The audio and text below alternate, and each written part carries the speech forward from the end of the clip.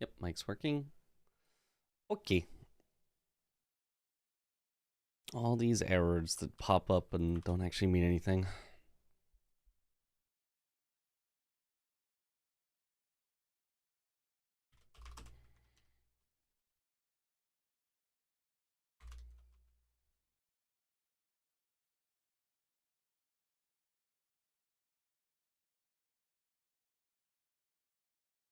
L0 of loaf bricked was first. Loaf of bread, easy first, very nice.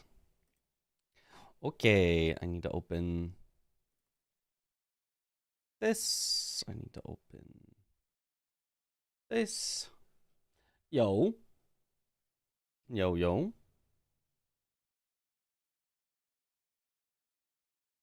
Hello. Yo, what up, Morp?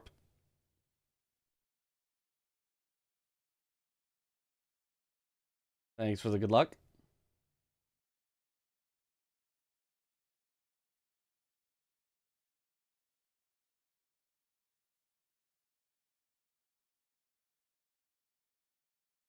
Why I choose keyboard and mouse? Because I like it. Because it's fun. Because it's good. I showed Soul's Call a schedule today. Yeah, yeah. We got the schedule. Now I don't have to worry about leaking things. It's all been leaked. Ah, ha, ha, ha, ha.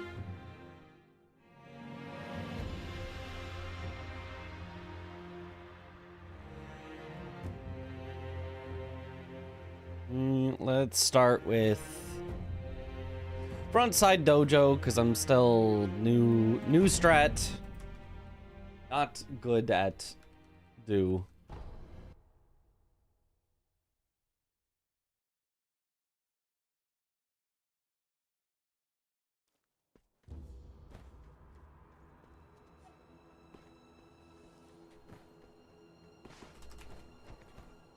Aha.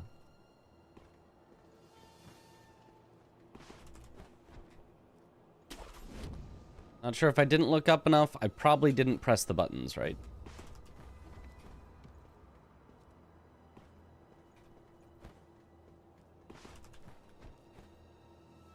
Probably pressed left too early. It's a world record. 27, 59 is the world record. 27:59. Not bad.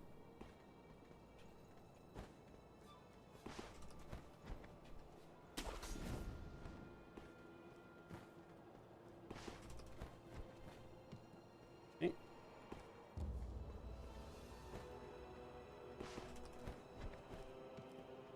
Nice.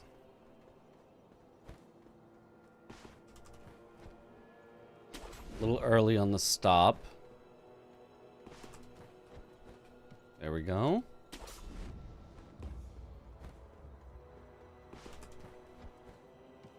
Nice.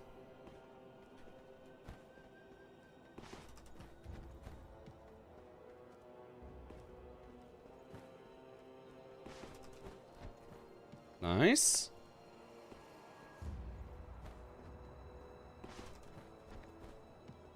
Okay.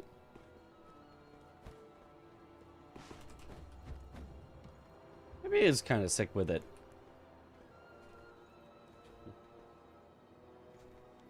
Aha, Yathlin found the schedule.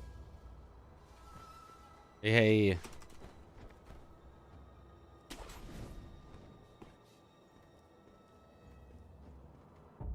Coliseum.live/#schedule. What do we got? Elden Ring randomizer relay race. I mean, I assume I'm in that. Wait, relay race? Relay, and they're expecting in an hour 40 for us to be on to the next thing? I don't know about that. I don't know what that... I'm learning this. I'm learning what's on the schedule. That seems fast. Kaizo Clash. A staple that I don't actually know what it is. What is it with Captain Domo? Excellent. Nightmare Cart Tournament. Legally distinct from Bloodborne Cart. Totally not Bloodborne Cart. 410 Elden Ring viewer submitted bingo. I think that's going to be 1v1. I don't think I'm in that. I think that's like Aggie and Chris or Aggie and Domo or Chris and Domo. I don't think I'm in that. Lies of P Boss Rush Showdown. I'll be part of that. Wheel of Fortune Souls Edition. That should be fun. I hope I'm in that. I don't know who all's in that. 940 Elden Ring Boss Kill Contest, but it's for style points, and I'm not very stylish, so I'd be pretty bad at that. Kaizo Clash. Dark Souls Controller-rama. Ah, yes. As many different controllers for Dark Souls. That should be fun. Newlyweds Game Souls Edition. Somebody want to marry me real quick so we can, so I can be in this? Strings Attached. That'll be fun. Elden Ring Random Invasions. Souls Cooking. Full Series Souls Shuffler. Whew. An absolutely ludicrous music segment. Kaizo Clash, Elden Ring PvP Tournament. The ultimate Souls-like tier list, of which I have the best opinions. So they better put me there. Chained Together. Well, am I going to be in that? I've already played it. Maybe they want people on a first play. I've already played it. Dark Souls 3, 20 players, 1 controller. That's a funny one that we came up with. Who Wants to Be a Millionaire Souls Edition. Then I'm hosting the Sekiro Boss Rush Showdown. And lastly, the 5th Mat's Elden Ring Charity Gauntlet. All good stuff. All good stuff. I don't know I'm actually going to be, like, necessarily participating in too many of these, but it'll just be a fun day, a fun time the whole time anyway. Chat has influence on the tier list through donos. And you're all gonna donate for exactly my tier list. You're all gonna donate for exactly my tier list. You're gonna put Sekiro top of the top. Throw some Elden Ring Liza P up there. We're putting, you know, Kazan, Another Crab's Treasure, Dark Souls 3. You know, you guys can put Bloodborne wherever you want. I don't care. This is gonna be from Sekiro. If it is, I'm never streaming again. You're all dead to me. You're all dead to me. EO ranked best Souls-like. It's not even a Souls-like. Be very strange. I don't. They might throw it on the list, but it's just not.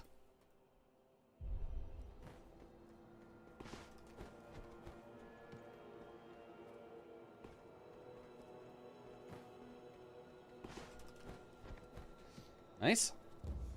My wallet says otherwise. Uh-huh. Ah!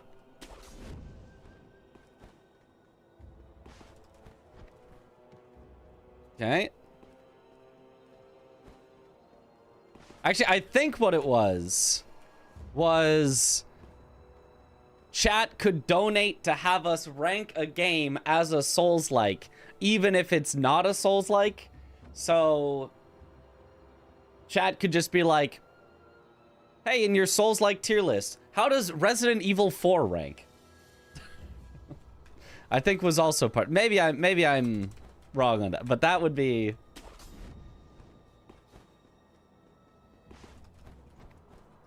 That would also be funny.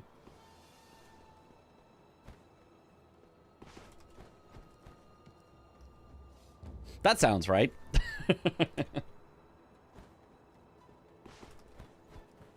Nice.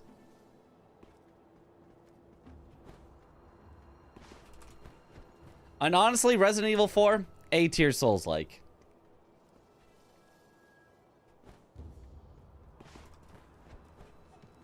You've got the knife that can deflect anything. That counts.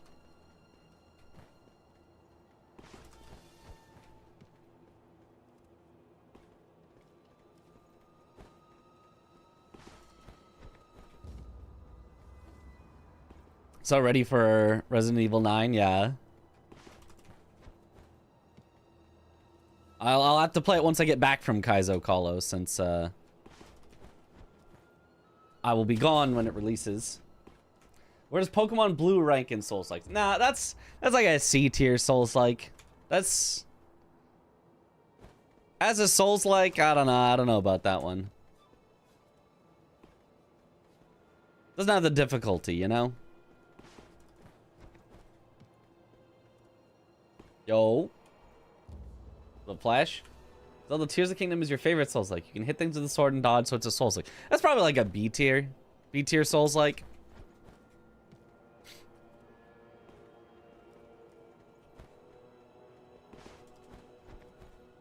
Nice.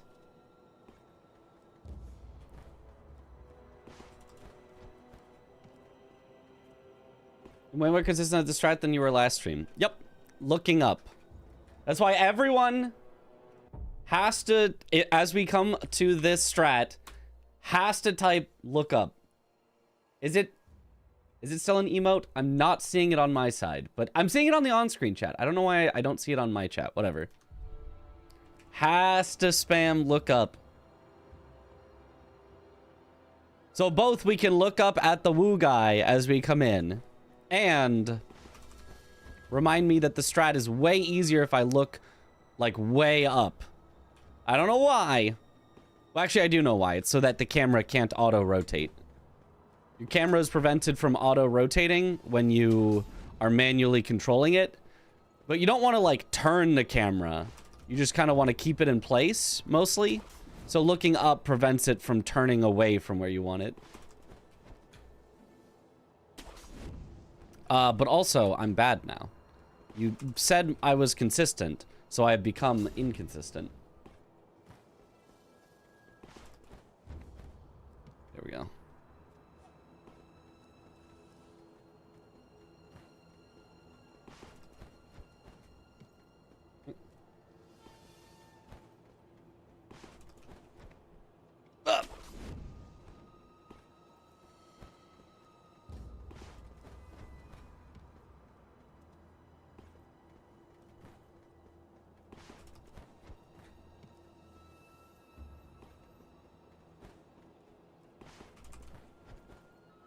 Too low.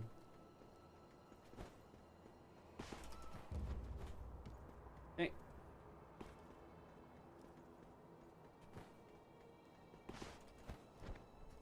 Really? That didn't catch the edge. That's surprising. Okay.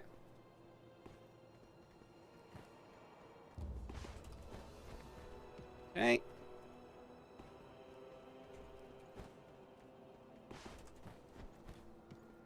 Yes.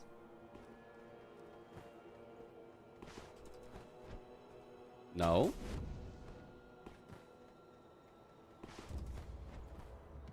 Yes. I think the key is hold more down. Maybe not that much. How in the world could you do this jump blindfolded? Yep. Well, not quite with this setup. I don't think you can do this setup blindfolded.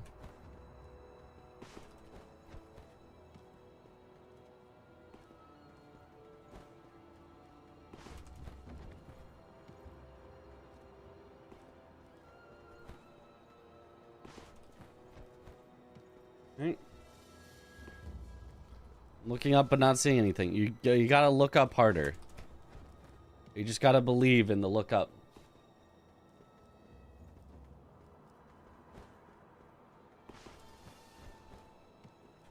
Only ever did one speedrun. Got about 1 hour glitchless. Wow.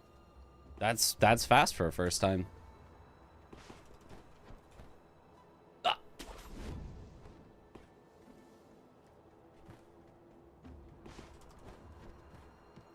Mm.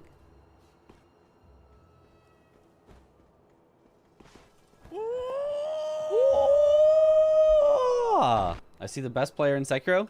You see Wormdog?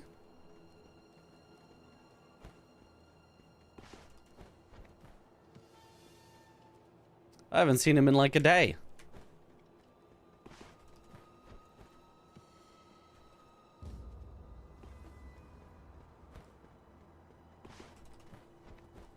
Oh, the camera kind of got a little weird there. Maybe I didn't look up enough.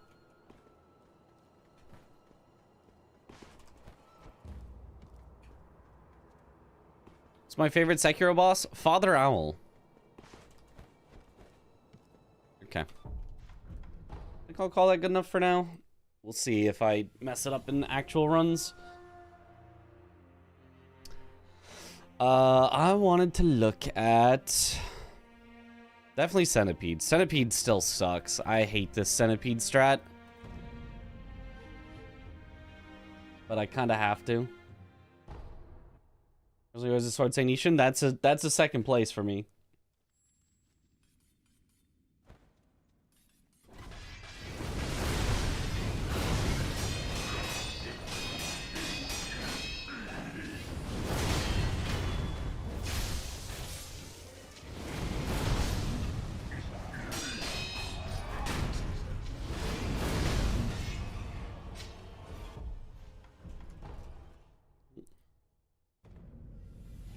Oh, what up, Michael? Food fight with nice pacing. You love all of his attacks. Centipede, or Sword Saint. Yeah, Sword Saint. I thought since we were practicing Centipede, I was like, Centipede's got kind of a bugged move, but yeah, Sword Saint has great attacks for sure.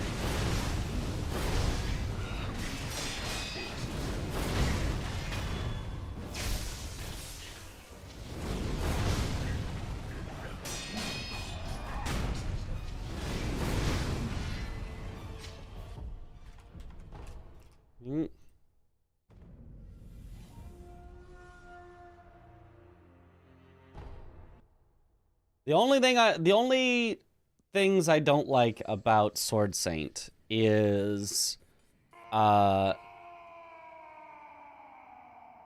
the like he holds his sword, then he spins move. Raw input percent. That one I just feels like it should just have like a slightly better tell. And I think it might even, I don't remember if it's only inner Sword Saint or also regular Sword Saint. I think even on regular Sword Saint, it does chip damage even if you deflect it. Because it's technically the Mortal Blade, and like I get that, but it still kind of annoys me. I just kind of wish I could just deflect it, and it'd be cool. Jumping over it for speed is fun, but like, I just also would like to deflect it is fun. So that annoys me a bit. Attacking him... his hyper armor and attacking you back feels a little inconsistent-ish, to the point where, you know, as speedrunners, we like don't fully attack it. Like we have other like strats to make sure he works, but he just feels like a little inconsistent, you know?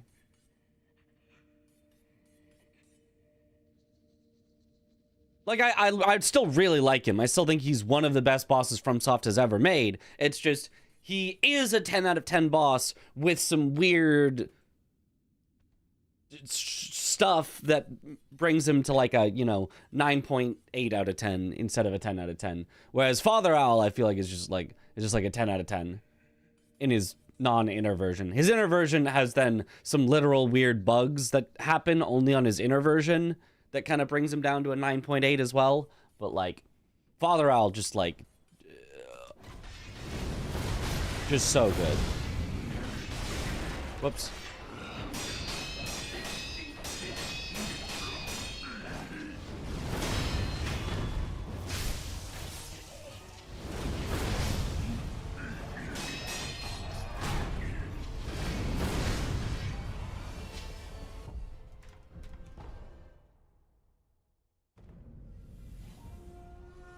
Play everything on mouse and keyboard? Most things. I play The Legend of Zelda Ocarina of Time on GameCube controller. I play Super Smash Bros. Melee on GameCube controller.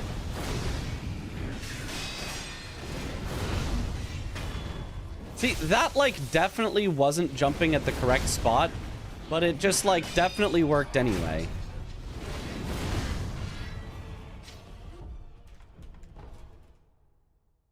Like, I definitely just jumped too far. First Father Ali got him to 20% and never could get him down to 80%. Brutal. He's hard. Yep.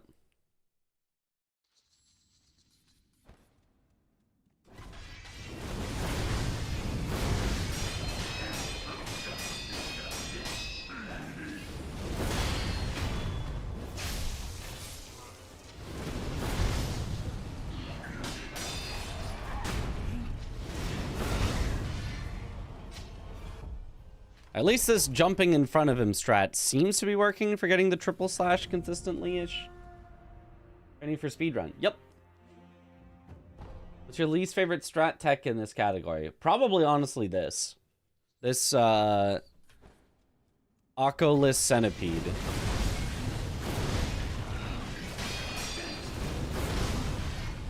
It's just got so many parts that can go wrong without you having really any idea why.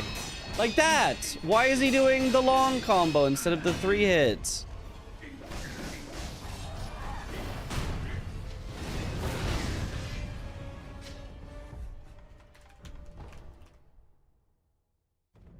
Other strats, it feels like there's something for you to aim for that either you hit or you miss, and you're like, oh, I missed that. I understand what happened. Or I hit that. I understand why I win.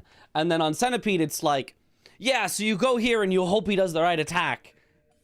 And like, in theory, he should if you do everything perfectly. So when he doesn't do it, you're like, I don't know what went wrong that he didn't do the right attack. You're just supposed to jump from about here, do this, but it didn't stagger him. So, didn't work how I was hoping. Do this, hope he does the 3 slash, which he didn't. And it's just like, oh, okay, I guess I'll just lose like 5 seconds then. Got you practicing again? Always gotta practice. Challenge run suggestion, try to match beat your PB on a controller. Well, I wouldn't. My PB is very good.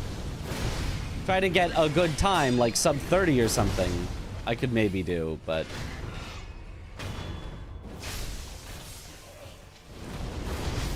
I'm not literally going to beat my PB on controller. That's... silly.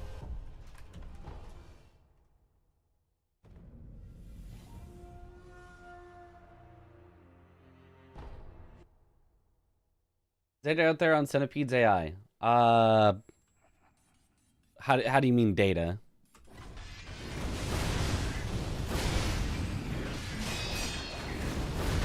Like, you can look into his, like, animations and decision makings and stuff, but...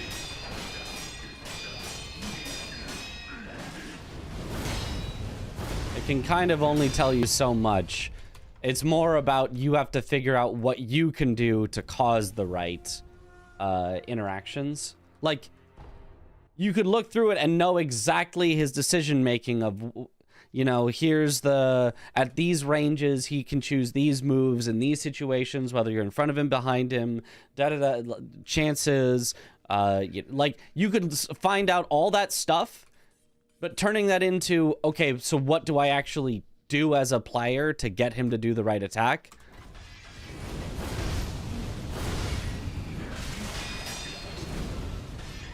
Box memed.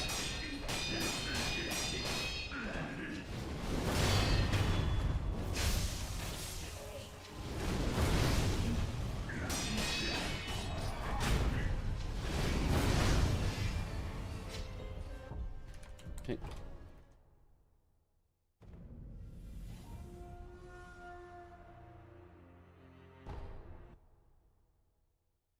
Good to know how it makes them. I mean, it's known how it makes them. Every enemy makes a decision for their attack based on, there's a pool of options based on the distance you are from them and the angle that you are in comparison to where their character is currently facing. And then that creates a pool of options, and then it generates a random number, and based on that random number, it decides on which of those options to actually do.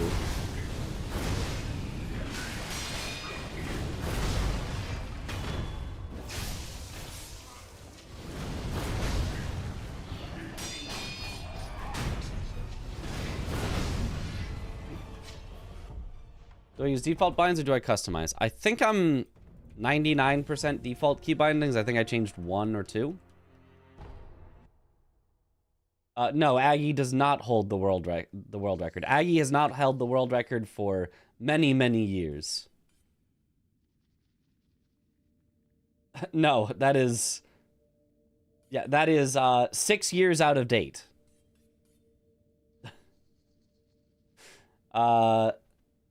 The Glitchless record is 27:59 by Yuruka.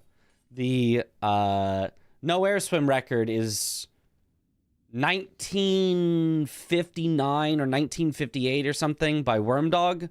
The restricted record is 1840 something by Wormdog, and the unrestricted is like 15 or something by Wormdog.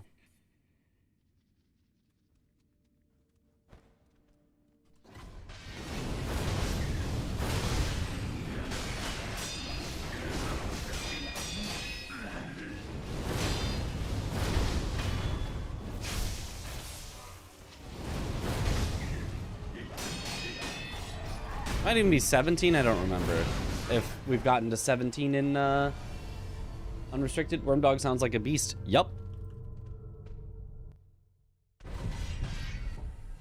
Pretty much the undisputed best in the world right now. The only arguable other best in the world is Yuruka.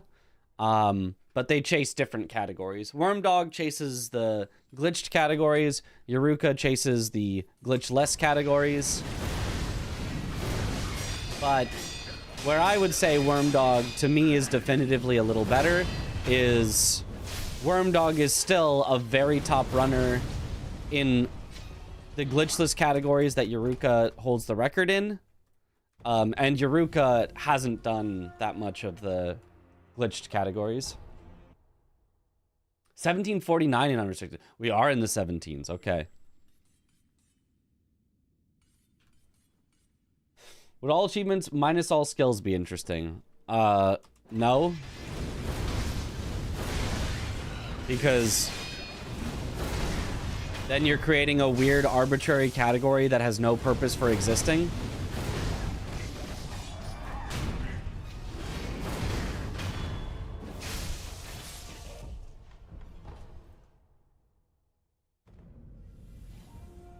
That's kind of what they did for all beads and memories. They said, we want to fight all, quote unquote, all of the bosses, but we don't want to fight Headless. So how can we come up with a definition that excludes Headless, but includes almost all the other bosses? Well, major bosses give memories, and most minor bosses give prayer beads. So if we say all memories and prayer beads, that'll force us to fight most of the bosses, and we can exclude the ones we don't like.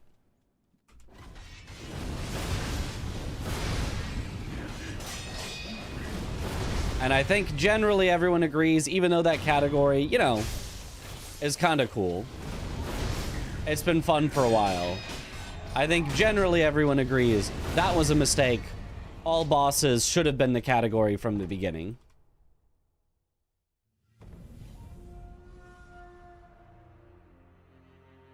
And Air Swim have special treatment already? Sure, but that's not a goal, that's a restriction. That's no major glitches is absolutely a category that can deserve to exist. That you can say, okay, we want to be able to do these cool, interesting skips and routes and things like that. Absolutely can have a place to exist, but not, we want to do like most of the things, but like not the couple of things we don't want to do. That doesn't, you know, deserve to exist as much.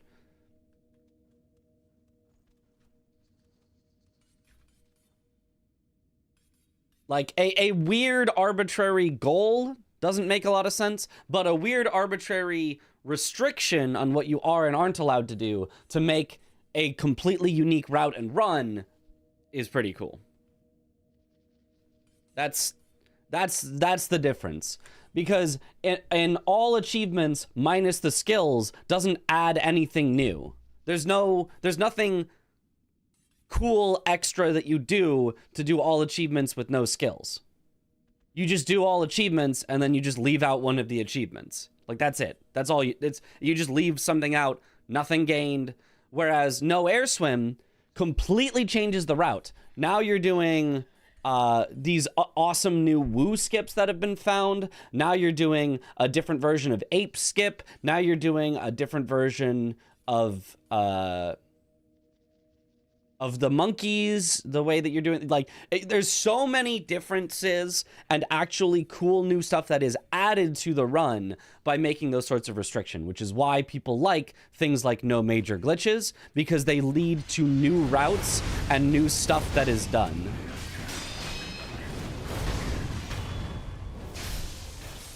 If you came up with a category that actually had new, you know, cool stuff, like KFC%, right, is a meme. It's silly.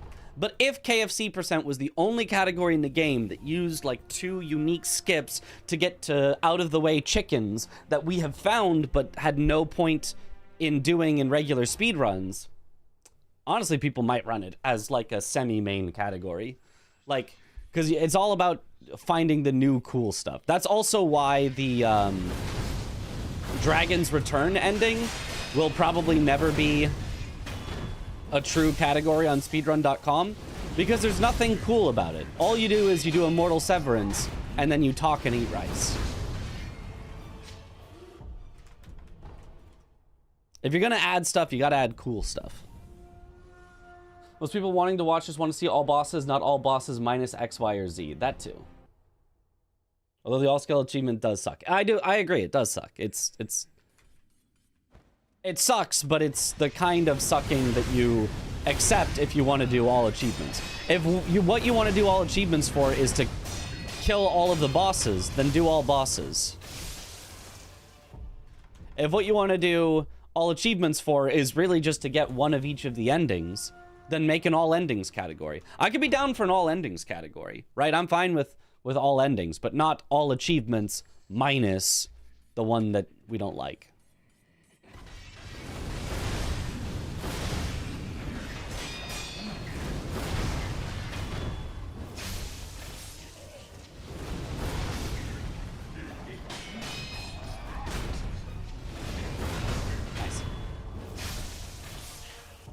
Well, everyone's supposed to talk and eat rice. That hurts. Yeah, it really is. I wish the gameplay to the route was different or something. Yep.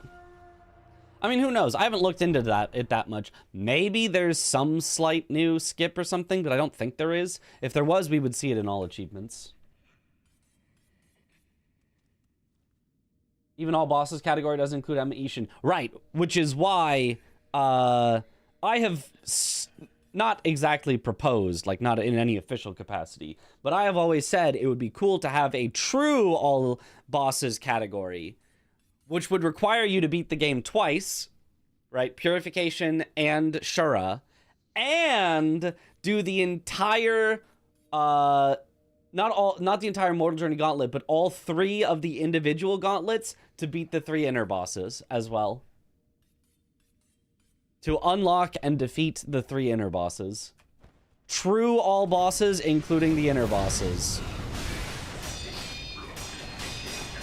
Man, he turned super quick there.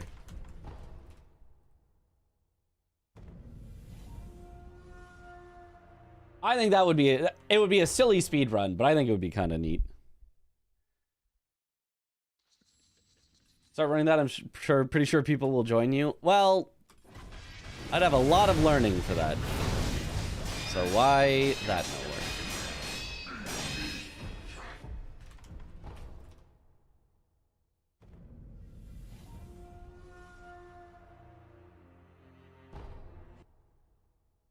I'll watch the new game and then sure, any percent forgot about the gauntlet. Yeah.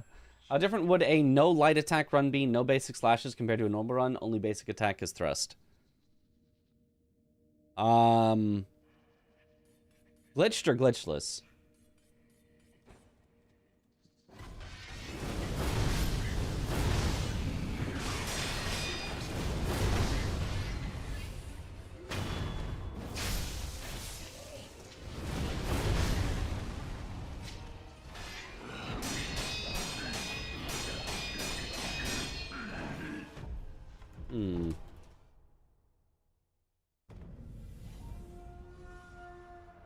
They changed that other program for streaming. I downloaded it. I installed it, but in order to actually swap everything over, I think I would have to uninstall my current one, and I didn't want to mess around with that right now, and possibly just not start stream on time or at all tonight if I'm just troubleshooting. So I did not.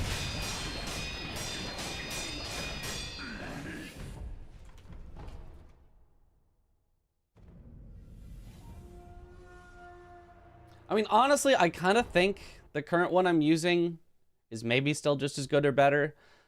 I just have to figure out how to get it to play nice with YouTube. YouTube is just a problem child. Because it works great for Twitch. It's not like the thing I'm using is, like, faulty.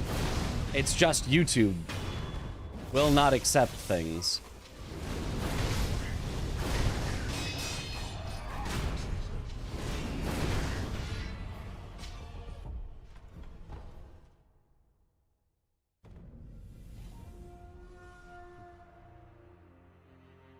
Oh, good morning.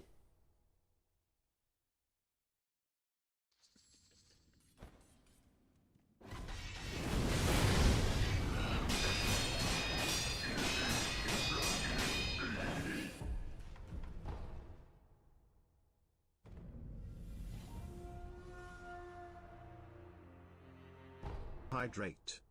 Thank you for the hydrate.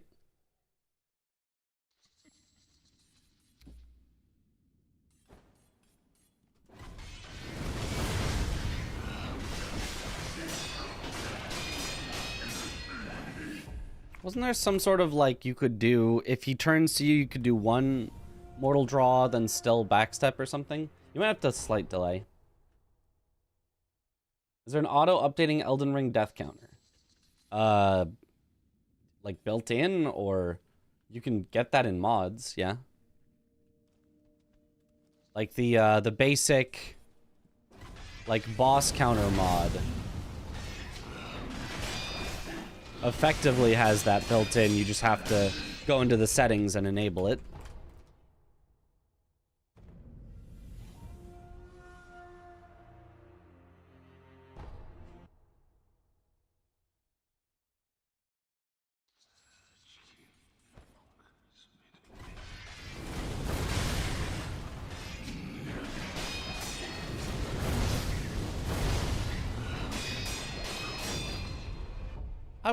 Is that... Could that be a safety strat that's actually consistent? I mean, harder, because I have to actually time it instead of just buffering it. But genuinely, I kind of feel like that might...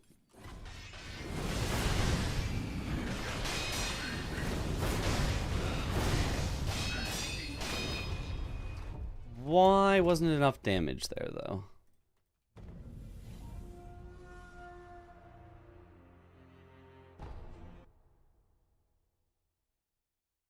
Any readers here looking for book recommendations? Nah.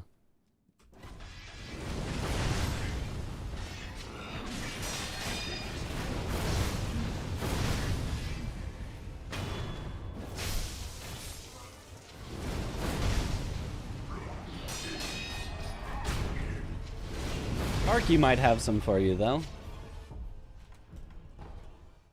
What up, confused caveman? So it's just a death counter for OBS. It just shows text and you have to redo it every time you update text on OBS. Well, OBS can't know what's happening in game. That doesn't really make sense. So it has to be something hooked into your game that would be able to do that.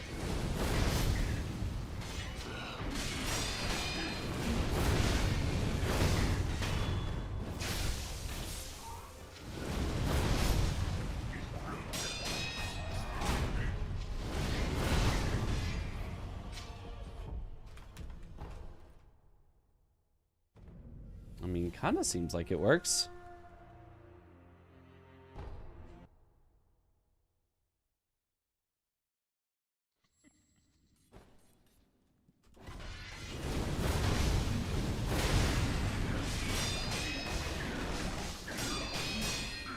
Somehow did not land on him.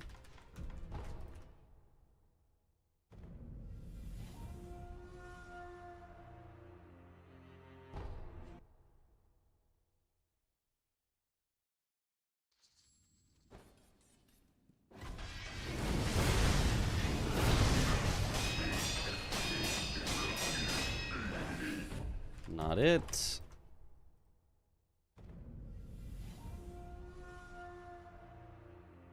Actually, an app to count deaths. Basically, have to generate death text files for OBS to display every time. It's annoying. I thought I did it every time, but per stream. Generate death text files for OBS to display. Huh?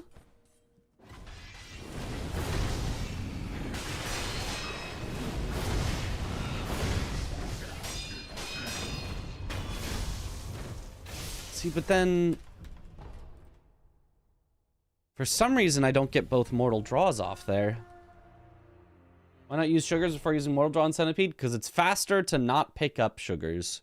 It would be nice to use the sugars on Akko, but on a run, it is faster not to pick up the sugars.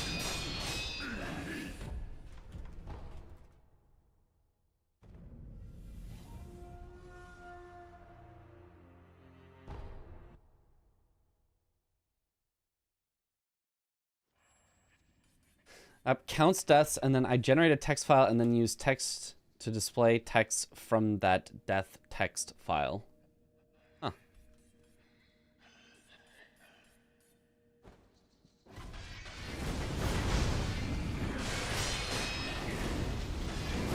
Box memed.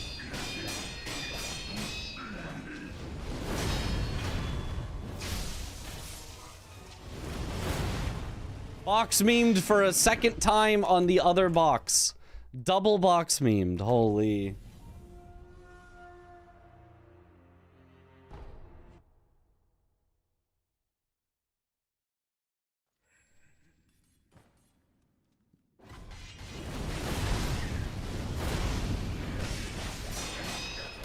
Yeah, it didn't do the mortal draws immediately, so it's not gonna work.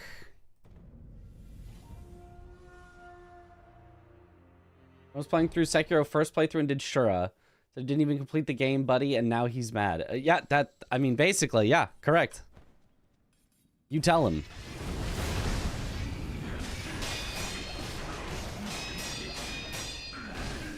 Oh. Tell him he's got to do it again. Gonna be in Souls Calibur 2? Of course. Centipede being mandatory is a little sad for speedruns. I guess. I mean, I don't mind Centipede for speedruns. I just don't like this strat. There are a lot of strats that are consistent on Centipede. The problem is they're just not fast enough. We used to do consistent strats on Centipede, even for speed, and now it's like...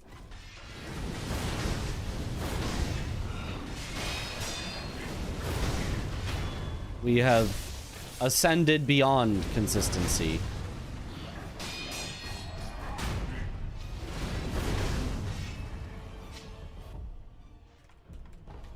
Now you must YOLO it.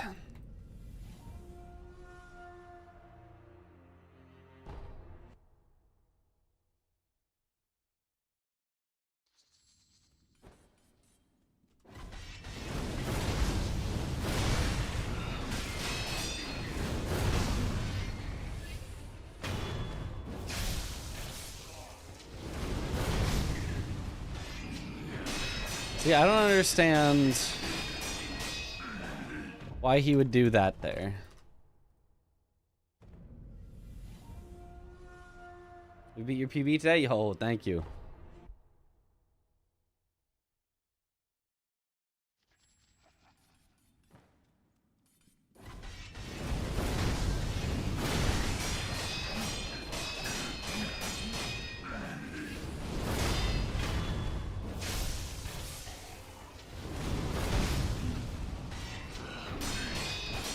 I don't know why. I don't know why he doesn't do the 3-hit swipe. You think Sekiro is more satisfying than Elden Ring because of the deflects and how clean it can be compared to Elden? I do think Sekiro is more satisfying than Elden Ring. I think the deflects are part of it, but it's more like the overall combat.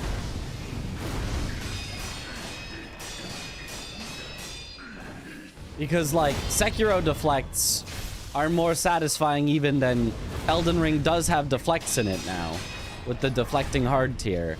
But Sekiro deflecting and Mikiri countering and jumps over sweeping and stomping, it's still just more satisfying. I don't think it's only because of the deflects, but yeah.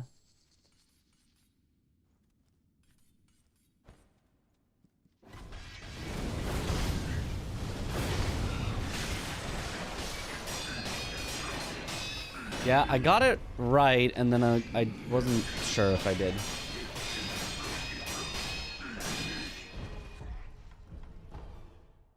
Yo, what up, Billy?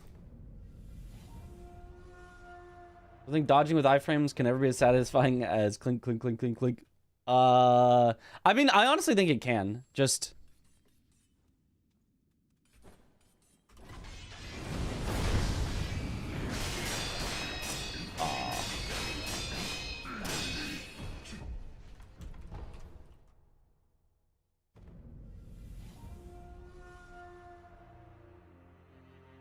More actual movement in Sekiro makes it better?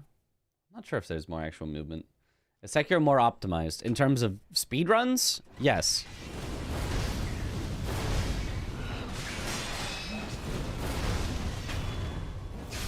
But part of that is because we can be more optimized because there's less RNG.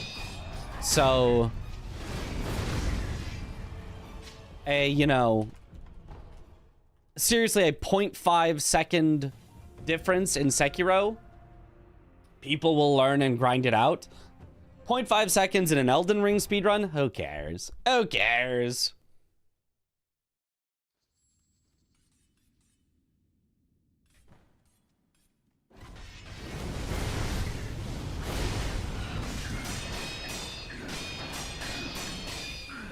Yeah, there's no way to do both the main strat and the backup. You can't react in time. Enjoy the build variety in Elden Ring more, not gonna lie? Sure, yeah. That is what a lot of people enjoy.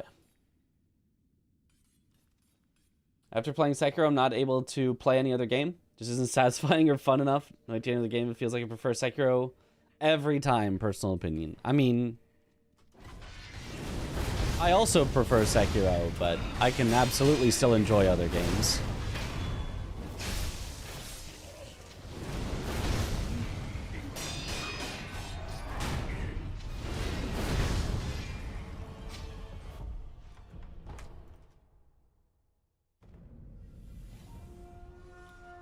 I think watching Sekiro, I see so many things that feel like the devs set it up for speedrunning. The shadow and stone on the roof for your backflip jump. They definitely did not. They definitely hate speedrunners, but...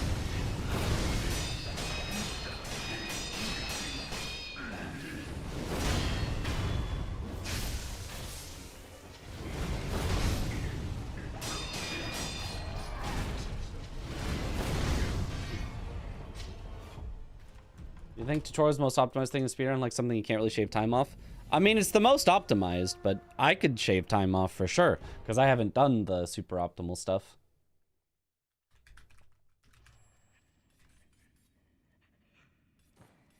Goodie for us, yeah.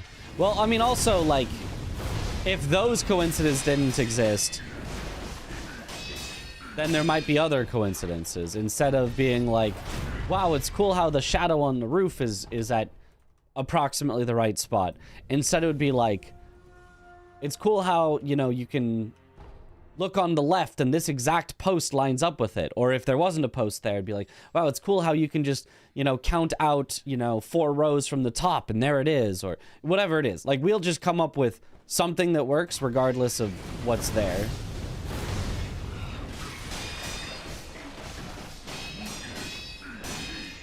See, why didn't that...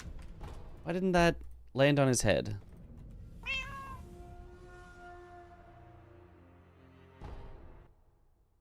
We are the pattern-seeking monkeys. Yep.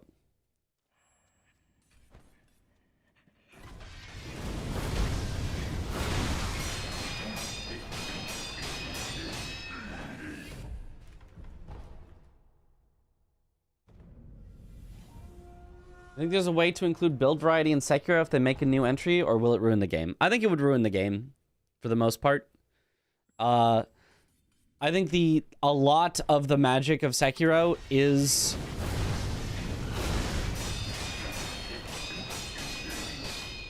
in exactly the back and forths. The your turn, my turn, your turn, my turn. It's my turn for exactly, you know, 2 hits. Then it's your turn, and if I get this deflect, I can actually sneak in 1 hit before it's your turn, you know, type of a thing. Like, you can't do that. You can't build around that if you need to account for what if Sekiro uses something as slow as the Shinobi Axe. If you've ever used the Shinobi Axe in Sekiro, it can be fun. You can find sometimes where you, like, dodge around behind them, and then, like, you axe them in the back, and it does basically 0 damage because it's only made to split shields. But imagine that was just a weapon type. Was just big, slow weapon, you know, that... Now, all of a sudden, if you literally cannot hit with this weapon in 99% of all circumstances in the game, and you have to find these times where you can dodge around and hit them once... Well, now the entire game would get rebuilt so that every enemy, every boss has these big opportunities where you can swing this thing and get a hit in, right? Every boss would have to be slowed down to the point where that can happen. And then if they introduce, oh, and there's actually this faster dagger that you can go slash, slash, slash, slash, slash in, you know, now the whole, okay, do we make it so that it does more health damage, but less posture damage to try to, like, balance it? Do we make it so that the enemies even react to the dagger? Because normally if you attack an enemy, right, they'll block you, and then they'll block you, and then it's like, you know, now it's their turn because they'll deflect you, and it's their turn. If you have a dagger, do you still only get 2 hits in? Do you still go 1 block, 1 deflected, and it's their turn? Now all of a sudden your turn has just shrunk instead, and you're doing piddly little bits of damage. The whole point is that every opportunity in Sekiro for you to attack, it's your turn. It's always the same. You always do have time. It's measured out that you do have time, and you will always get the same amount of damage if you play it well and do it right. You know, there's like this cool optimal maximum amount there that exists, and you have to find it. Whereas if you had a variety of weapons, balancing them all, every boss would need to be redesigned. The entire blocking system, you probably have to throw that out. It probably just wouldn't work with a bunch of different weapons of different speeds. The entire, you know, way that you can sneak in 1 attack in between their attacks and stuff wouldn't work because you could have, you know, these big clubs and stuff. Like, the whole thing gets thrown out of whack. So I really do not think you could make the same type of build variety in Sekiro and make it work whatsoever.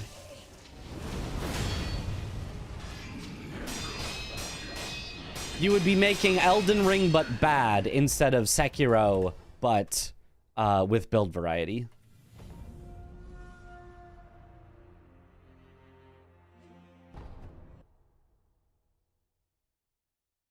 Out of all the FromSoft games, I like the vibes of Bloodborne the most. But as a game, I'd be more hyped for a Sekiro 2 than Bloodborne 2. I'm hyped for a Bloodborne 1 on PC. Radon pre-nerf versus Inner Ishin. What do you think? Any other Elden boss versus Ishin? I prefer Ishin, although I love Radon too. I think Radon is an okay boss. He's fine.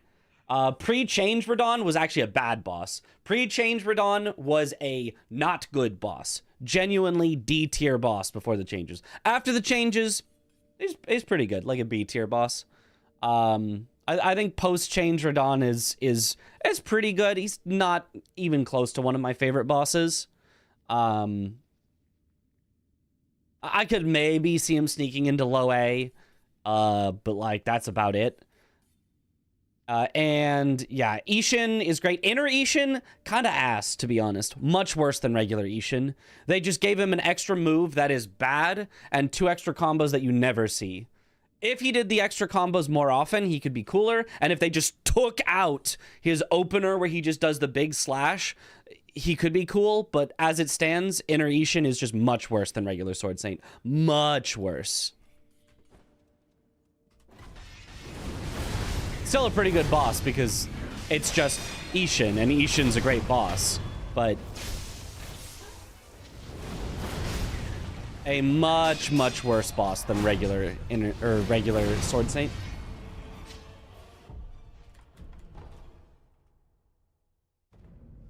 Still never fought post-change Radon, fought him on release and never since. He's better now. He's definitely better now.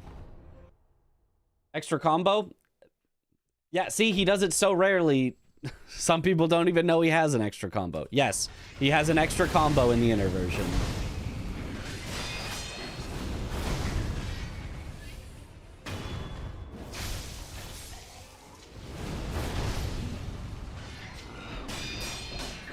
Why he not do the...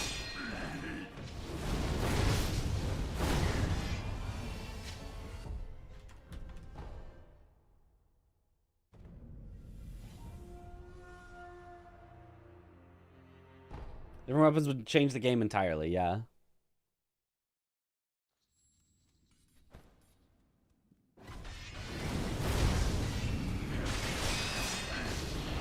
Yeah, couldn't land on his head. Somehow recognized, though, that I needed to not do the second one, but...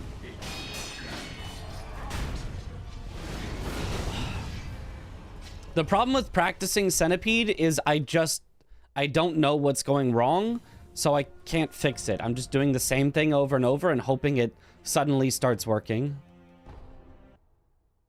Like which one? Well, I can't really describe it. If you saw it, you'd go, wait, that's not in the normal fight. I think it like ends with a thrust with either a thrust attack or something else. It's like you jump in the air. It's one where I remember aerial deflect is good. It's like he does a sweep, then he like attacks you in the air, and you do like an aerial deflect, and then he can like end with a Mikiri or something. I don't remember exactly.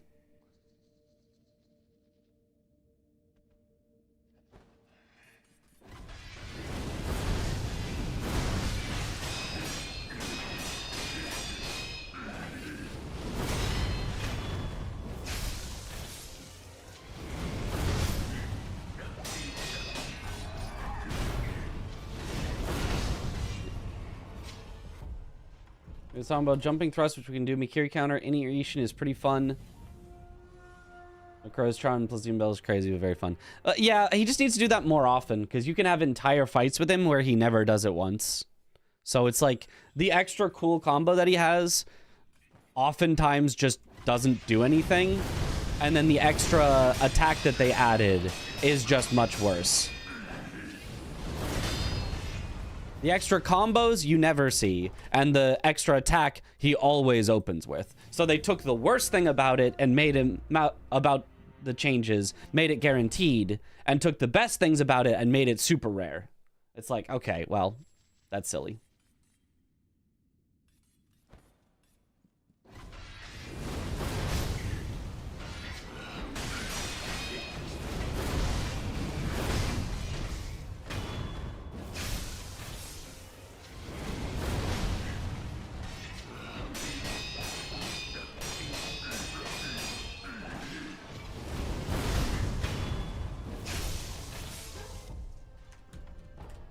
Is thrust or a dragon flash type mood? Right.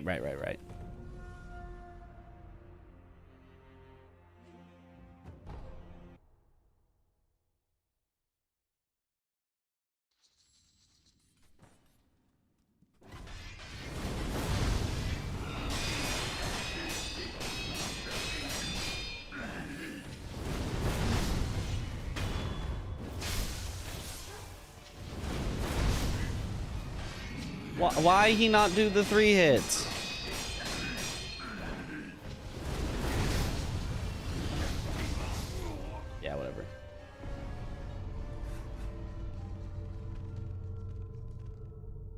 When you go for a record or personal best, do you go for both practice or volume or a low number of highly practiced runs? Do you just mean how much practice versus runs do you do? What's the balance? If you're wanting to improve as fast as possible, it should be a large majority practice with a bit of runs just to make sure that you can tie things together. And your focus should always be on improving not your time on the on live split, but your skill and consistency at doing things. You should use runs as a means of practicing to get there, and only once you are so good that you only need the luck to go your way, and otherwise, you know, you're doing everything that you want for your goal, then you should do a bunch of runs. If you don't care about, like, improving, you just want, all I want right now is a 2930. If my goal was, I'm just going to get a 2930, then I'm going to leave this category forever, then you're best off just spamming runs. I'm good enough I could get a 2930 right now, but if my goal is to get as good as I can and as good of a time as I can, then more practice, more better. And runs are a good way to tie it all together and to make sure you don't forget anything.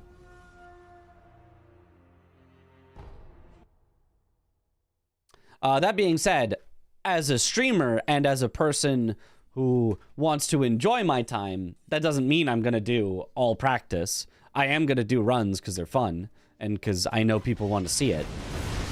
But in theory,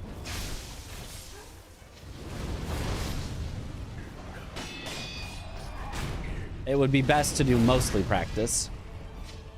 Okay, it worked this time, but I still don't know why. I still don't know what I'm doing wrong. If anybody notices something, which I don't know that any of you would be able to, like, if I don't know what's happening, you know, but if anybody notices, oh, as it fails, it seems like you're jumping a little too late, or a little too far to the right, or a little too far to the left, or a little too far back, you know, any of those things would be very helpful, but I don't think we're gonna find it. Like, that looked too far left, I think. Maybe a little too far forward as well. Majority of your time into dedicated practice, then do several small sections at once, then a bit of runs. That's a great way to do it.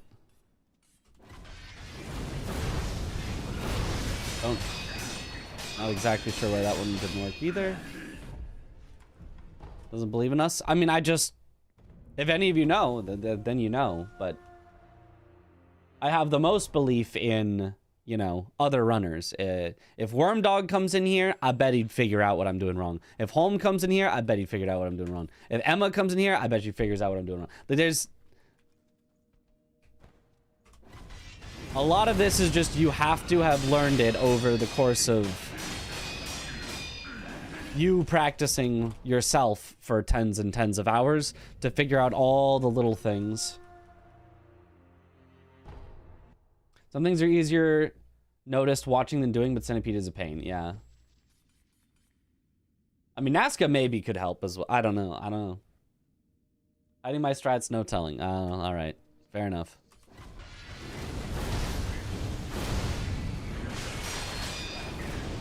Okay.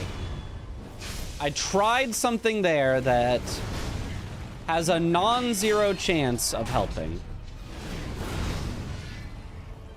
Stay as close to the wall as possible when running into the room, so that Centipede sees you as late as possible, so you get the most time to interrupt him before he turns to face you.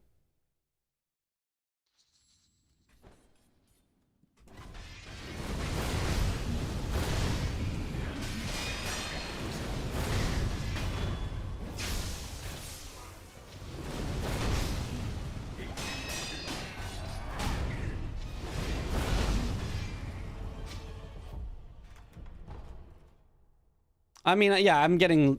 If it goes right, I'm getting the same Centipede each time. It's at least 2 in a row, which is good.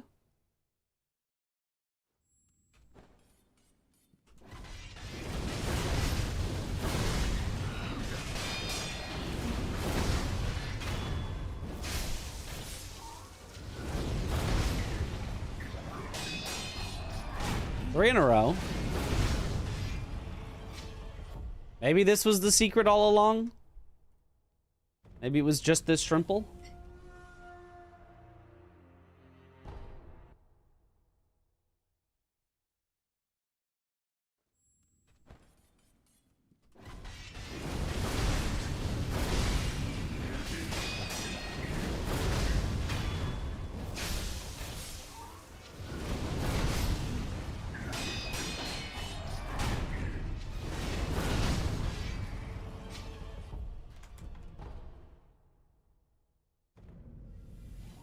I mean, that's 4 in a row. It's 4 in a row. I'm just not gonna get ahead of myself, but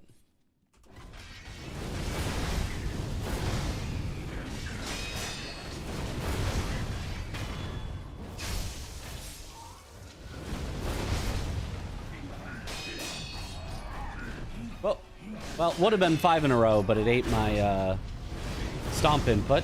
We'll call that 5 in a row.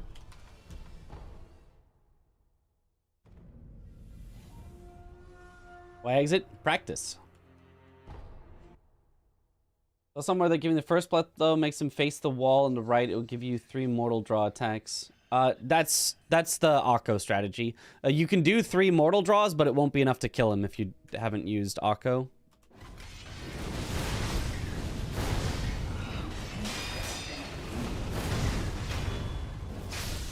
Here, I can show you. Well, the third one missed, but you could see it wouldn't have been enough. Also, partially because the third one wouldn't have even had any emblems for it, because I only have 7 going into the second phase, because it takes more damage in the first phase.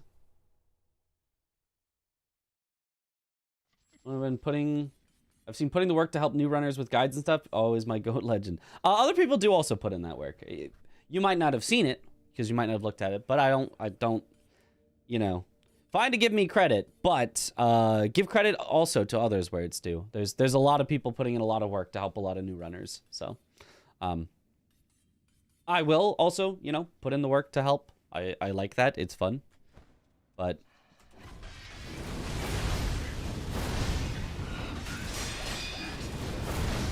gotta give all the credit. Okay, 6 in a row.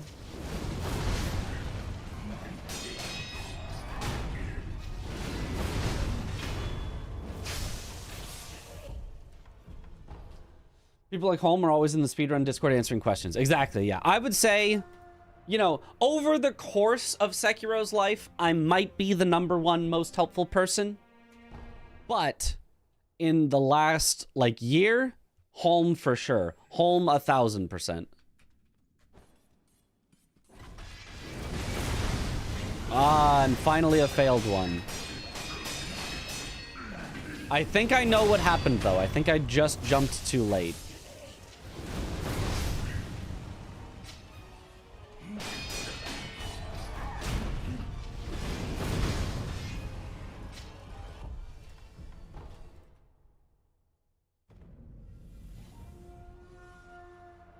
Hello. Landed in a slightly different spot, yeah.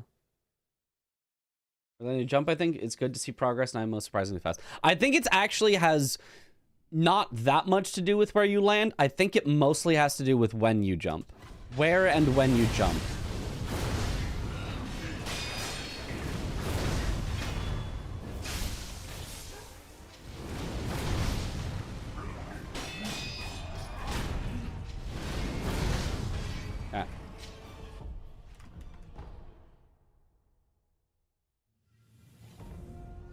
That is an interesting distinction. Yeah. So, my theory, my working theory, and it's been working for me so far, is... Oh, I didn't actually load the save.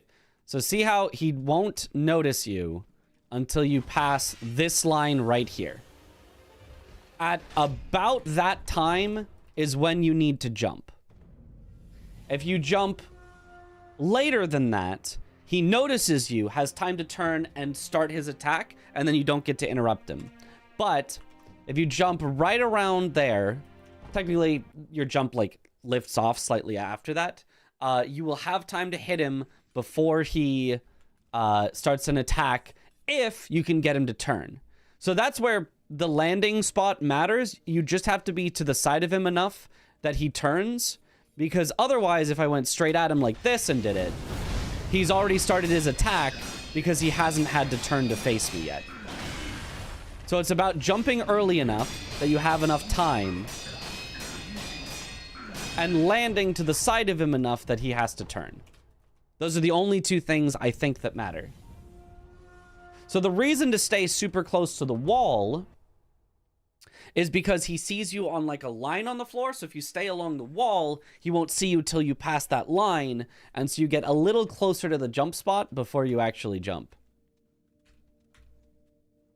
I can only fight him with plim, plim, plim, plim, jump, plim, plim, plim, jump. Yep. Necessary to do speedruns in a new game. Can we do it in New Game Plus with attack power 99? Would be easy. Yeah, it would also be boring. There are New Game Plus speedruns, not on the leaderboard, but they do exist. But they're really boring. Because if you have all the tools, you just use the tool that kills things instantly with your 99 attack power. And it's boring, and you're just running from place to place. And you don't even need to do as many skips because you have stuff that can help you just get places earlier. And like, there are some new skips in New Game Plus that can be cool. Some like grapple swap stuff that you can only do in New Game Plus, but... Okay. That one, I jumped too far to the right, so I got a partial mortal draw. But you can see, going far enough to the right, still made him turn and still got the stagger. No idea why he sometimes doesn't do the fast combo in phase 2 as well. I'll drop a question in Speedrun Discord to see if anyone can help. Yeah.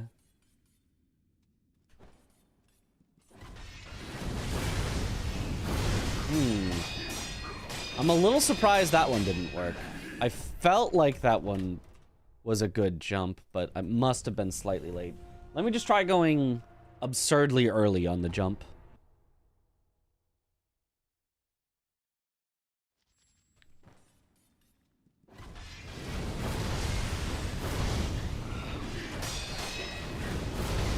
It actually worked. Absurdly early worked. I was just in a different position. So I had to do the back right jump instead of the directly back jump. Interesting.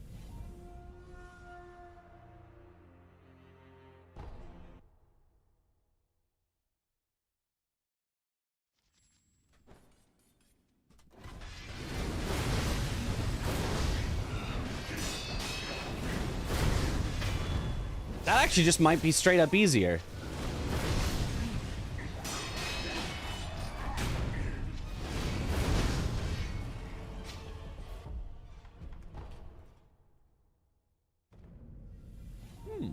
Early jump is the strat. It looks like it. Stay very right, early jump, and then do a back right jump instead of a directly back jump. Partial mortal draw. I didn't get close enough to him, so I didn't do enough damage there.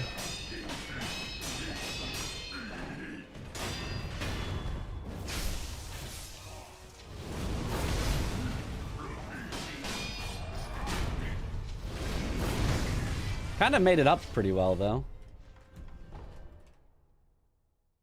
So maybe it's early and a bit left. Early and a bit left. Let me try that.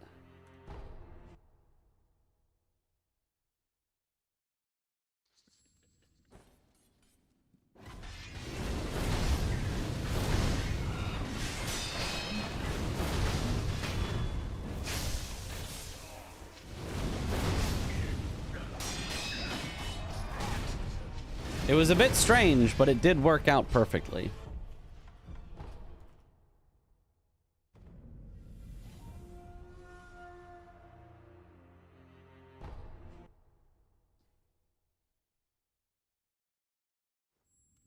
The craziest fights I've seen people do is Guardian Ape and how badly you can manipulate it with various moves like Mortal Draw. Like we do in this run.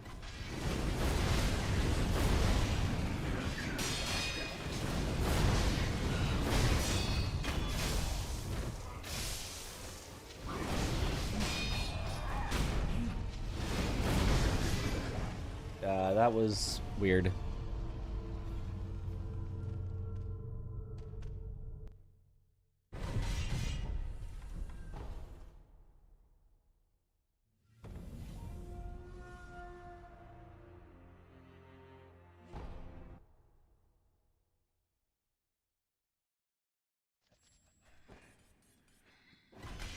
Oh, way late on the jump, yeah.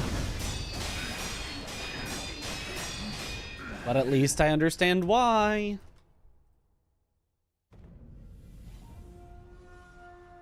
Manipulating AI? Say it isn't so.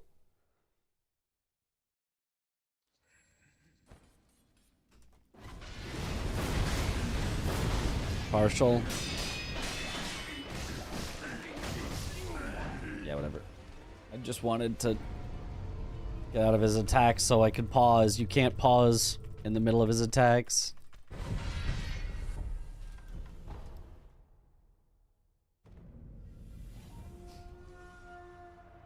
Didn't know you could deflect or block big enemies. You didn't even try?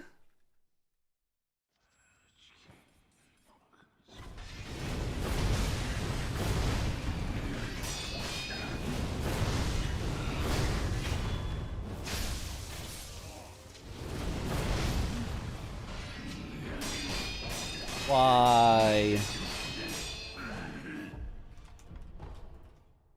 I have a theory that it's more likely that he'll not do the correct phase 2 if you don't get the fastest possible phase 1. Like, if you do the phase 1 perfectly, his long combo is kind of still on cooldown because Centipede likes to do long combo, short combo, long combo, short combo, generally. And so his AI is going to do the short combo. But only if you get a perfect phase 1. Which this was not. And you did it anyway there, but...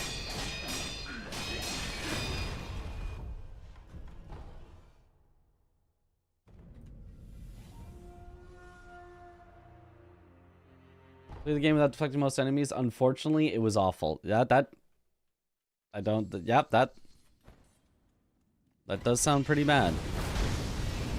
Jump too late. So now the difficulty becomes staying close enough to the wall, jumping out left enough, and jumping early enough is a slight, like, challenge of, like, you have to, like, move and then quickly turn kind of a thing. Practice.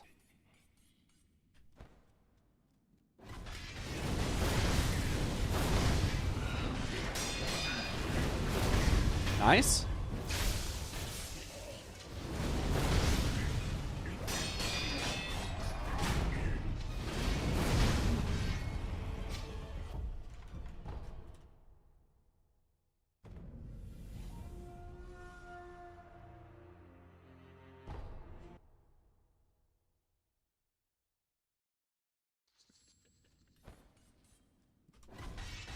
I was a little late on the jump, but we still got it.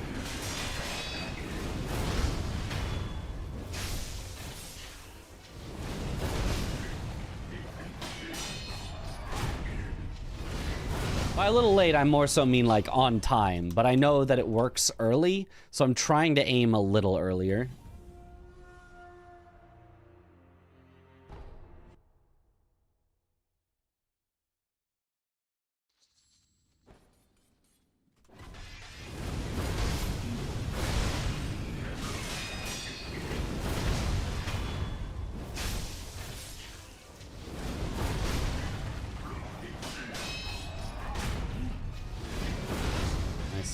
Yeah, I feel like every time we get a perfect phase 1, we also get a perfect phase 2.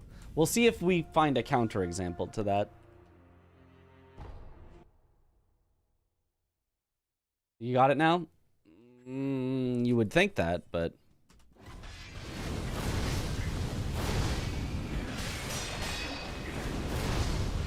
A perfect phase 1. Let's see if we have a perfect phase 2.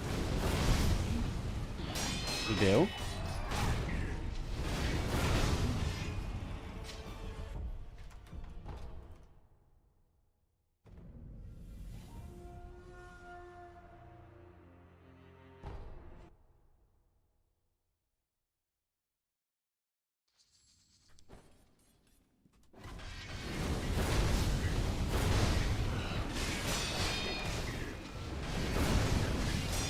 Well, that was weird.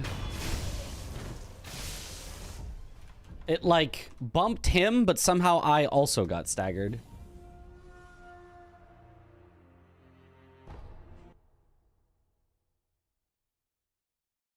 A stream before leaving for Colo? No. I think I leave Thursday. I can triple check, but I'm pretty sure I leave Thursday. Ah, here it is. Prepare for takeoff. Thursday, 11 a.m. So Wednesday will either have to be a very short stream or no stream. But Tuesday, which is tomorrow, I am hanging out with my friend in the evening. So probably a late stream, but we should be able to have a nice, you know, stream regular ending time on Tuesday. So this stream and next stream and then the stream after that, who knows, we might have to just not do it so that I can get on my flight so that I can arrive there at 4:50 p.m. on Thursday. Get to the place and then film some skits and stuff to put as bumpers, as they're called.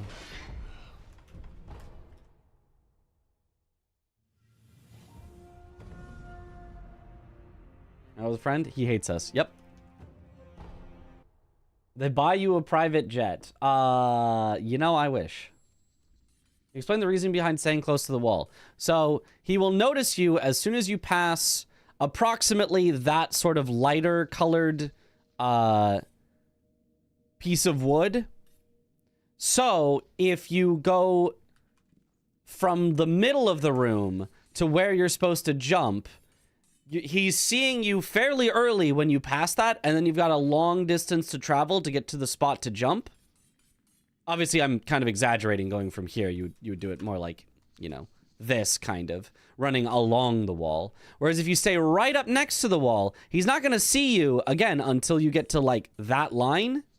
And so then you can go from there directly to the jump spot in a smaller distance, taking less time, meaning you're more likely to land in time to hit him with the mortal draw before he is able to attack you.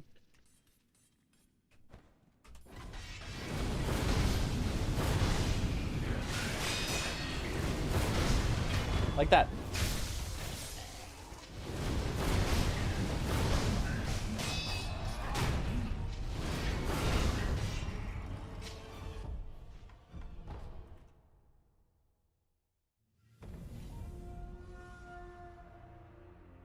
A airport stream?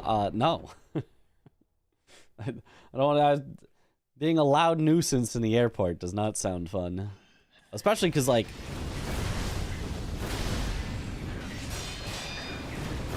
I just genuinely don't think I'm that interesting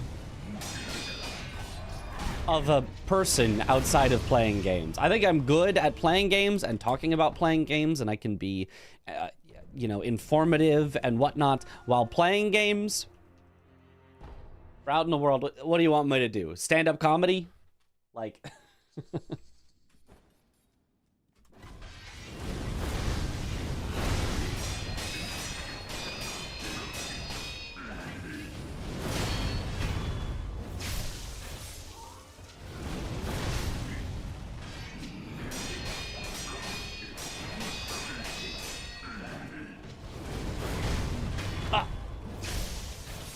A secret affair. Yep. We're trying to do no-hit as well. No, but if you do it right, it will end up no-hit. Well, you might get hit once, but it does... Generally, if you do it right, you won't really end up taking hits.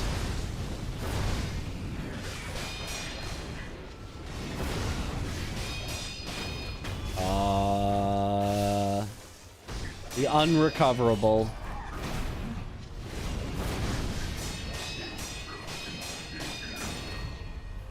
I mean, you can still win the fight, but the unrecoverable for a fast time. Airport internet is so reliable too, yeah. Also interesting as a person, so we want more. I think I'm just tricking you. I'm tricking you into thinking I'm kind of interesting by playing video games pretty good. And you're like, damn, somebody who plays video games pretty good has gotta be kind of interesting.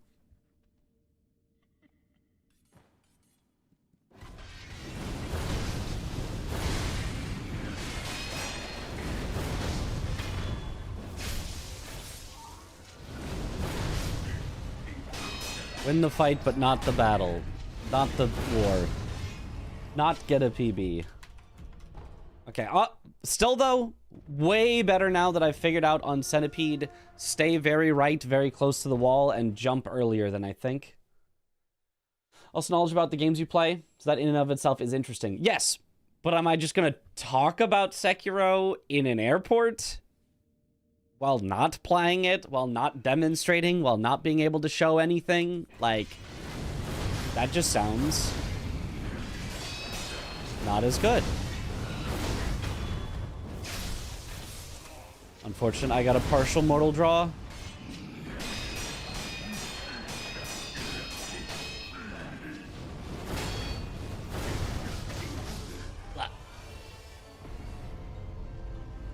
People talk about worse stuff in airports. Source, I've been in airports. Yeah.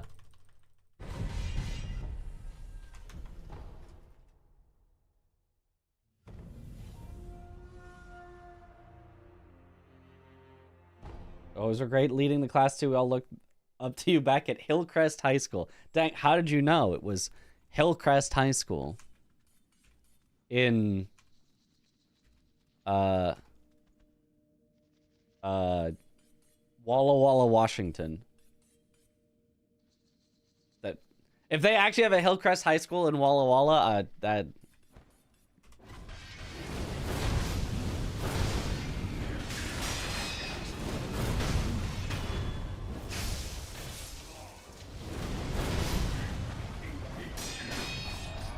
okay. Talk about airport food. Which ones are faster to eat?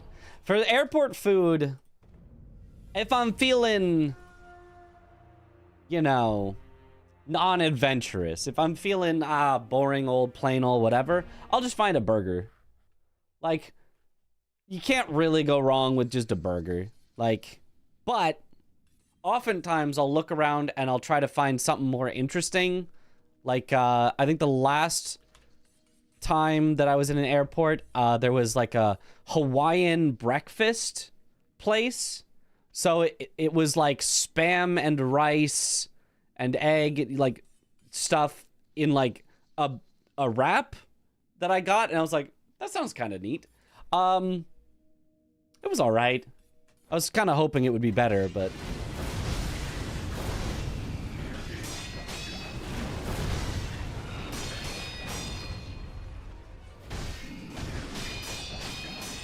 I don't think there's any... Yeah, there's just no making up for it if that happens. Don't risk eating new food in an airport. Last thing you want is to be sick while traveling. They're not going to make you sick. That's... I think... Yeah, if you, like, went to a gas station before the airport and that was your trying new food, like, I could see it. But...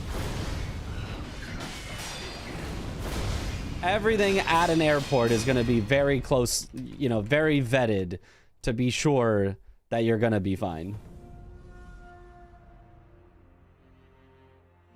In perfect first phase leads to second perfect phase. I'll fumble on phase one, it will chain attack in second phase. Okay, so it is just, you have to just get a perfect first phase. Well, that's...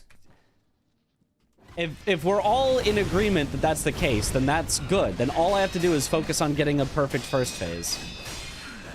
Which I had and am now not having. What's interesting, I've actually found an airport is either an Irish pub or a place that specifically only serves smoothies and dishes that basically only has fruit as ingredients. Oh, yeah. I have seen places like that, and I've kind of thought about, like, do I want a smoothie? But a smoothie doesn't, like, feel like a meal. It feels like a treat.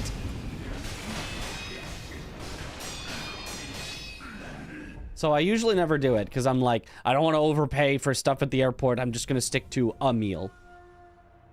Yo, good afternoon. Fresh gas station sushi. Everything going on in restaurants at the airports has to go through TSA. Yeah, like, you're gonna be fine at anything that is actually at an airport. Oh, I'm missing. That's why it's so weird. I'm actually genuinely missing my second mortal draw. It's just going over his head.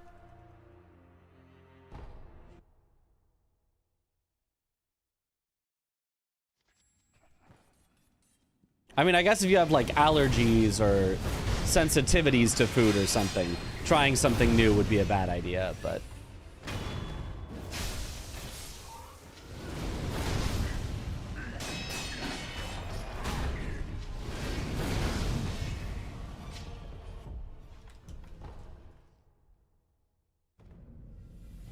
The other thing that I'll sometimes do if I'm not like hungry is I'll go to just one of the like little almost like convenience store stands, whatever, and I'll just buy bags of like cashews or honey roasted peanuts or something like that, just like a snack thing, and I'll just snack out of that.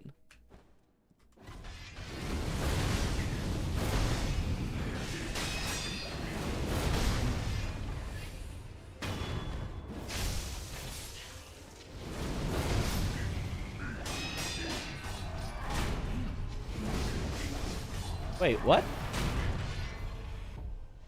I looked over at chat, so I didn't see what happened. How did I not get to mortal draw after stomping on him? Having something heavy isn't bad if you don't have a flight immediately, though the last time I did have something heavy at an airport, it was stress-related because you missed your flight. It was something out of your control and had to head back to a friend, been visiting for over 2 days despite him living 3 hours away from said airport. Dang.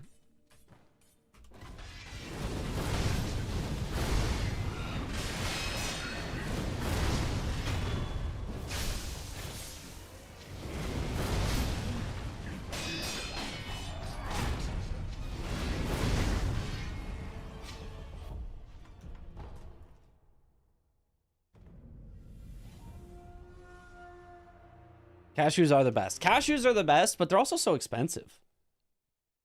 Are they expensive because they're the best, or are they like the hardest to produce?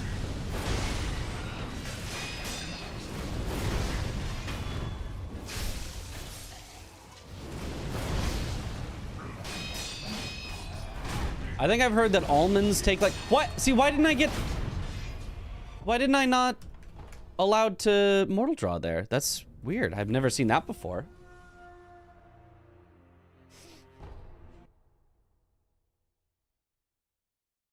They're very labor intensive to harvest. Ah.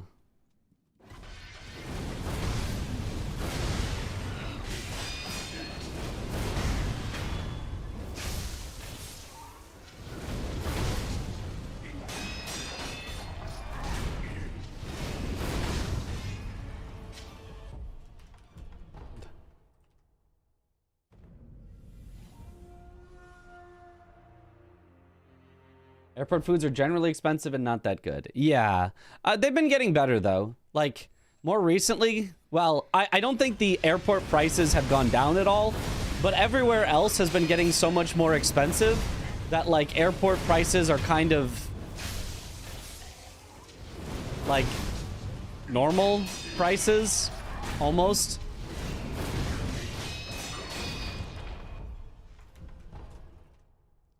Like, if you go to, like, the Chipotle in the airport, it's a bit more expensive than a normal Chipotle, but it's less expensive than, like, having Chipotle as delivery, so...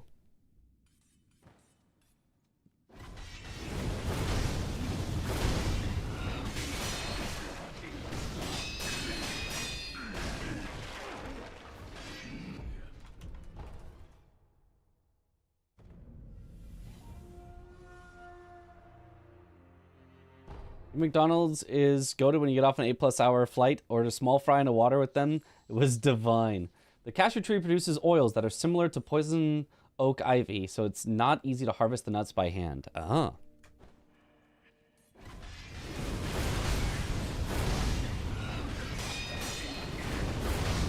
Makes sense.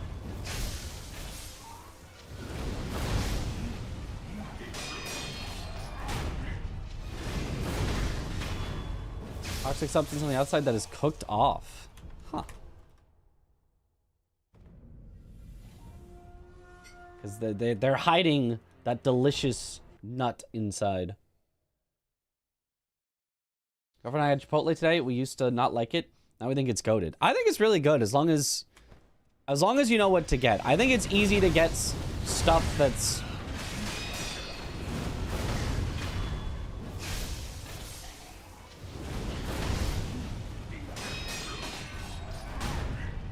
Like, a lot of people just get everything in it.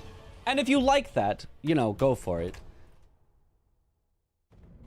But I feel like it's easy to just be like, oh yeah, I'll just have everything in it. And then you put in a couple stuff you don't like and you kind of ruin it. And then you're like, why does it just taste like a weird mishmash of everything? Because you put everything in it. I think it's totally fine to get a burrito that's relatively plain-ish. You know, beans, rice, meat, sour cream, cheese. And just leave it alone. You know, if you're like, nah, I love guac, absolutely throw guac in there. You're like, nah, I really want the crunch of the lettuce, throw lettuce in. But, you know, you don't have to get a burrito with everything. You don't need it to have, give me the pico and the sauce, and give me the corn, and give me the guac. Oh, I know it costs extra, and the lettuce, and the fajitas, and you don't have to do everything. You can if you like it, but I think it's totally okay to do a relatively plain burrito. Because, like, it's hard to go wrong with, you know, rice, beans, meat, cheese.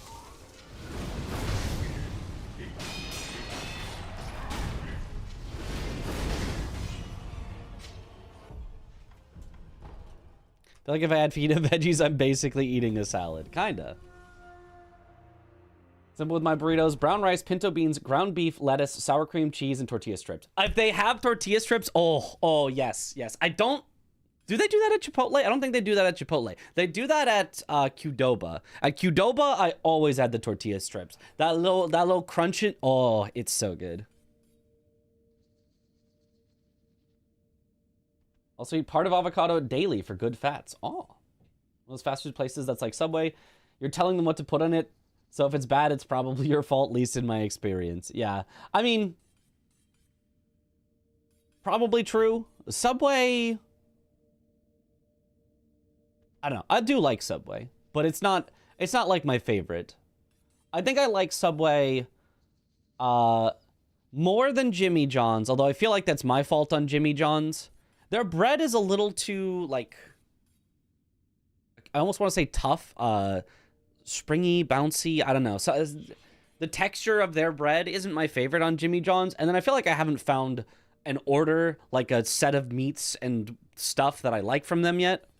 But Jersey Mike's, I've only had it a few times because I think it's like way more expensive. But like the Jersey Mike's with the fixins, whatever, where they just like load it up with sauce was actually like really good. And I was like, but it was like it was almost a soggy mess with how much like stuff they put on it. It was like, but it was pretty good. Jersey Mike's is very good. Yeah. They're not allowed to call it bread. High sugar content that literally classified it as cake. Yeah.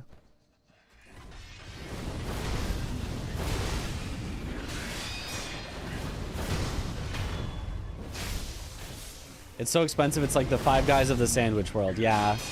So that's why I usually don't go for it, because I'm just like, I just want things to be cheap. I'm just Mike's way. That's the way. Yeah. It was lackluster to say the least, which might have been because it just opened. Oh, maybe. Firehouse subs, hot Italian is your absolute favorite. I've never had Firehouse subs.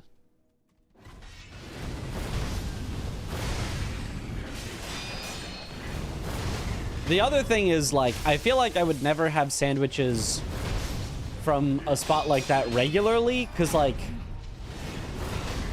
Nice. Because I can make sandwiches at home. I can buy bread, meat, cheese, mayonnaise, mustard, lettuce, oil, vinegar, salt, pepper, whatever it is that you want on your sandwich. I can buy all of that. I can put that together. I own a toaster. I can toast it. And, like, I could theoretically do that also with, like, a burrito. But, like... then I actually have to, like, cook up the meat. As opposed to just throw on some... sandwich meat from the fridge.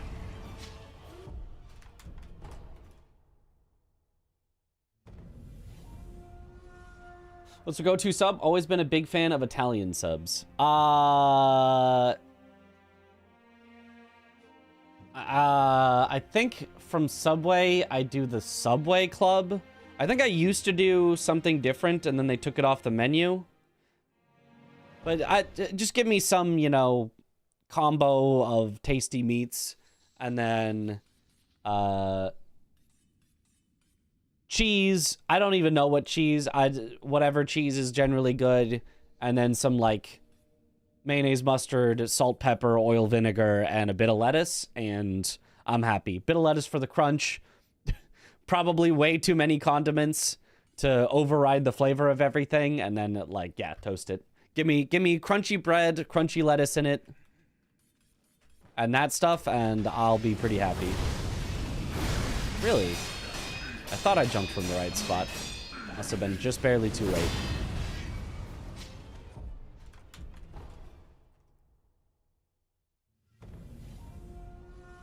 Bella subs, they slap only around the eastern area. Yeah, I have not had them.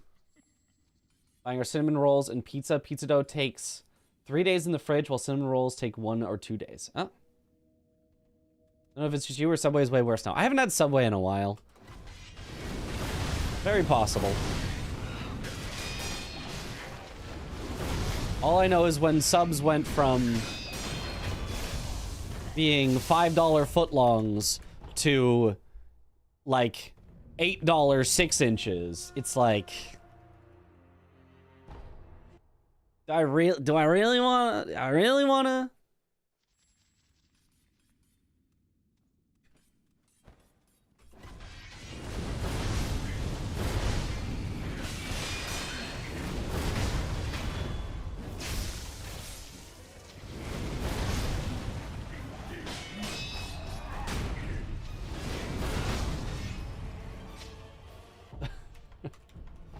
Look, you know, coincidentally, it was at the time that Jared went away. But, you know, that was for good reason. We probably did not want Jared to stay around. That I'm gonna. When Carl's Jr. had the $6 burger, sound fancy, and now a regular burger is like $7. Yeah, yeah.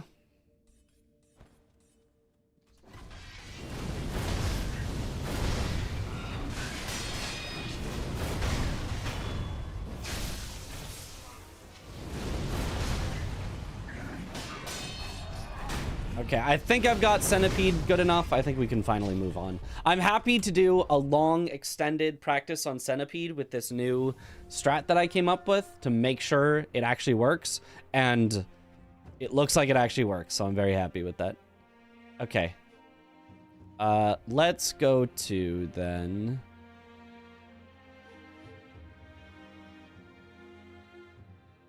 I still feel like I was messing up Bull. Let me get the... dodge right on Bull strat.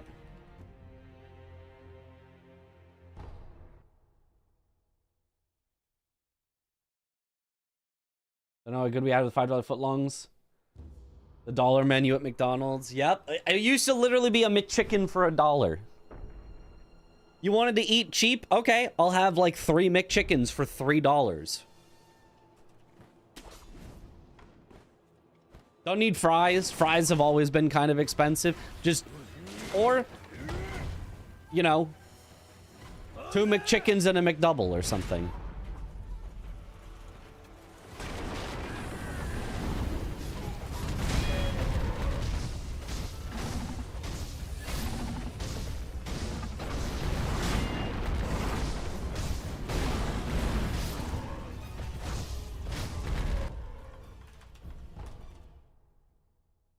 Okay.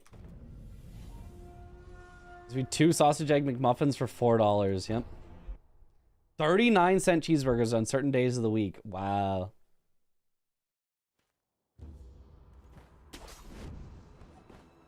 You love some fries, though. Yeah. I feel like if you're going to get fries, you have to get it as part of a combo, though. I feel like fries are so expensive on their own. Or you have to download their app, and there's often, like, daily deals where it's like, buy a soda, and we'll give you fries for $1.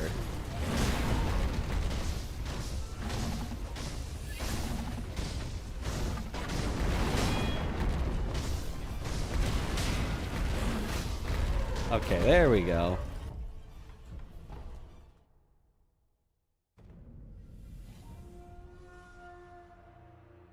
That's like because I was eating old McDonald's, but you know, high schooler. So, funny story. One time, my housemates wanted the Pokemon card packs, I think, that you could get in the Happy Meals at McDonald's. So they went to the local McDonald's and said, you know, give us 50 Happy Meals or something. Because, like, apparently the Pokemon card packs were, like, worth more than the entire Happy Meal or something. And the McDonald's was like, sorry, you know, limit of 5 per order or something like that. And so they went, okay, and they got 5 from that McDonald's. Then they drove to another McDonald's, you know, in the town over, and got 5 more. Then they drove to another McDonald's in the other town in the other direction and got 5 more. And by the end of it, we had like 25 or 30 Happy Meals they didn't want to eat that they just put in the fridge. And I was like, can I have these? And they were like, yeah, we don't want them. And so I just ate nothing but McDonald's Happy Meals for weeks. That was my food. I mixed in some other things when I really was tired of McDonald's Happy Meals. But I mean, free food is free food, you know?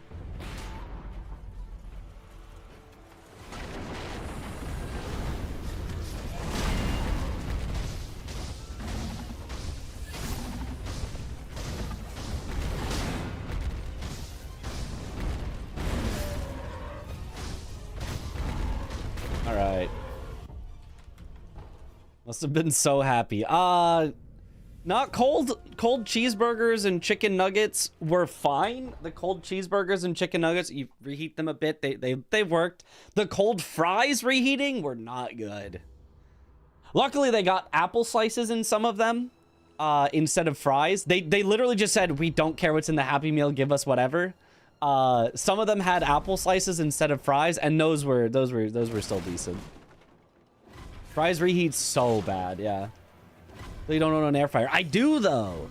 Even in the air fryer, the fries just did not work. The only way to reheat McDonald's fries specifically and have them be kind of good at all is to basically refry them. Get like a pan on the stove and even, you know, maybe put a little oil in it and like basically pan fry them. And then they can come out pretty decent. But just the air fryer doesn't do it for McDonald's fries specifically. Need a deep fryer for them? That'd be too much. You could, but that'd be too much effort.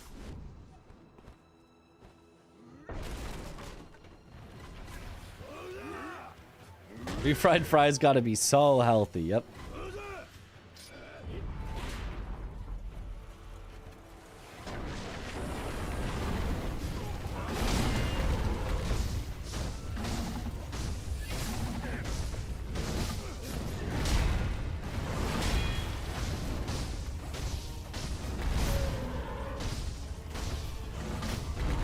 Excellent recovery. Okay, I'm pretty good at bowl. Maybe I don't need too much bowl practice. Guess we're getting a Happy Meal was exciting for dinner, even if it was just a burger, a milk, and fries or apple slices. Yeah. Those were the days. Runs free night, gotta head off to work. Alright, have a good one in Old Main. Holman Sense said the fast combo in Phase 2 Centipede is RNG, but you can jump far side, so he won't give you the fast combo. Then I think they might be wrong. I think they might be wrong. If I got a perfect phase 1, Hydrate. there was not a single time that we did not also get the 3 hit on phase 2. Now, maybe that's just because I'm too good and I figured out the right positioning where it always works, but not a single time in our practice did we get a perfect phase 1 and a bad phase 2. Thank you for the hydrate.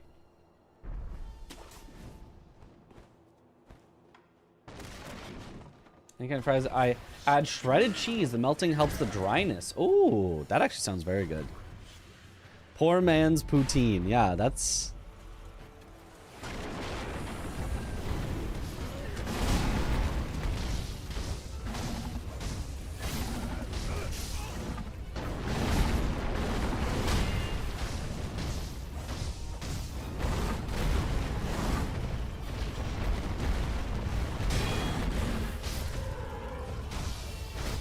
Yep. Unfortunate, but it's just the guy saw me. I didn't really do anything wrong there. Moving away from overprocessed food might also be a good call. Yeah. Yeah. But making your own food takes so much effort. They're not knowers.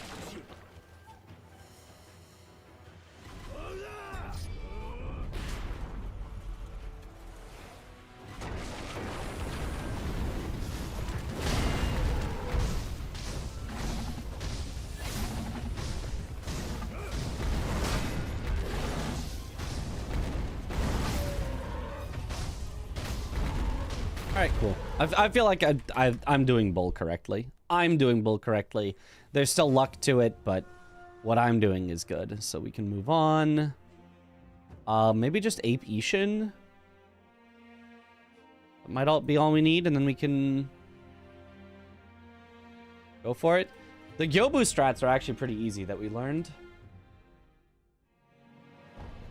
Easier said than done when it takes effort and more expensive.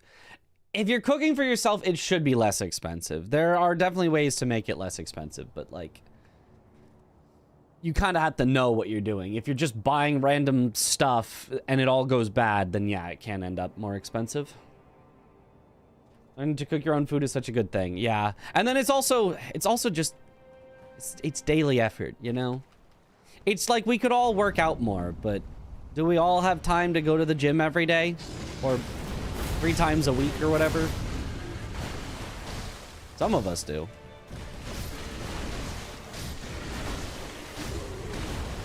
Nice.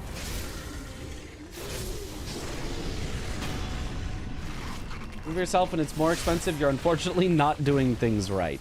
Yeah. But I mean, that's where, like, it's hard. It's easy to do things right when someone else is doing it, because you don't have to do it. It's hard to do things right when you have to do it all yourself.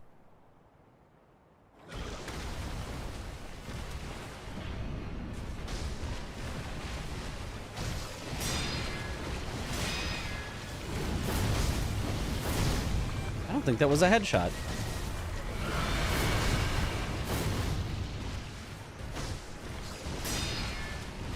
I mean, this is really weird luck, so it's not like I can really judge the effectiveness of the strategy when he is run away like 7 times now, but...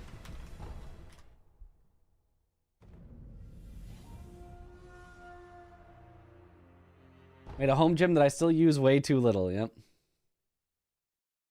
Which is why meal prepping is so smart. Very true, meal prepping. So why can't we just have... This probably exists. Like a meal prepping service. Like somebody else meal prep, but then I get all the meals that are prepped that I can have. But like, you know, I'm buying in bulk, so give me a discount. Don't make it that expensive. You mean Factor? I guess that's kind of what Factor is. Personal chef, yeah. That's the cheap option for sure. Meal prep once a week, but I know some people after the 4th day they get sick and tired of it. Yeah, I'm kind of lucky that I can eat the same thing for a week and I'll be mostly okay. I do that, as I've said, with McDonald's Happy Meals once, but kind of often with pizza, where again my housemates will order pizza, but they'll get large pizzas. partially to share with me, which is awesome. But then there'll just still be a lot of leftovers, and I'll have that for like a few days after. I'll have like one meal of pizza each day, and then, you know, something else for the other meals so I don't get too sick of it.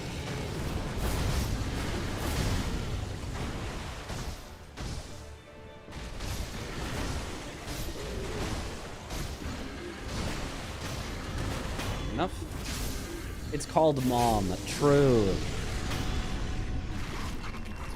It's called Factor, and they're averaging at $15 per meal. Yeah, that's the problem with it, is like it becomes more expensive than, because like meal prepping, kind of the point is that it's less expensive and less time and effort. You just don't get as much variety. But with something like Factor, you do get the variety, but you don't get...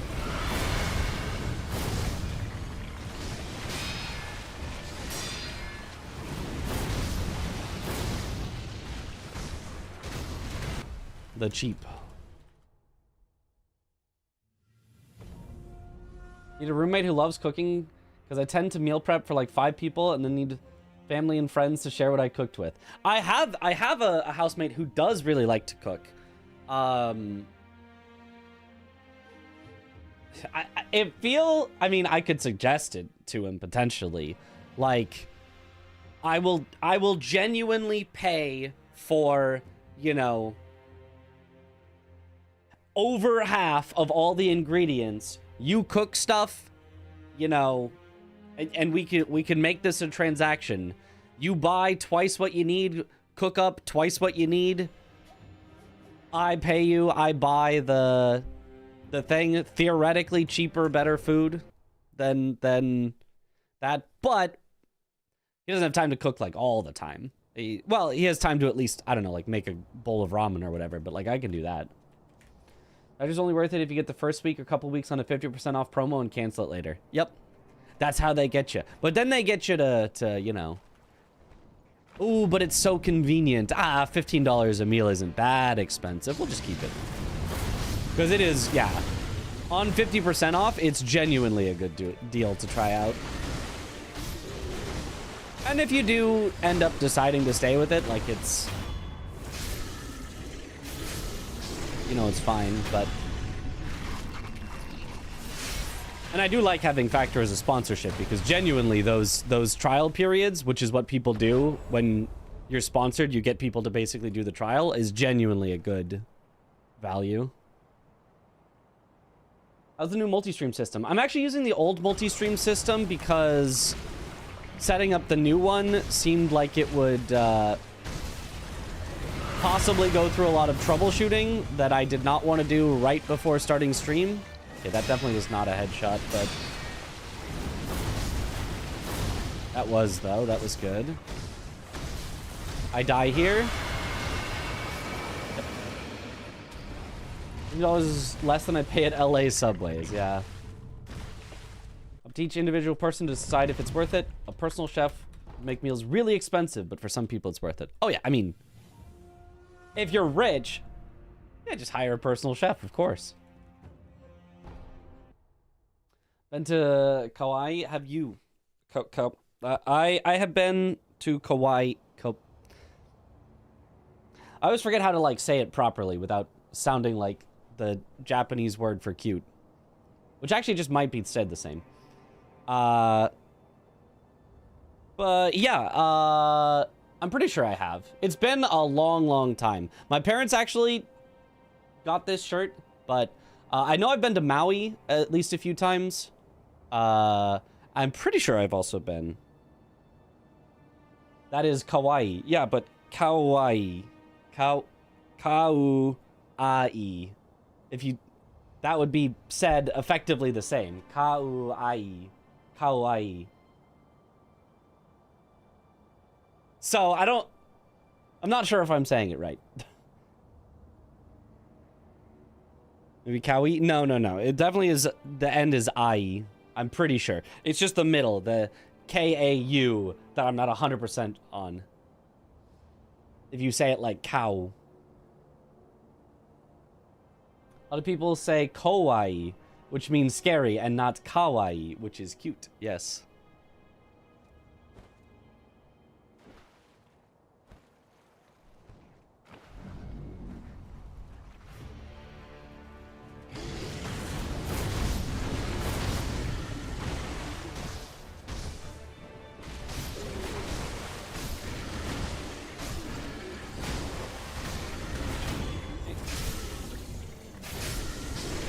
three of their songs then. Somewhere Over the Rainbow. How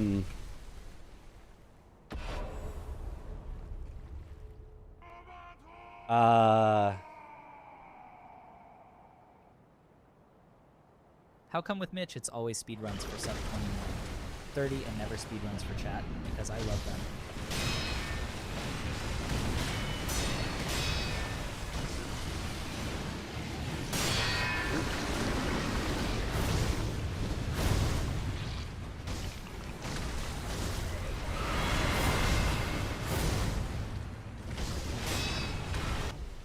Okay, that was an okay recovery.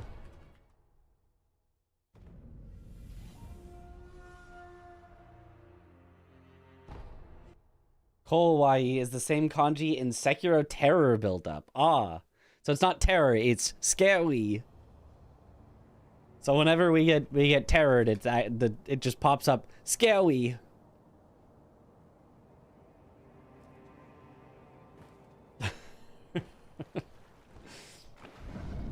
Kinda, yeah.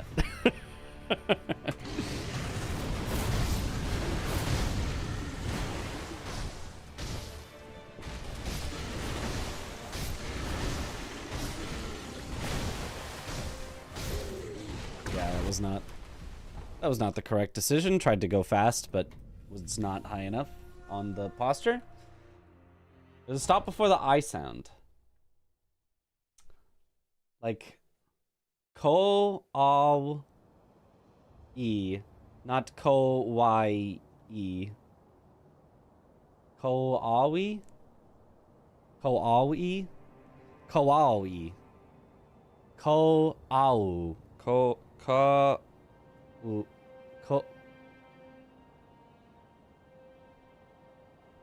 I'm not understanding. Which word? There's most of the I sounds in traditional Hawaiian language. Okay, so ko... I feel like I must be saying this still wrong. Koawi. That's what I'm seeing there, not kawaii.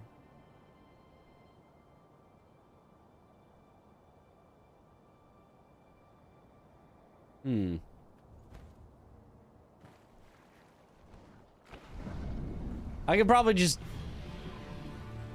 Google pronunciation and figure it out. Ah, how did that hit him?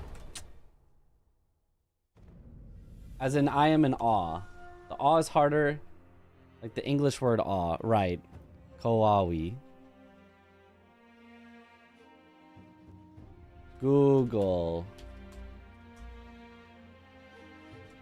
Pronunciation.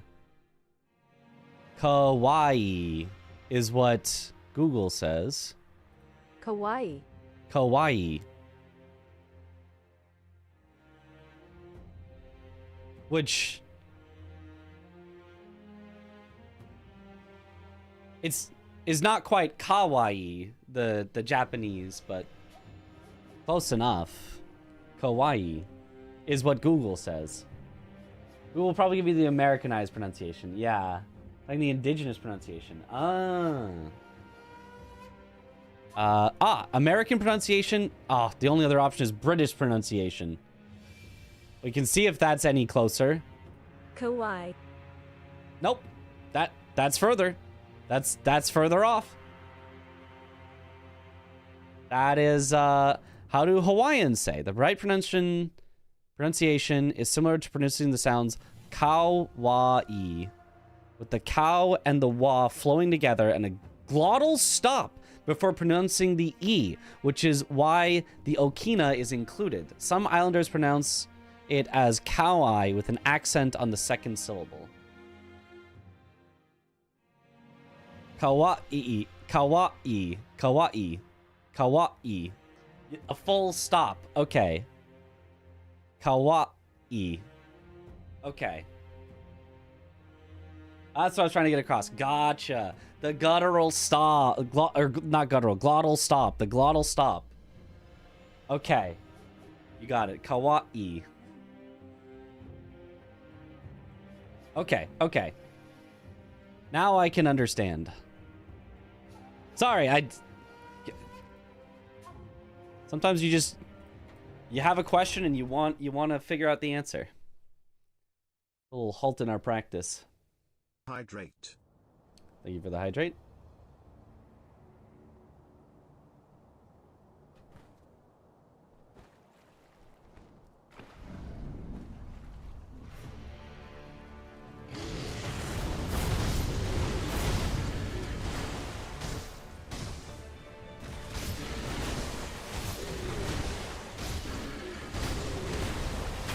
Solid. Let's go on the final quiz. Yes, you'd better be able to pronounce it right. Americans will look at you like you grew a second head if you pronounce it right, though. Hmm.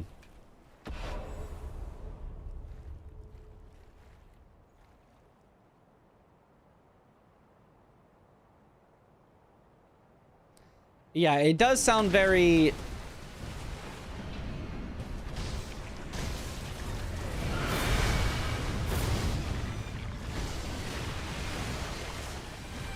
Not very, but it does sound a little bit like you're trying too hard when you do the full stop as an American. If you're saying it correctly because you actually say it correctly, but if as an American, if you suddenly, stop to say, I love anime and manga, people are gonna be like, bro, just say the Americanized version. You don't got to do all that.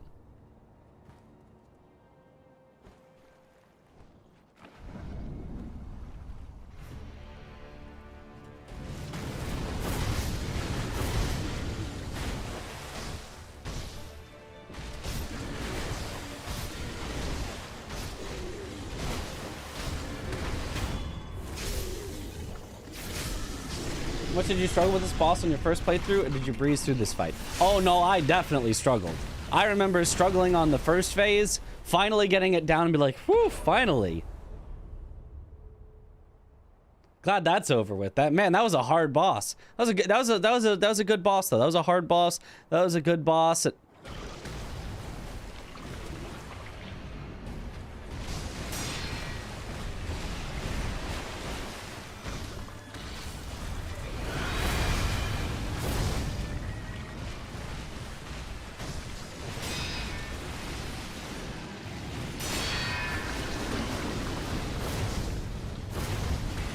Alright, about as good as I could do for that terrible luck there.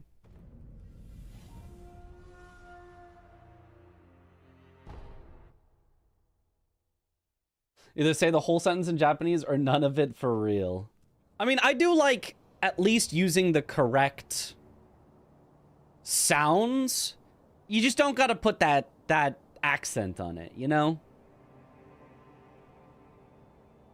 Like I'll still say Pokemon instead of Pokemon.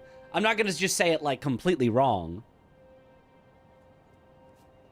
Or yeah, tsunami.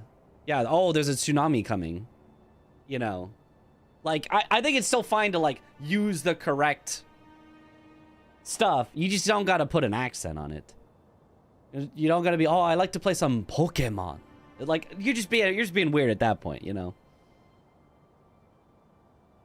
Best worst feeling in the game, seeing that thing stand back up. Second phase at least got a lot easier than the first. Yeah, but also you have like, you spent all this time learning the first phase, so when you get to the second phase, it's just like, uh-oh, this is new.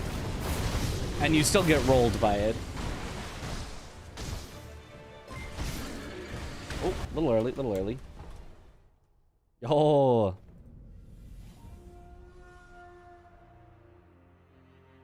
Why did Perky got banned? She said to ask you, so here I am if you want to tell. Parky? /user Park and Harbor. I don't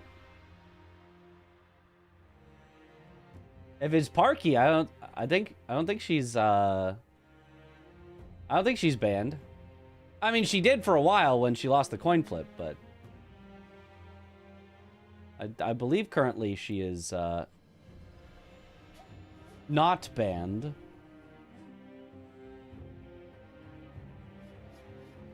Or is this a different perky? Oh, can't do that. You can't do that. Can't be losing coin flips. Can't be having unlucky people in the chat, you know? Kraken?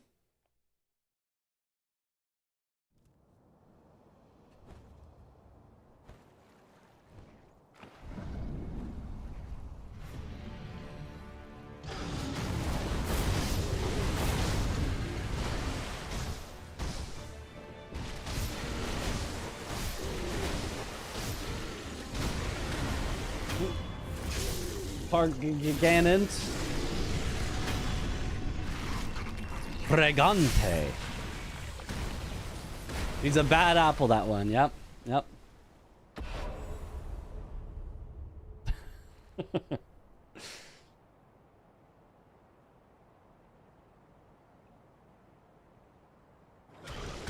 Oops, way early, but...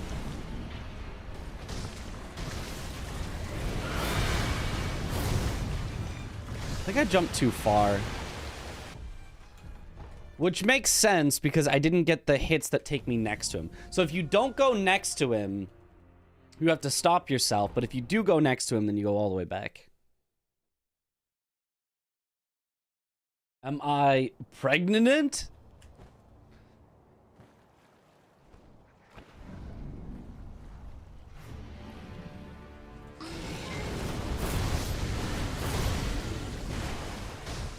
Park and Harbor, it wasn't too recent, but I forgot to ask Ben, and I remembered it next time.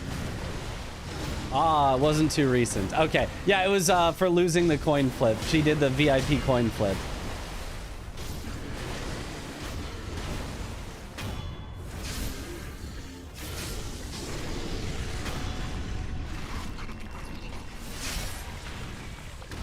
It was pretty funny, because then she tried to raid, and you can't raid somebody you're timed out from.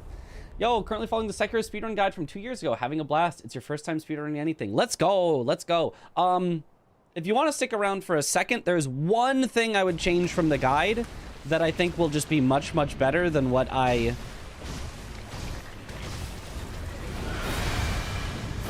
have in the guide. Oh, whoops. Didn't do the jump mortal drop. I was thinking about it. The... Snake Eyes strat specifically. I recommended something that does work the large majority of the time, but sometimes will just get your runs killed, and that's just not good to subject a new player to. So...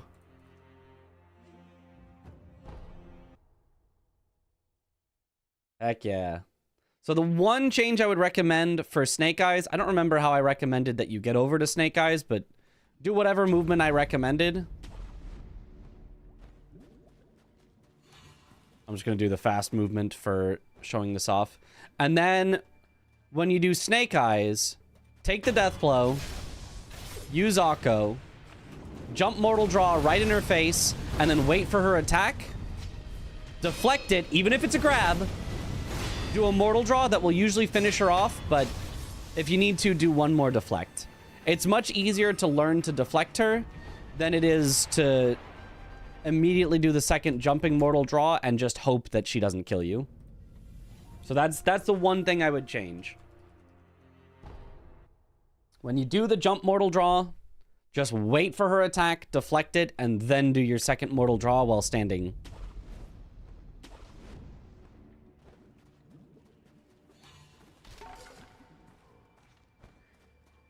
Here it is a little faster.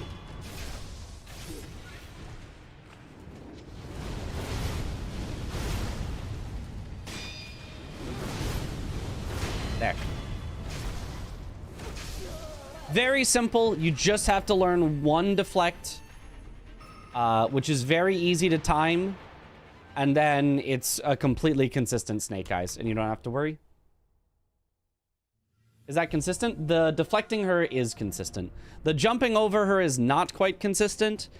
Unless you position in a very specific way that a new player is not going to be able to position exactly. So here's the immediate jumping.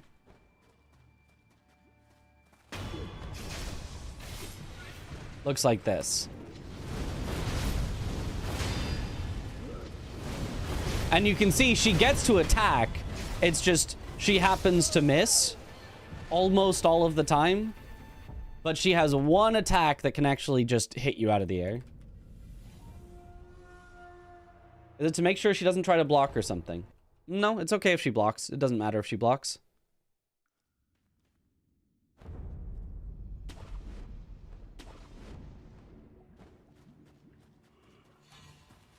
I think for grab, you just deflect where her gun is. You just stand still and deflect. You don't need to, like, aim it. It's just a timing thing. It's pretty late on the grab, which is a little unfortunate, but... because it's, like, hard to time, but you just have to get a feel for it. You just have to practice her enough that you know her grab timing.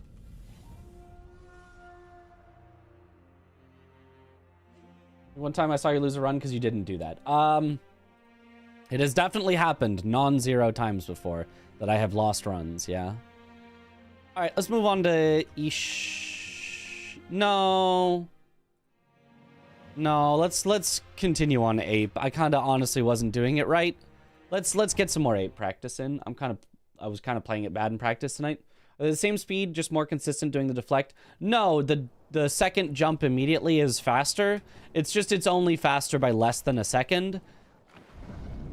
So you'd rather go with something that is consistent, but, you know, a second slower if you're learning the run for the first time.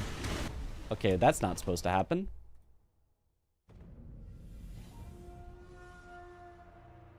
Also making small adjustments to suit you a little better, like a Kenichiro, do block, hit, block, repeat instead of the 3 hits and pause. Yep, that's also a good way to do it. Yep. So 3 hits and pause, you're throwing off horribly. Kept failing second phase. But not first phase? Weird, because it's the same.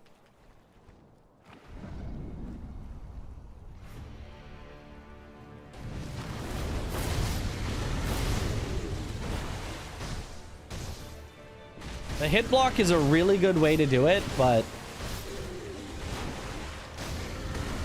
kind of harder in my opinion, because you have to continually time them. Whereas the 3 hits, the only thing you have to do is make sure you walk a bit. You just have to go 1, 2, 3, walk a bit. 1, 2, 3, walk a bit. 1, 2, 3, walk a bit. And it works every single time. Whereas the block hit, I just did a Mortal Draw for no reason, because I can't do block hits because I have Mortal Draw equipped.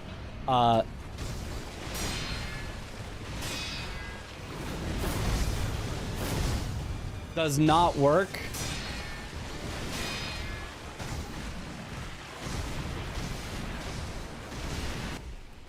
Unless you do it at the right speed. If you do it too fast, he doesn't stagger, and then he just kills you. And if you do it too slow, you can also, like, let him slightly get out of the corner. And if you, like, don't wait for your block to happen before your R1 fully, it can also be weird. So I found it was easier to just do the 1, 2, 3 walk forward for that reason, and that's why I recommended it. But the block attack is actually faster.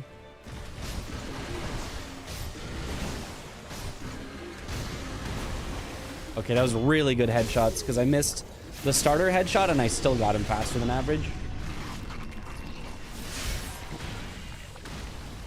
I'm slightly off the add up. By the time I trigger phase 2, Genny moves out of the spot. So he doesn't like going back to his corner. I mean, yeah, he won't really go back to the corner, but... Do you mean like in the transition from phase 1 to phase 2? He moves out of the corner? Because that's an issue with your death blow, not the... Oh, beautiful kill.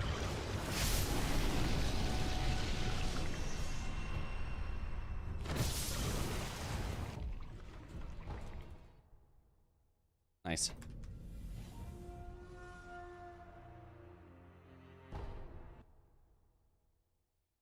Some bit about grab checks are hitboxes. For that grab, the hitbox is around her gun. That's probably correct. But it's like, it suddenly activates when it's kind of on you. It's like, it's behind you and it's not active, and then it's active. So you really, all that you have to do is time it. You don't really have to, like, worry about exactly where the hitbox is. You just have to time it, because it's not active, not active, not active, active.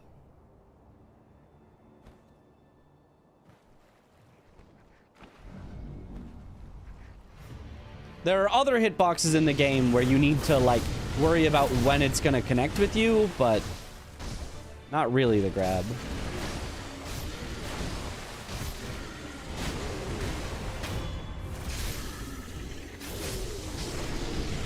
But yes, it is from the end of her gun. Yes, you are correct.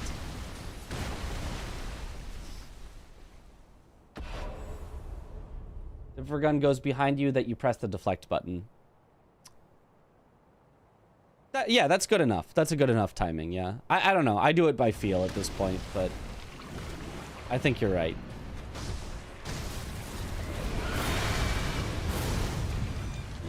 I think I missed the first headshot for sure.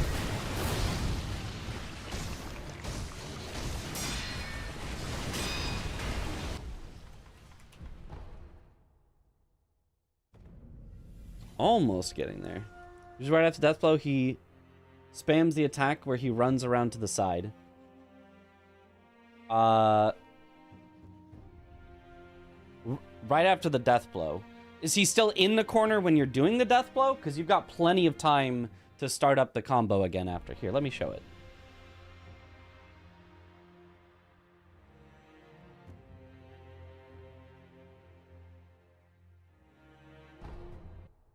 I'm practicing for like 2 days, so you're still green. I mean, totally understandable. Totally, yeah, for sure. Just, it's such a consistent strat that it's a little surprising.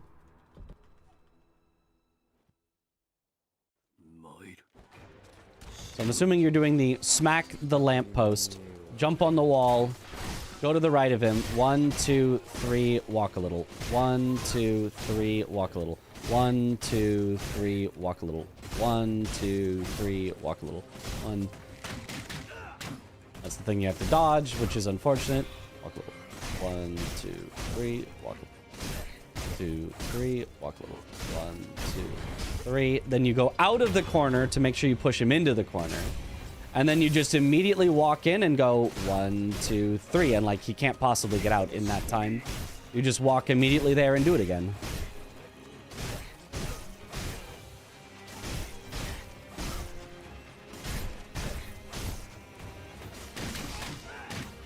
Oh, double arrowed. Very unfortunate.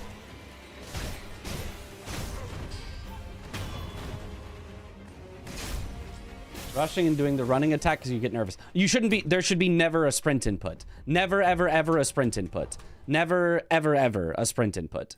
So if you're doing a sprint input, then yes, that's the problem. Do not ever do a sprint. You walk into the corner and do it. Yeah, if you're getting a sprint attack, then yes, that is the problem. Your pinky taking over. Ah, I see. I mean, that'll do the same even if you're doing the one block, but...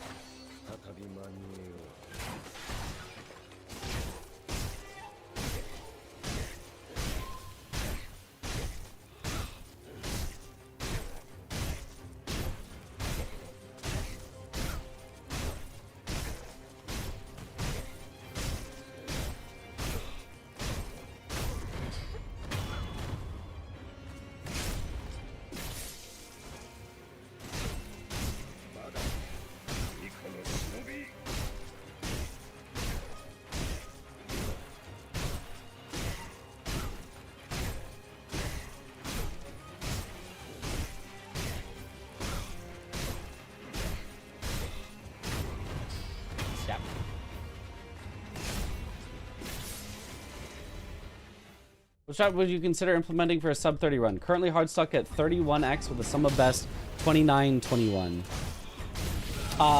Depends what strats you've already implemented, I suppose.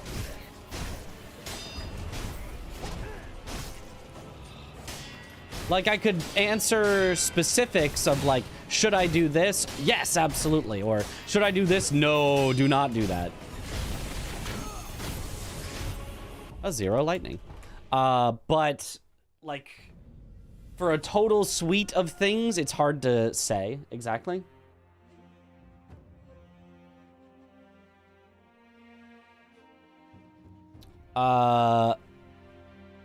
Yeah, sub 30.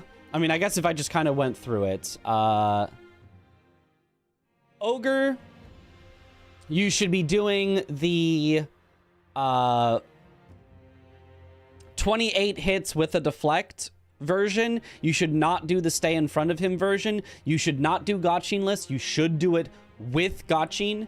You should do Gotchin Ogre with the 28 hits and a deflect version, where you, at the start, take a half step towards him before doing the first attack, and then kind of circle around him and keep hitting him from the back, and try to get your your 17th attack you should be able to do such that you attack away from him, and if he grabs it, just misses you. If all of that makes sense, that's what you should do for Ogre. For Gyobu, you should basically be doing the world record strat. There's nothing really not to do on Gyobu, except I think the world record does 7 hits at the start. Just do 6 hits at the start, but otherwise you should be doing like full, basically world record strats. You don't need the headshots, but if you can get them, it's cool. And you should be getting the correct opener. You should be not ever letting him run away, and you should be getting him to the stairs. Bull, you don't have to do the jump over the guy strat. You can just kill the guy. Even Wormdog does the kill the guy strat a lot. So Bull, I would just do the kill the guy strat. And then it's the full good Bull strat. Genny, do not do Walk My Genny. Do the 5-hit combo. Do the fast lightning. Fight Genny like normal. Roberto, you should actually be doing the Akko in the fight strat. It's actually pretty easy. I thought it would be hard, but I learned it recently. It's pretty easy. Do in the fight Akko Roberto. Gotchin monkeys for sure. Gotchin inside of the arena, not outside. It saves a tiny bit of time. Gunfort, you can do it Gotchin or Gotchinless. It doesn't really matter. Up to you. Centipede, here's where it gets interesting. Centipede, for sub 30, I would probably personally do it with Akko, but learning Akko-less is fine as well. Snake Eyes, do it with Akko. Take the deflect in between. Yeah, pretty standard. Monk, 4-ash. You should learn 4-ash. If you're still doing 5, you can cut it down to 4. Ape, go for the headshots. Do the ape strat. Don't do the grapple on the tree at the start, but otherwise, basically, it's the world record strat. Do the headshots. And then Ishin, don't do the absurdness on his second phase. Don't do the like turnaround unless you have already learned it. Just fight him kind of normally.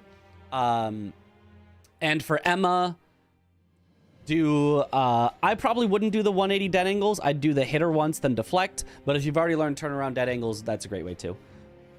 There's my whole suite of what I would recommend. Any trick to do Ogre Deathblow? Can't quite get it consistently. Are you doing it Gotchinless or with Gotchin? If it's without Gotchin, it should be pretty easy. Literally just like turn to Gotchin. Just literally turn to make sure you're facing at him. I can show it very quickly here. Roberto is your first name. Aha.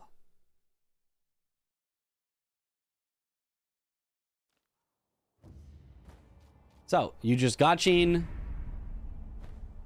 stay to the left, jump at about this flagpole so that those guys don't see you, and then you literally just sneak up in crouch right up next to him and turn your character to face him. See how I have the death blow there and it's just not going away? You crouch into the corner, then not turn your camera, turn your character to face him, and then take the death blow. Super easy.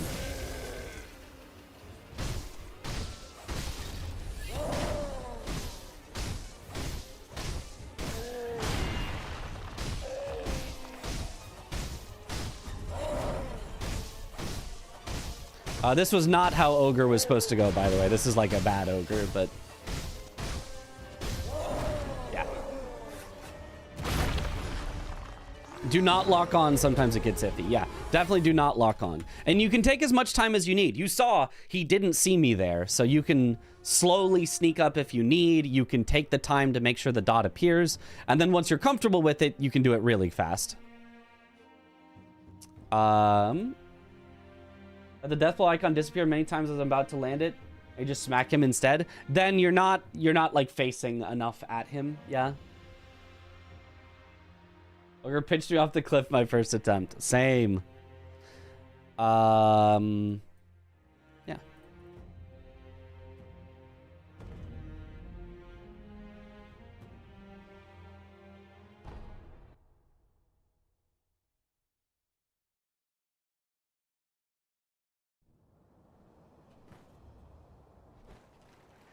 In time to show all this stuff? Didn't mean to derail stream. No, I enjoy showing it off. If watchers just want to see runs, that's understandable, but I enjoy showing off the stuff, so I will continue to do so. Hi, what up, Dark Multiverse?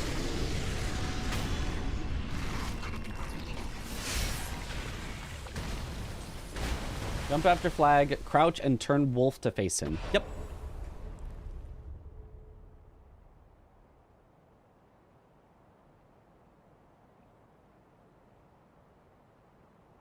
That's why we've got that educational tag on the stream.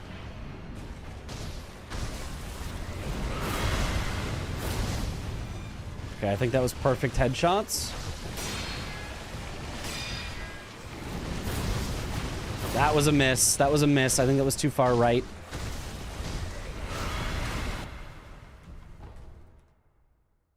This one's tough. I think I need to drift a little in the air. Videos like yours that explain a speedrun so well, make it feel so approachable, are so important. Yeah. I mean, it's cool. Like, not most speedrun games just won't have enough active people for you to get something like that. Not that the people, you know, that run it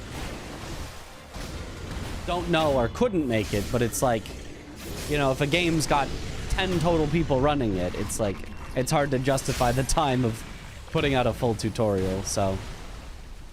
Lucky that Sekiro has enough people that I can make one and feel good about it, because enough people will get use out of it.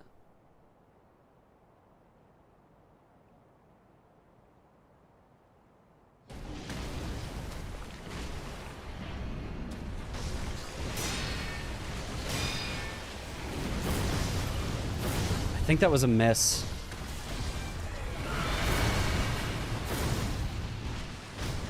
Maybe it wasn't. I think it was a miss, but I think I made enough damage anyway. I'd have a good one, Vrail.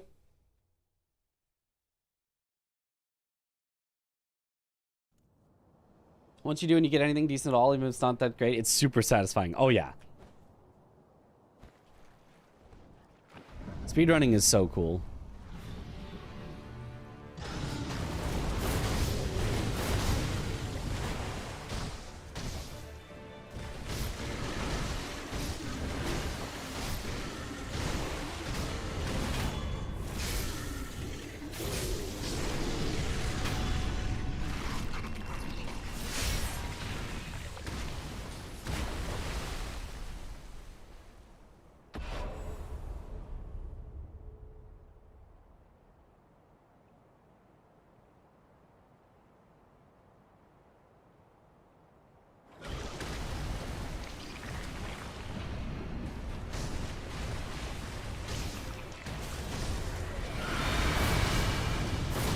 Wow, that was weird.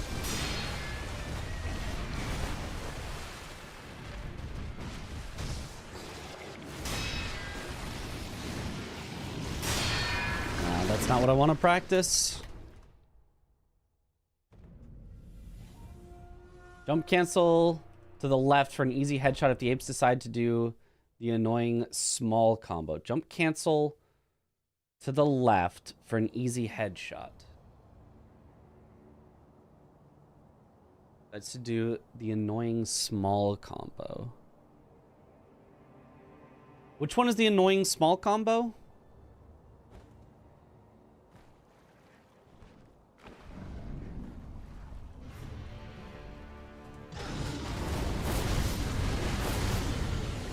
Ah, missed headshots.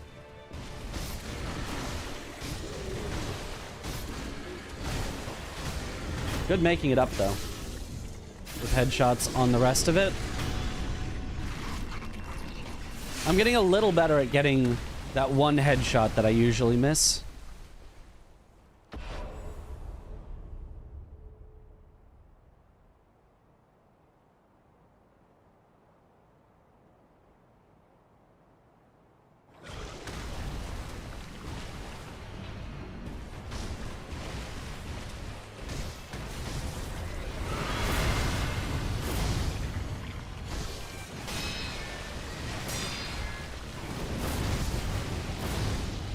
Okay, I think that was perfect for the luck I was given.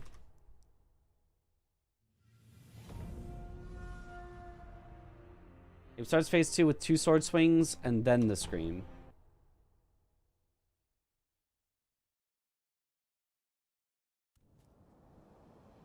Two swords.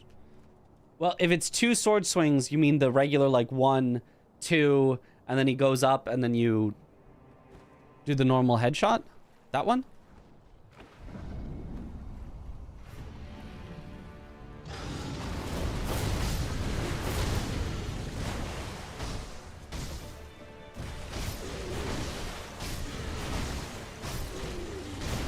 Almost had the super quick 8 phase 1. And did at the end that just now. Okay, yeah. Isn't that... That's what I've been doing then, I think. Glitchless category, hardest boss, probably Emma, right? No, Emma's pretty easy. Well, I say easy, like, you have to do it right, but like...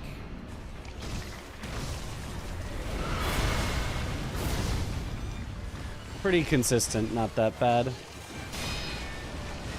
This one, you mean?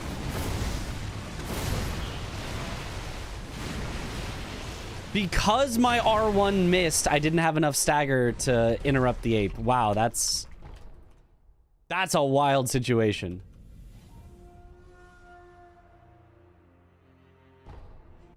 Is the goal here to have the mortal draw arc across the head neck? Just curious what fast is being practiced. Yes, exactly that. Have the arc of the mortal draw not hit him in the body, but instead only contact him where the head would be. In phase 1, you can see me literally hitting the head, and you can see his head, like, rattling around when I get it right. And then in the second phase, I have to get the mortal draw to just right hit where his head would be. Because it looks like you take off his head. His head is gone. Well, actually, I don't know if I could demonstrate it. See that? See how I'm hitting where his head used to be and it's still making the sound? His head is actually still there. It's just made invisible. It is masked, as they say. So you just continue to hit where his head would be.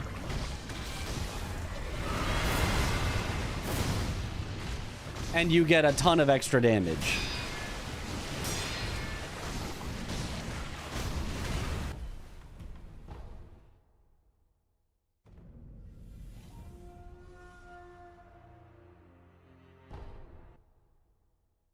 Yobu should be the hardest boss in this category, at least to me. I feel like to me it's not, but only because I do the absurd strats on Ishin. To me, Emma Ishin is the hardest because, specifically Ishin, Emma herself isn't like that bad. Because of the turnaround dead angles, I find that to be very difficult. But Gyobu took the most learning and the most practice by far, for sure. But I have now done so much learning and practice on Gyobu that I find him kind of easy, just very random.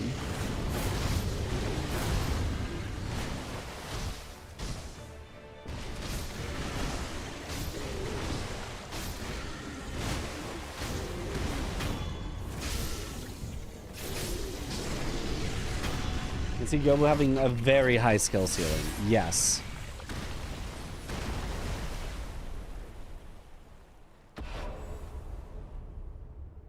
Rosalio was the most pain in the ass boss in the Shura Glitchless category. Yeah, he's definitely up there, if not at the very top.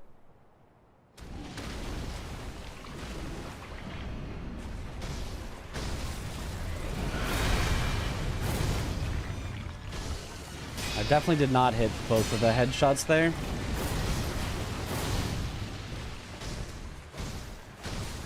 I think I might have hit neither of the headshots on the initial scream. I definitely hit it on the slam, though. So erratic and any small mistake gets amplified by him being so fast. Yeah.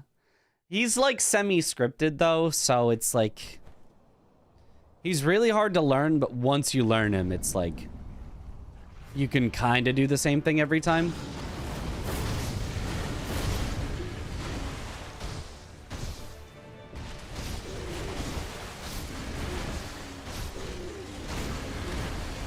Okay, pretty good.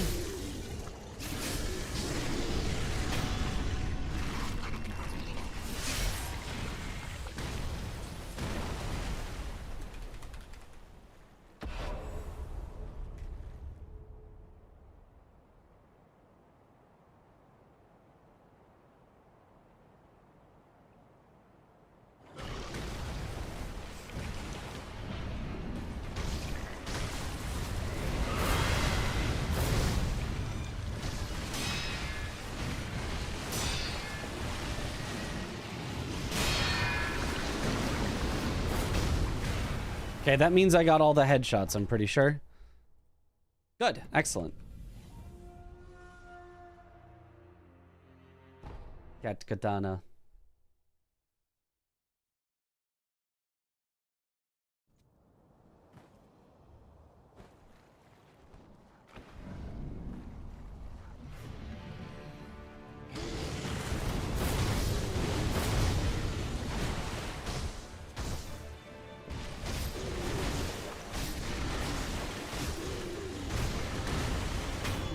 One hit away from being a perfect 8 phase 1. But, I mean, more than good enough. I'd still be very, very happy with that.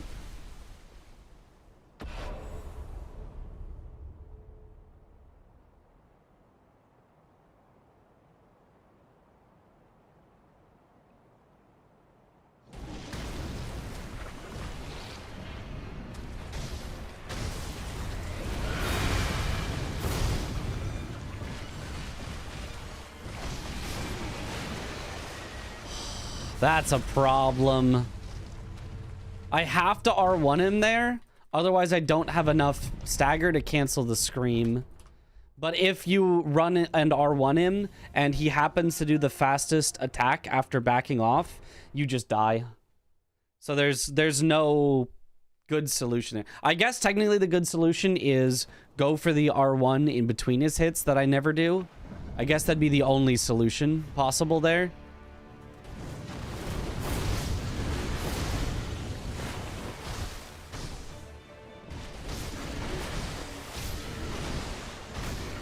Perfect phase 1. Let's go.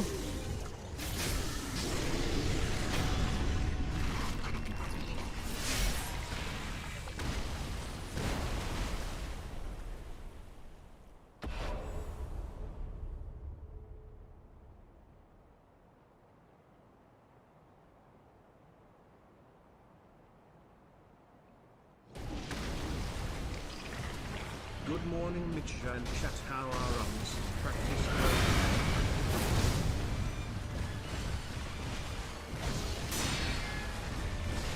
Ah, unluck.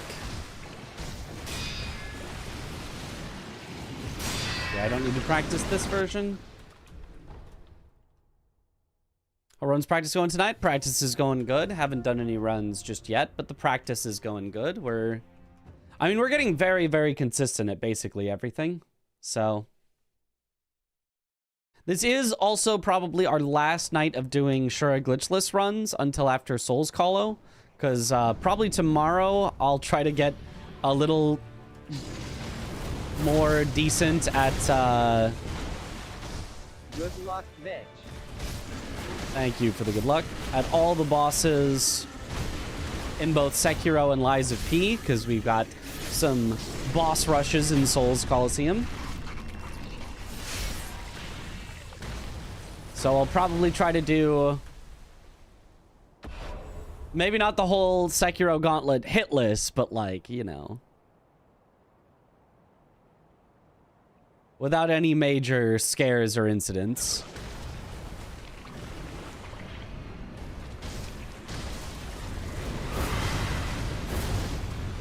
Oh, that was no headshots. That was really bad. That was a perfect headshot, though. To stand before the elder Plink, to become elven Plonk. What a sad state of Plintosis. I But commend alas. your plank, but alas, none None shall take the crunch. Queen Plank has high hopes for us, that we continue to plunk Unto eternity. The fixed version, yep. Why do I plink, you ask? Plink. The answer is simple, because plink gives me joy. Plink makes me happy. Plink makes me want to live. When I'm sad, a simple plink makes all my troubles go away. Plink is my hope. Plink is my motivator. Plink is the reason of my life. Plink is the light in the darkness. Plink gives me purpose. So why do I plink, you ask? Because plink is life. Plink. Did fix it. Hooray!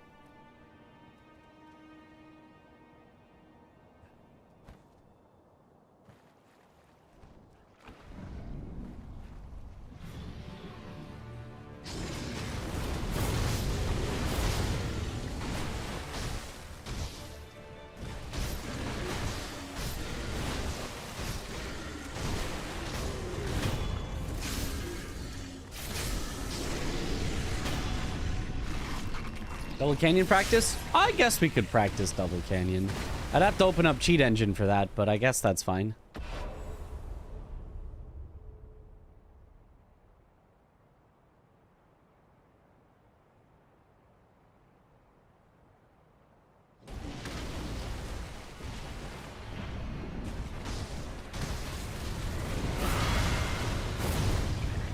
Good luck, Mitch. That was not headshots.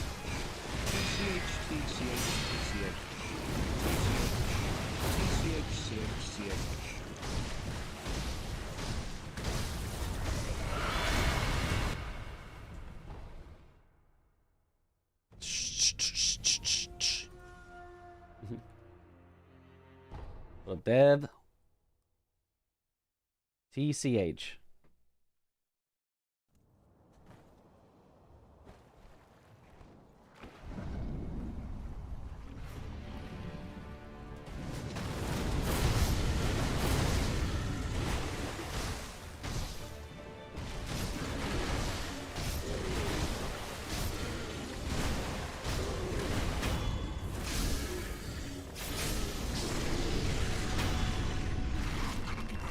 Only TCH.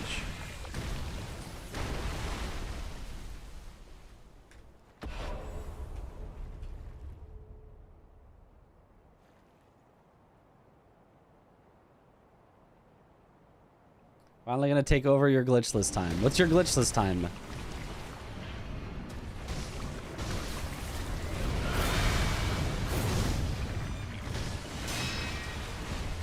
Come on, do the good thing.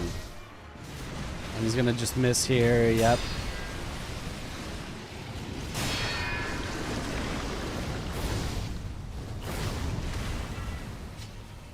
$29.32 if I remember correctly. Oh yeah, then we are very close. Next PB will do it.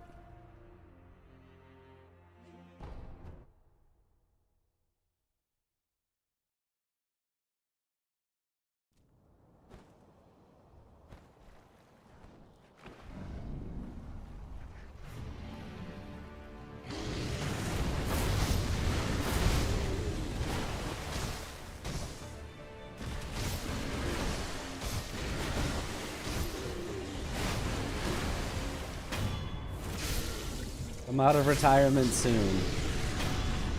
Can't beat me without fast lightning. Too bad I learned it. Too bad I learned it's actually easy as long as you have someone correctly tell you to look at Genny's animation for when to do it, not to, I don't know, I just do it by feel, I just delay a little. Like, that was awful, trying to just delay it a little, but watch Genny's animation.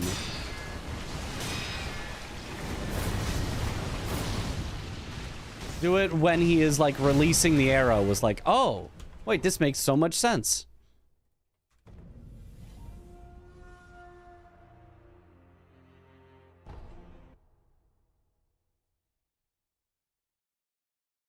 Also do it in feel.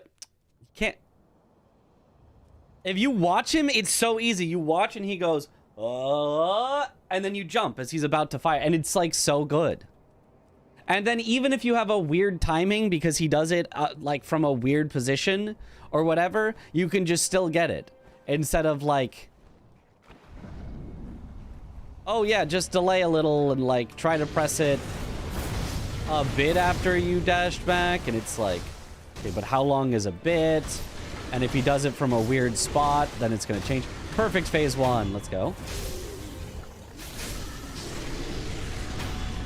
Maybe Chinese ogre. No. I've heard that saves a second at max. At maximum, it saves a second. And if you get a slam, then it actually doesn't save any time at all, is what I've heard. So maximum of 1 second.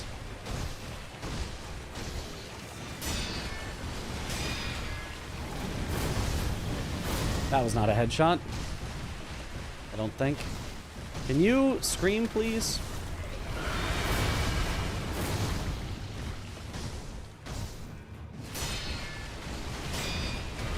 That was weird. He ran a million times there. Think about mana feels good when you get it down. Slam save no time even when strafed. I've heard if you get the slam, you have to dodge it, and that dodge loses you back the second. Well, I say have to dodge it. You can deflect it, but deflecting it doesn't save you an attack. So you can either dodge it or deflect it, and either way, you're just losing the time of not attacking, so it loses back the second that you were supposed to save, is what I've heard. Because I've heard you cannot strafe the slam specifically. I believe that is what Wormdog said. No! How does it miss?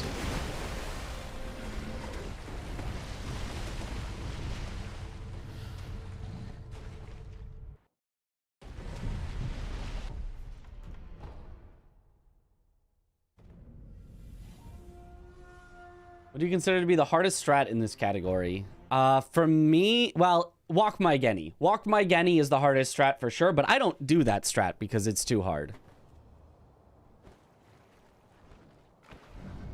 After that, it's probably the turnaround dead angles on Ishin's phase 2.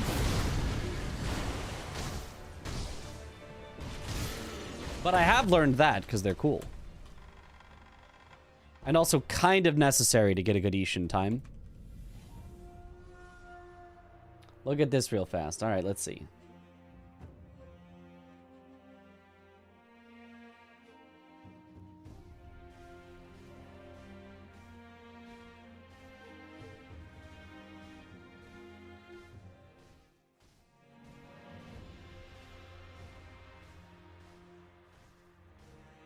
But then he had to turn to face you, so are you even getting the correct number of attacks there? Because isn't the whole point that you stay in front of him the entire time, so he never gets to recover any posture?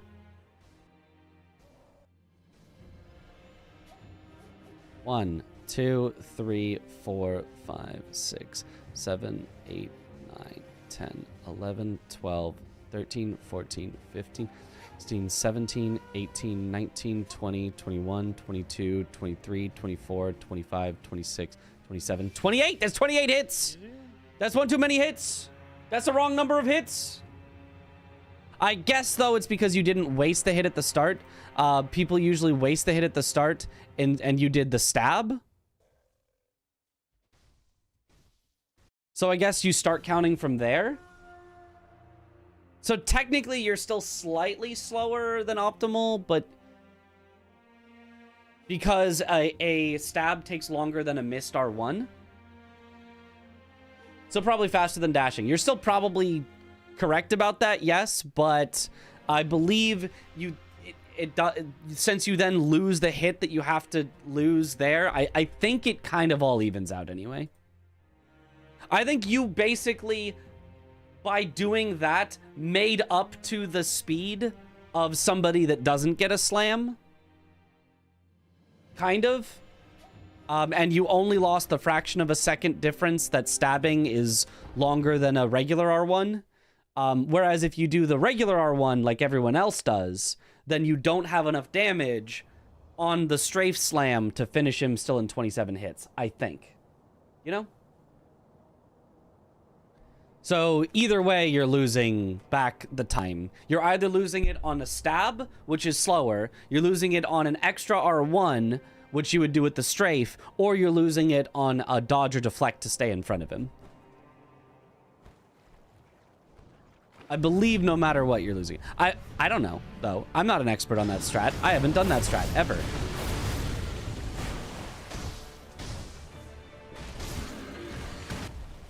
But I believe that's what Wormdog said. I think it was Wormdog. Could have been Holm. Could have been Emma. Who's Mitra's 247? There are 247 of them? Yes. I was the failed prototype. Mitra's 247 is the perfected version.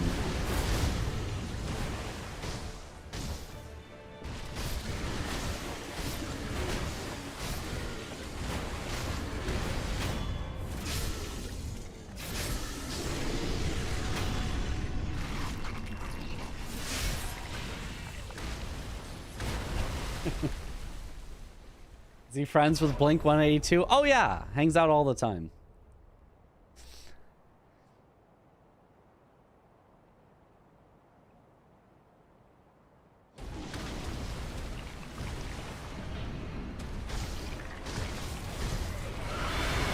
That was really bad.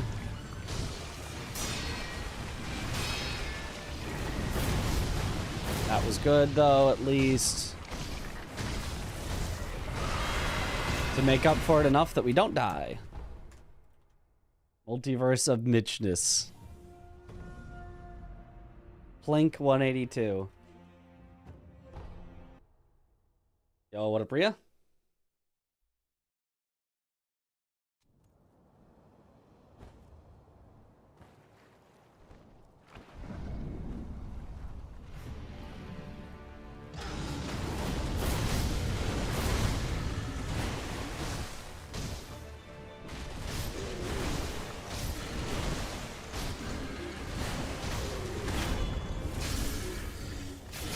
Also worked with Agent 47 and 007 previously. Well, of course.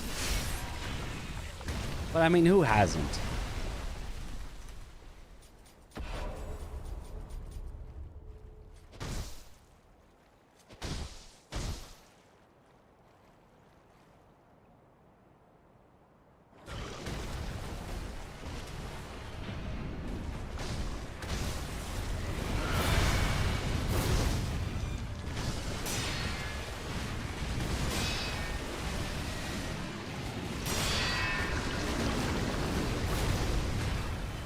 Okay, did get the headshots. All right, I'll move on.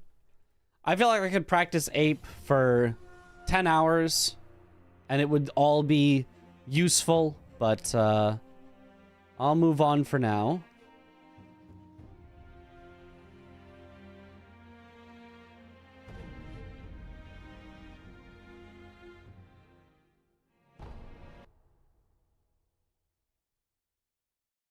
You're on Gotchinless and gamble your life away. Absolutely not. Why would I do that? Here's all I need to know that the strats I'm doing are correct. In the tournament finals that I casted, Wormdog did not do Gotchinless. Did not do Whatever other thing, I feel like we were discussing another strat that I said I don't do. Didn't do any, like, super duper risky strats, whatever. Got shot in the tutorial losing 40 seconds and got sub 29:30. That's all you need to know. That's all you need to know. Why am I focusing on this strat that's gonna kill half my runs or more to save 3 seconds when Wormdog can just get under 29:30 losing 40 seconds at the start? Like, walk my Genny. That's the other one. They actually do walk my Genny. They did it in the tournament, but like, you know what I mean. What a goat. See? Yeah, exactly. So that's all I really need to know the strats are not the problem. The problem is just playing good. Worm is just him.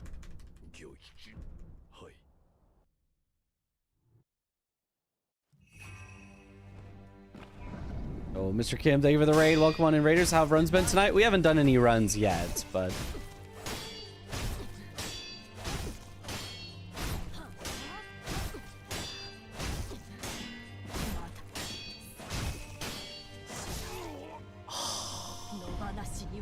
yeah, the wall slid her away from my attack. That makes sense, actually.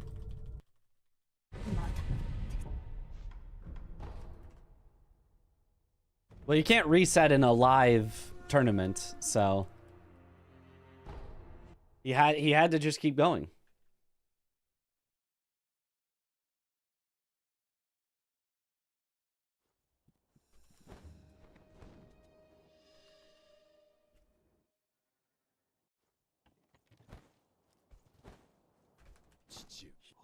If she's close to the wall, don't try to do the sideways one.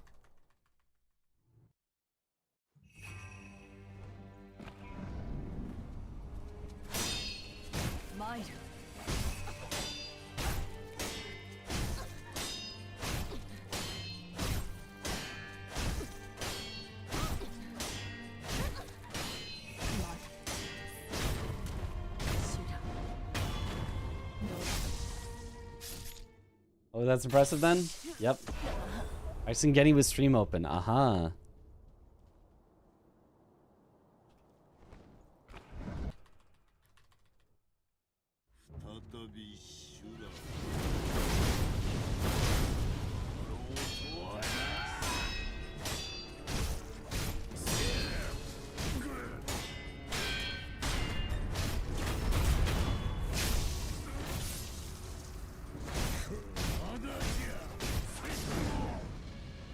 That's on me. That's on me. You need to just buffer the deflects. I tried to time them. Just buffer them.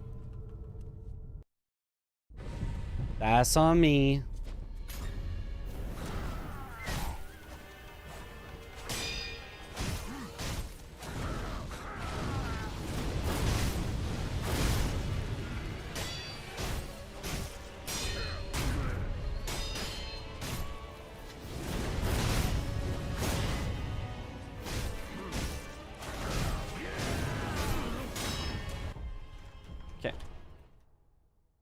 Jump on Emma because the death blow is faster. Yes. Significantly faster. So much so that it is faster to do an extra jump and a stomp on her head, and then the falling death blow where you take time to fall down onto her. And it's still faster than just standing there and taking the death blow.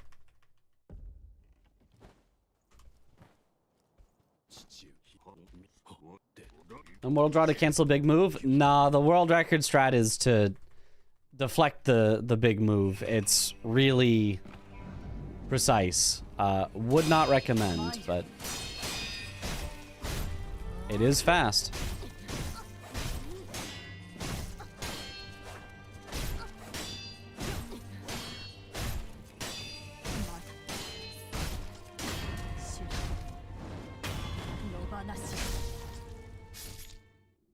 You get sub 31 soon.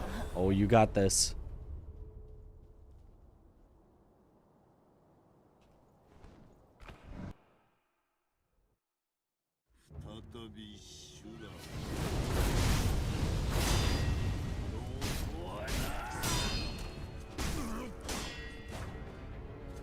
Hate when he backs up.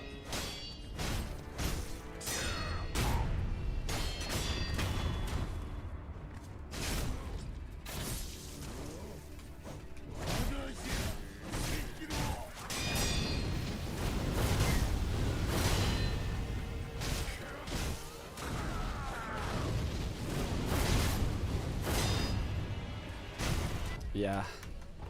Didn't quite get the fast kill there.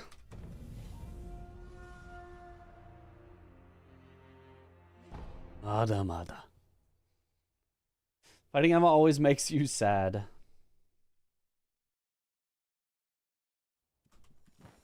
But why? Why Emma specifically? She may be a boss, but so is many of our companions along the way.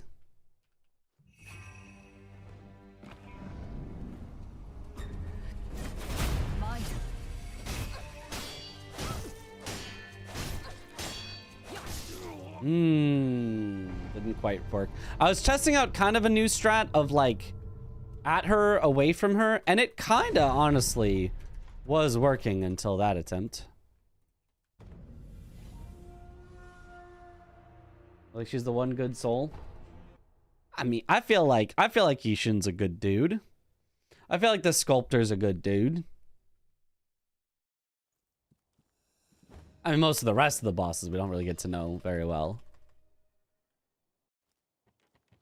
I think Duo makes you sad for a different reason. She's the only one that cares about Kuro. I feel like Ishin might as well, but...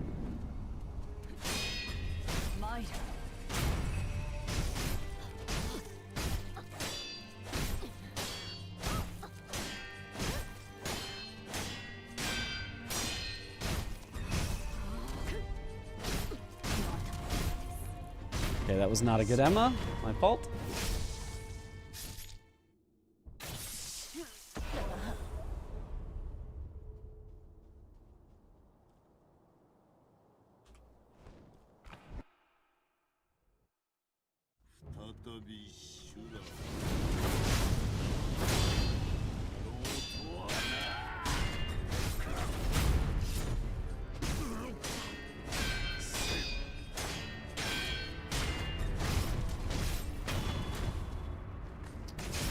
It's a weird spot with fire.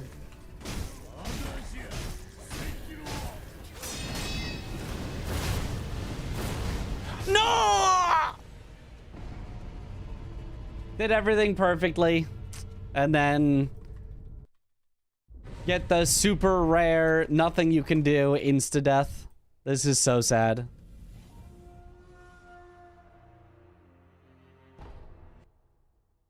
After driving a sword through a throat for the 100th time, you get kind of desensitized to it. Yep. Sculptor turns into demon hatred because he wasn't a good dude. No. He's a good dude. He's carving a bunch of the Buddha idols to, you know, atone. And he helps you out.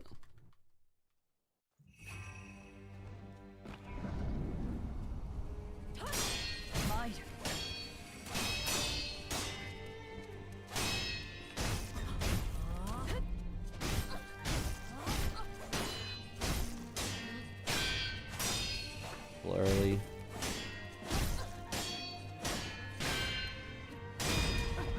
Why must I be bad?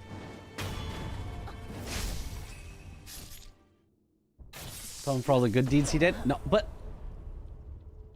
the fact that he's atoning and helping you, that's a good dude.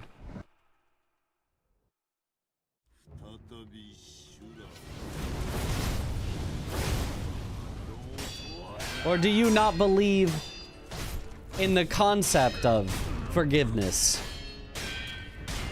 and making things right?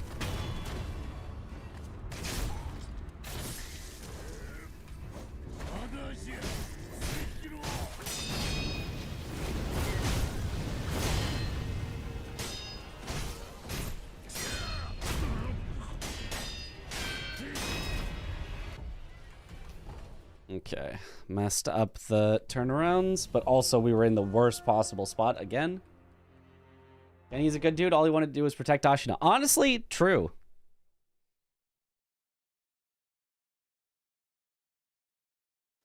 Removing Buddha idols because he was once a shinobi himself, but got humbled by none other than Ishin the goat. Yep.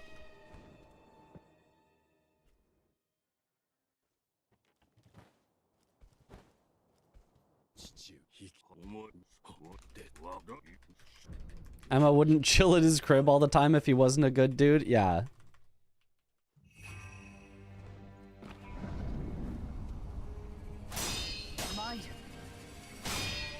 I mean, the rage that he felt to be like the demon of hatred was towards the guardian ape for killing his partner, right?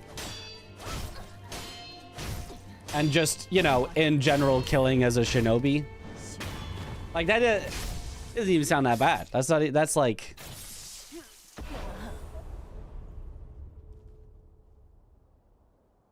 That's like understandable. Have a nice day.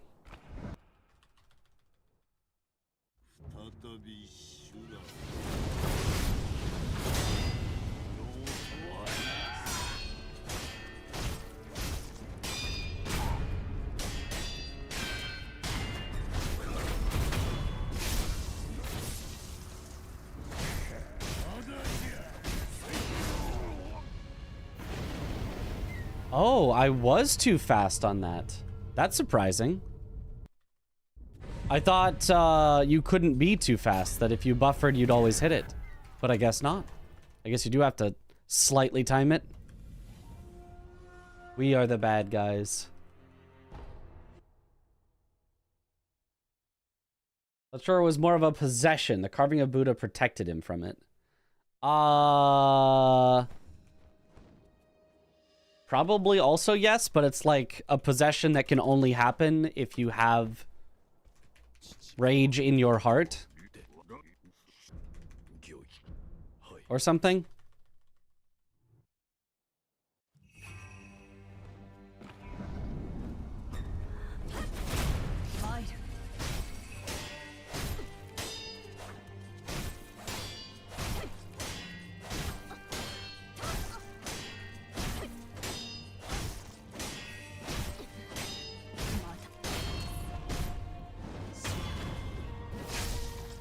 And he also sacrifices humanity and eventually himself just so Ashina has a chance to survive. Yeah. He may be the antagonist, but he is not a villain.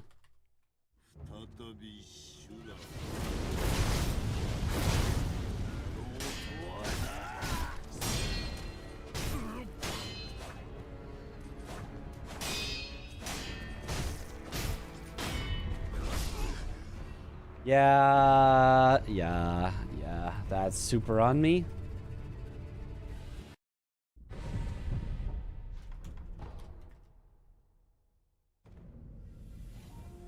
We can say that Ishin was dead at the time and the sculptor got enraged by then. Because till he was alive, he was very calm when being consumed by Dragon Rot, I guess? What's your thoughts? Maybe. I don't know. Seems maybe plausible. Except, like, wanting to kill a child. No, he does not.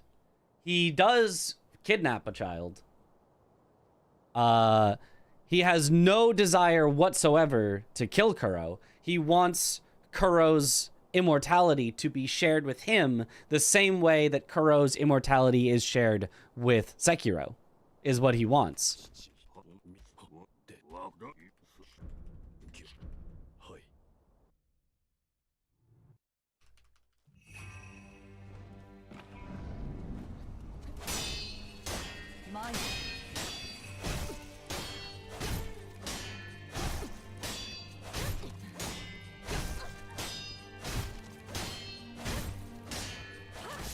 Ah, she still got too much distance on me.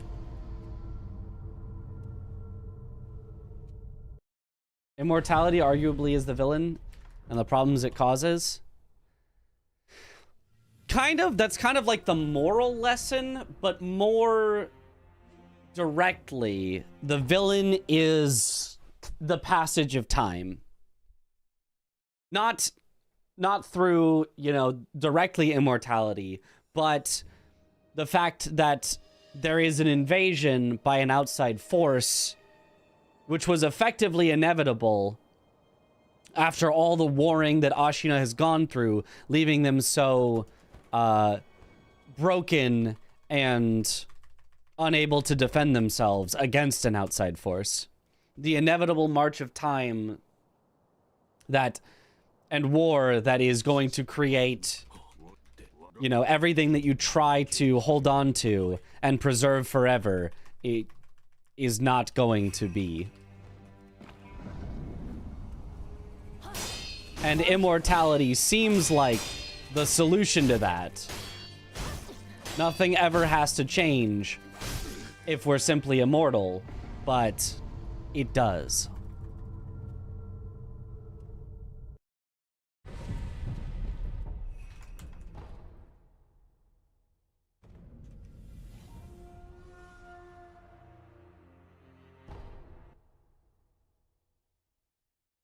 Kuro is the kid. Yes. What if you're immortal with the age you are right now? Well, that's right. That's the theory. But then, you know, the game is like, okay, but how does that actually work? How does you being immortal play out? How does wishing to stay the same forever work out? You know, you either become a corrupted version of yourself that is no longer really you, with the guys that are infested with centipedes, or your immortality, you know, curses those around you with dragon rot.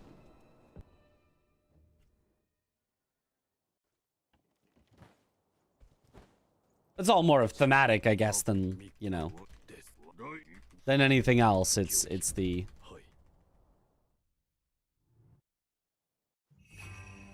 And kind of a common theme in FromSoft games. That seems to be something they really are interested. You know, Dark Souls, do you link the fire and perpetuate trying to keep things as they are? Or do you let the fire go out, which seems like, you know, oh, this will be bad for everyone, but it's inevitable. The fire will inevitably go out.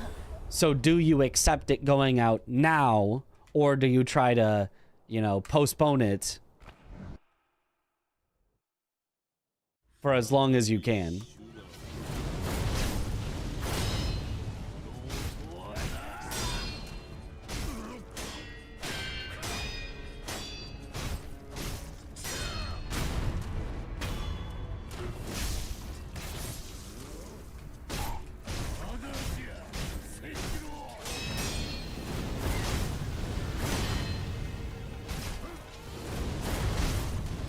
I did it! That's the first time I've done that successfully.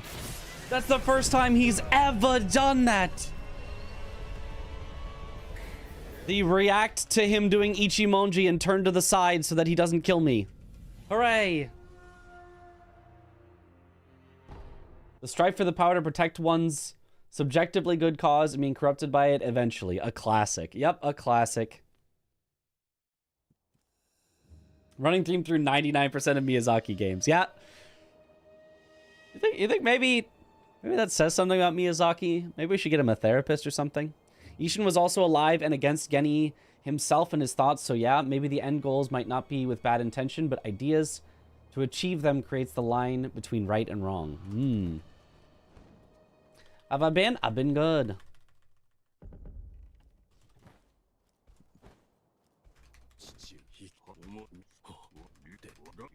Let's also give an extra duck you to Senpo Temple. Yep.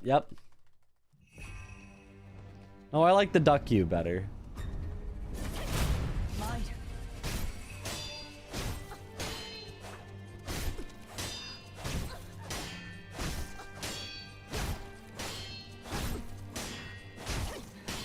Yeah, they were effectively just trying to create immortality for purely selfish reasons. And weren't even, you know, willing to do it themselves necessarily, but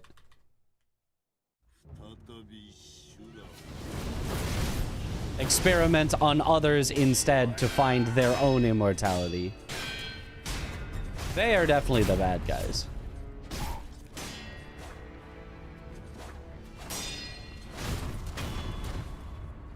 Yeah, hopefully this gets us out of the fire, but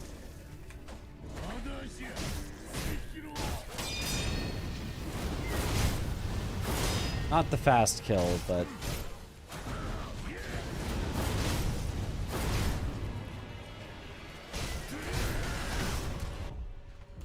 At least I didn't die.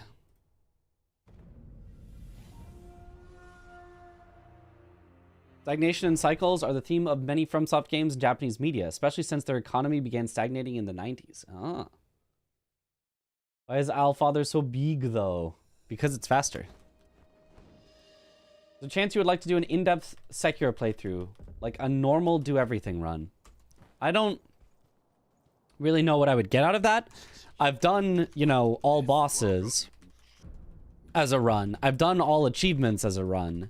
I don't really know what the point of kind of doing the same thing but slower would be. Personally.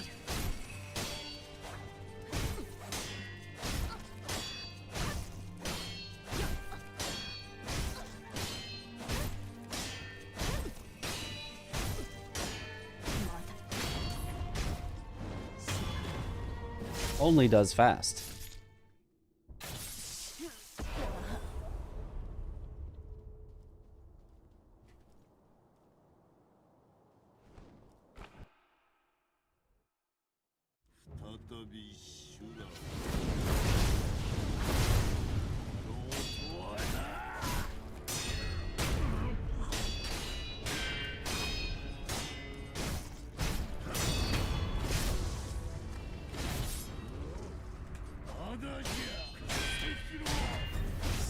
Wow, that's unfortunate.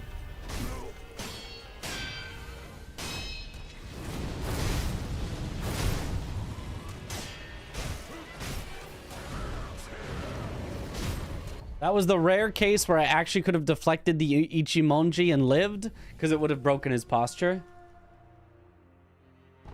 Kill every single enemy in the game percent. Banjo does do those runs. Banjo, the uncle.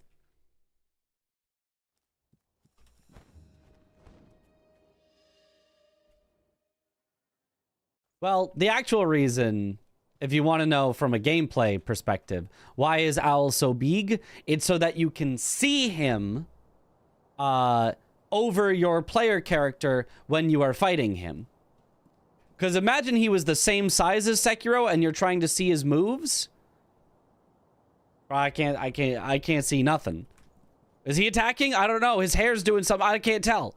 But if he bigger than us, then, whoa, I can see his moves easily. I can see his arm go over here. I can see his arm go over here. I can see as he does whatever. Especially if then also when you lock on, the camera aims slightly down and he's bigger than you. So you can see his literal full body. And, like, even if your camera got aimed slightly up, you'd still see him. Much easier. Has he beaten the Elden Ring DLC yet? Yes, he did with, I think, 3 deaths, if I remember. Or was it 1? It was either 1 or 3 deaths in the entire DLC. He almost did it completely deathless, which was wild.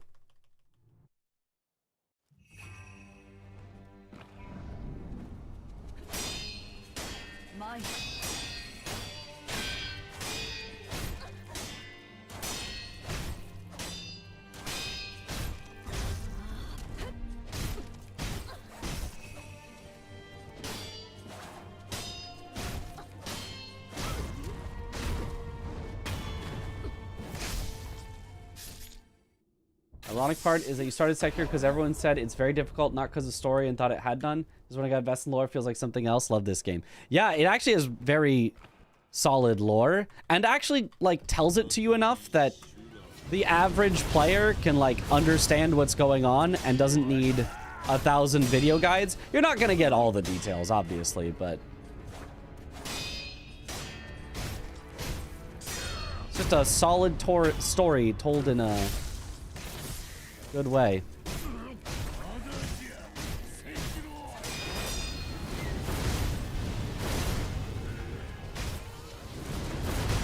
Perfect. Perfect Ishin phase 2. Alright. Finally got one. Banjo genuinely deserves more viewers. True. So stream, thanks. Jield. Love Banjo the Uncle. Why do you jump on top of Emma before the death blow? Because it's faster.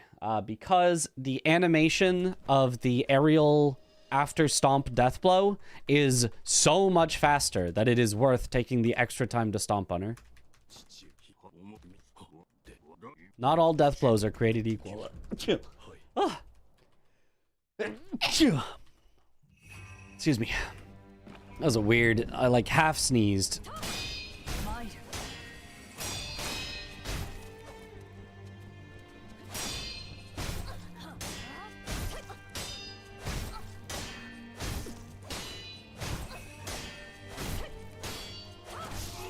Yeah.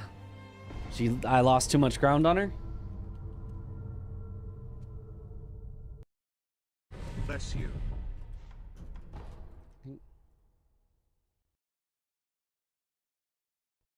Oh, game crashed. Interesting.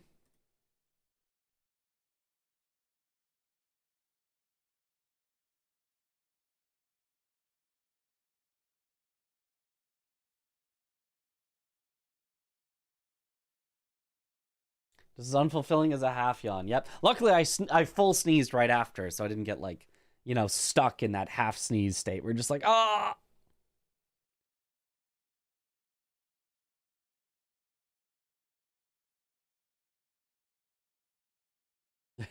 Add command Y because it's faster. Nice. Now YouTube has the Y.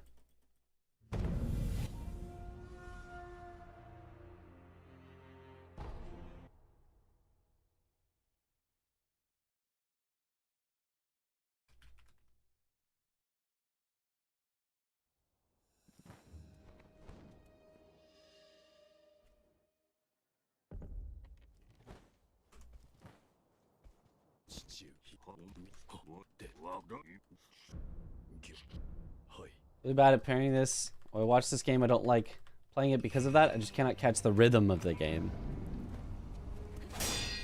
Yeah, I mean, that's kind of how it always starts out.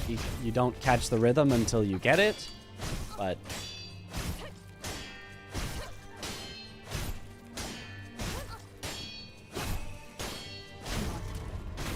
But yeah, I mean, Sekiro is not a game for everyone. Dark Souls is not a game for everyone. Elden Ring is not a game for everyone.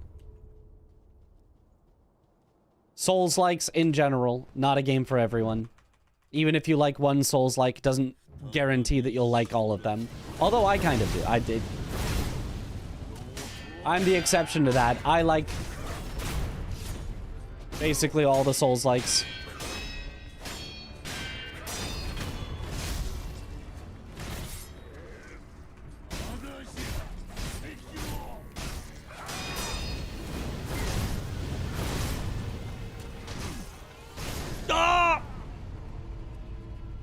It was the difficult one. I did not get it this time.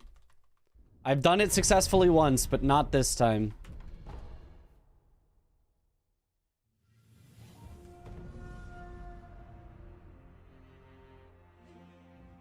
Minecraft is a game for everyone. Everyone except for me.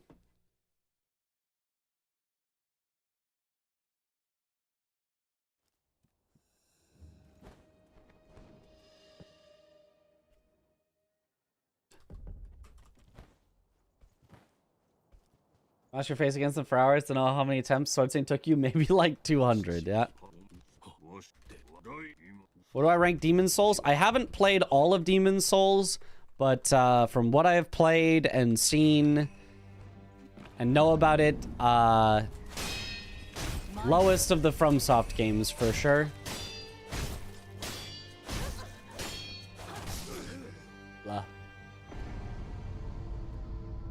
She just gained too much distance on me, like, really quickly.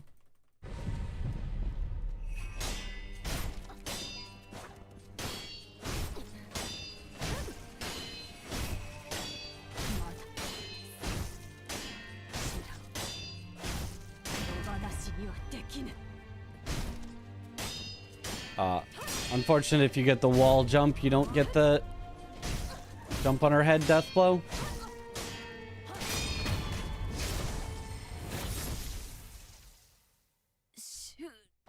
You play every Souls game with keyboard? Or is that a strat for Sekiro? I play all of them with keyboard and mouse, yes.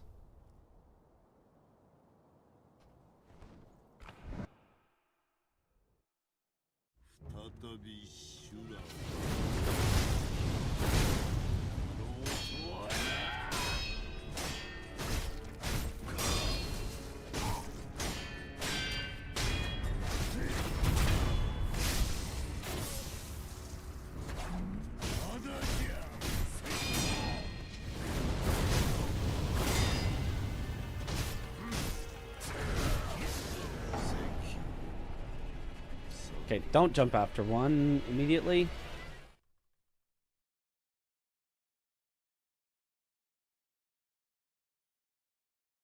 I like them also, but not for you. For example, Neo and Kazan. Well, Neo is not a Souls-like. Kazan, however, is. About 20 hours in each? Yeah, that's fair.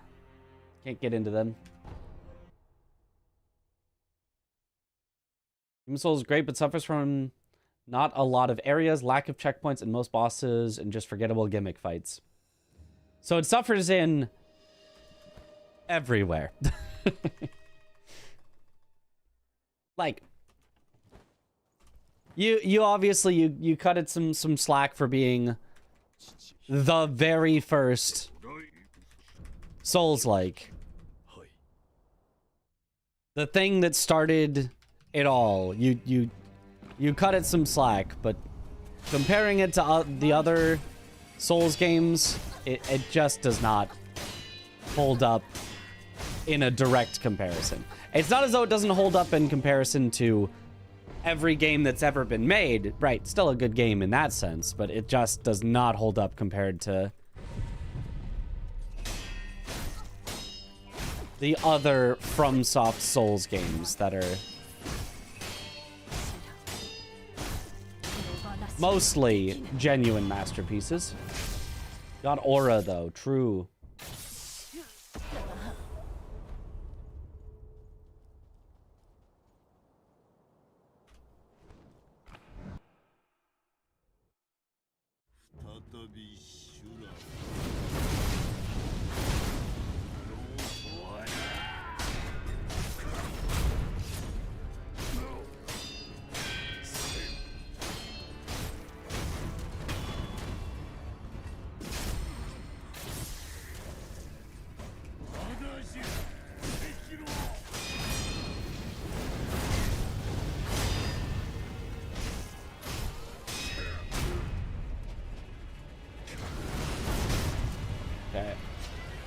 Still missing those turnaround dead angles. It's almost, but not quite.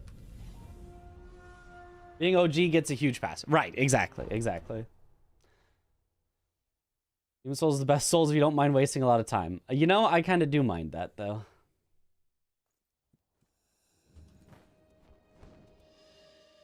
And you know that Sony wanted to make an Oblivion-like, and FromSoft hid the fact that we're making anything but an Oblivion-like during the development. Yep. I thought Souls players don't like how many checkpoints there are in newer FromSoft games. I think it depends. I think everyone likes that there is Stake of America that they introduced, and you often will either have a bonfire or a temporary checkpoint right before bosses. I think almost nobody at this point is like, bring back long run backs to bosses. I think there are people who will defend it if it exists. I don't think there's anybody who's genuinely like, nah, it's way better, actually. There are people who will call you a baby for not liking it. But there's almost nobody that will genuinely be like, no, actually, it actually is way better, actually. It's actually, like, way better to have them. Now, people will be like, no, it was awesome in Demon's Souls because the whole point of it in Demon's Souls was to... But if they're like, okay, so should we take out the Stake of Americas in Elden Ring? You'd be like, no, obviously not.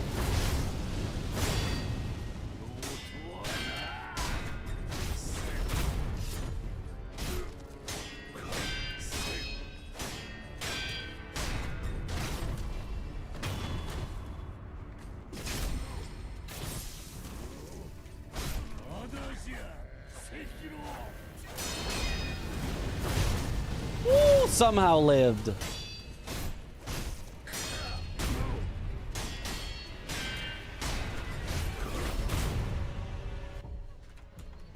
Don't think it's better or don't think it's worth either. Its place also can easily be used very poorly. Like, yeah, I think it's, you know, it worked. It was fine. It was part of the charm. I wouldn't necessarily want to see it back. Sake of America? That's some death-related thing. I just don't die. Yeah. Best FromSoft / Souls-like game ever after Sekiro and Elden Ring. Lies of P. 100% Lies of P.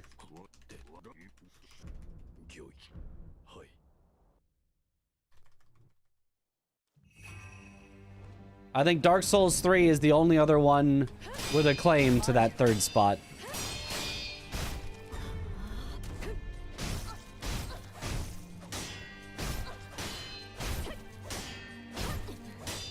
Or maybe Bloodborne if you're... I haven't played Bloodborne.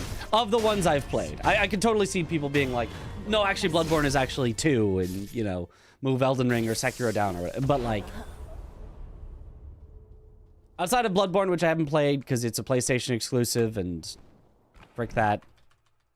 Lies of P.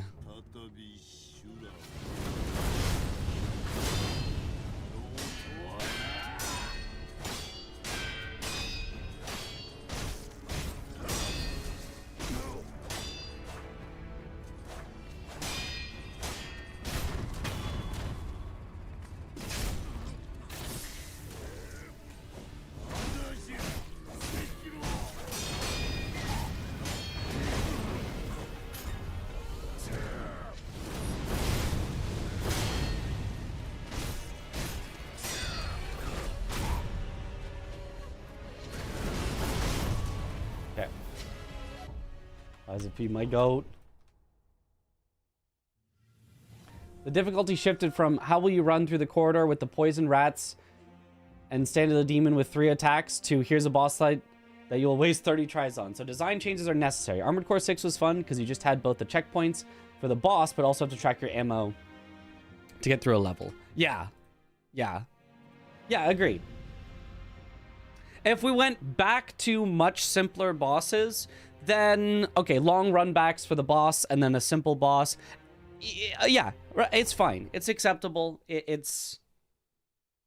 But if you're gonna have, if you had Melania or Promised Consort and every try getting back to them took minutes of getting back through enemies, that would genuinely suck. That would be, in my opinion, indefensibly awful.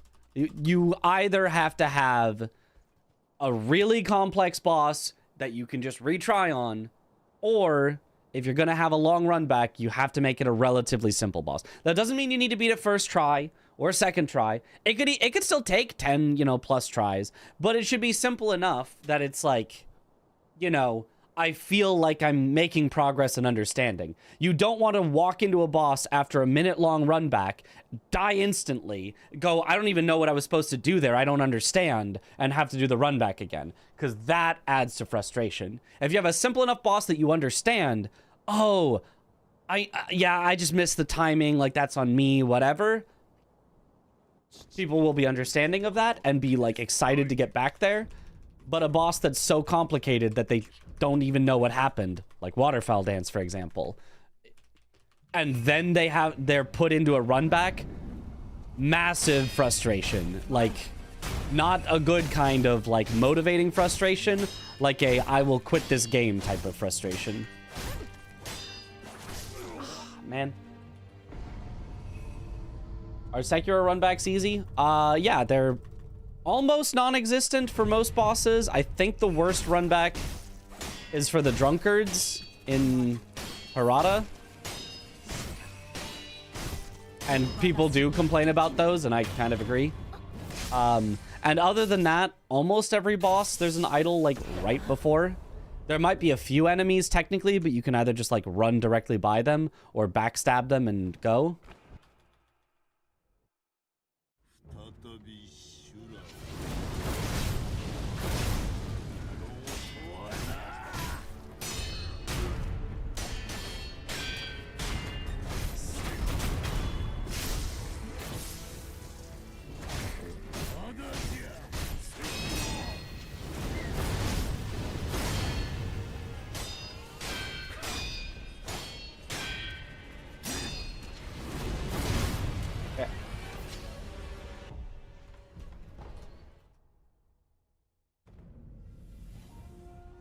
You want to give Sekiro a try again? Should you try, or should you stick with controller, or would keyboard and mouse actually be beneficial to you to learn and get used to it? Just stick with controller. Whatever you're comfortable with, just stick with it. I will joke that, you know, keyboard and mouse, the superior control method, but they are genuinely identical. Whatever you are more comfortable with, you will do better at every single time. I have never seen a controller player be like, wow, keyboard and mouse feels so much better on Sekiro when I swapped over to it. Because, you know, because it's just so much better. Outside of speedruns. Speedruns, I have heard that. But for regular players, I've never heard someone who was a controller player who swapped to keyboard and mouse and was like, wow, this is actually way better. And I've also never heard of someone who always uses keyboard and mouse suddenly trying out controller and going, wow, this is way better. Maybe I have, actually. I think one person said that in chat. Or maybe they said Sekiro was their first ever keyboard and mouse game, and then they swapped to controller and it was way easier. I think that was it. I think they were a controller player that started with keyboard and mouse and then swapped back to controller and was like, this is way easier. Because I think whatever you're comfortable with, it's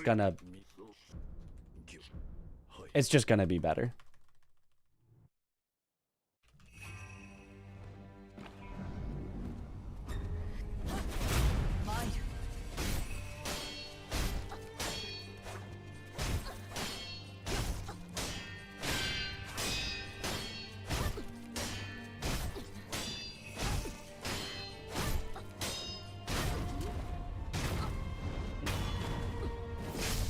Keyboard and mouse advantages in menuing and lining up for skips.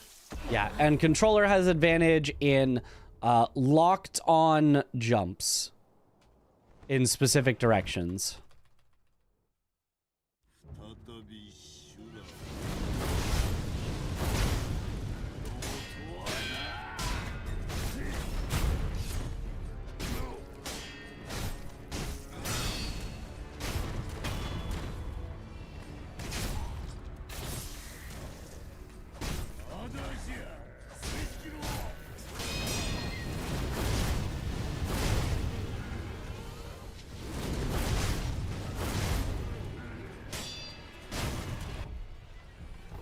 Okay.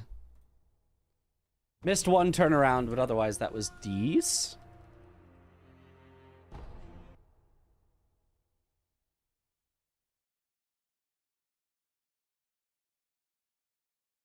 Is the jump kill faster on Emma, or was it just for style? It is actually faster. So I have controller and console, and then double dipped when you got your PC and platinum. Did again on PC with keyboard and mouse. Feel mostly the same in terms of how it feels. Yeah.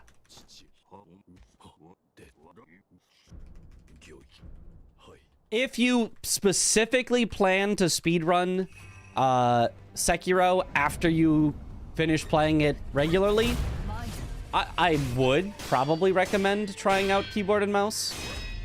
Because I think it is easier to learn the speedrun on keyboard and mouse. Maybe not easier to do it, but easier to learn it because you can just, like, follow exact inputs.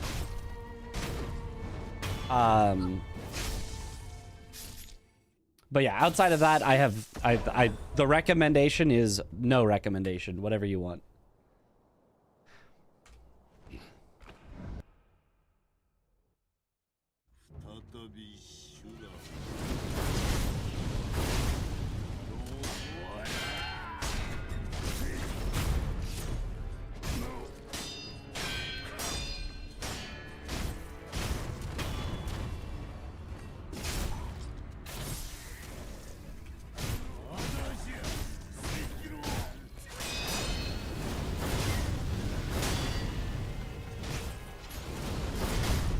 Nice, got the swag end where he does his attack and it goes right over your head. I feel like the speedrun world record guys are on keyboard and mouse for Sekiro. The top two guys right now, I believe one is keyboard and mouse and one is controller. I believe Yuruka is on controller. Am I right about that? Speedrun.com, games, Sekiro, Shura, Glitchless, Yuruka.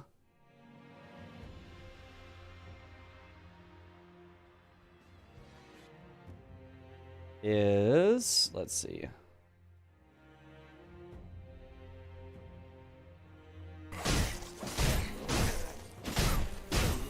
That looks like controller to me.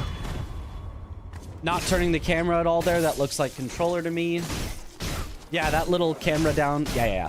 Yuruka, the world record holder in many of the categories, is on controller. And then Wormdog and Wormdog and Wormdog and Mitriz, still second place. And oh, that's not Wormdog. And Wormdog and Wormdog and Wormdog are on keyboard and mouse. So it really is like, of the top runners, it really is like you can do either. But Wormdog is just so freaking good that he takes over the leaderboard. So it feels like all the records are set with keyboard and mouse because it's just Wormdog. IU was controller, right? Yep. At the end of the day, unless you're trying to do movement tech or skips, you really need to use like 4 buttons for the majority of gameplay. Attack, block, forward, and interact. You could probably get the game done with pretty much those. You'd also need grapple, though. Grapple is required. Of the top runner, singular. What we're saying is the best of the best is mouse and keyboards. That's all you need. Yeah, basically, actually, exactly that. That is what I was saying. Word for word.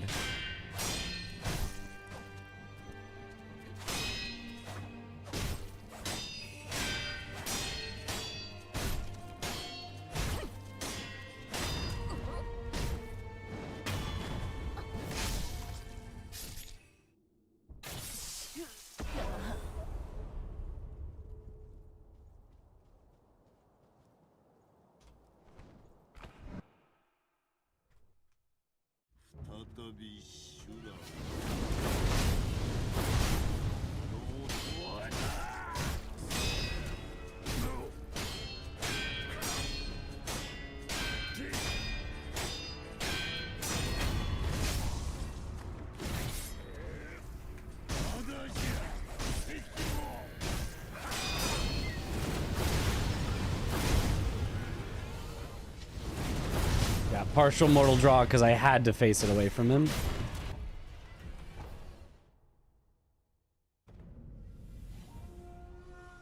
That was the only way to live there, so that was a surprising save. That was really hard to save. Just in case you somehow jump kill Emma, she's got an animation for it. I mean, she literally has a sweep, so it's not like... It's not that unlikely that you would get a jump kill on Emma.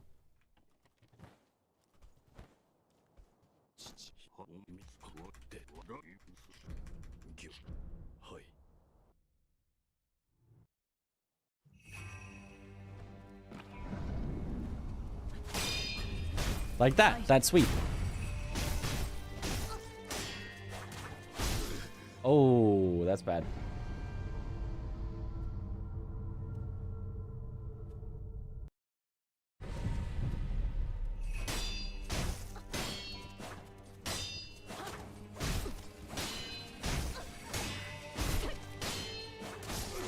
Oh, that's bad. I'm bad. I'm bad.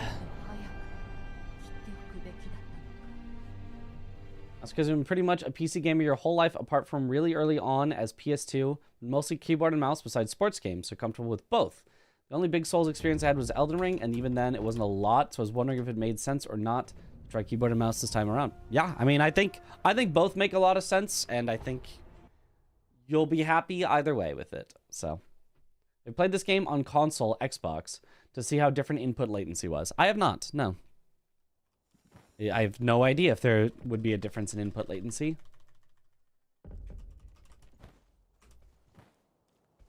I don't really see why there would be, but...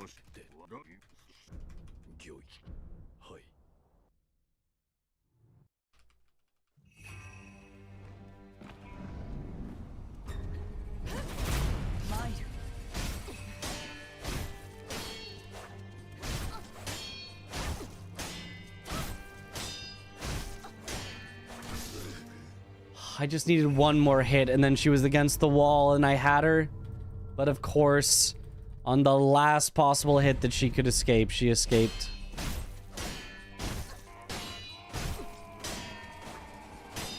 Normally, I might not even have sent that, but she was so wrong. close to the wall. It felt worth it. Yo, Red Ghost Panda, thank you for the Prime sub. Yo, welcome to the bunch. Enjoy the emotes.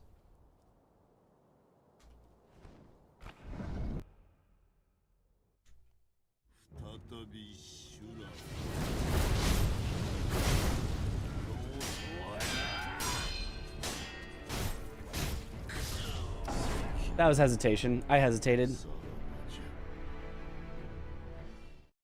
Because the console hardware.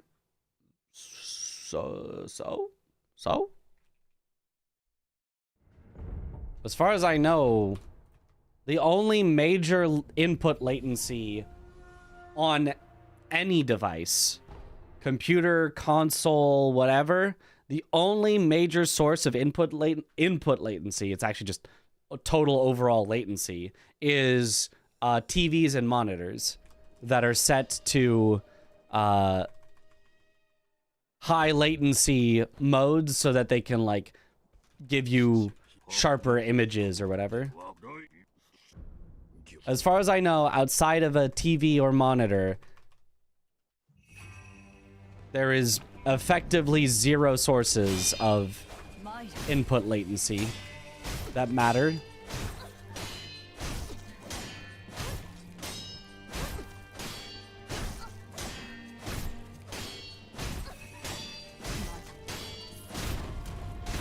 Nice, there we go. Big latency is between the chair and the keyboard. True.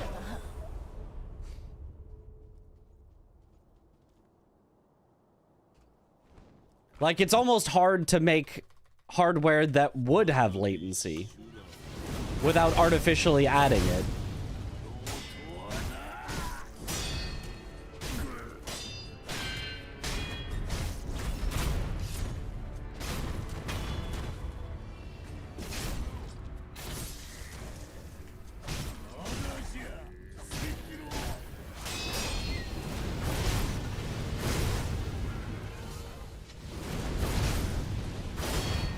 Nice.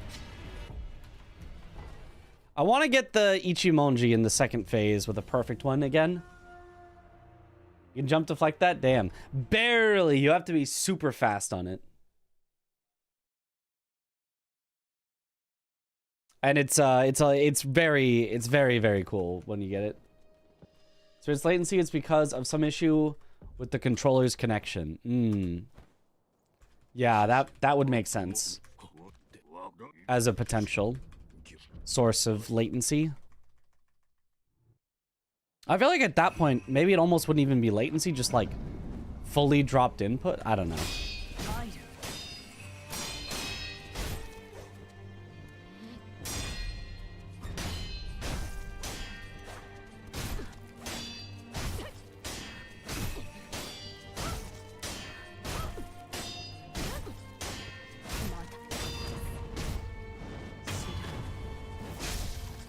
Mix of both, yeah.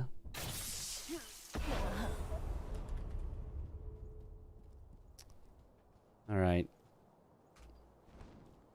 I think I may be about as good as I can get at Emma Ishin in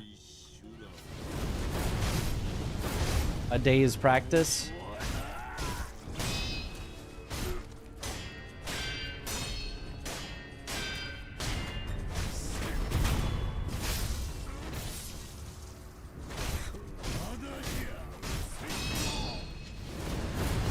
Ah, there was fire literally everywhere.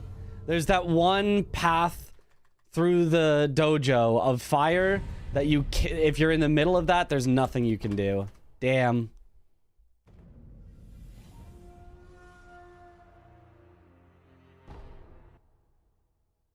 A wired connection. That's why I've got a wired mouse and keyboard, just in case.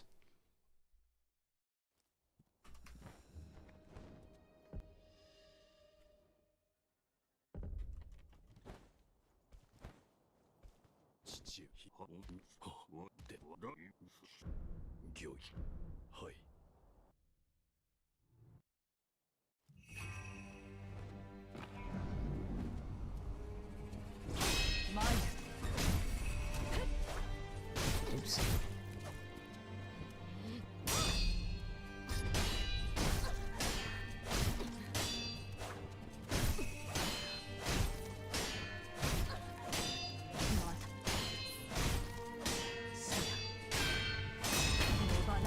Bad end. Almost, though. Shoot.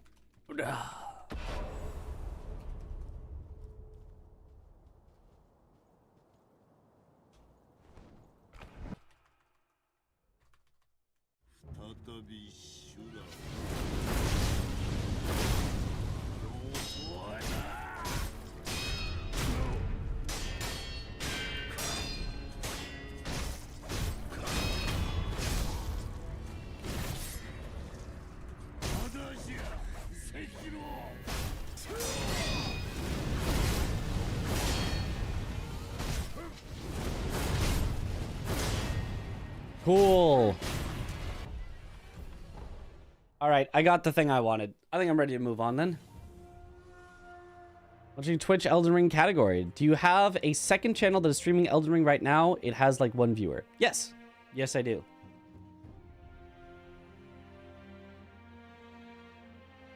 Like 2D fighter platformers are more concerned about input lag than speedrunners. They're the ones investing in old CRT displays, no? Well, that's... yes. Yes. Yes. But... right, that generally is because TVs, I feel like, have more input... or more delay than monitors do. I feel like monitors nowadays are pretty good, but old consoles don't output, like HDMI, don't output directly to a monitor. But I believe there are things you can buy to take, you know, the output from a GameCube, put it into a thing that then converts it to HDMI into a monitor. And I think there's good solutions with kind of low lag, like at all. But then they're like, well, now it doesn't look the same. It's like, okay, all right, fair, you know. OLED is insanely fast, yeah. So I don't think it's necessary to do CRTs necessarily, but they like it. Anyway, I'm gonna go to the bathroom real quick. I'll be right back. I combined the words. And then, yeah, and then we'll start some runs. BRB.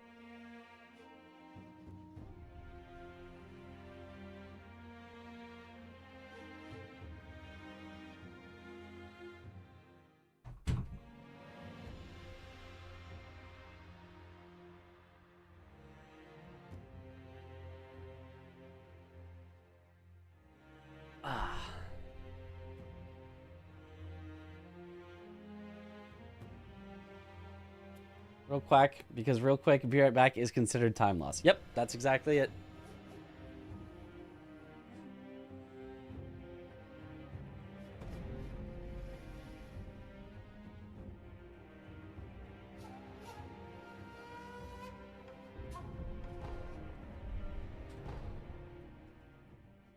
Catter.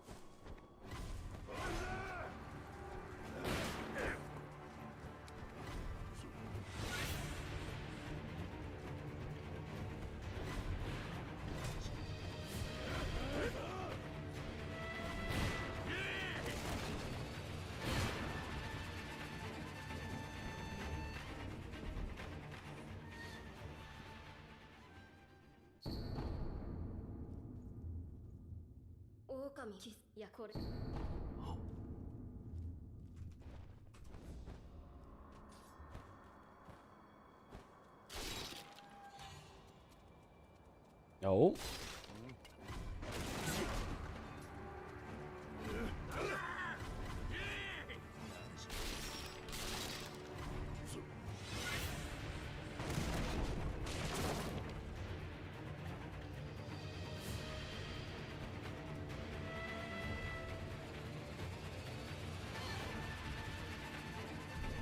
Okay.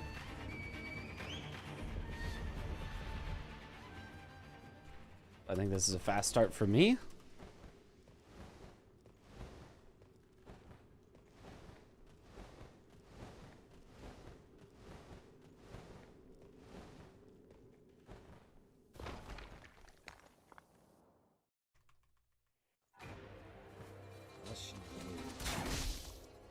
It is fast for me.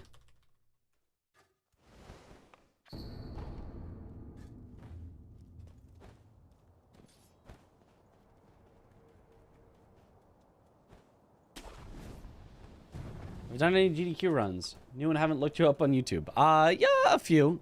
A few.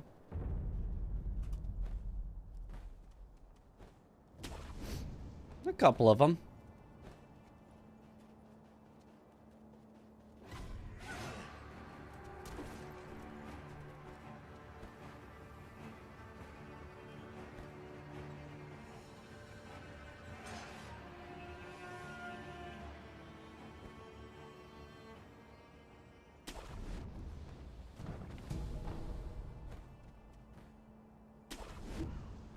How the runs tonight? Just started, so we've just been practicing. How you found the Soul speedrunning community? Nice.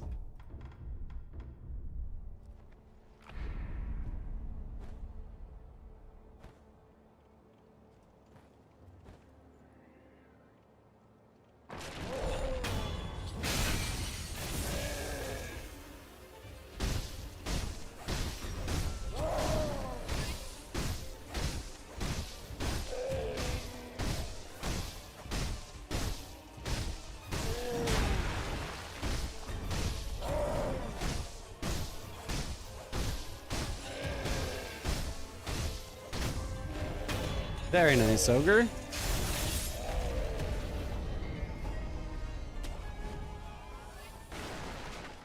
Okay.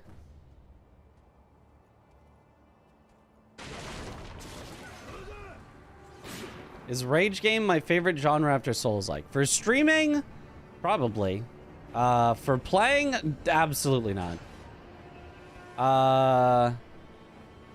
I don't know that I have like a definitive second favorite genre.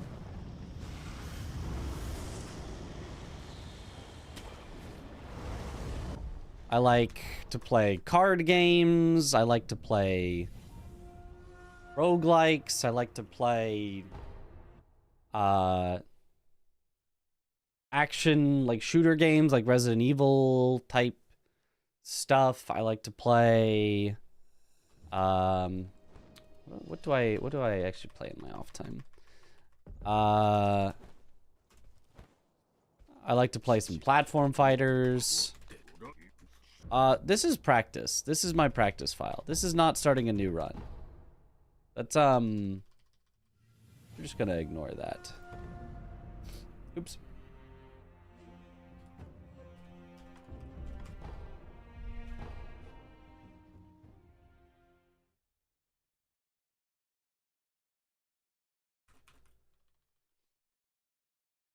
Which card game do I play? Hearthstone.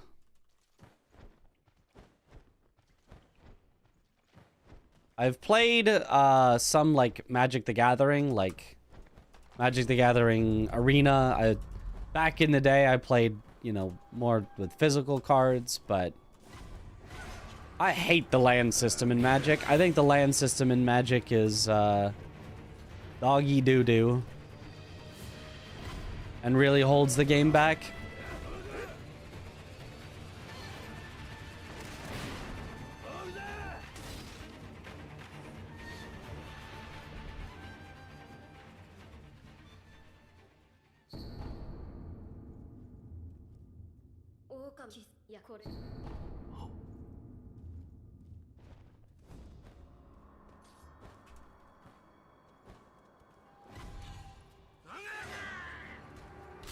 Paper Yu-Gi-Oh player. Ah. Yu-Gi-Oh seems to I win on turn 1 for me.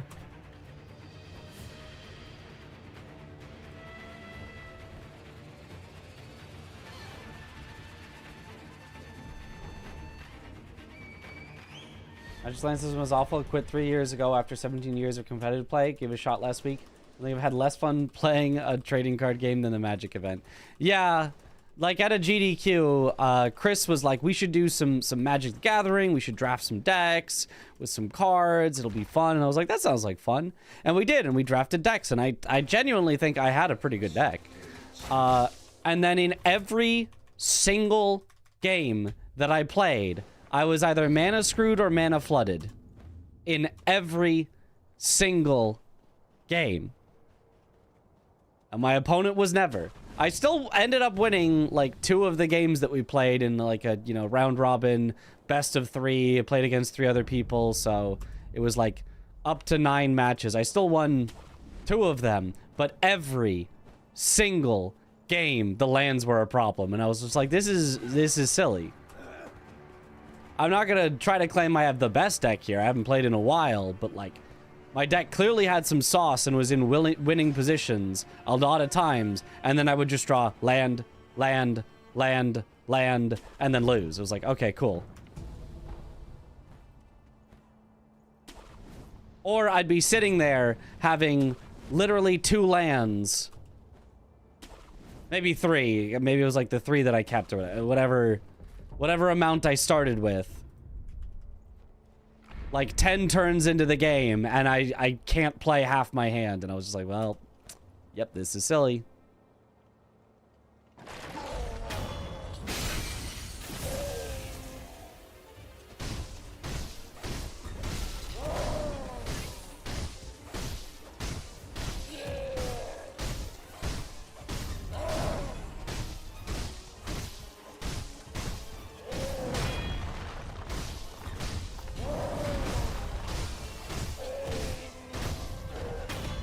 Very nice.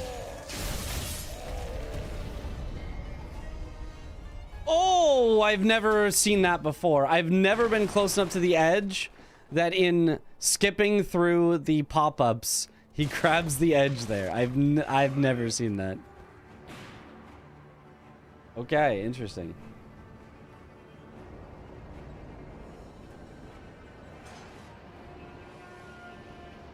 No ogre skip. You cannot skip required bosses in Glitchless. That would be a glitch. Close. Magic is great. Used to judge a bit. These days are pretty much only dropped. I think the cards are very cool. I think the way that they've... I keep loading a save and loading the practice instead of starting a new run. Is very cool, but I just think the land system just sucks.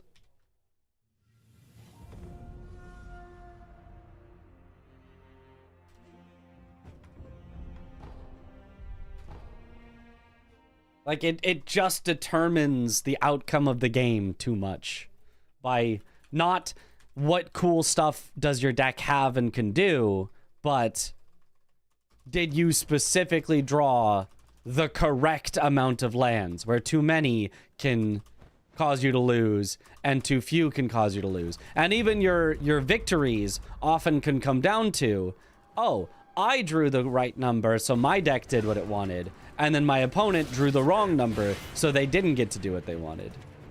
And I know that's more of like a draft problem and stuff than like a fully constructed, like fully constructed decks. You have like so many like things that make up for lack of lands, or things that can get you the land you need. Yeah, like there's I know there's systems in the game to kind of work around it, but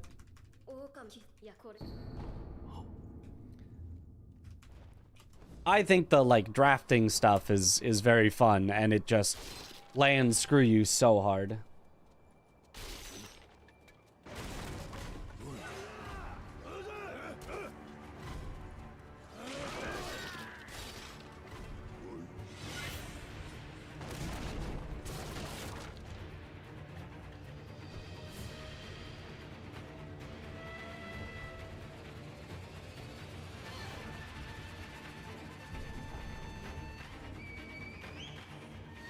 Makes a lot of games non-games. If you play best of 3, at least one game is going to be decided by RNG. Yeah. Well, I mean, technically every game of every card game is going to be decided by RNG. Even without the land system, you know, which card you draw is quote-unquote RNG.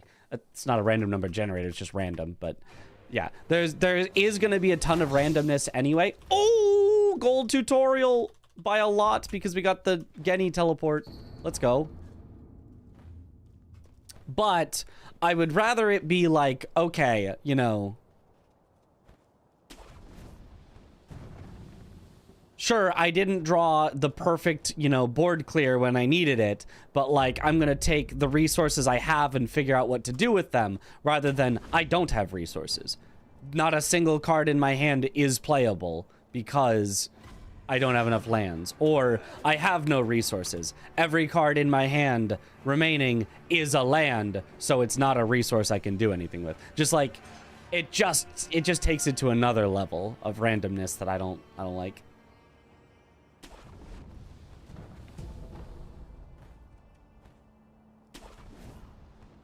What does gold mean? The fastest I've done that split ever.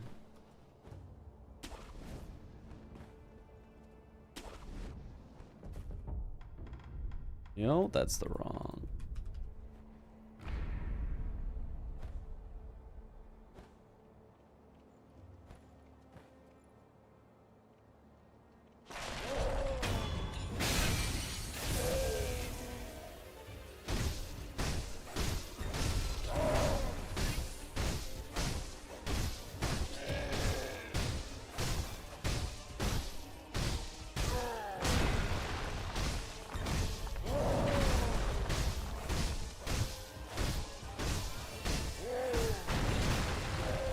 Good enough. Ogre was kind of weird.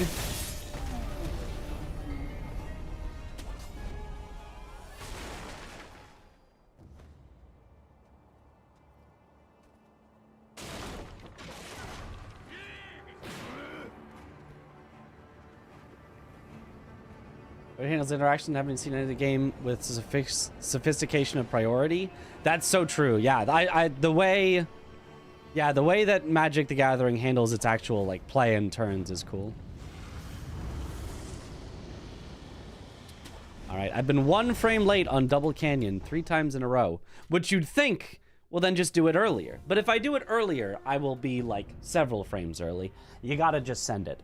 Being only 1 frame late though is like kind of the second best possible outcome. Because you know if you're 1 frame late because you don't get a wall kick. I never play card games again because I loved Artifact. Now it's dead and I can never have fun again. True.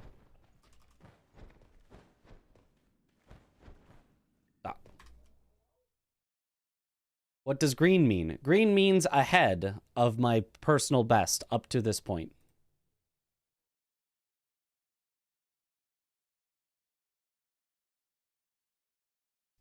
If you're on controller, would you be one frame earlier? Yeah, totally. Yep, totally.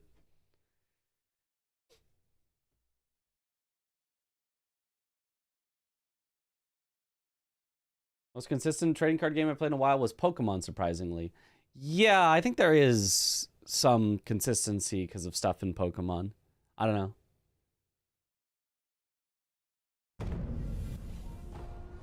I mean, I feel like... Yo... What about? I feel like Hearthstone is not a physical card game. It's an online-only card game. But I feel like it has enough consistency that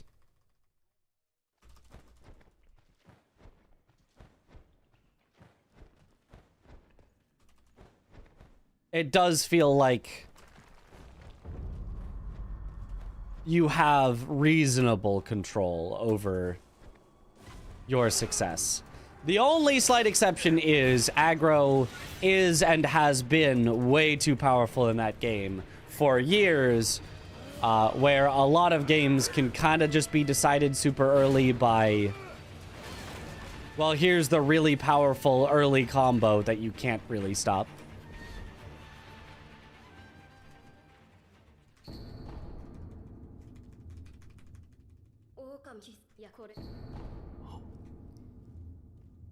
But when you get into a, you know, combo v combo or control v control or control v combo, or even get past the early onslaught of aggro and get into mid game, you know, aggro versus control, there's a lot of good decisions that can be made.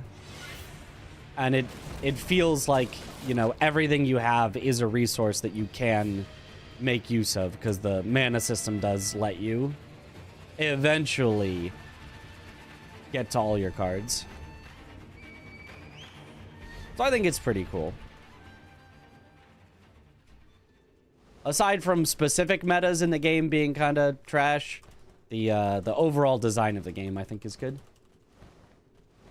You're exclusively a paper trading card game player, and Pokemon is the most consistent paper trading card game you played. Gotcha. Yep.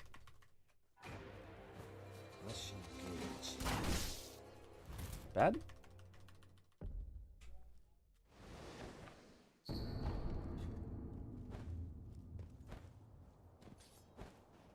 Six prize system of Pokemon is one of its downfalls, that you don't do anything on your opponent's turn. That's true for a lot of trading card games. Yeah, I think it's rarer that you can do something than that you can't do something. I think most trading card games, you can't do anything on your opponent's turn.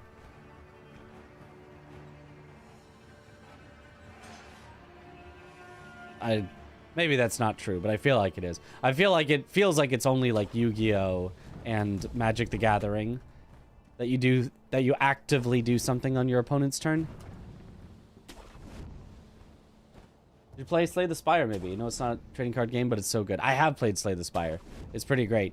Looking forward to Slay the Spire 2 coming out.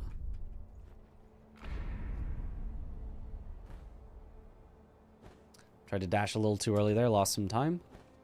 Didn't buffer it.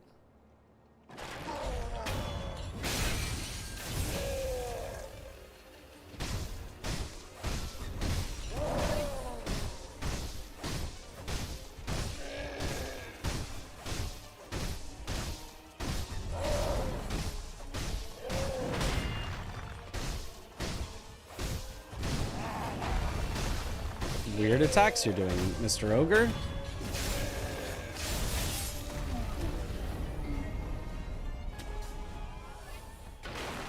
Not bad. See Slay the Spire 2 trailer? I think I did. Early access comes out on the 5th. Oh.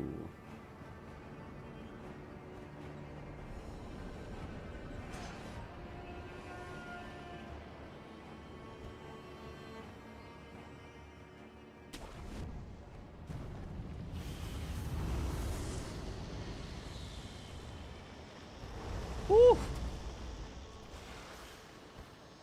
Barely made that double canyon. That was another really short jump that somehow made it. I know I used to call those baby delayed jumps and say they were impossible to land. Somehow I've gotten better, where even on those baby delayed jumps, I can barely make it. I don't know why. I haven't played the game in forever. I don't know how I would suddenly get better, but that is kind of what it seems like.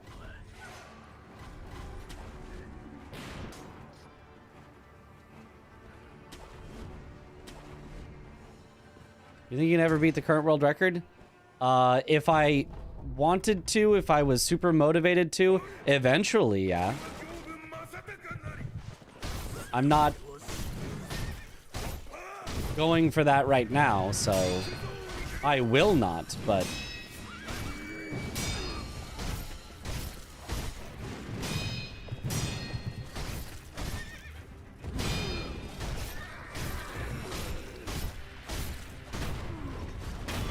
it would be possible eventually.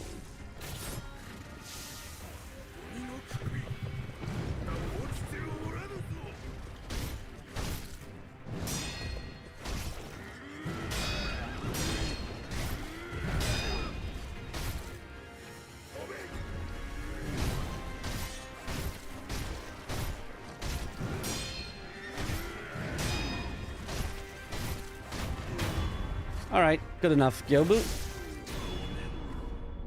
Just invent new tech. True.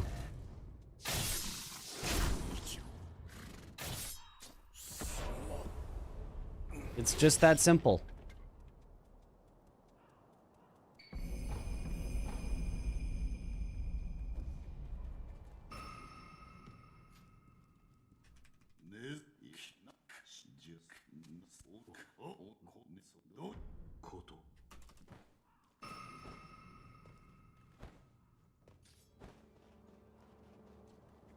Possibility is there. It is. It is. It would take much longer than I'm willing to do at this moment. Is this the world record route? 95% world record route. I'm not doing Gotchinless and a few other things, but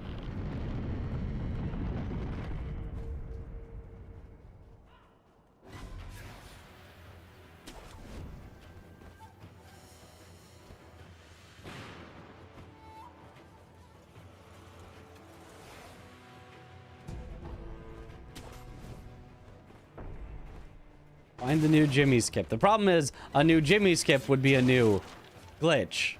So it wouldn't be allowed in the glitchless category.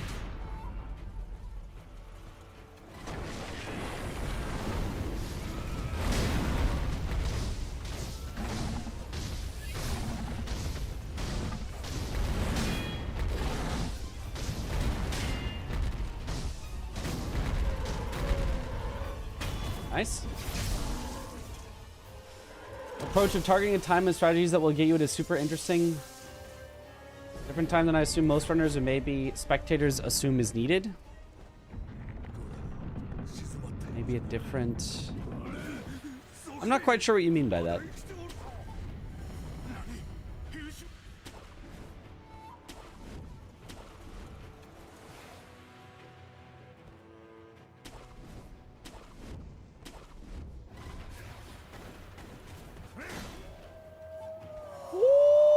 Look up, look up, look up. Ah, I looked up, but I didn't look left enough. No! I got the right jump, and then I messed it up. Hold down slightly longer. There we go. I'm gonna continue. This is so sad.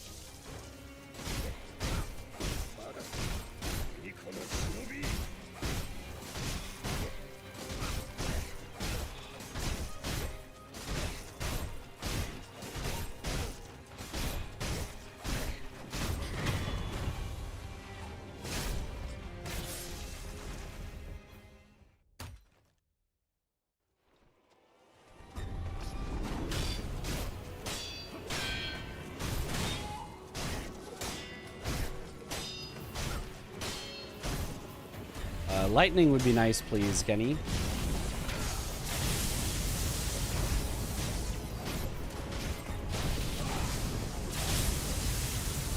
Second one didn't really help, but I'll take it. Thank you, Kenny.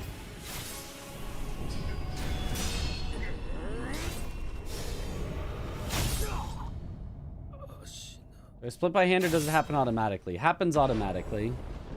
Still in the green.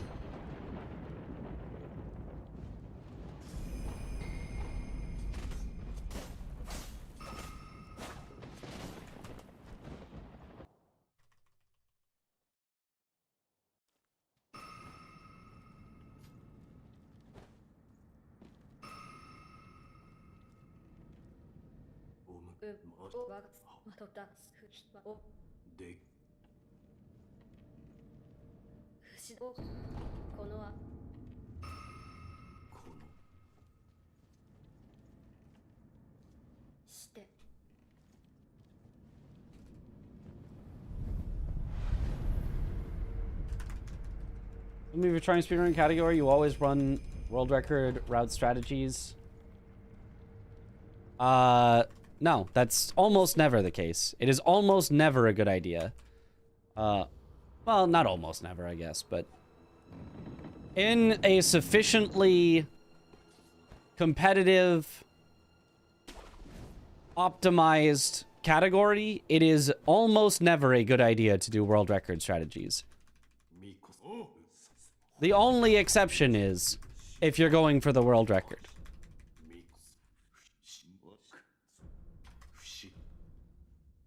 As a new runner, you would never do carpetless in Super Mario 64. You would never do pillarless in Super Mario 64. You would never...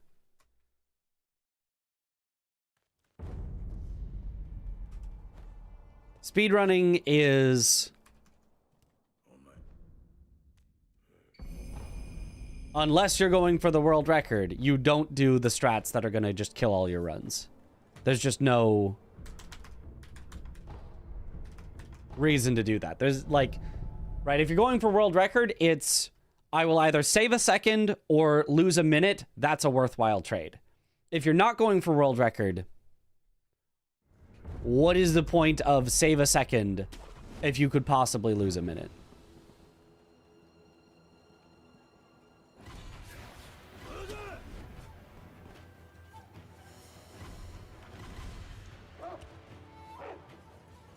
The route you've chosen is fast enough to improve my PB. Not only to improve my PB, to improve it by a lot. And also, I will learn faster and get better faster, not resetting runs, you know, at 2 minutes in over and over and over again.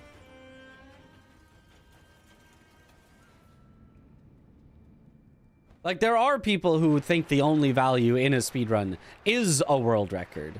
And so, why would I do anything other than the world record strategies?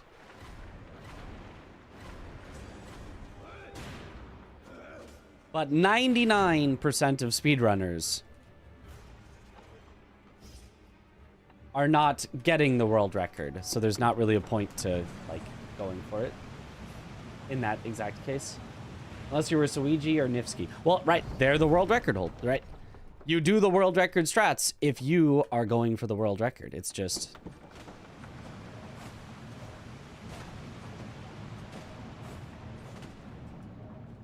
very few people are going for the world record at any given time.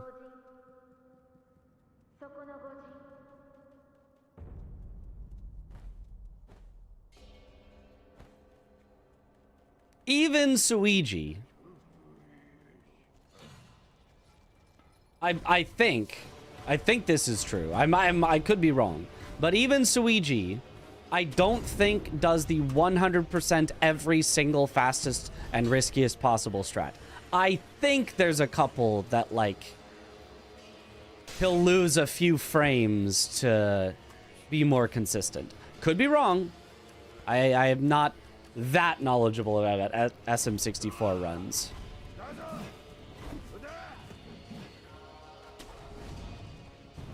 But I believe that even at the world record level, there's sometimes strategies that you just have to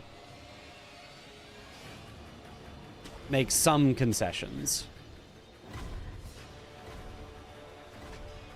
to make sure you get any runs finished ever, and you're not just resetting for months on end without a single finished run.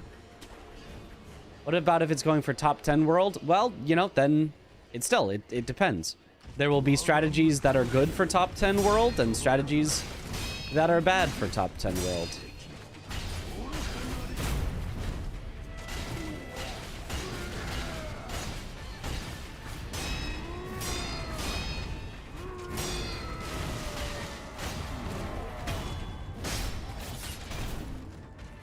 Good.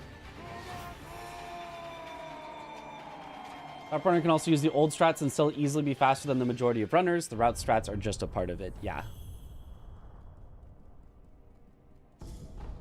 Ultimately, you have to consider that humans require morale. That's honestly, for a world record runner, that's kind of not true. I mean, for some people it is true, but oftentimes your morale doesn't factor into it. But percentages factor into it. Unless your goal, and nobody's goal I think will ever be this, unless your goal is a literally perfect every single frame run, you want to match the tasks. Technically, everything you're doing will have some component of slight safety. Even me opening the door there, I probably could have pressed the open button slightly sooner and gone slightly further to the right. But if I press it too early and too far to the right, then instead of opening the door, I will touch the wall and hug it instead. And so instead of going for the line that can hit it on the first possible frame and trying to press it on the first possible frame, I'll go for a line that gets to it pretty soon, but stays a little away from the wall, and I'll press it a little bit after it's available, just to make sure that I don't hug the wall instead.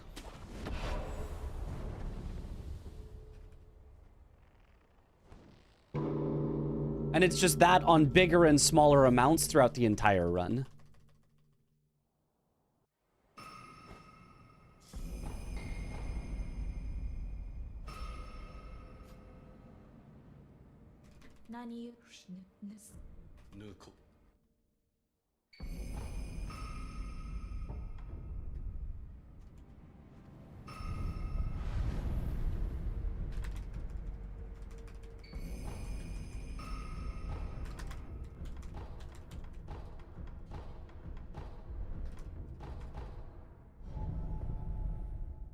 Oh, almost a gold there.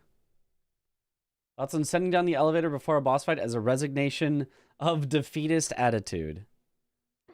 Depends. On a first playthrough, do it every time. Always send the elevator.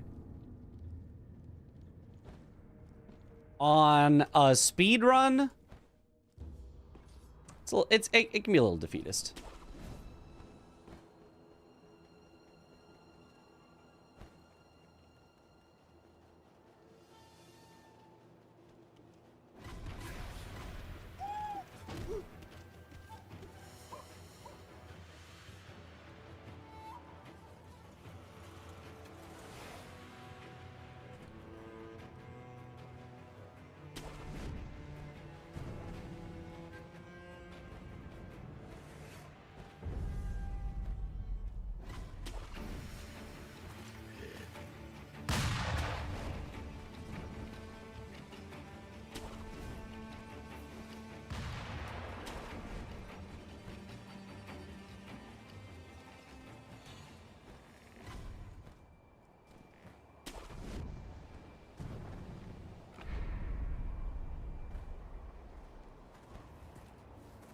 You're getting into speedrunning, morale plays a bigger role because you want to keep enjoying it. Absolutely, yeah.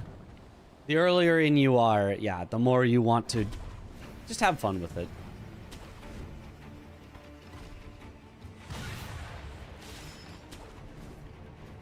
Does it matter a whole lot if I get sub 2930 or just above 2930 in this run?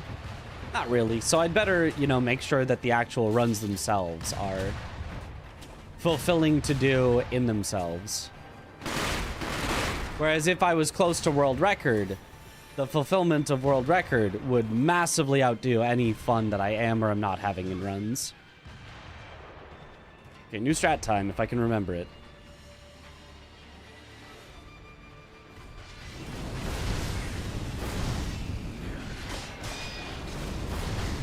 Nice.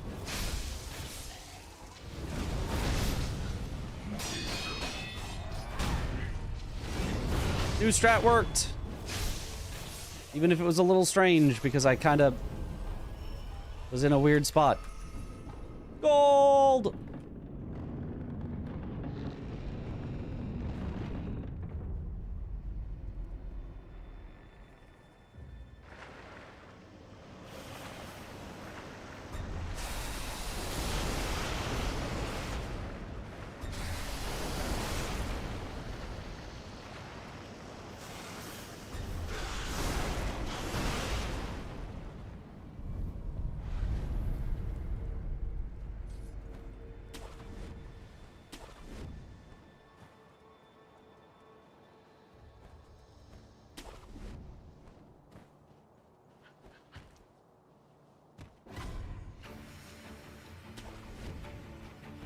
Okay.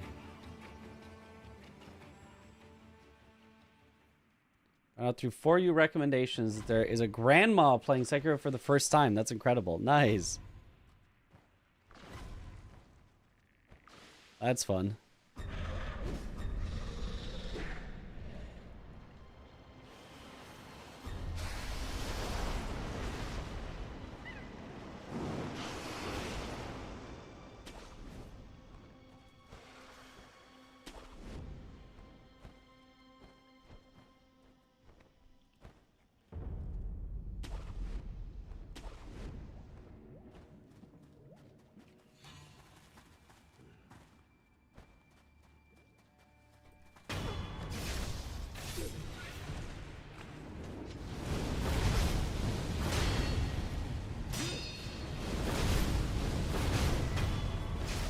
I didn't risk it. Oftentimes I would risk it with the double jump MD, but we're ahead enough. I don't really need to worry about half a second.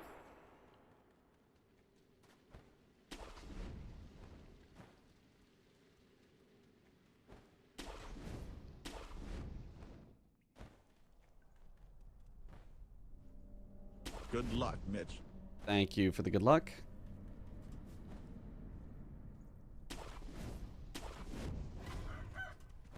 By the way, that jump grapple I did there is a strategy I have never done before. I just decided to try it out on this run.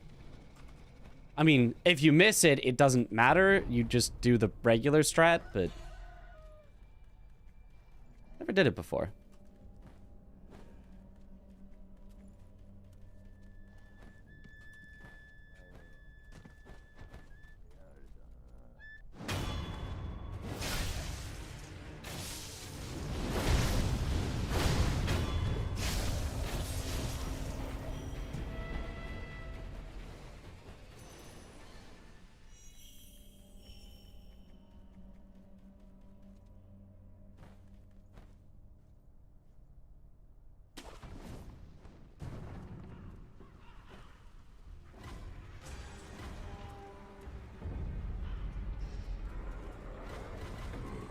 The why not kind of strat, yeah.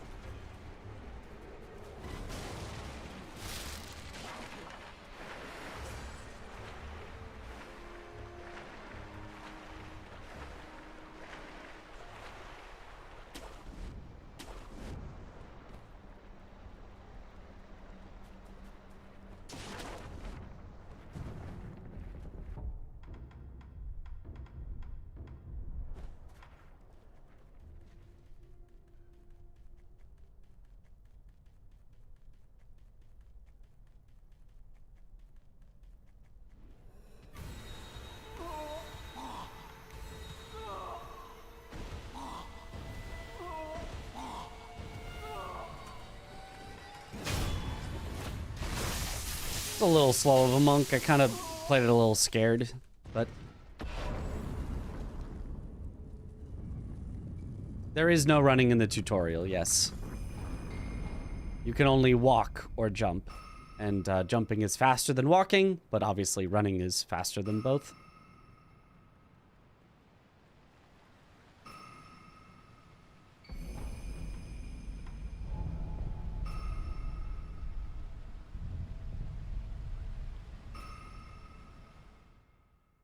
Okay.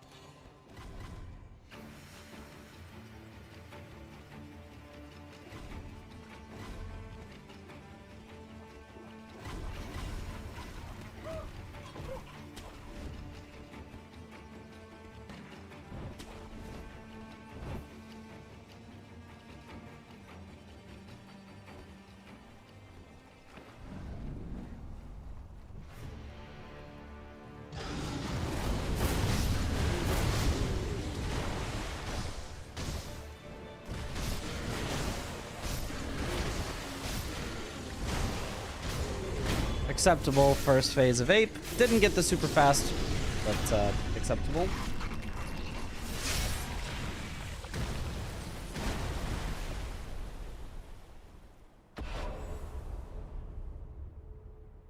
Nice clean fight, GG. Yep, woo, there we go. The ape fight, over with, done. So clean.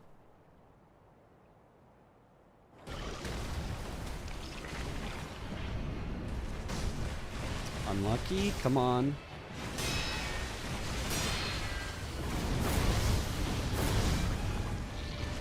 Come on.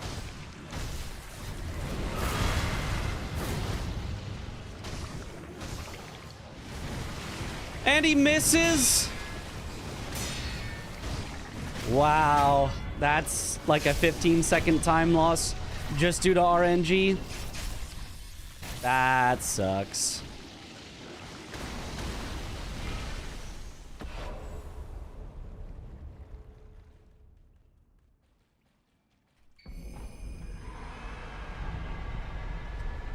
Maybe not 15, maybe more like 10, but...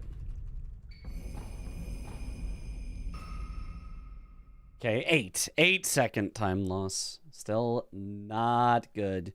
Honestly, I think it lost us way more than 10. I think we just have a bad gold there.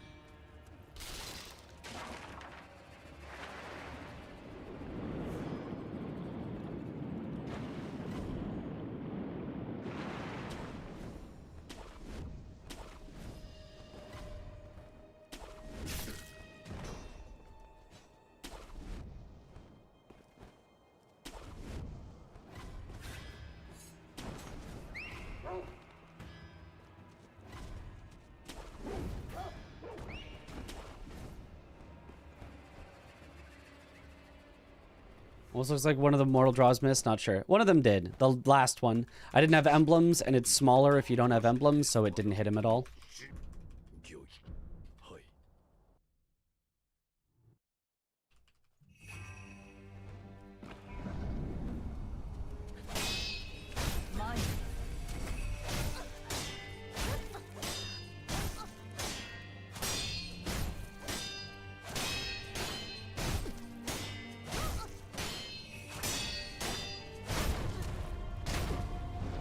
Good enough, Emma.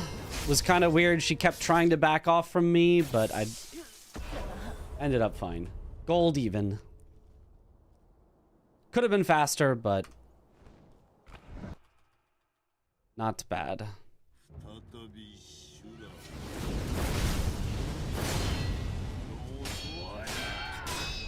Uh-oh. We're heading to the middle of the room. This is really bad.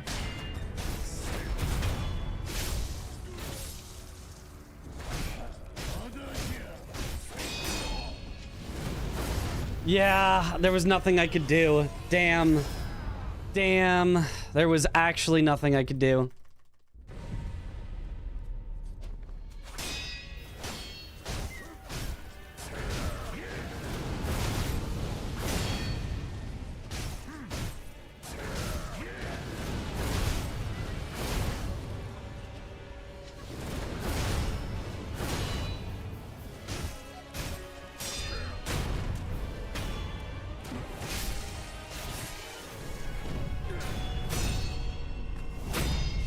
Yeah. It sucks.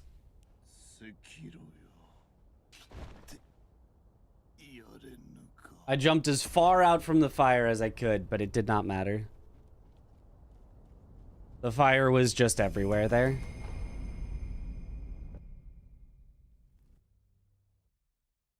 Damn.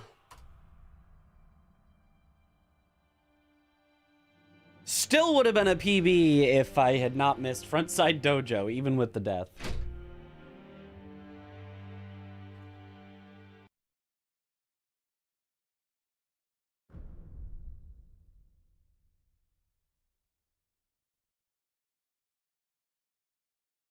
Did that angle worked well? Do you mean on Emma? I kind of didn't really do the dead angles at all on Emma.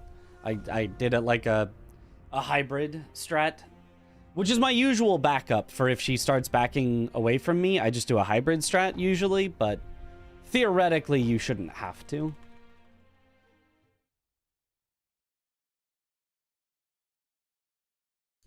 Thanks for the good luck.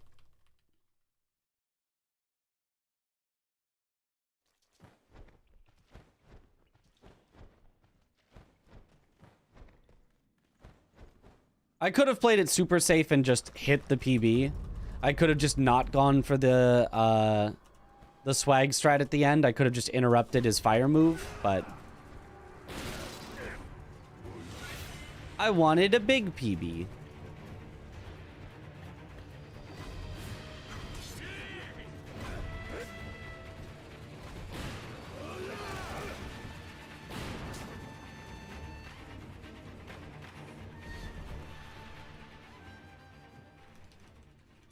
Fun to watch nonetheless. Oh yeah.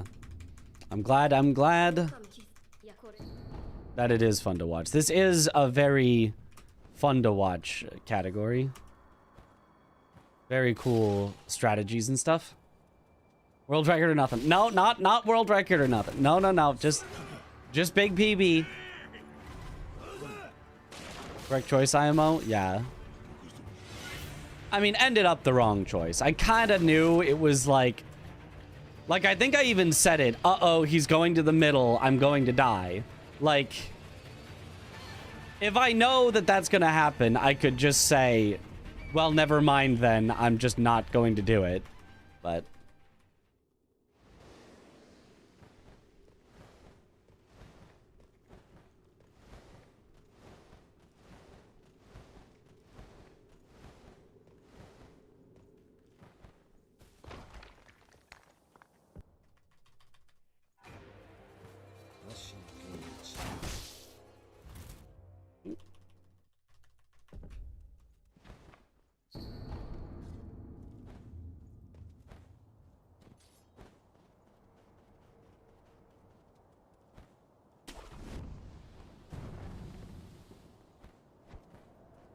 Great adjustable time too. Don't know how people manage the 3 to 4 hour runs. Yeah. I think the longest runs I've done have been like 2 hours. I can't even remember which runs they... Oh, Two Gods was like an hour and a half. I feel like I've done something that was 2 hours, but I don't remember what.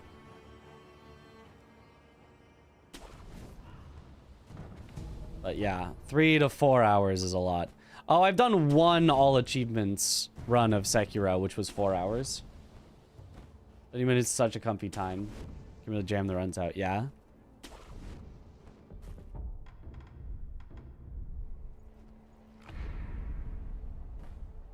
It is kind of nice if you have a long run that, like, when you get on a run, you're on a good run for a long time, which feels good, but...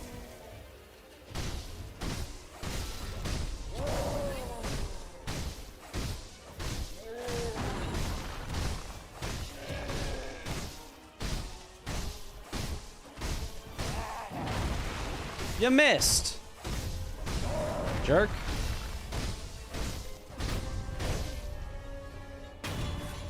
Well, this is not going to be a good ogre. Better than I expected.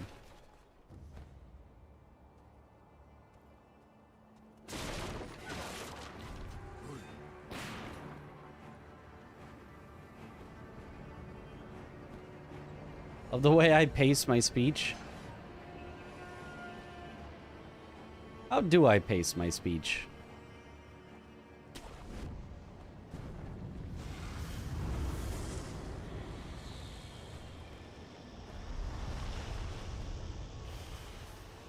Nice, double canyon.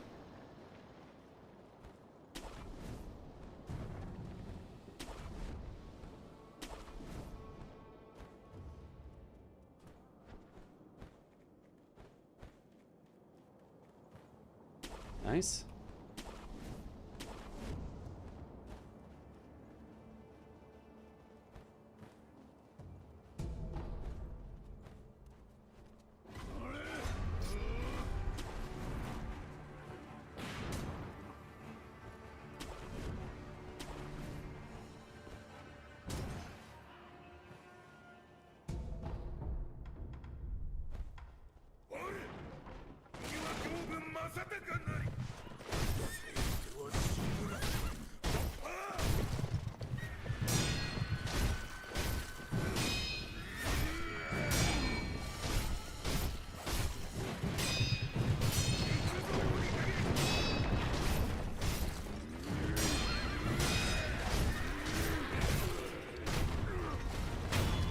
Not a good phase one, but all right. I pace my speech very consciously. I do pace my speech very consciously. That is true.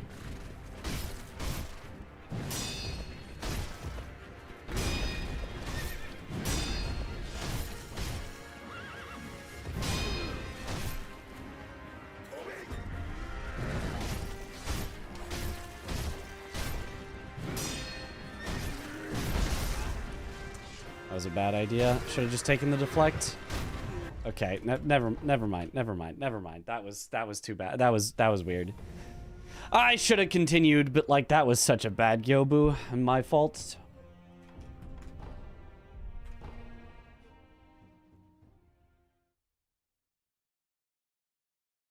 Will there be Twitch coverage of the Kaizo Coliseum event?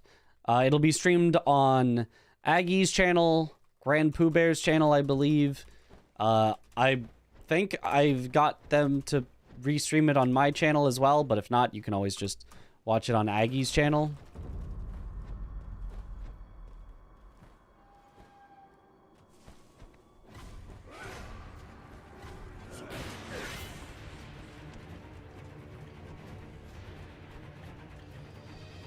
When do I leave? On Thursday.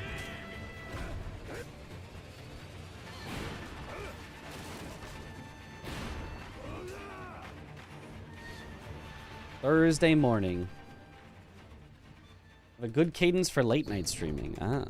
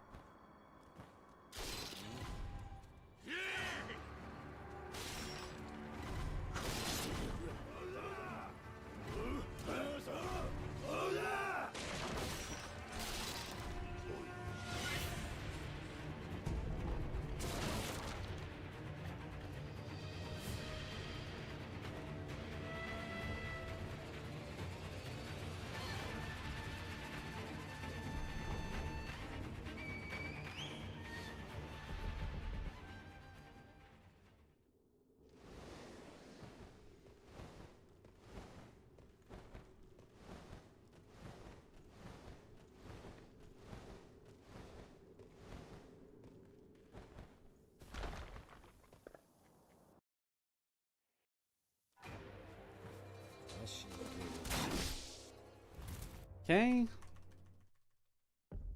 Unfortunately, that new gold I got on Genny is going to make all of our starts so far off of our gold. Or on the tutorial, specifically.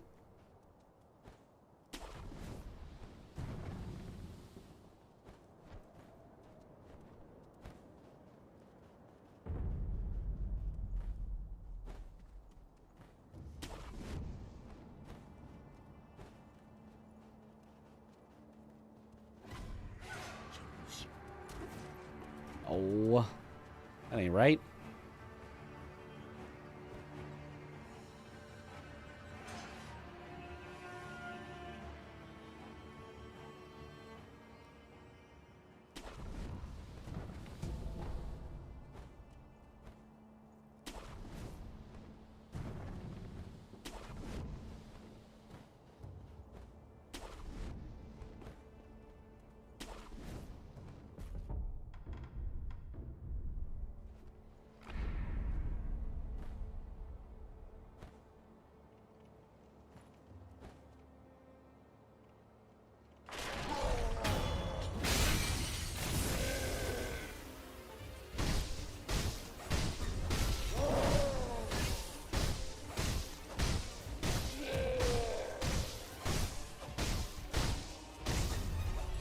Whoa, you're not supposed to do the walking grab.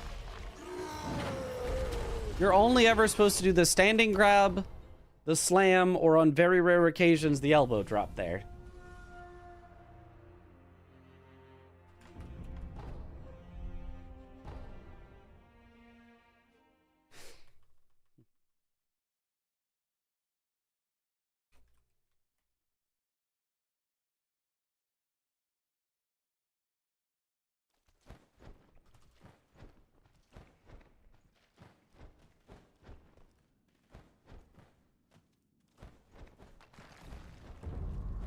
Maybe just a little more offset than normal. Yeah, maybe. I don't know. I don't know. I don't think it's really something to worry about. My positioning was primarily very, very good there. And so if anything was off by just the tiniest bit, it's whatever. Unlikely to happen again. What's the current world record in this category? 27:59.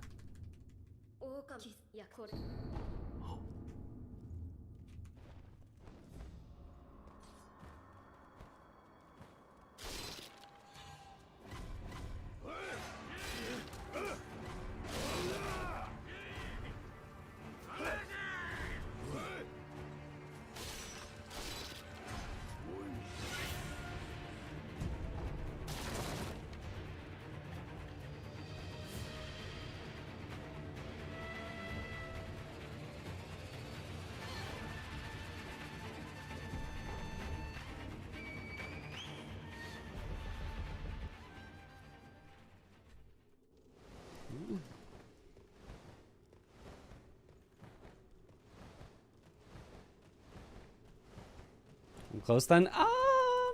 You know, I'm over a minute and a half away, but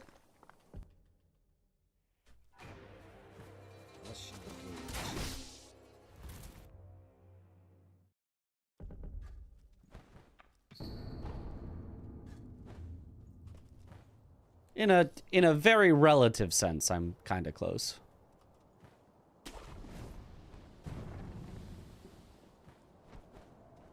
Few seconds is months of grinding. Yep.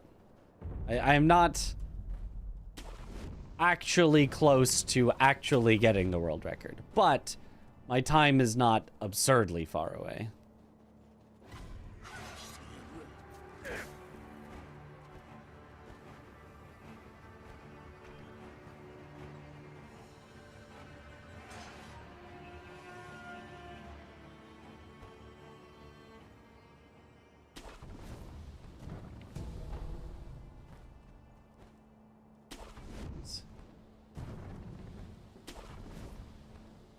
May not be the fastest, but is the most fun to watch. I'll take it.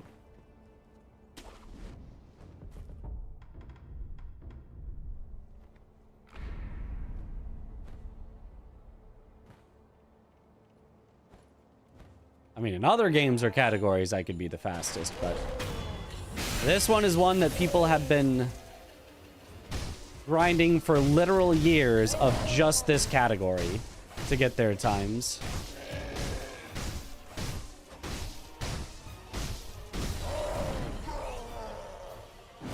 He had to turn a tiny extra bit, so his attack was late.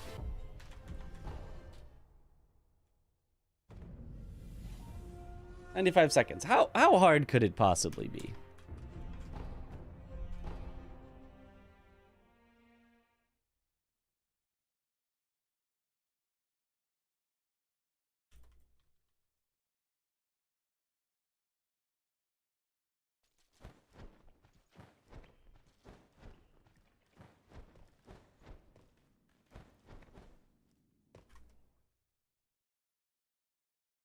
Yours isn't very fast. You can beat that for sure. Oh, you're right.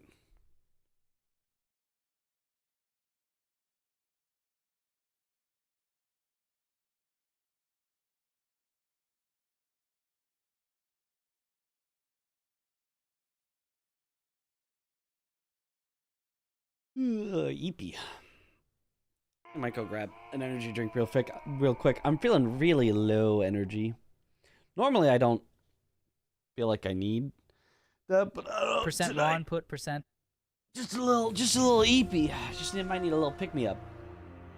I'm not gonna chug a whole energy drink and then stay up all night, but you know, just a little sip.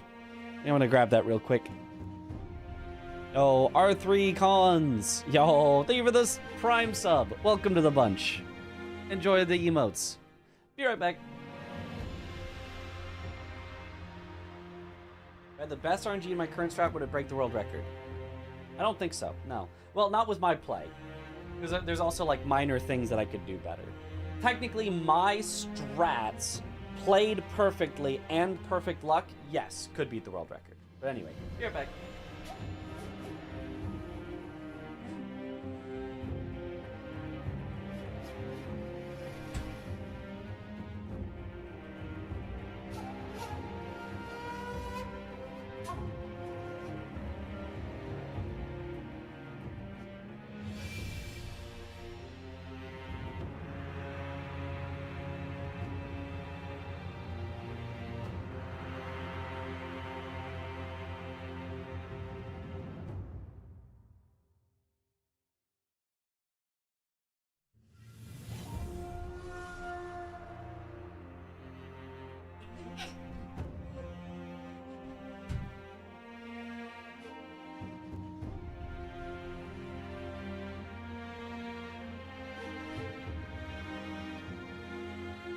World record is 27:59. Yes. What other game besides Elden Ring have I had world record in? AI Limit. Lies of P. I held almost every single world record in Lies of P at the same time. I think I've held every single world record except for the all Ergo bosses unrestricted, which I don't think is a good category. But I think the rest I've held the world record at some point. Do I have a favorite category to run? Sekiro, either Shura restricted or Shura no air swim. Right now it might be Shura restricted, the air swim category, but historically it's been Shura no air swim. It's just that category has gotten so hard that it kind of has become a little less fun, but still very, very fun.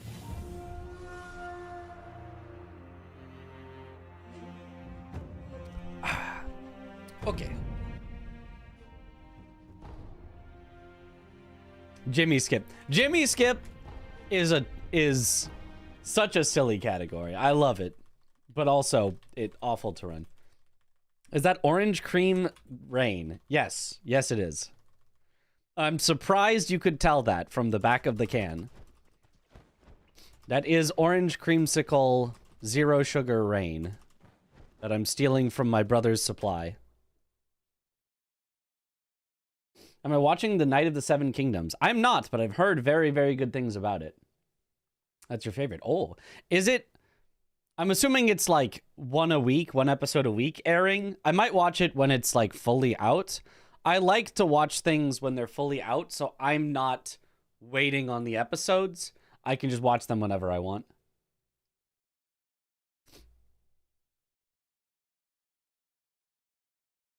This chatter is locked in. Season 1 is fully out, I think. Okay. But will there be a season 2 and 3 and whatnot? Is there? Is it still an ongoing story? Because I'm okay with waiting literally years for a story to fully finish and then watch it all. You know? Season 2 in production. Okay, then I might just wait till it's all out. What I'm currently watching in my, oh, I'm gonna go to bed, I'll just watch one episode time, is Stranger Things, because it's fully out.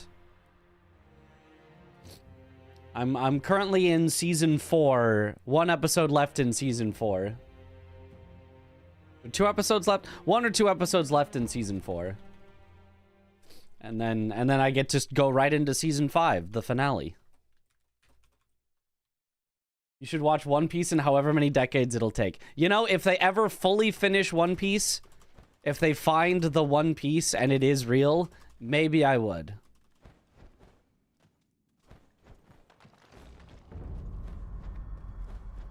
The same way I don't watch shows until they're finished. I mean, I will if I have people that want to watch it together, because I think that's super fun. Right? If you're watching it with other people and then you can talk about it in between episodes and you're like, I wonder what's going to happen next time and all this, that's a lot of fun. But if I'm watching on my own and I'm just going to watch an episode and then wait a week and then watch an episode and wait a week, like, that's no fun.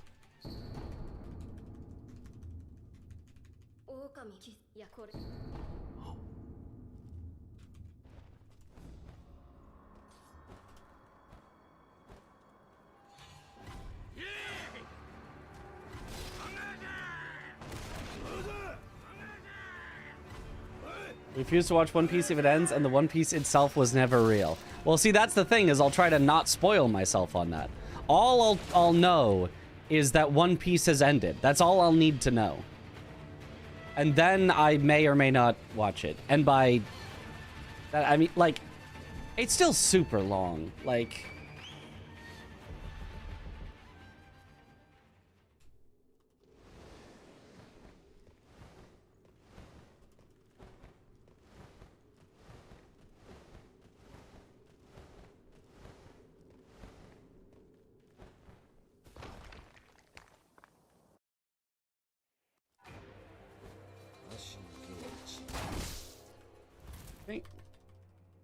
like having a couple of weekly shows in rotation on top of stuff you can binge if you want. Yeah, I think it can be cool. It's just like, I don't know. I like it a lot better weekly shows if it's someone else that I'm watching with. Doesn't really matter like exactly who.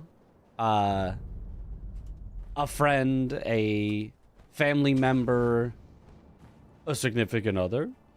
But just someone to share that experience with, I think, makes so much of a difference to me.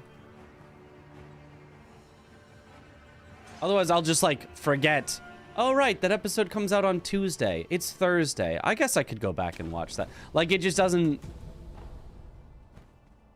become an event I'm looking forward to unless the event is kind of, you know, we're gonna watch it together on this day.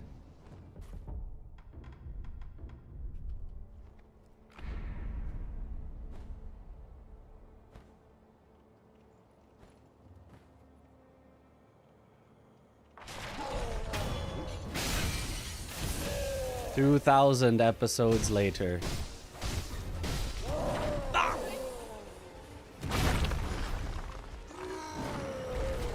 Yeah, that was on me. My attack was a little slow to start, so the timing was off. This weekly stuff you watch, you've already finished the source material. Yeah.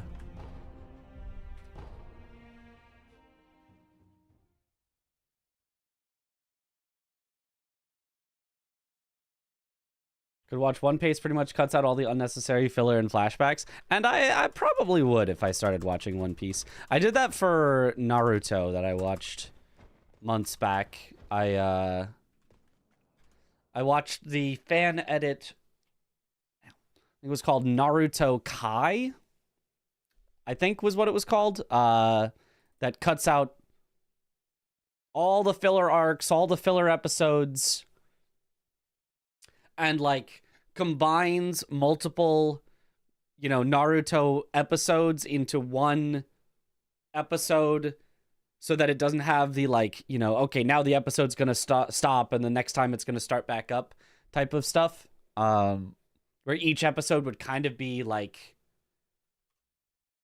a chapter in the manga or whatever it was, so that it like more closely followed the pacing of the manga. Aren't they doing an official One Piece Kai? I think so. So about half the anime. Yep. Naruto Kai was a great way to finish it. Yeah. Dragon Ball Z Kai cut out the Driver Z episode? No, not the best episode.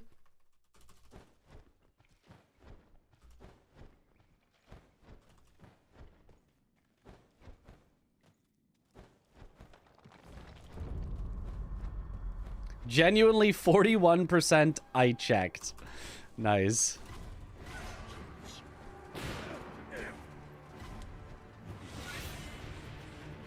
I gotta say, with that 41% removed, Naruto was a pretty good show.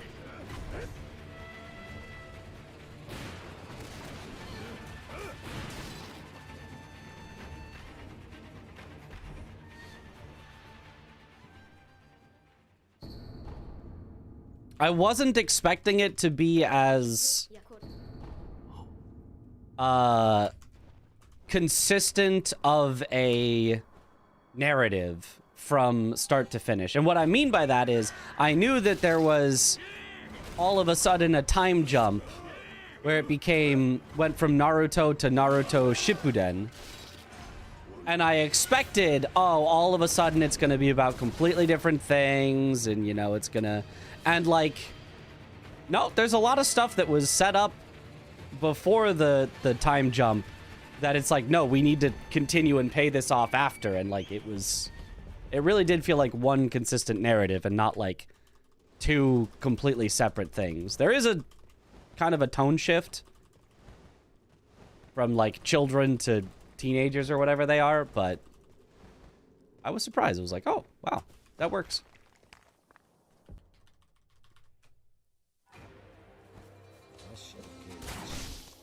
Okay. Disagree with some of the cuts One Piece makes because I feel it takes way more than necessary. Feels clunky at times. Does make the series way more approachable, yeah. What I'd only really be worried about is it good on its own? As long as it's good on its own, not as a comparison to the original, then I think it's fine, right? If it cuts out too much where it's like, you're missing this context from the original where this happens and you don't get the same feeling or whatever, but the cut down version still you can follow and still is good on its own, then I think that's good enough. Even if it's like, well, you're not going to get the same thing you did in the original. It's like, that's fine.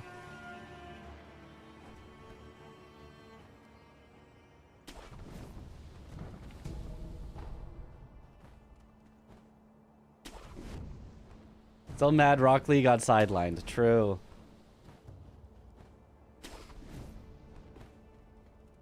Yeah, the very, very, very end was a little out of nowhere. No spoilers, but the very, very, very end of Naruto was a little... Okay. But it... I kind of enjoyed that it...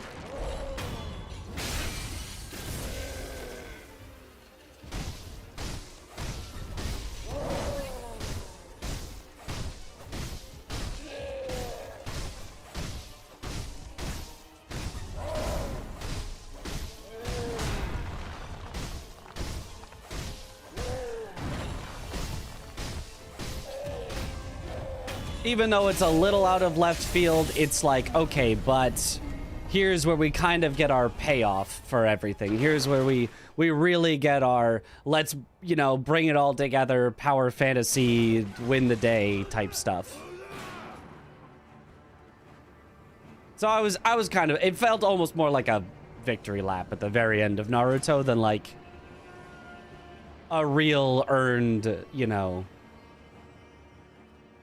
this is what it was all leading up to, which I was okay with. Aw, early. Late. Why am I pressing E? At which time?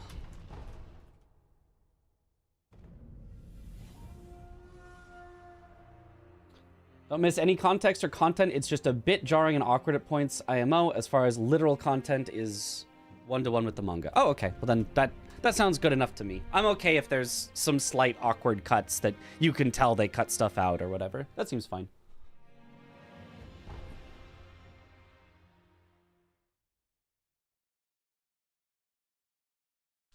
Favorite Naruto character?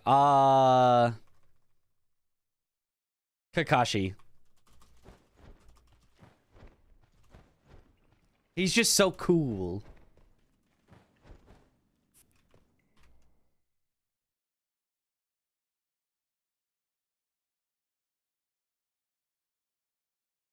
A lot of it was always the same scenes repeated over episodes. Ah.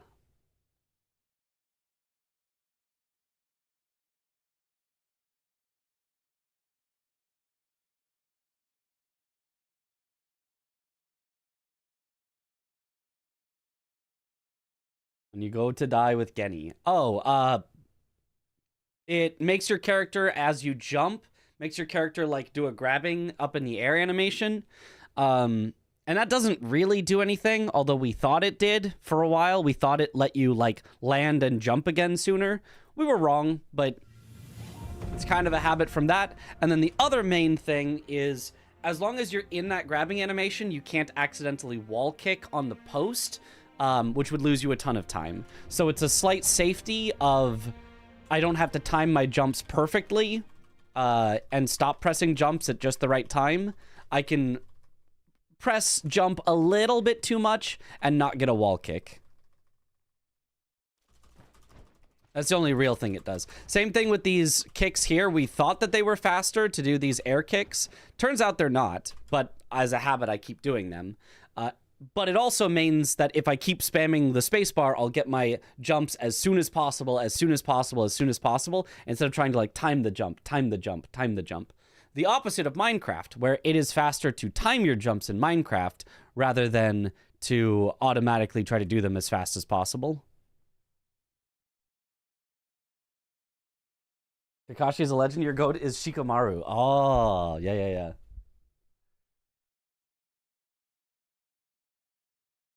Barkley is the best because he embodied the theme of the show so well. He did, and at the same time, he kind of, sort of was the opposite, because he was like the, you know, through training and hard work, and you can overcome anything, and it's not about who's got the strongest, you know, bloodline. It's about who can put in the most effort to make it. And then, you know, semi-spoilers, you know, Naruto gets his power from mystical forces, which I guess it's not really a spoiler. It's like literally the start of the show, the, you know, nine-tailed fox and all that. So, like, it's a little inconsistent on the theme. But Rock Lee is very, very cool. It's all about bloodline and divine intervention. Yeah, it's you know, it kind of, so, you know, it's kind of, but.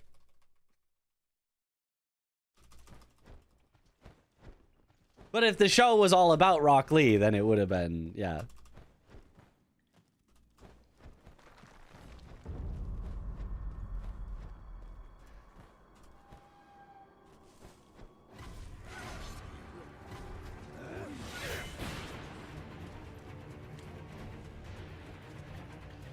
Power of friendship always wins in the end. Yeah. Especially when the friendship is to somebody who wants to kill you.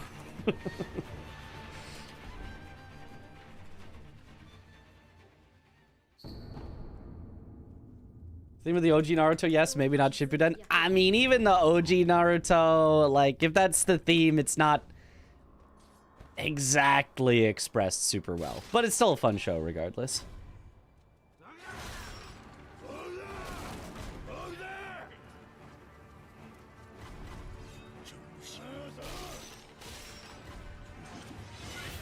Like, it's definitely a thing that's brought up, but it's... And, like, in the times that it's brought up, it's like, yeah, that makes sense. And then you kind of step back and think about it and go, but...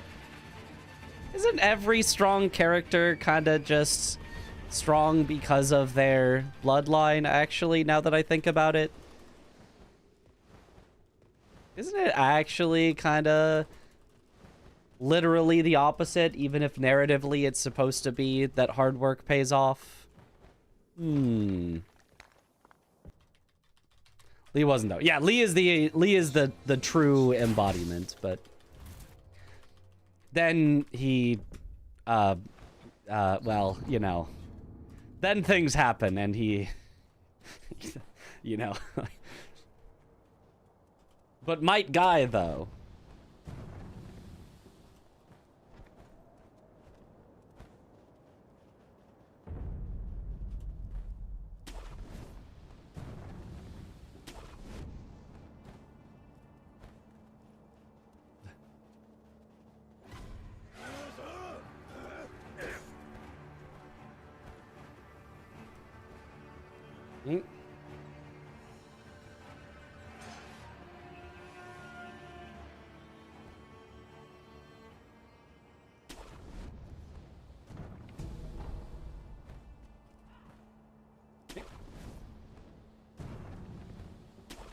Naruto represents the values of hard work, determination, being gifted a small loan of limitless chakra.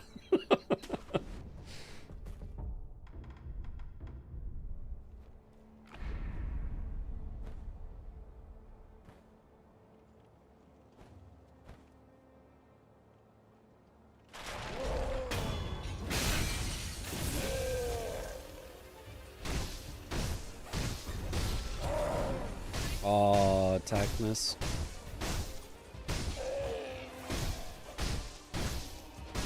Well, this is not gonna work.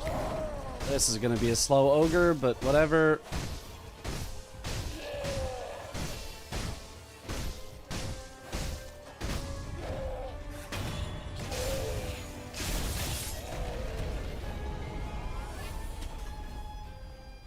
That since Goku is the best.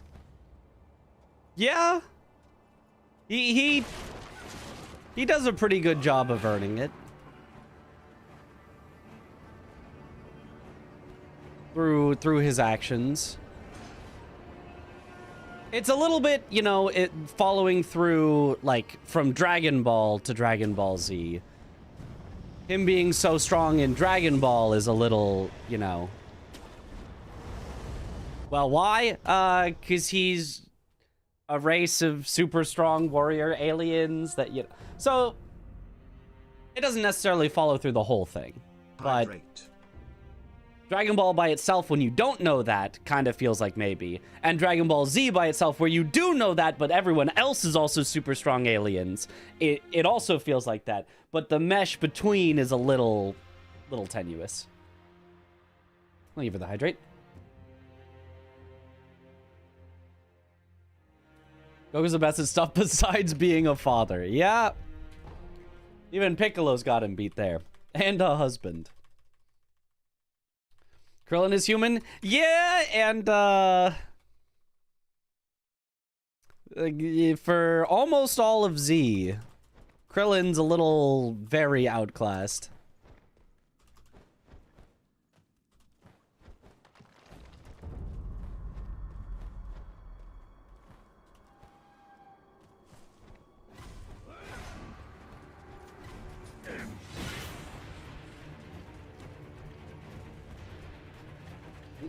And Yamcha is also there.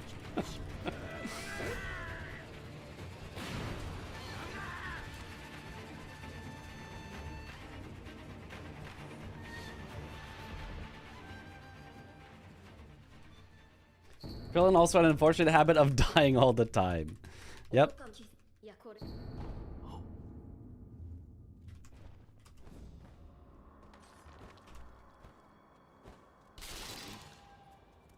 Like, at the end of the day, a shonen that needs to... Maybe not needs to, but a shonen that ends up going for, you know, seasons and seasons and even series and series and all of this, it would be very hard to make one super consistent theme across all of it.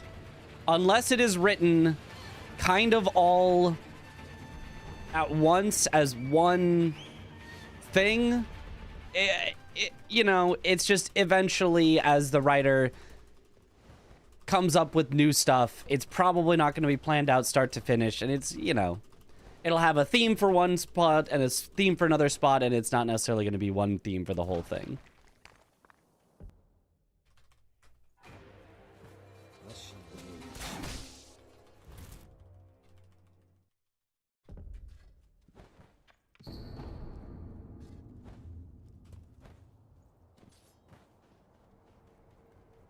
Yamcha was a bum from his first chapter. Krillin had some moments, yeah. One Peak is pretty consistent in its themes.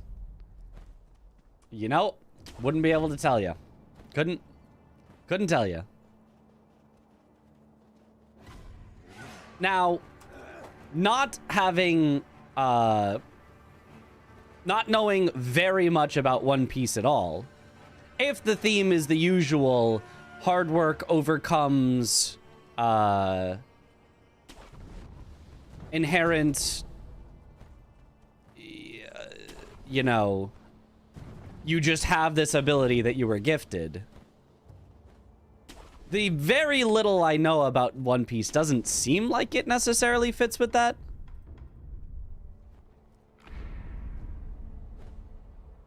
With Luffy eventually just, like, getting ridiculous more powers, but I don't know, maybe that's unlocked with his determination. I don't know. I don't know enough about it.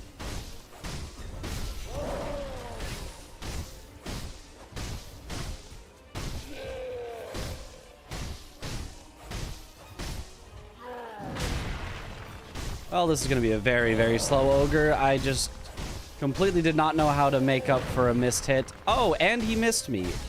Even better.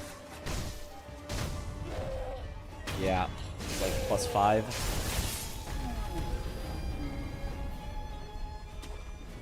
Yeah, yep, pretty bad. Oh, well.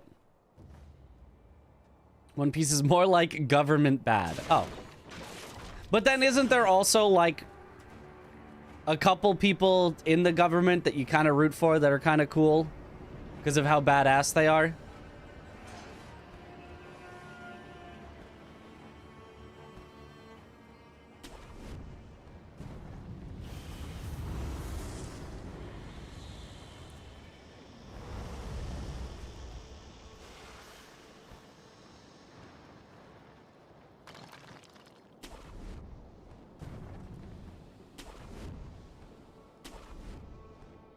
In the green. I don't know. Now at this point, I'm basically just talking myself into getting One Piece spoiled for me. You'll have to find out.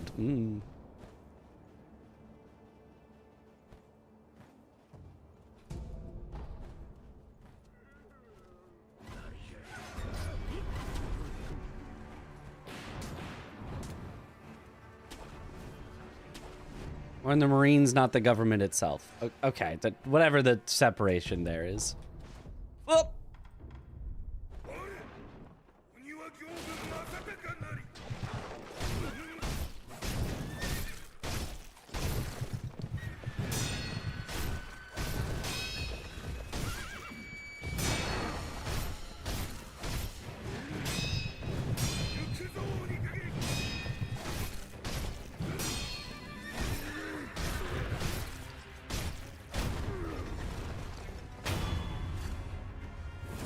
Mayamo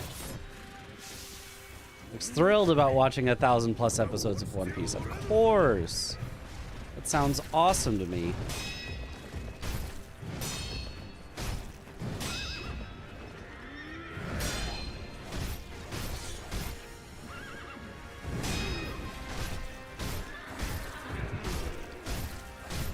Ah, didn't get the headshot. Could have made this a much faster Gyobu. Oh well.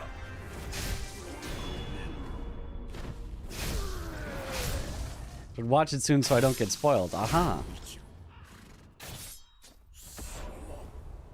Is there no AI manipulation and glitches category in Sekiro speedruns? Is there no AI manipulation and glitchless category? There's a glitchless category, which is what I'm running right now. No AI manipulation wouldn't really make sense, because that's, like, every action that you do manipulates the AI. Every spot that you stand changes what the AI will do. Every attack that you do or do not use changes, you know, so it's... I don't know that a no AI manipulation category would really make sense. Okay, barely in the green, but in the green.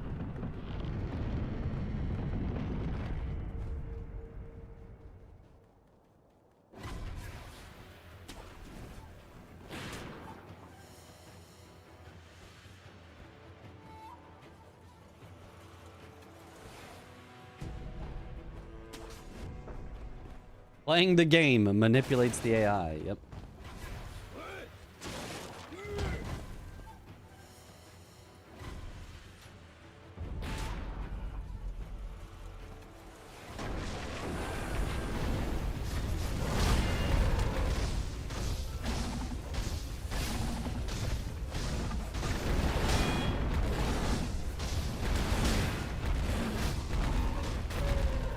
Perfect bolt.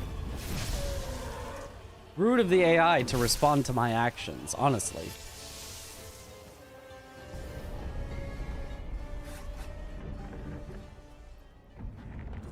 Gold!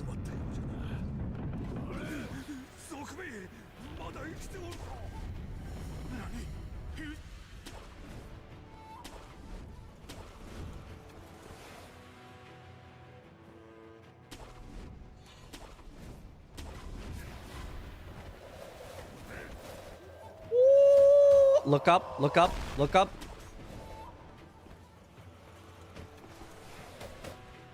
Hey, first try.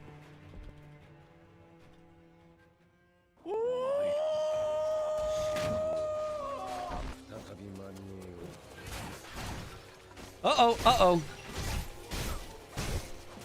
Okay, we're fine.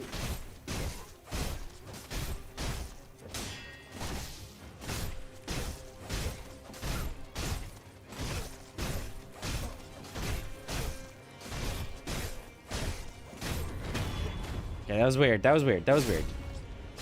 Lock back in.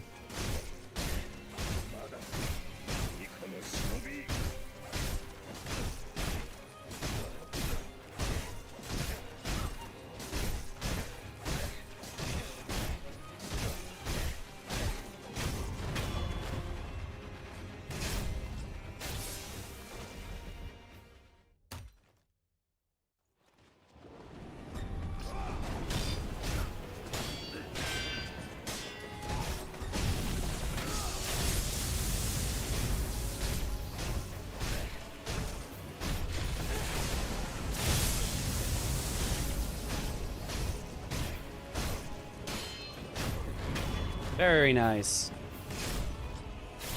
This would be AI manipulation. Yeah, you know, you could probably call that AI manipulation. Yeah, you could probably call it that. And he didn't miss this time.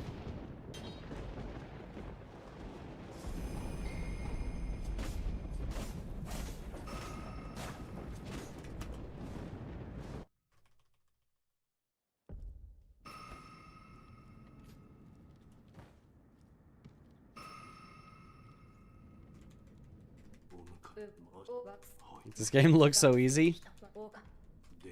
I mean, it kind of is easy if you know exactly what to do, which is a bit of a non-statement.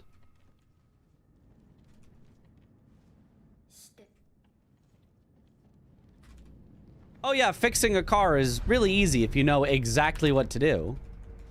But...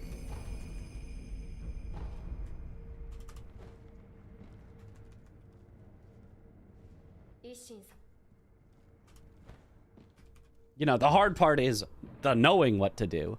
It's the experience that you have to go through of figuring out exactly what the things that you need to do are.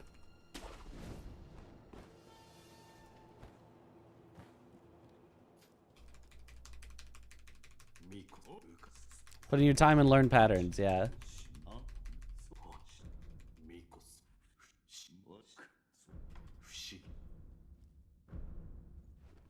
Knowledge check is what you mean, I guess. Kinda. But I mean, also, it is also the quote-unquote knowing of the execution as well. It's fun to watch, yeah. Yo, what up, Dr. Ma?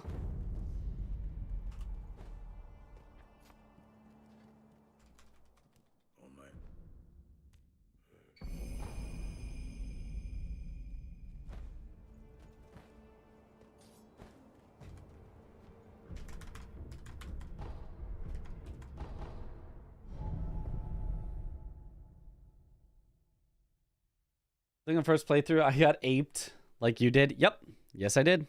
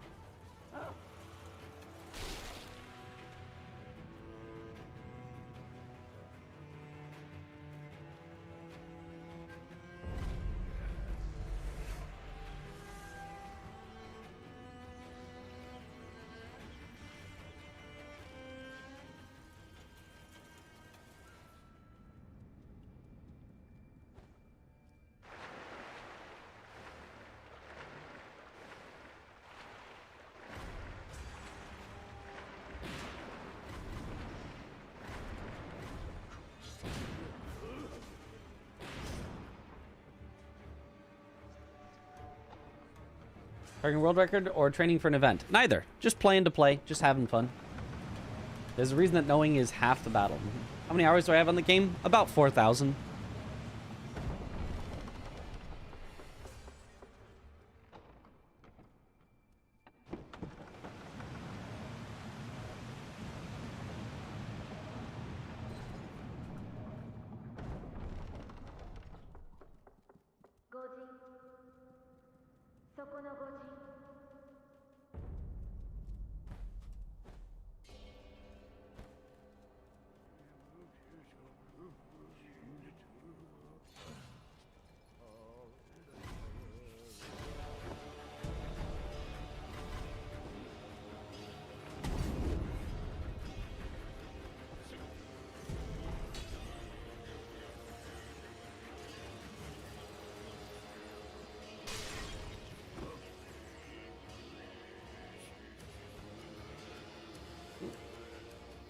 Sekiroing for fun. A window skip tech for Ishin? Nah, I'm told it saves about a second if you do everything perfectly, and it's really easy to mess it up and just lose more time than that, so that it's not, like, really worth learning.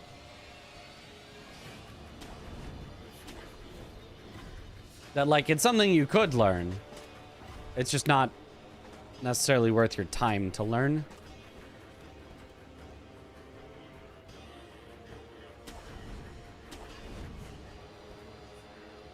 I think Wormdog even... Yeah, Wormdog wasn't even doing it in the live races with Holm that he was doing.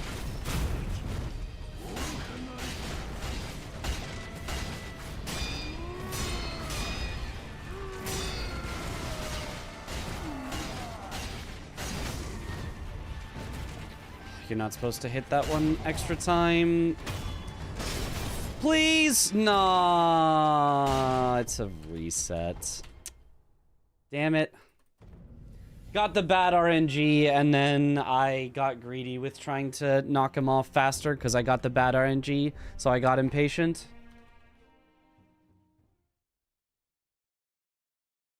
Is there a bounty or something new in DS1 that so many people are doing permadeath rando runs of it? I don't know if it's a bounty, but there is like a quote-unquote challenge that people are doing.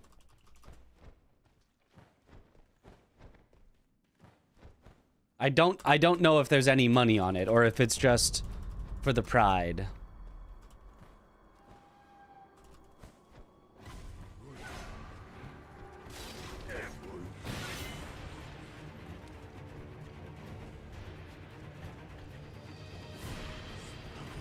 Randomizer got reworked so people wanted to go at it. Oh, what got reworked about it?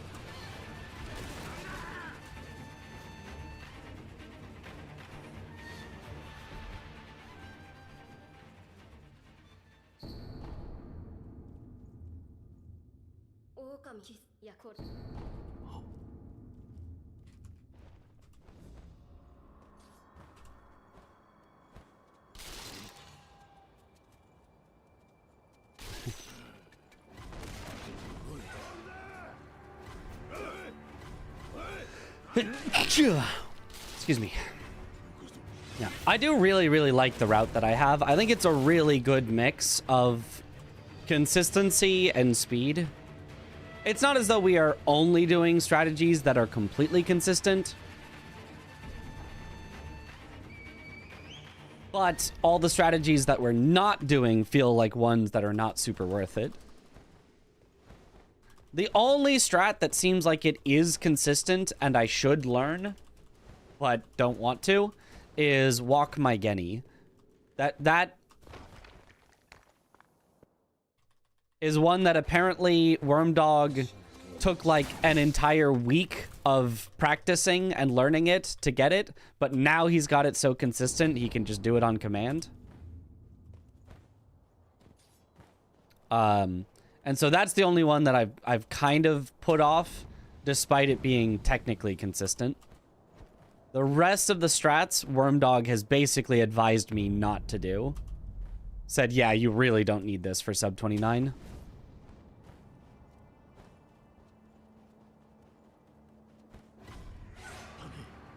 And I trust him, because he basically was getting sub 29 on command. Live. So, aside from getting shot in the tutorial.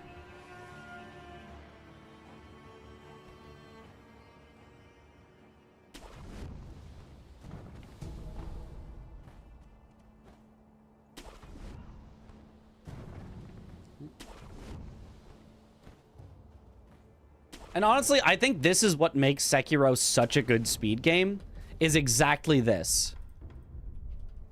If a strategy isn't working for you, swap to a new one that's more consistent. Oh, you feel like you've kind of maxed out with the strategies that you've got? Learn a new strategy. Like...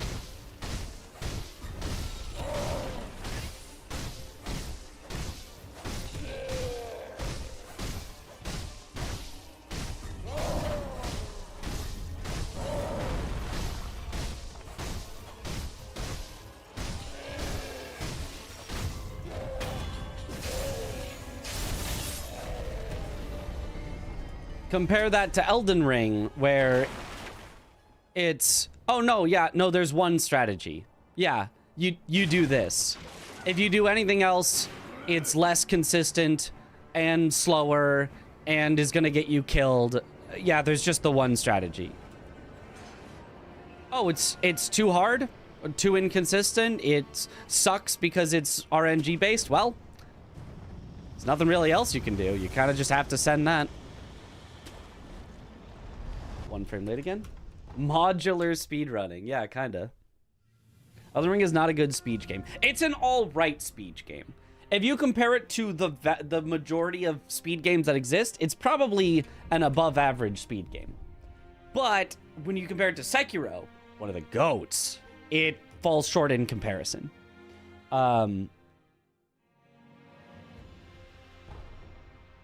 But I mean, most Souls-like games make surprisingly good speedruns. Like, there's a lot of them are just so good.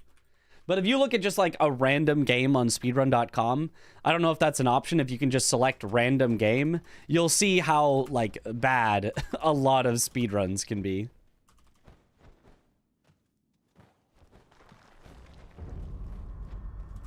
Why did we end the run there? Because I missed a trick and lost time, and so I want to start over and get a good start.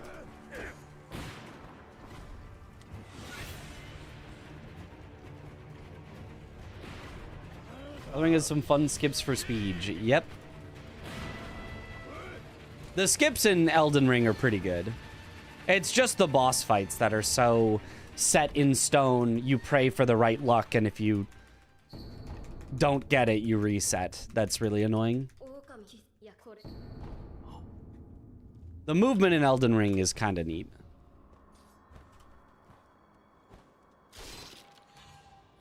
I mean, Elden Ring has so many things, while Sekiro seems somewhat straightforward in comparison, like in terms of build options. Yeah, but in a speedrun, build options is non-existent.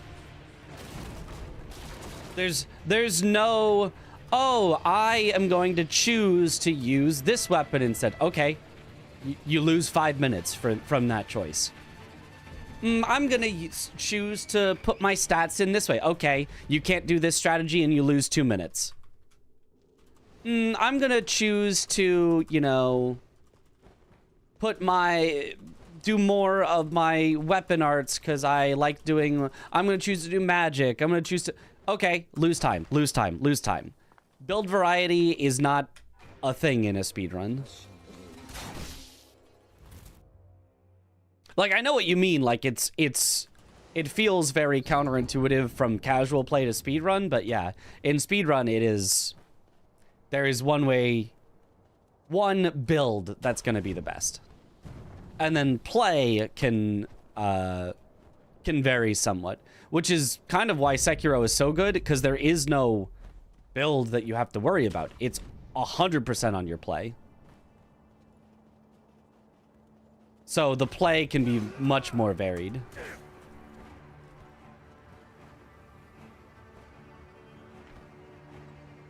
Speedruns have no whimsy. Yep.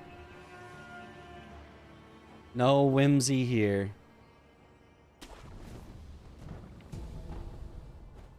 Randomizer speedruns, there is some sort of, you know, build variety. Like, there will technically be something that's fastest, but you're not gonna necessarily know with certainty what the fastest thing will be. So you have to kind of take a risk, take a guess, take a gamble, and go with what you're comfortable with. So Elden Ring randomizer speedruns can be very cool in that regard.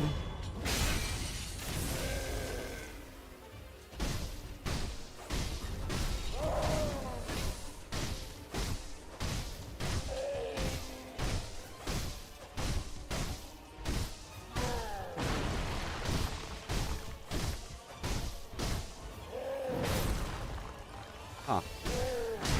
Maybe my character didn't turn to face him enough? Well, horrible ogre, but Double Canyon will bring us back into this.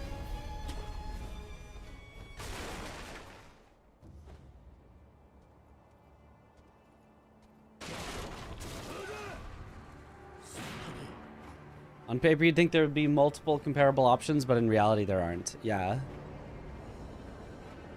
I mean, technically, it might be possible that there are some comparable options that we haven't explored. Because once the one best option is found and kind of proven to be the best, everybody kind of stops looking at what other things can do. Until eventually somebody goes, wait, I found something. And then, like, you know. But oftentimes, when one thing seems to be the best option, it's like, you're not going to get that many strategies found for other options. Now, Elden Ring has gone through two major weapon changes throughout the course of its runs. Started with Serpent Hunter, big change to Bloodhound's Fang, big change now to Death's Poker. So it's not impossible to find something that's faster, but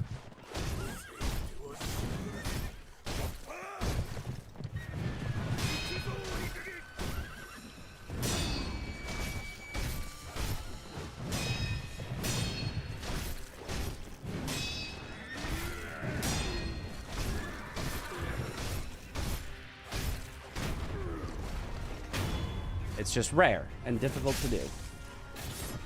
No idea about Death's Poker now. Yep. I don't want to run it because it's very inconsistent.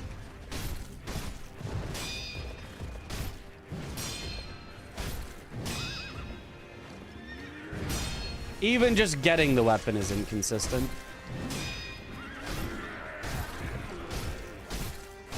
Darn, I really needed that headshot.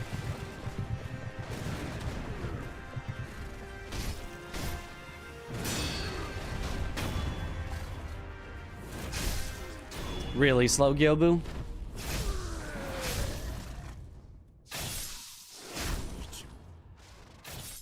Probably the reason nobody even really looked at Death's Poker as an option for a while is because it's really RNG to acquire it. You have to hope that a Deathrite bird, or Deathbird? I don't remember. One of those deathy birds just basically falls off a cliff. Kind of on its own. Like, you bait it over a little, but then you just kind of have to hope it just falls. It's not even like Tree Sentinel or Draconic Tree Sentinel where you can, like, set it up to fall. You just have to hope it falls. That's even just to acquire the weapon. And then after that, on every fight in the game, you're kind of at the mercy of the boss standing in the fire. Otherwise, you just don't kill it very quickly. So it's not only RNG on the acquiring, hello, but also RNG on, like, every fight after. Thought people didn't like it because of the RNG. People hate it because of the RNG. Or at least I do. But it's the fastest, so if you want to get the fastest time, you have to use Death's Poker. You're more consistent by quitting and respawning, making moves more predictable. That's true. Even then, it's still not consistent. It's just a little bit more consistent.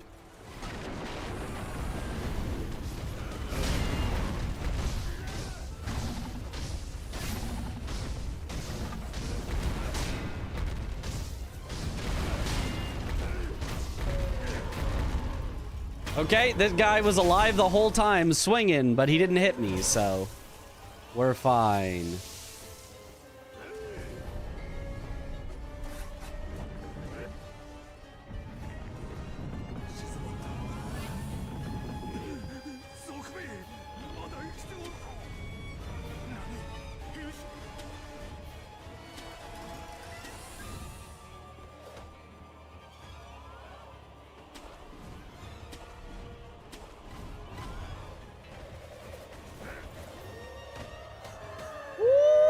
Look up, look up.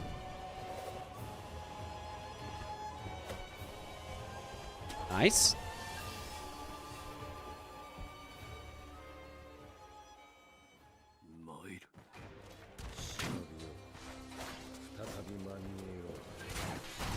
Hello, Genny. You're not supposed to do that. Salvaged, but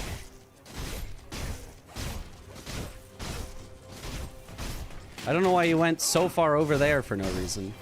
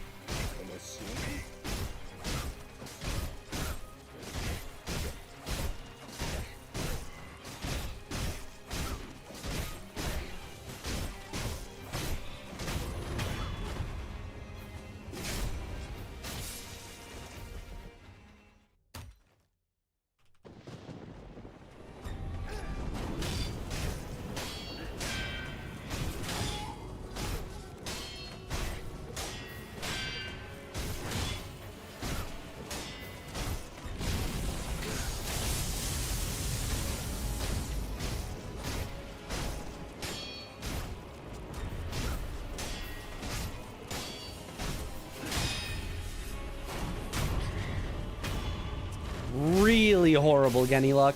Really, really horrible. One of the worst Genny lucks I've ever seen.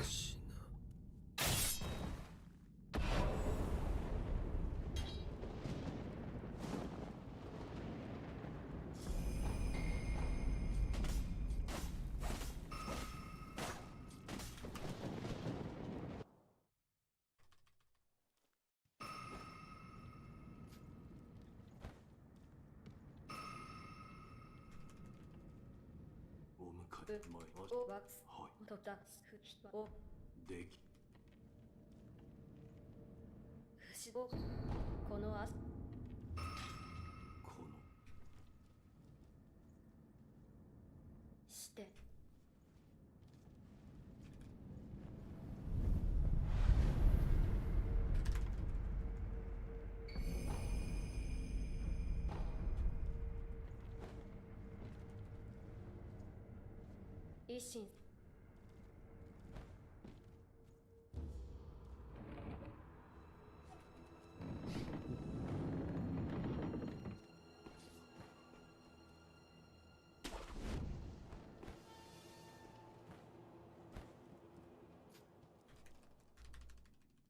ミコ、ルカス、おじるしな、そうし、ミコス、しむわく、そう、不思議。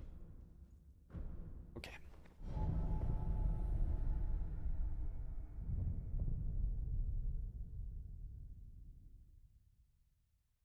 Yeah, at some point, I kind of want to do more Elden Ring any percent glitchless runs, just because I know I can beat my time so easily.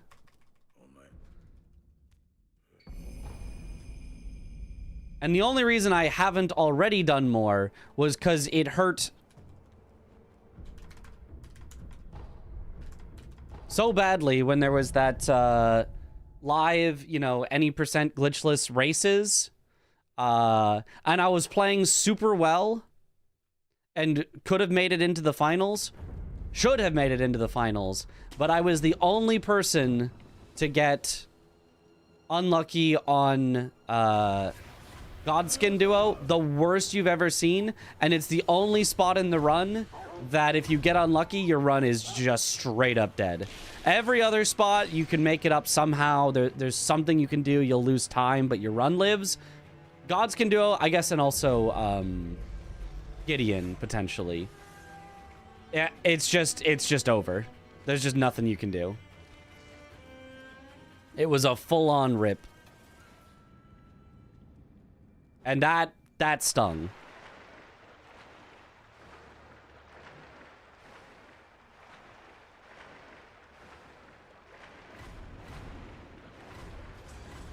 That I was playing really well.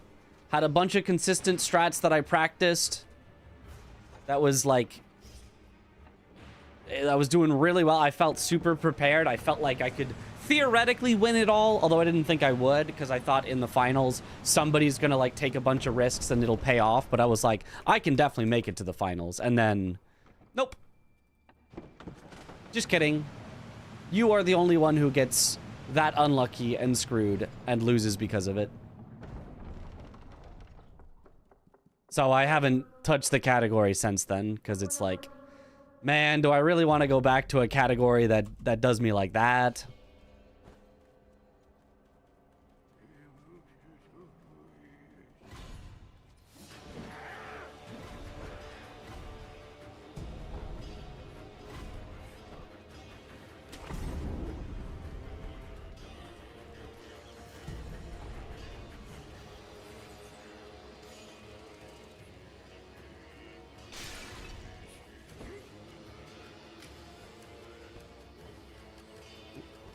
I'll stream RE9 when it comes out. Not exactly when it comes out, because I will be away at Souls Coliseum. But when I get back, yeah, I think I'm going to stream it.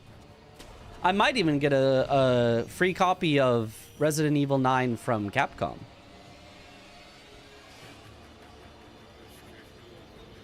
I won't actually be, like, sponsored, but I'll have a free copy, so that would be nice.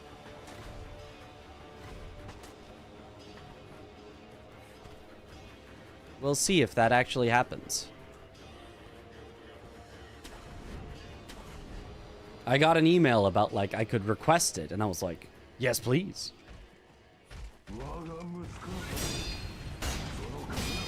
Ah, the unlucky started again.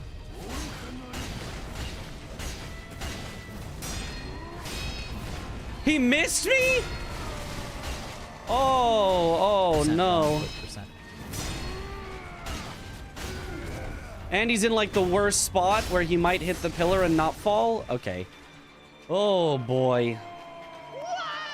We're losing, like, 5 seconds here.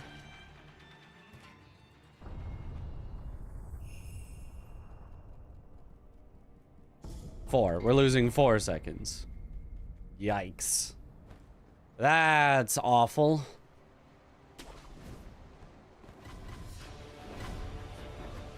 How fast do you think Slutty Leon will be modded in? I think it's probably already modded in the game.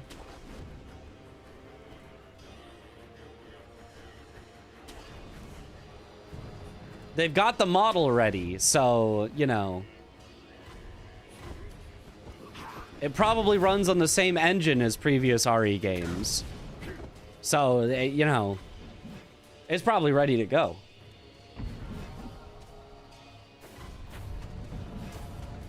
Best possible time hanging on, just barely.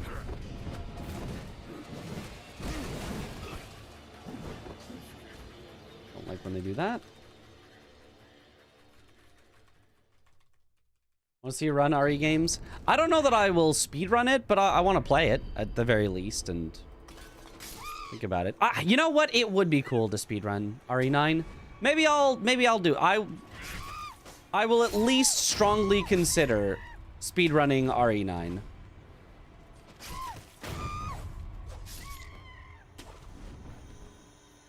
I do have an interest in the Resident Evil games speedruns.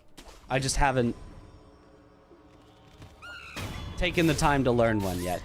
The only, like, big downside to speedrunning a Resident Evil game is I'm not gonna get the world record. I don't know. I'm starting from square one, and almost everyone running it is gonna be starting from, oh yeah, I speedran the last, you know, 5 RE games, and, you know, oh yeah, I've had a few world records, and, like, I will have to learn from actual square one. So the competition will be fierce. But as long as I'm not aiming for world record, I think it could be a lot of fun. And then if I happen to get good enough that I can get world record, and then I go for it, you know, that's awesome. But don't put that in my head as like world record or bust, or else I think it would be setting myself up for disappointment. What's the bell for at the end? For good luck.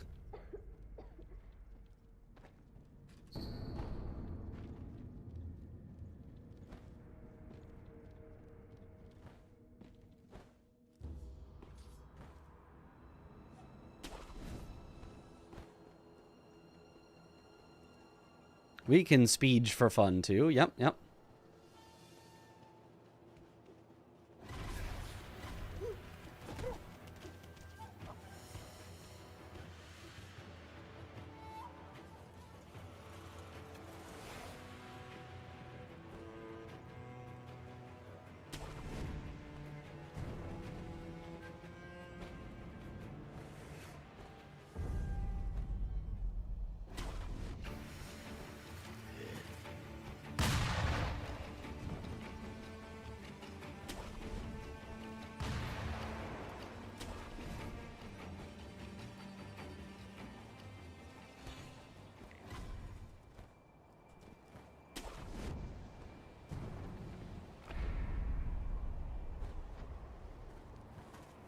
I'll add all kinds of Leon emotes in preparation. Yep.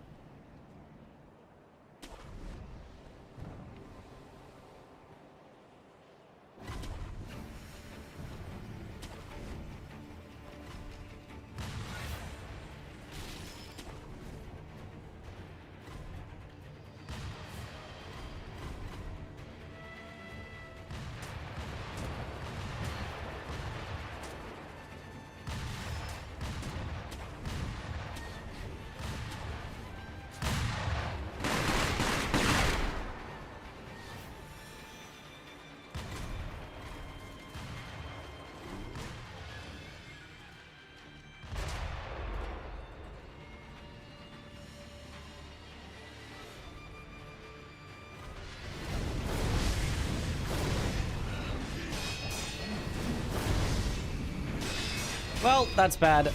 PB is dead.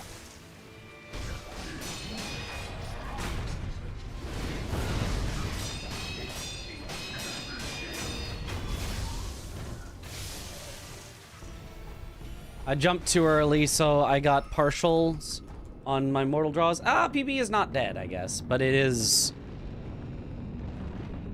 almost dead.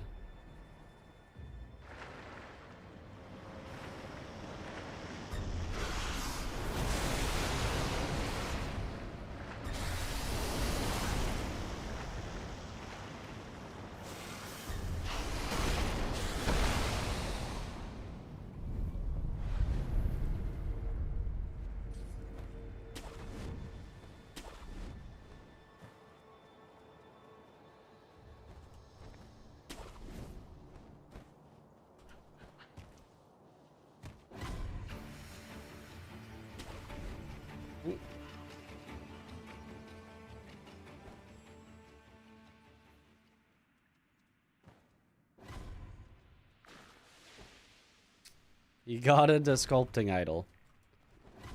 That's because that's a tool that will help us later.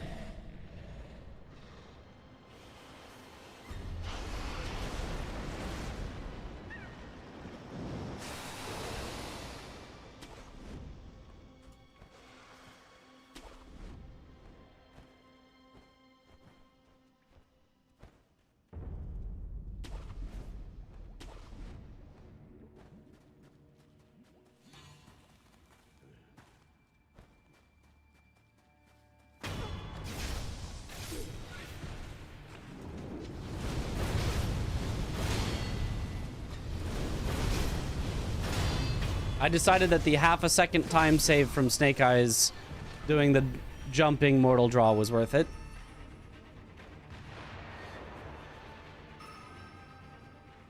Was worth the risk. If the run died, then it wasn't meant to be.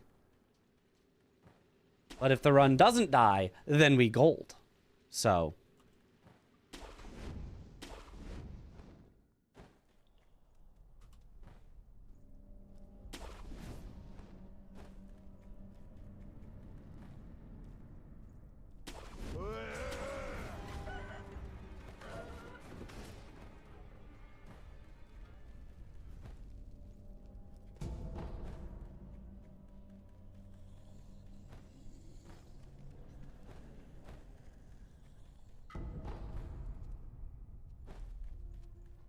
Miss Noble with 1 HP. It's not possible.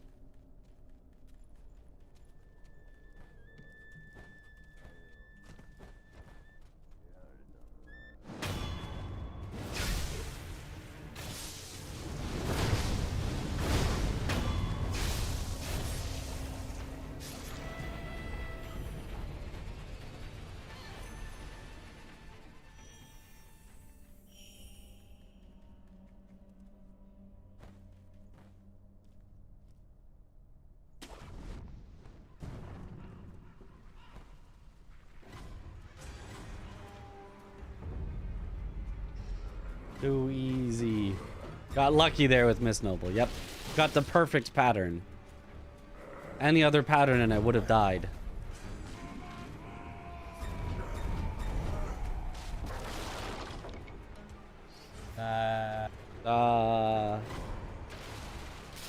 Yo.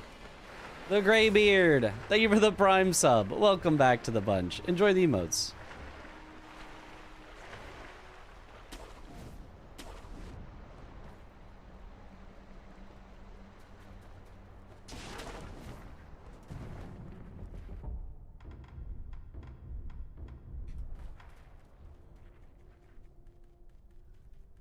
All right. Have a good night. Have a good one. Might have said that already, but I'm not sure, so I say it again.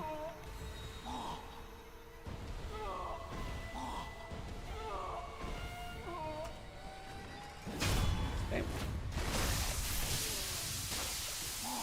It's like you could buy Sekiro on a new account, complete the game, ask for a full refund. Yep, I could even do that after having completed every boss in the game, which I can do in about an hour 15 to an hour 20.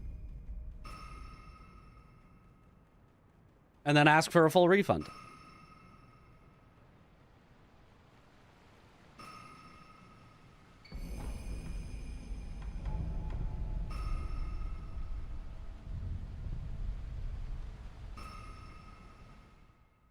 Okay.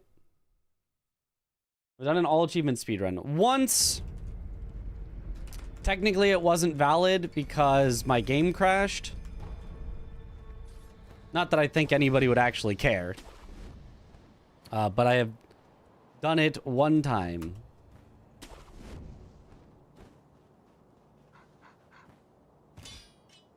And it's the only time I've ever gotten the all skills achievement. Casually, I did not grind out all the skills.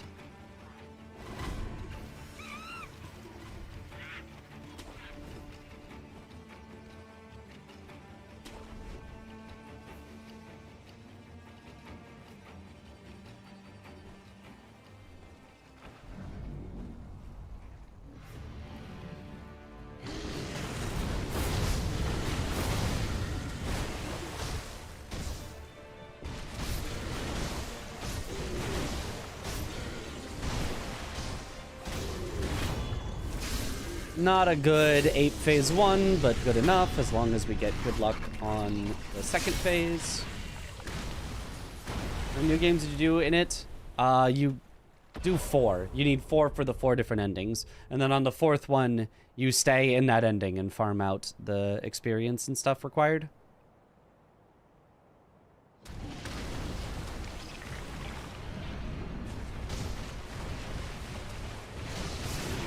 Ah, the most unlucky starts. That's so sad.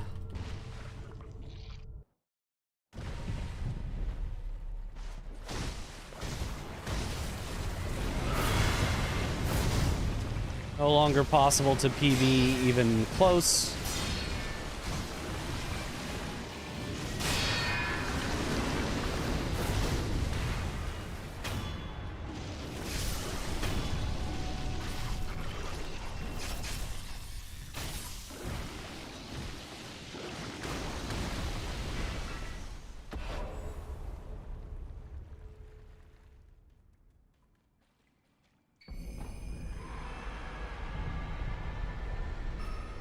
We say the next FromSoft project is remastered DS2, 3, or Armored Core. Which would I prefer? DS3 would be my preference, but of those, I mean, I'd prefer none of those. I'd prefer they make something new instead, but if they were gonna remaster something,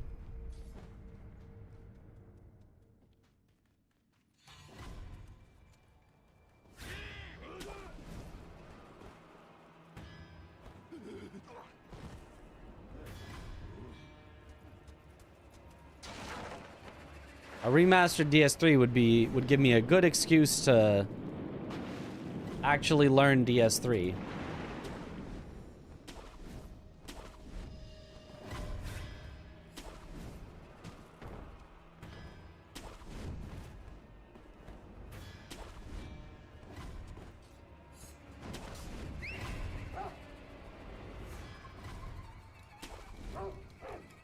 Or if by Armored Core you didn't mean a remake, but like Armored Core 7, then I'll take Armored Core 7.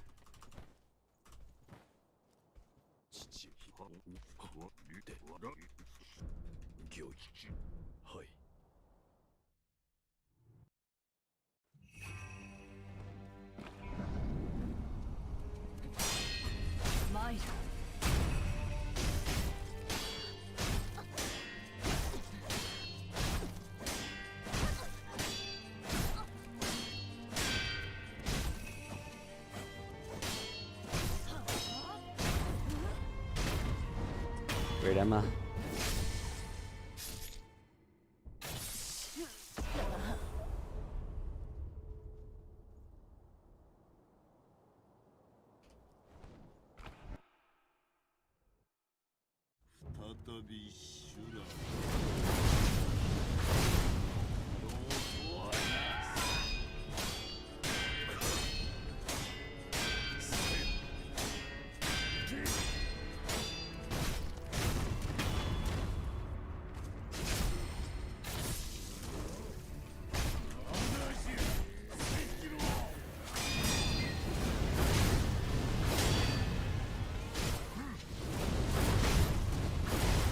Hey, I got it! That was the most difficult thing he can do in the second phase, and I did it successfully. Hooray!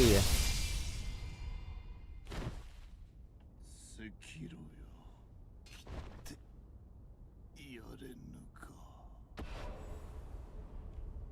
I played that as well as I could. Huzzah! I mean, it still was an unlucky first phase and kind of second phase, so it's not a gold, but like playing good is all I was hoping for there.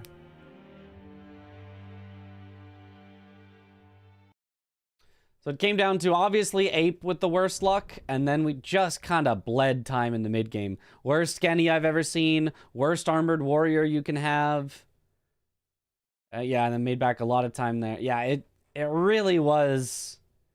Ogre was my mess up, though. Ogre was my mess up. Gyobu was horrible luck. Genny was horrible luck. Armored Warrior was horrible luck. Ape was horrible luck, and that's really all that it was.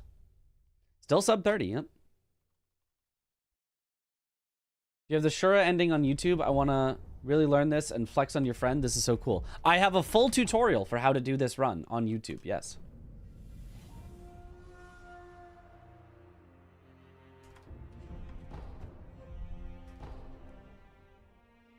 Did you end up sorting Atom out? Kind of. I downloaded and installed it, and it seemed like there is no real way to have both it and StreamElements.live going at the same time. So I would have had to basically fully uninstall the thing I'm currently using to fully set up Atom instead. And I kind of just decided, you know, that doesn't sound like something I should do right before I'm about to start up stream. So I'll figure it out next time, or I'll just stick with StreamElements.live. I honestly don't even necessarily think there's any problem with StreamElements.live. I think it's just a problem with YouTube. I don't know that Atom would actually be able to recreate a YouTube stream when YouTube just kind of doesn't allow that.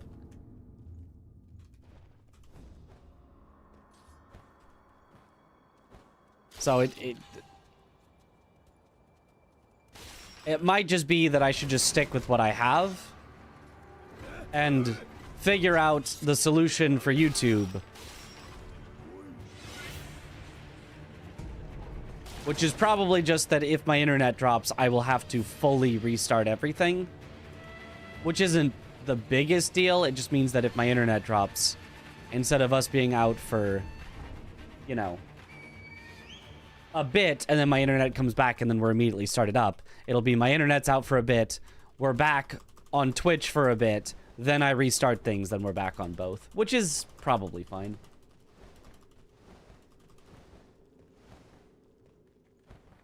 Horrible luck and excellent time, definitely able to sub 29 eventually.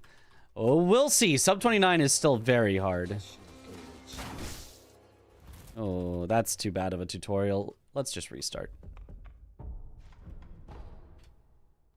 Didn't realize it was that bad. Did Kuro turn and I didn't notice? I'm not sure.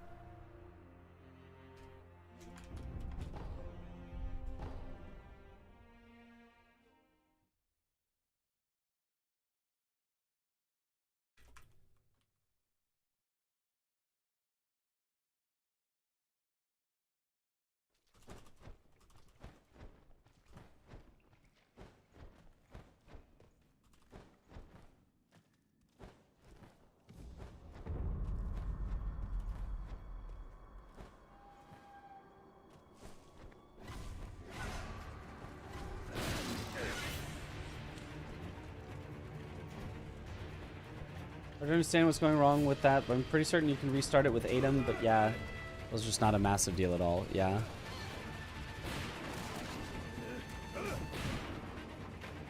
I mean, in theory, I can restart it with se.live, it just, YouTube never takes the restarting.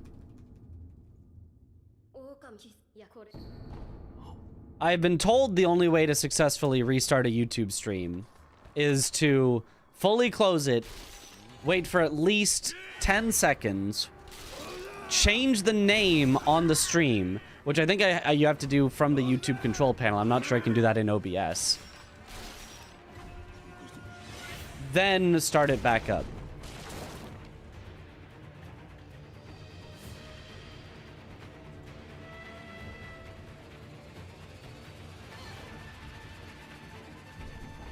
And I think just trying to do all that from OBS just has not worked for me. How do you make sure Kuro doesn't turn? Don't you have to talk to Kuro one more time after he gives you your gourd? No. Well, yes, but I am talking to him. I'm just skipping the talking to him. So, you make sure Kuro doesn't turn. First of all, you can't make sure of that for sure. That's RNG, but the main way is just doing the same correct pathing will make it unlikely that he turns. One thing that I do is looking down to manipulate the enemies into behaving slightly differently, and that makes it Very, very, very rare that he will turn. Still happens sometimes, but very, very rare. And then as soon as you get the gourd, you are now talking to him after the gourd. So as long as that dialogue counts as being completed, you're free to go.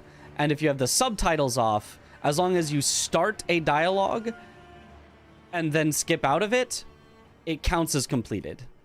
But only if the subtitles are off. If the subtitles are on, you have to have read through, you know, each of the subtitles before it counts as completed. So you need to get to his last line before you skip. But with subtitles off, it just counts it as like one block of talking. Don't know why. It's a very strange way that they coded it, but...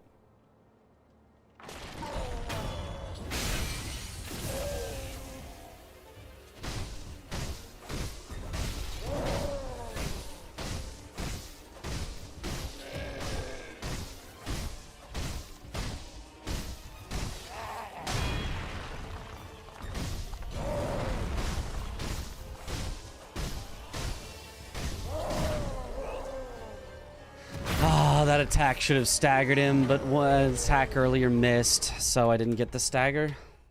That's so sad. I'm sure you have in-laws in Kauai. Kauai. Had to remember, we learned how to say it earlier. Have I been recently? Not recently at all, no. I have the shirt because my parents gave it to me. My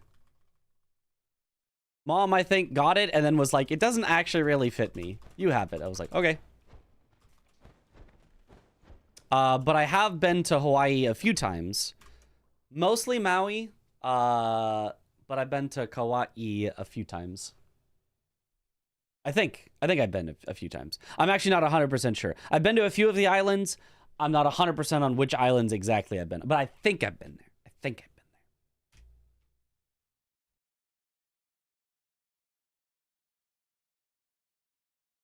No, I didn't say Kauai. I said Kauai. Am I married? No, single. Single and ready to play video games on the internet and never go outside and never talk to anyone.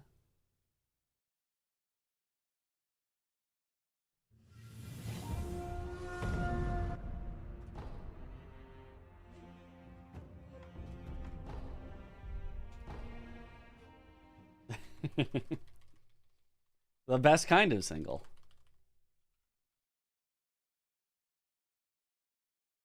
But I can tell you, I'm really popular with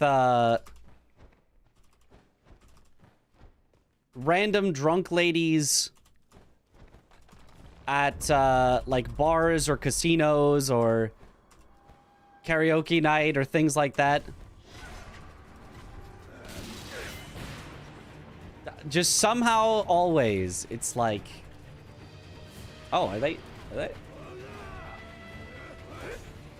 Out of all the people, it's like, why are you vibing with me the most? Okay. Grandma? No, not grandma. Well, you know, some of them might be.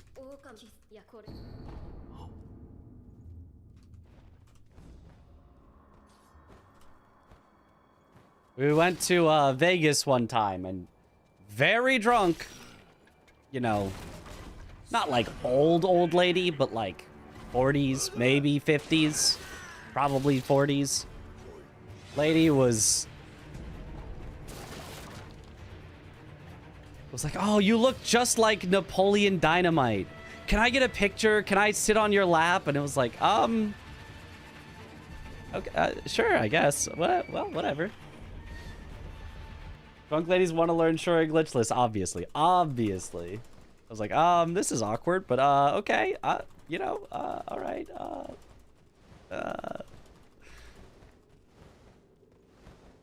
Or we went to Texas and we went to a, karaoke bar. Not like the people there do karaoke. Like they had professional karaokeers effectively, and you would just make song requests and they would, you know, play it for you. And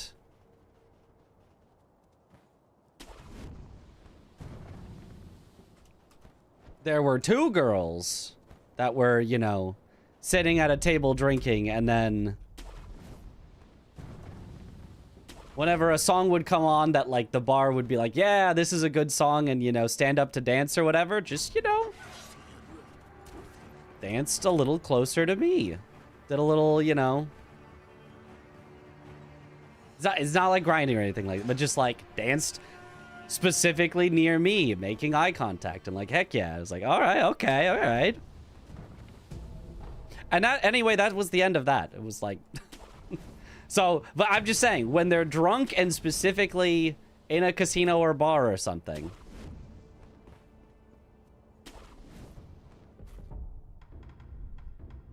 that's apparently when I'm in my element.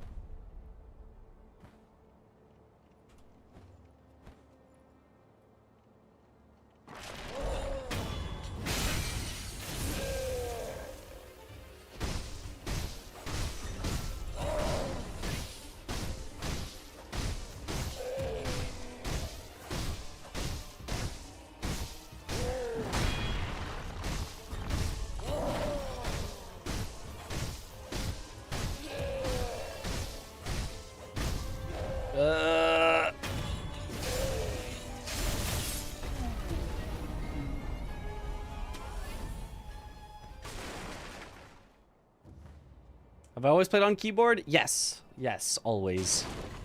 But for Sekiro, at least. Obviously, in, you know,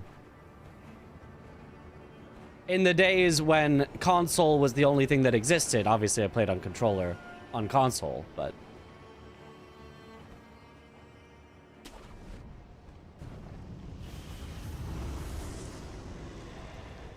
Ever since, like, Dark Souls 1 came to the PC, I've generally been keyboard and mouse.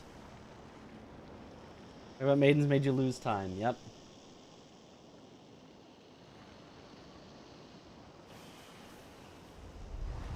Tell them my name is D'Artagnan. They might believe it. Oh, that was not it.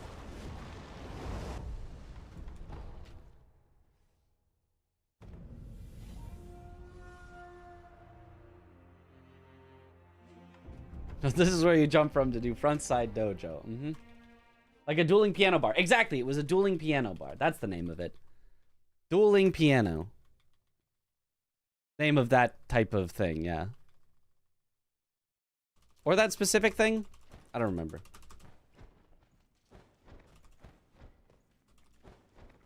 Ah. Usually just get older women flirting with you. I mean... You know, nothing wrong with that.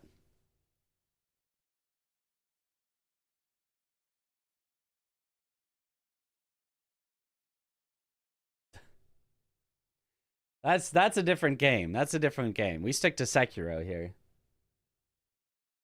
There is that run in Breath of the Wild, I think. Or The Sims. The Sims has a love...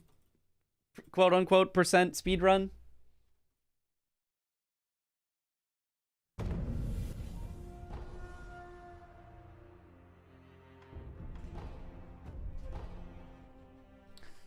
Glitchless, obviously. Oh, I think it's Wahoo percent, I think.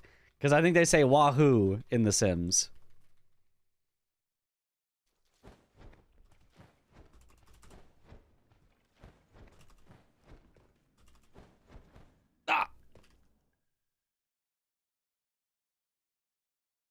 The glitch is having a bunch of money. Well, then, I tell you, I'm playing Glitchless then. Okay, that's amazing.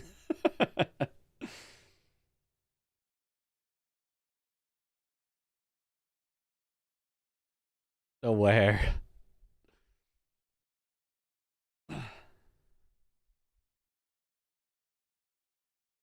Glitch is having a sub 30 Shura glitchless time. Yep, yep.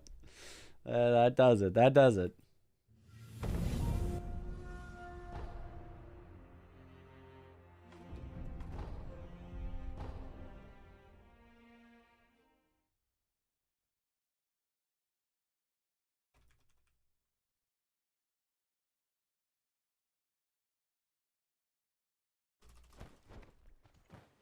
Only for professionals.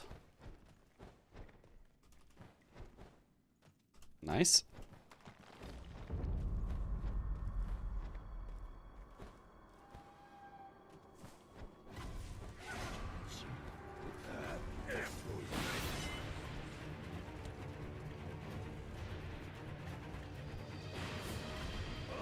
But no, keyboard and mouse is not in any way only for it's just a very normal way to play the game. Something like 30% of people just play on keyboard and mouse. That is a completely made up number with no, like, entire basis for it, but aside from, you know, chatters being like, oh yeah, I play on keyboard and mouse as well. It feels like the ratio is around 2 controller players to every 1 keyboard player. So that'd be about 30% keyboard and mouse players.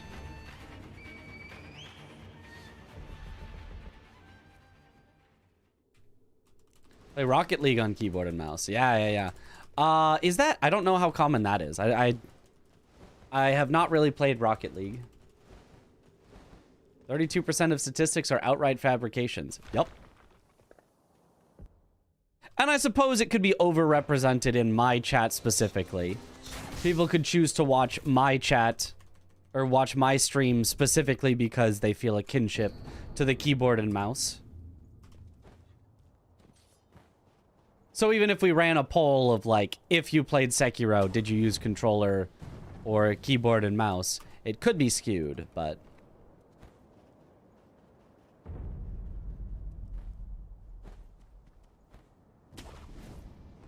60% of the time, it works every time.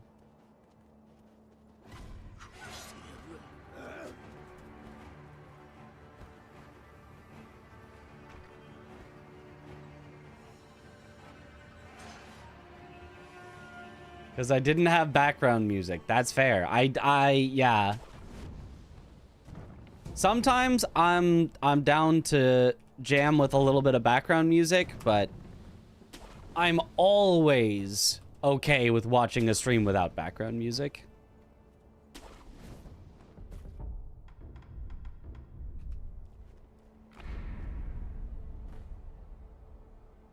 And especially because I am...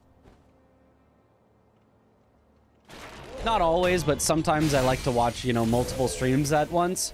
It's impossible to watch 2 streams that both have background music. If one has background music and the other doesn't, you can kind of get away with it, although it's still a little distracting.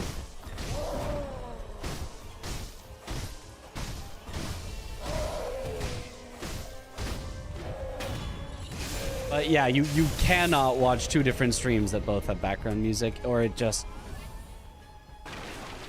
becomes noise.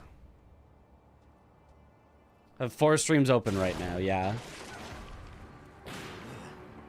I've always said, you know, if you want to jam out to some music while you're watching me, you've got the tools to do that. You've got Spotify or whatever else, you know.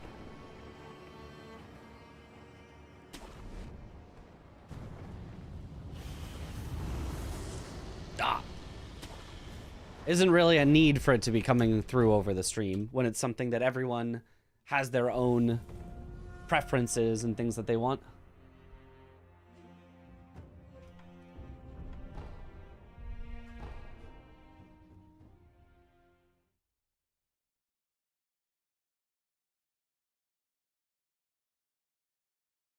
Like controller for Sekiro, as it seems easier, more directions, dodging, etc. WSD seems clunky for movement.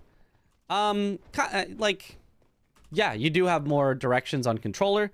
There's just no need for those extra directions. 8 directions is always enough. There is no time in Sekiro where, while locked on, you need to dodge in any of the other directions than those 8. There are times for speed where you might want to jump in a direction other than the 8, that for specifically speed running. but there is no boss fight in the entire game that requires in any way dodging in a direction other than the 8 you can go in. And if you want to move in a specific direction while not locked on, you can do that. You can move in any direction at all while not locked on. You just point your camera there and you go that way. So I have never found any casual reason that keyboard and mouse doesn't feel good. It has always felt casually like keyboard and mouse is awesome to me. Sometimes speedrunning stuff, sometimes controller has some little tidbits, but playing casually, I've always felt that keyboard and mouse feels really, really nice to play on. I didn't answer it, but what's your take on piracy of video games? My take is I don't like it. I don't pirate video games.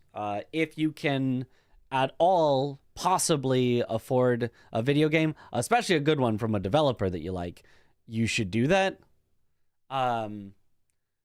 Emulation, though, I'm 100% like, not even just like okay with. Like, emulation, I think, is a good thing for preserving like old video games. If you don't have access to something, if you can't get it, whatever, getting access is good, but especially with something like Steam that's so convenient, I think you should, you know.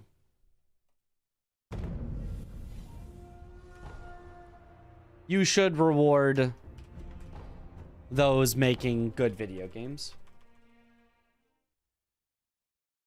If at all possible. And if you really can't, you can't afford something right now, you know, then maybe play it when you can afford it.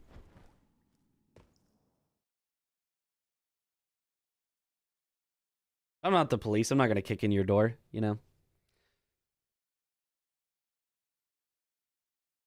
Just would prefer, you know, generally it not be like a big topic of discussion in the stream of like, oh, I pirated Sekiro and how do I do this? And I'm like, you don't have to lead with that.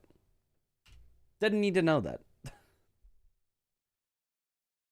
used to play keyboard and mouse in your FPS days back then? You were better at controller? Don't know why. Probably because of aim assist. Funny enough, apparently a study came out for aim assist in some popular games.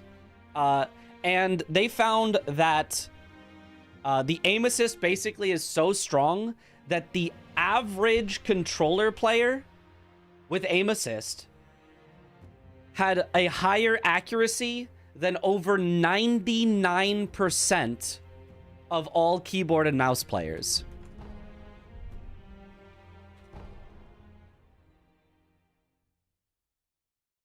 Because you needed to be the top 1% of all keyboard and mouse players to just outdo how ridiculously good aim assist is, where you can just kind of get somewhat close to an enemy and it'll just kind of lock on and hit them for you.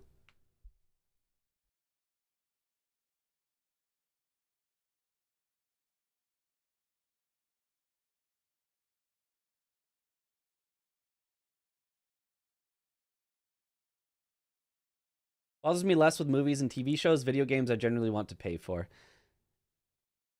Yeah, I think that's understandable. I think the way that things have put itself makes you feel less bad with movies and video games because they're all on these streaming services where it doesn't feel like you own them anyway. And I know technically, even with video games, you're technically not renting, you're technically, whatever it is, you don't officially own the video game, you own a license to be able to play it or whatever, but like it feels like I own a video game, and so buying for it doesn't feel so bad. It doesn't feel like I own movies and TV shows when it's like, oh yeah, you know, you pay for a service, you watch it, and then next month they remove it and you can never watch it again on that service, and it's like, huh. So the feel is different even though the principle is the same.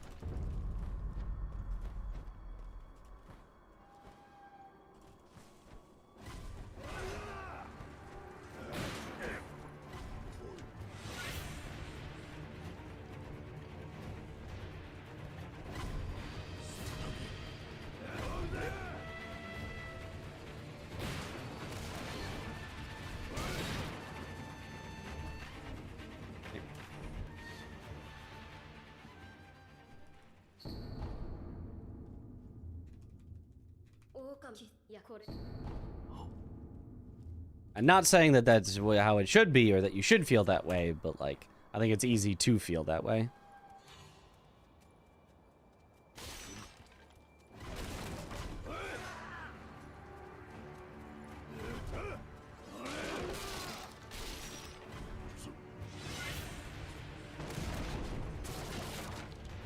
Like TV shows and movies, it really feels like you do not own them. Unless you go out and you buy, you know, the actual DVD copy to put on your DVD shelf. So that when someone comes over, you can go, oh, look at your DVD shelf. Wow, you got that movie?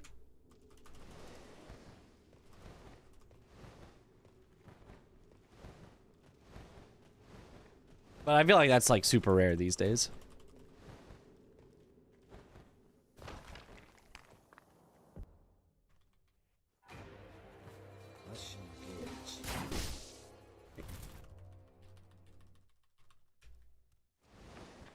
Also messed up how many streaming services you need to access everything. Yep. Bring me back to the good old days of, I've got Netflix. That's all the movies. That's all of them. That's every movie.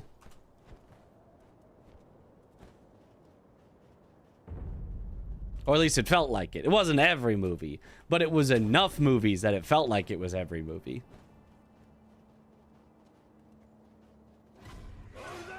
And it was the only one, so it was like, if it wasn't on there, it didn't feel like, oh, and then I need another service and another service. It just felt like, oh, it's not on there? Oh, well, you know, okay. Then it's just back to how we used to do movies. Practicing? I'm doing runs right now. Doing some runs. No one DVD collector? I mean, I know... I think I mean, like, my parents have, like, a DVD collection. I don't know if they've expanded on it, though, recently. I don't know if it will continue to grow over time, or if it's kind of now set in stone at the size, because now, from now on, every movie is just on streaming.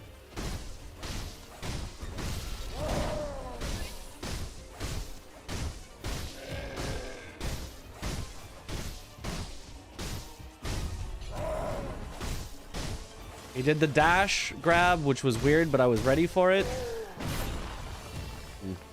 Somehow the strafe did not work there. Yeah, really bad ogre. I will judge people who pirate $10 indie games, though. Yeah, fair.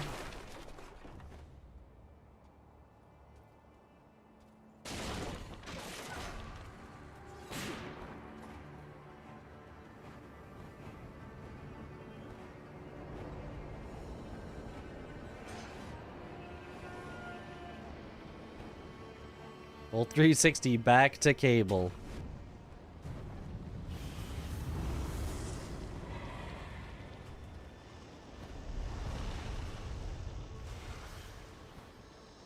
Nice. We'll be back in the green.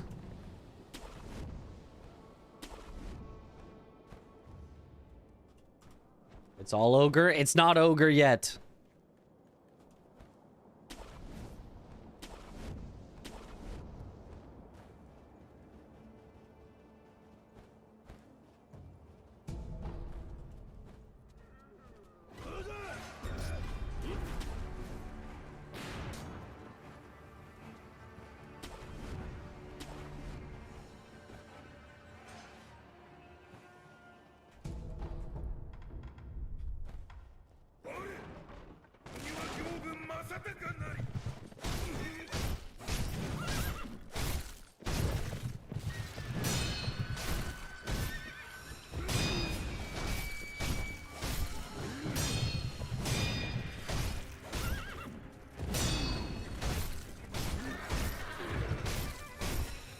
Darn, no headshot. Oh, that's so bad.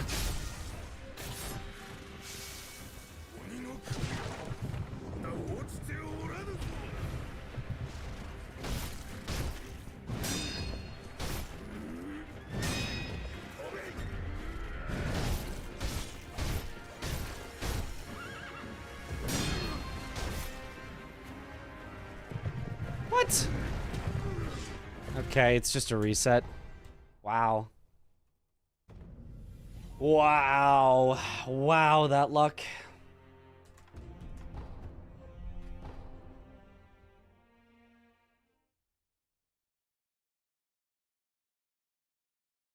Why was it bad? Because he did the 2 attacks where he runs away back to back. So I didn't get enough deflects to hit him before he ran away. So he ran away. Then, you need to finish off his first phase with an R1, not with a deflect. Otherwise, he will maintain some stagger, not like posture, but like till he goes like, oh, ow, build up into the second phase, which will make him run sooner in the second phase. In addition, I had to deflect him at a weird angle, so he ran away from the gate instead of towards the gate. So now all of a sudden, my second phase was going to be much slower already, and he was going to be further from the gate, so I was going to lose time there. In addition to phase 1 being already really, really slow. I gave it a chance, I hung on, and then he did, again, attacks where he tries to run away immediately. The counter to that is to run away a bit from him so that he'll try to kind of chase you instead of running away, and then he ran away anyway. So it was just... I had lost probably at least 10 seconds on Gyobu already. So I just reset.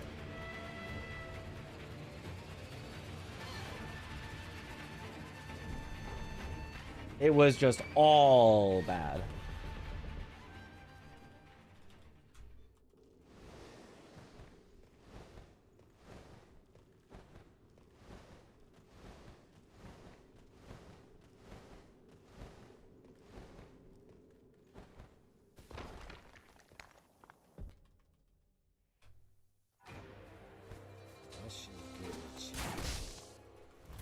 Okay, not bad. Look down.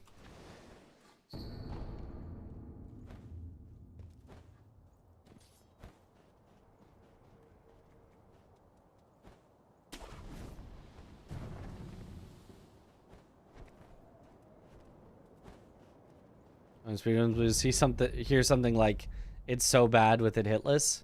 I mean, yeah, that's because hitless is not the goal.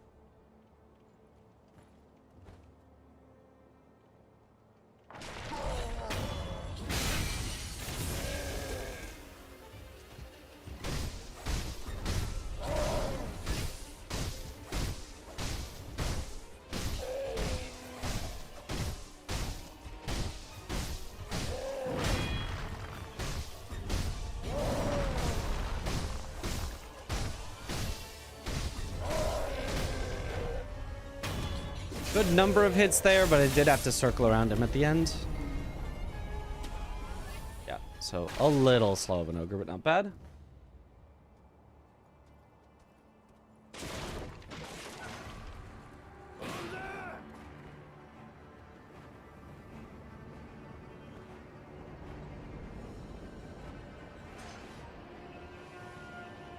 Is there any strat in Sekiro where you have to intentionally take damage for a better time? Yeah, at the start, we have to get hit by Genny in order to get out of the tutorial faster.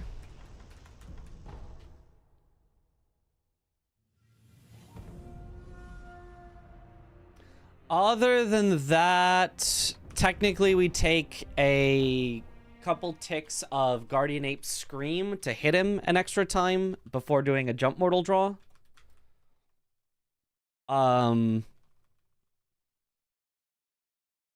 And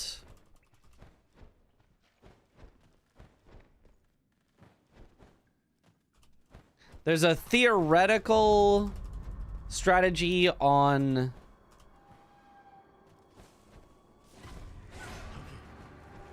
Centipede to get hit at the exact same time as you use Mortal Draw on him, so that your Mortal Draw happens, but it actually doesn't spend emblems, and you just have slightly more emblems to use another Mortal Draw, but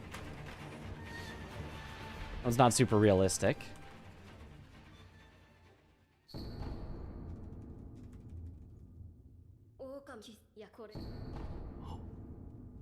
I think that's about it.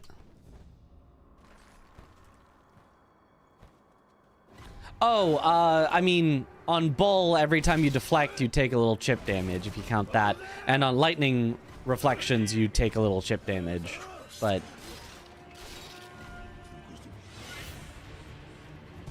that's just kind of playing the game normally, right? I don't really consider that, like, a strategy of intentionally taking damage. That's just a strategy of playing the game normally, and then the game just gives you some chip damage.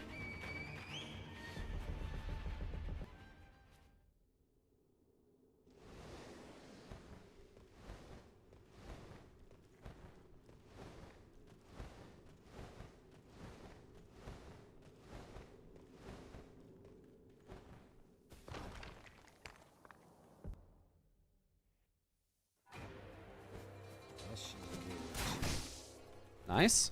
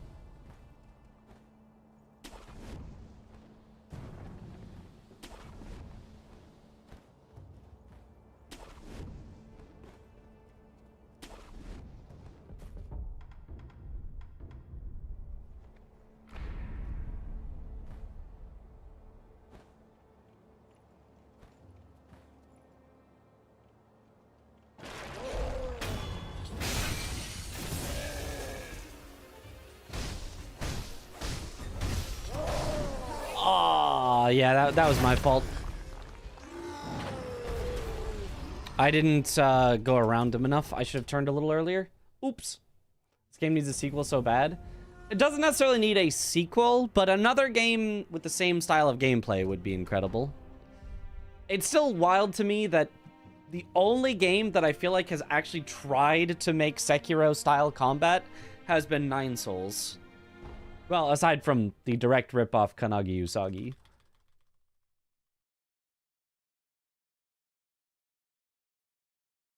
It's like games have done, you know, we'll add in deflections in addition to dodging, and you can pick which one you like. It's like, okay. But why can't I have the cool deflecting is the default, and then there's a special counter for thrust attacks, and then there's a special jump counter for sweep attacks, you know. Why can't I get the full thing?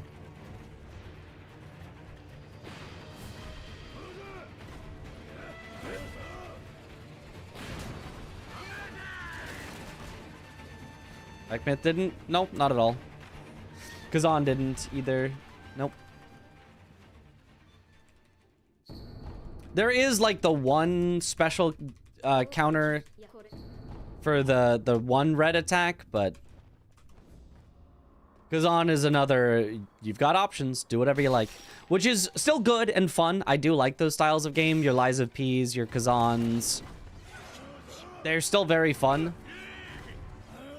But they're not, I want another Sekiro.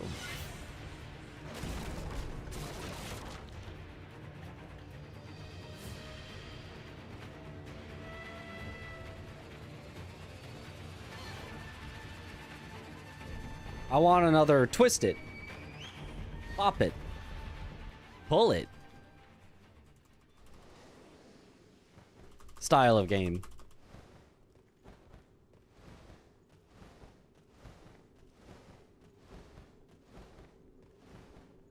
Yeah, I'm saying there was dodging and deflecting, but they were, you got to choose which one you did in like Kazan.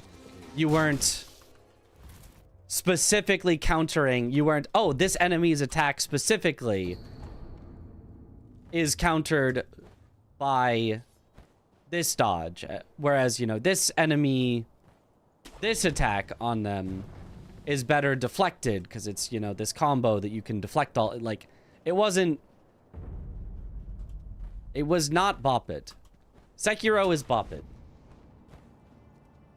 Whereas Kazan is, here's an attack. Would you like to dodge it or try to perfect guard it? Both work. Whatever you like. Here's the next attack. Would you like to try to dodge it or perfect guard it? Both work. Whatever you like. Kazan is press any key to continue. Which again is still fun.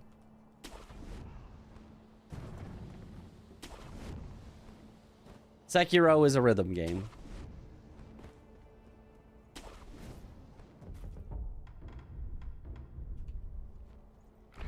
Bop it. Pull it. Shake it.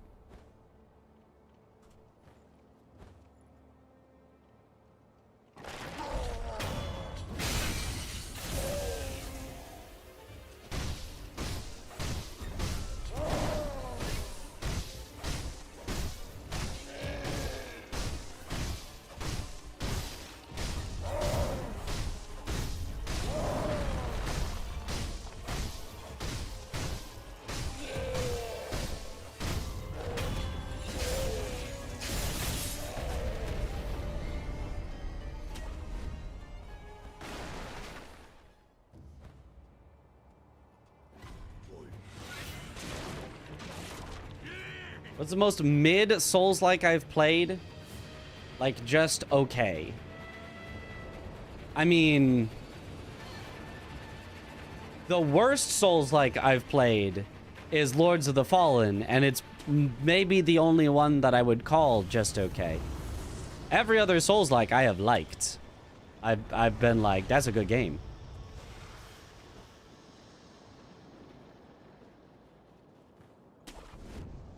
Even Lords of the Fallen, it's like, ah, it's pretty good. I guess it's kind of good. Nice. But if you mean what's like the most middle of the pack Souls-like, doesn't stand out as being better than others or as being worse than others, probably like Genotria.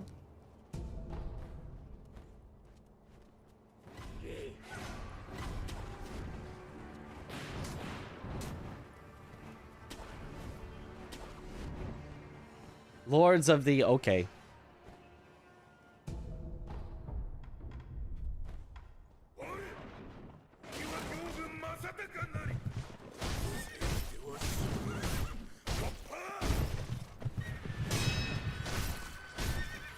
Unlucky?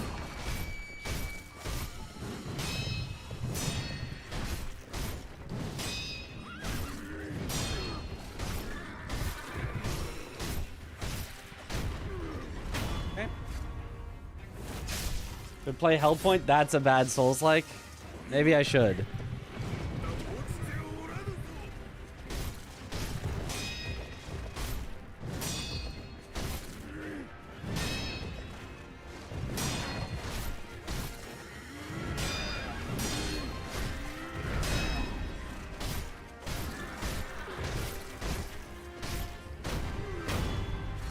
Good enough.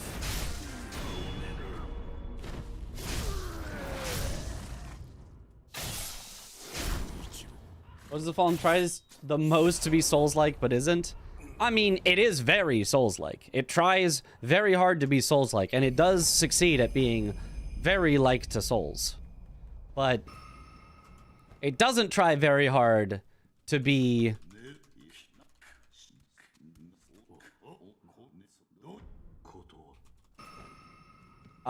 you know... as fun of an experience as it could be, IMO. It tries very hard to be Souls, but it gets a little blinded by that. It gets a little blinded by it wants to be very, very much like to Souls, that it doesn't, I feel like, make that good of use of what it does have that's unique. Instead saying, hey, we'll take all of our stuff that's unique and we'll make it super, you know, challenging and punishing, and we'll make it so that you're really struggling through, and that'll be the fun of it. And it's like, well, it's not really necessarily the fun of Souls games. They are hard. And honestly, Lords of the Fallen isn't even like that hard. It just like, it feels like it's trying to be really, really hard, you know? It ain't the worst game. I just feel like it does fall flat compared to what it could be. So hopefully Lords of the Fallen 2 will fix that.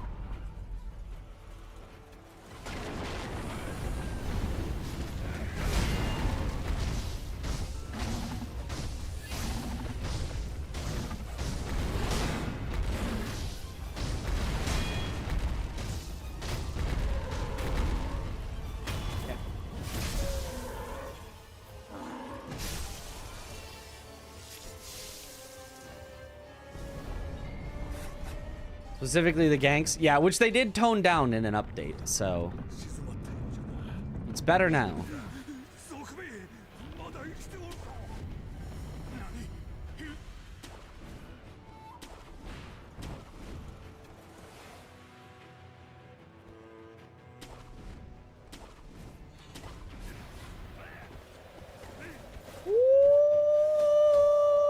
Ah, look up.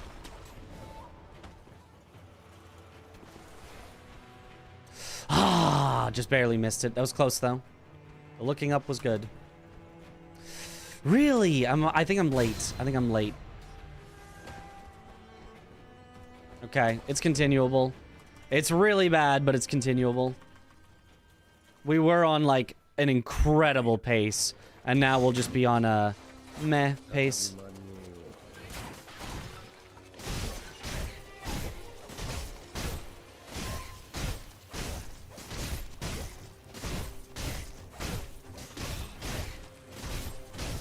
Unlucky.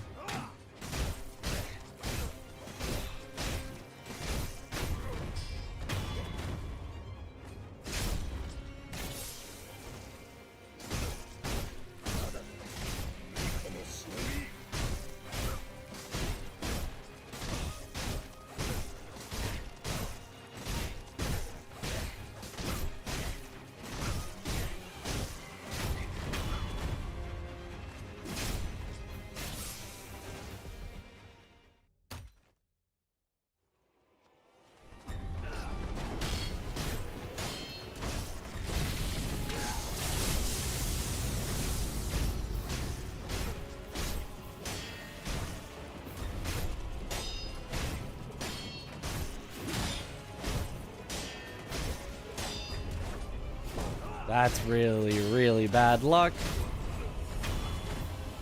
Yeah. Terrible Genny luck.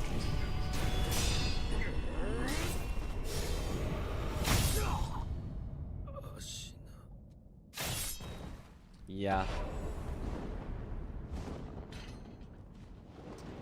Missing frontside dojo twice is really bad, and then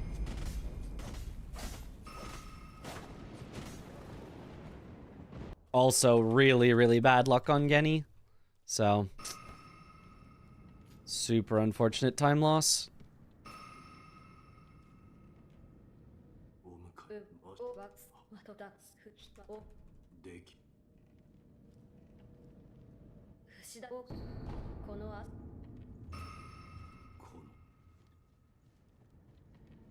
Ah, I'm so bad. That's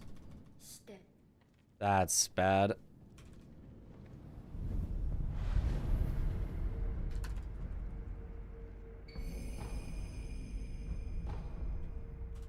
Wouldn't feel so bad about that if we hadn't just lost an infinite amount of time on Genny.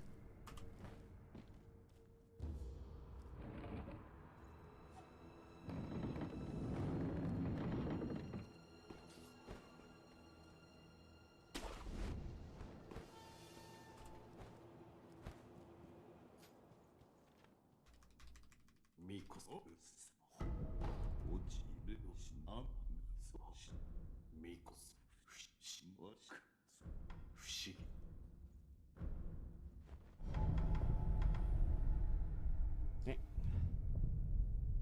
What's my top 5 games of all time? Sekiro, Elden Ring, Lies of P.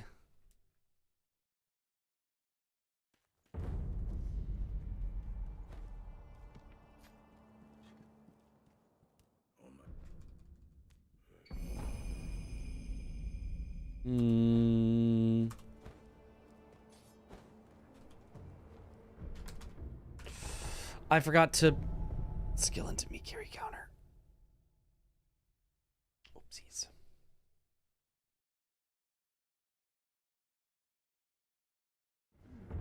After those 3, I'm not entirely sure.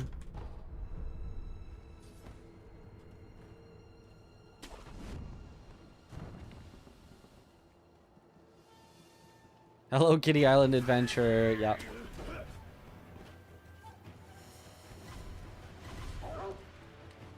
Like, Dark Souls 3 definitely could be up there.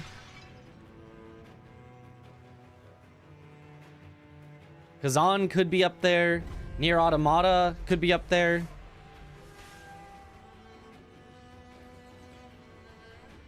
Legend of Zelda Ocarina of Time is goated for sure.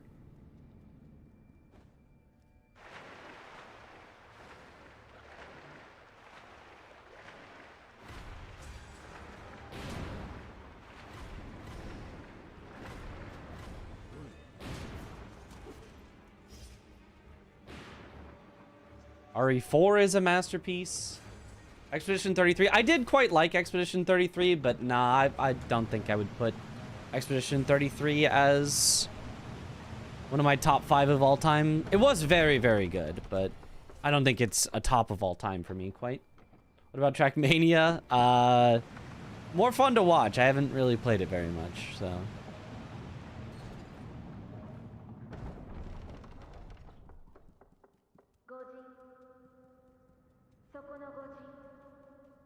I feel like you like Kazan more than you let on. I remember those smiles when you played it. What do you mean more than I let on? I've always said Kazan is goated, is incredible.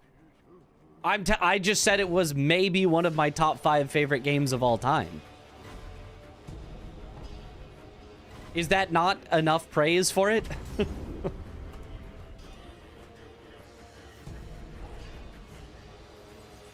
I feel like that's kind of crazy, though. I did really, really, really like Kazan, but, like, I feel like I'd probably give it to something else.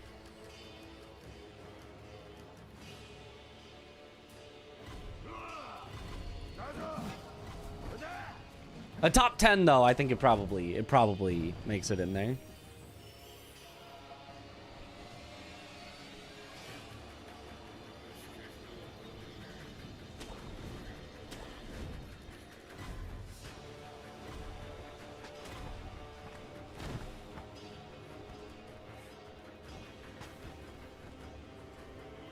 Like, did so much, I did the whole game bare fist only.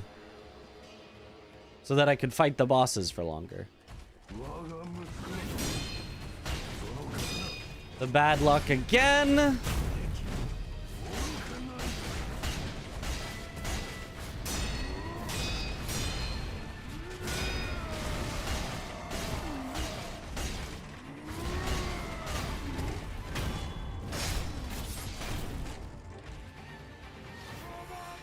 The Automata speedrun then?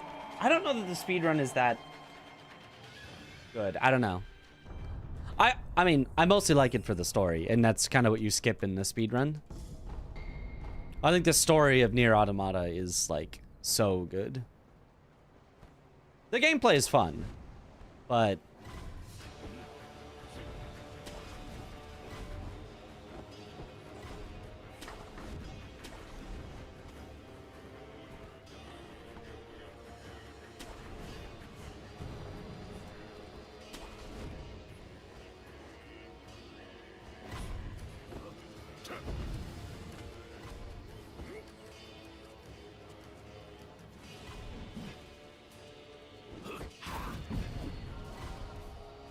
New Evangelion anime written by Yoko Taro is coming.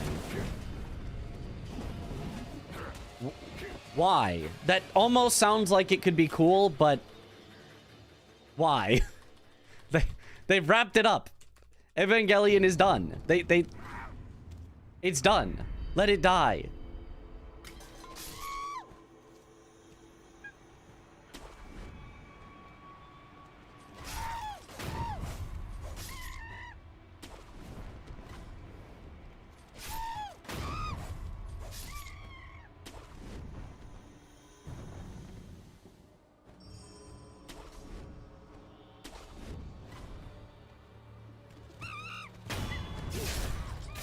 We need more merch. Think of the merch.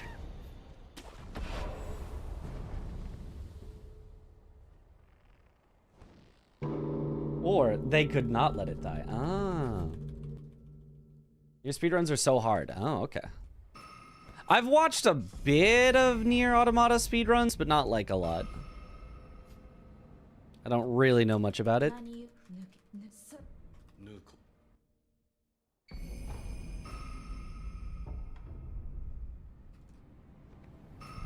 Gazeva or something.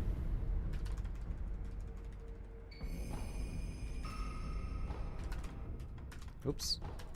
Don't need to.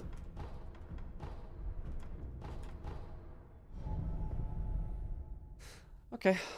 Solid. We still have a lot of time to save here on this split at Centipede, so if we do, we'll be way ahead.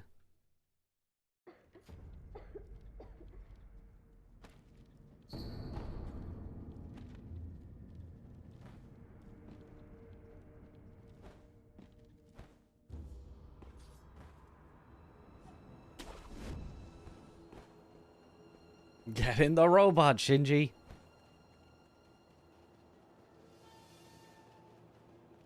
Do I read the YouTube chat? No, never. Especially not if they ask if I read the YouTube chat.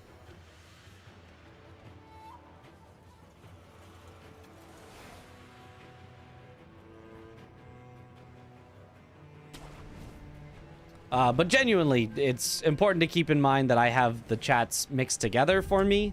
So even if a message still appears in the YouTube chat, but there's been a bunch of Twitch messages since then, the message may have gotten pushed off my screen so I can't see it.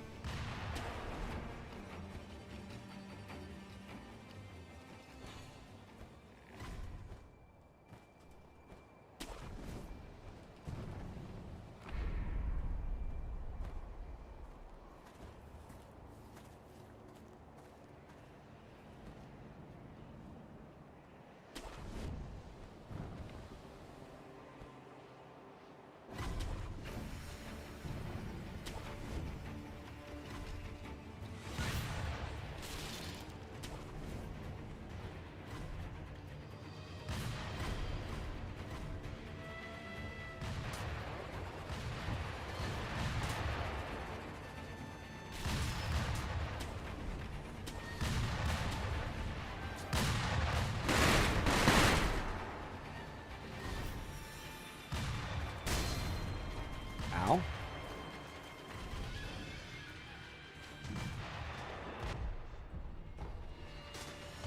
Oh, that's some time loss already.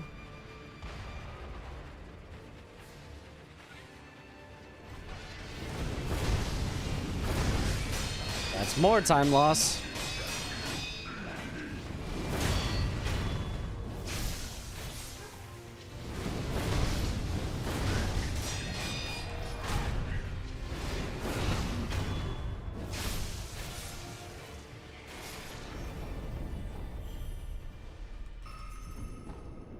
Yep. 6 seconds of time loss from getting shot and then not getting it right on Centipede.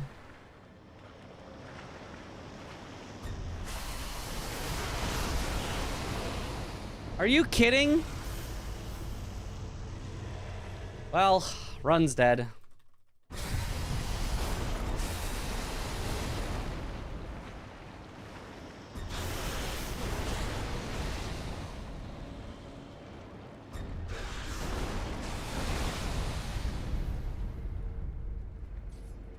Yeah, that doesn't happen.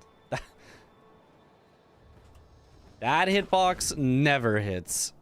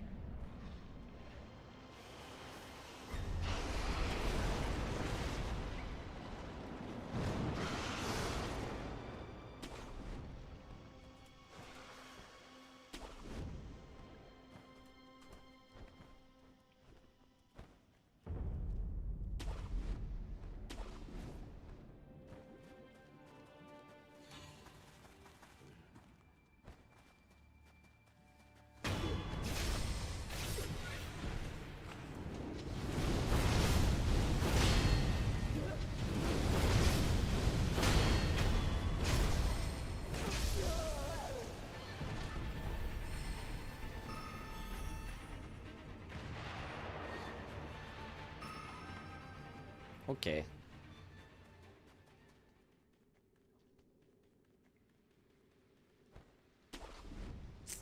Technically, I can PB by 1 second if I gold everything.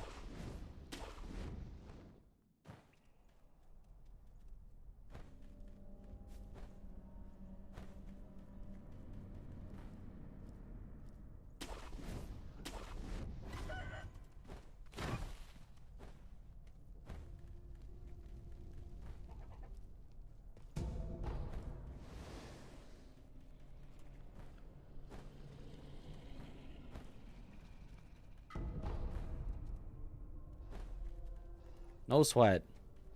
Easy, honestly.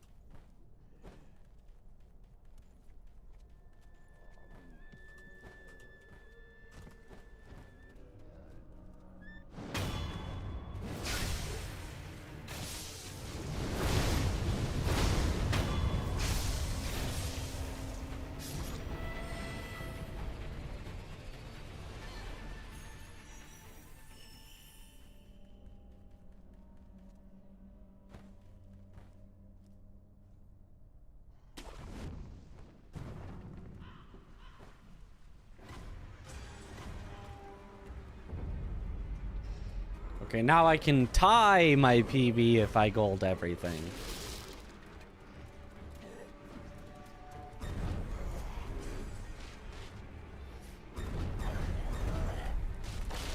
God, my PB had such a disgusting end. The fact that we can't even save more than 4 seconds at the end of the run.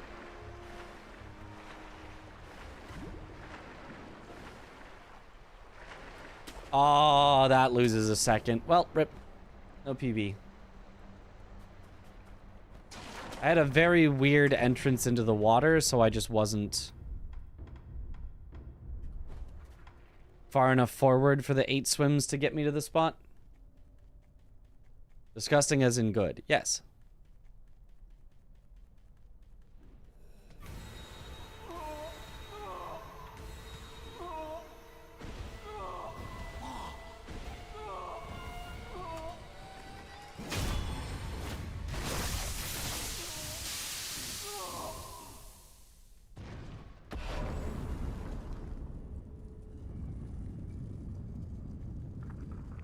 Let's reset? No. Let's finish out the run for practice. We're at the end. Like, I don't really see a reason to reset right here.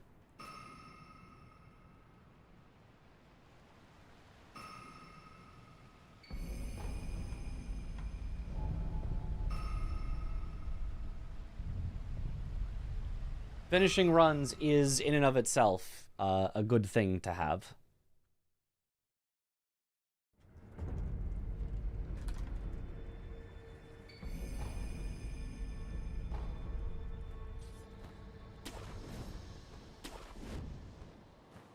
More practice at the end. More consistency through a whole run. Better mental, knowing you can finish out runs.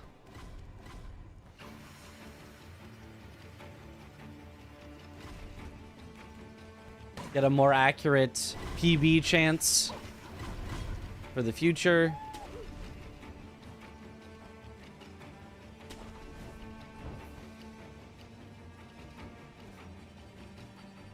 Ever seen that tech before? Which tech?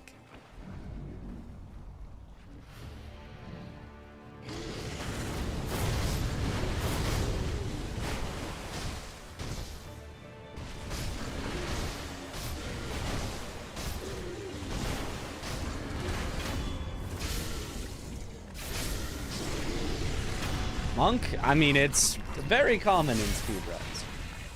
And also probably shouldn't be allowed in Glitchless, but, you know.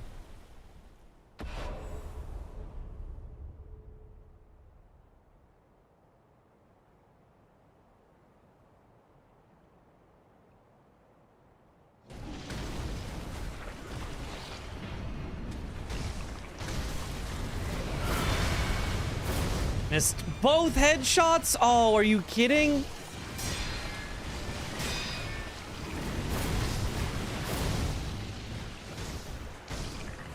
Yeah, now I can't even finish him off here and I have to run. Man, that's so bad.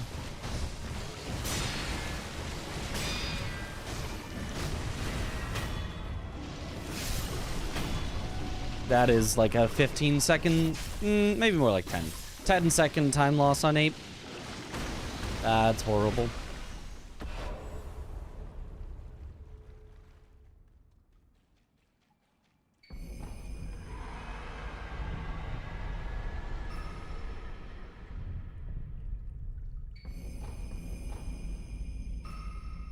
It was between the two. 12.5-second time loss.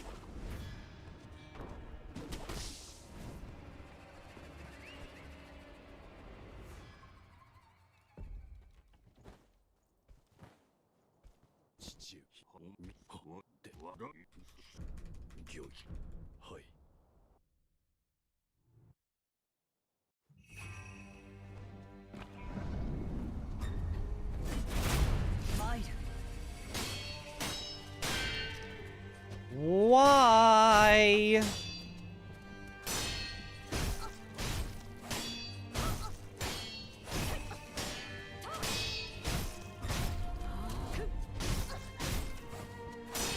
Can you stop, Emma? Oh my goodness. Why is it considered glitch? Seems within the bounds of the game, just obviously not intended, like dojo skip. If by within the bounds of the game you mean it happens, then yeah. Otherwise, there's no part of it that's even remotely within the bounds of the game.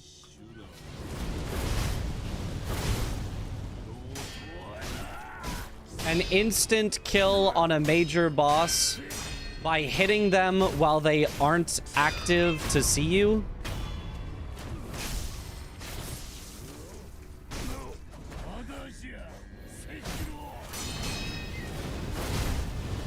And performing a death blow that they are not supposed to be susceptible to, that only exists because it shares a model. Oh, I should just take the death blow and finish out the run.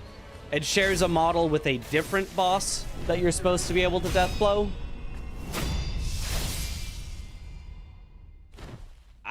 It's pretty frickin' far out of the bounds of should be possible.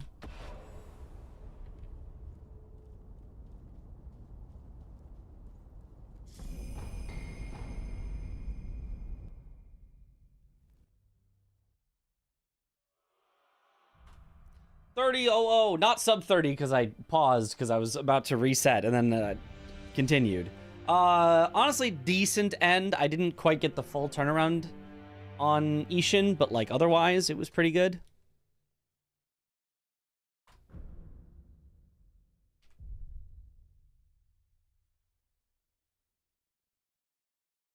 Why is Dojo Skip allowed in Glitchless, but Ogre is not? Don't both of them skip an unskippable mini-boss? Nope. There's no required mini-boss in the dojo. You can just walk around all the Ashina Elite is not required. You can just go around him. There's just another path that just goes up through Ishin's room, and you're right at Genny. Most people will fight Ashina Elite, but he is not in any way required. Fully skippable.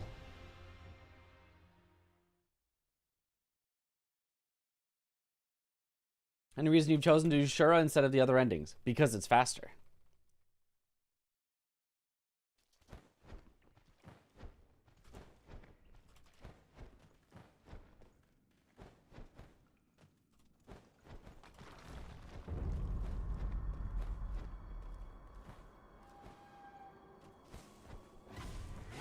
And no, that is not a joke. That is the reason to do Shura, because it's faster.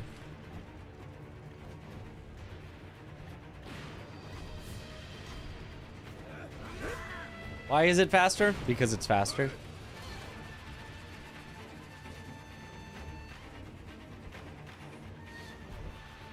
If you really wanted a more detailed answer, Immortal Severance with the dragon especially introduces a ton of extra RNG that kind of sucks.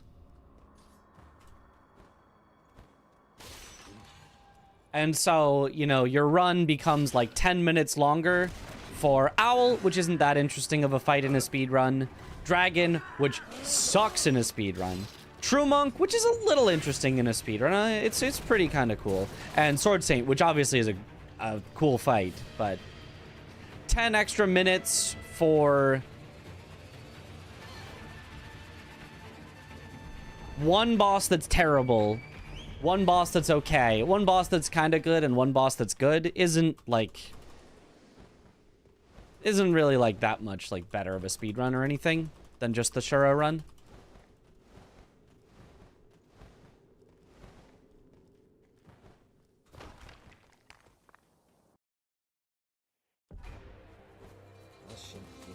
Oh, there's teleporting Genny. Did you see how he teleported there? He zipped in.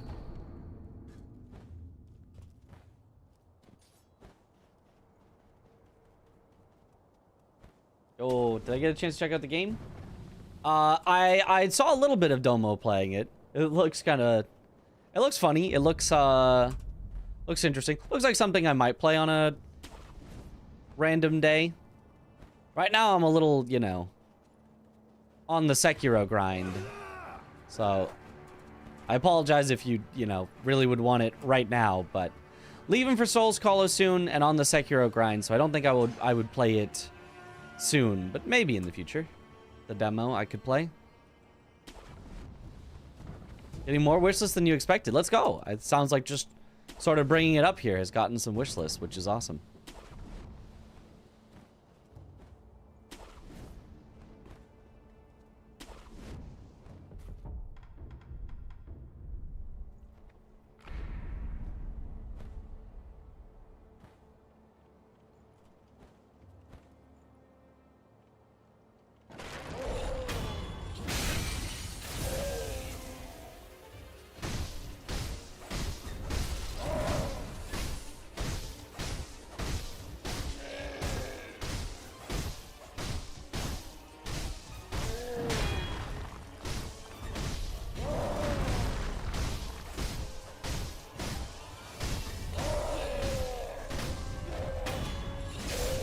Solid ogre.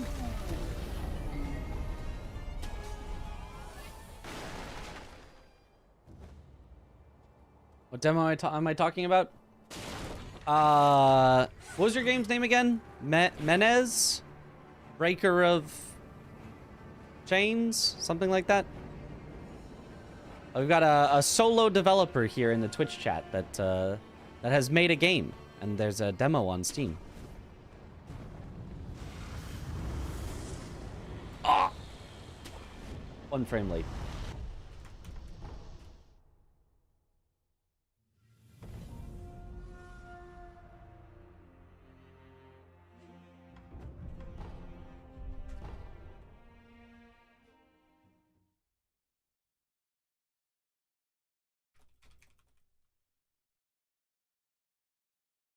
If Shura's faster, why not unrestricted Shura? It's even faster. Because I already have a good time in the glitched categories, and so I want a good time in this category, since I've never gotten a really good time in it. The other categories, I'm, 20 seconds off of world record because I haven't played it in a while, but I still have one of the top times. And in this category, I'm 1.5 minutes off the world record, and I've never even been top 50 in this category. Maybe I'm top 50 now, I'm not sure. But I've never had a good time in this category, so I'd like to get one that's pretty good.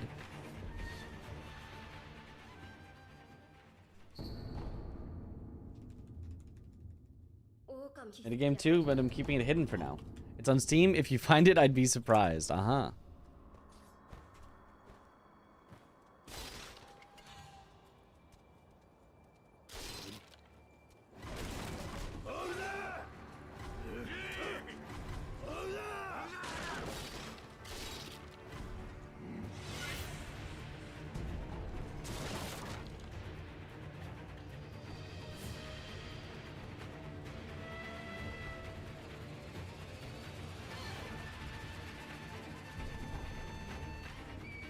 Would frontside dojo skip be faster for getting to Owl 2?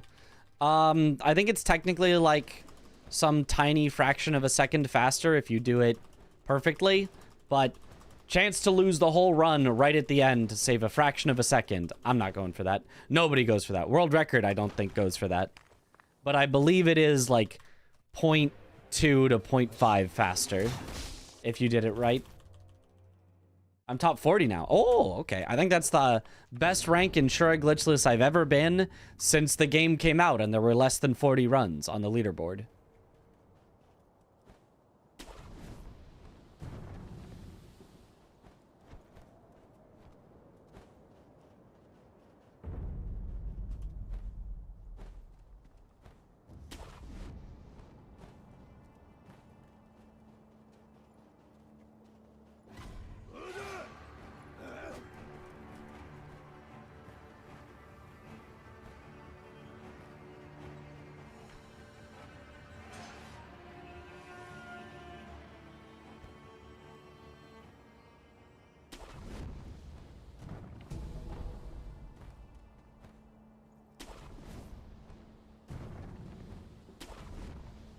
Did you actually to talk about it? Don't overstep.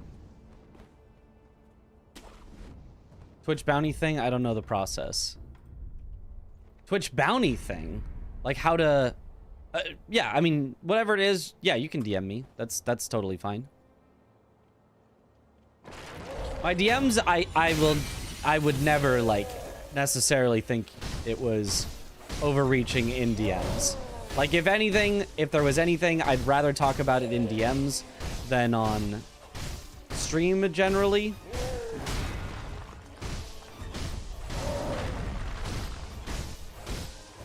That was a little scary. Because that way there's no pressure on me specifically to, you know, save face or try to be extra nice and be like, oh, yeah, well, I can just tell you straight to your face. Nope, that's not happening. Nope. You know, if it is something that's like, that's not. So I never really, like, mind in DMs.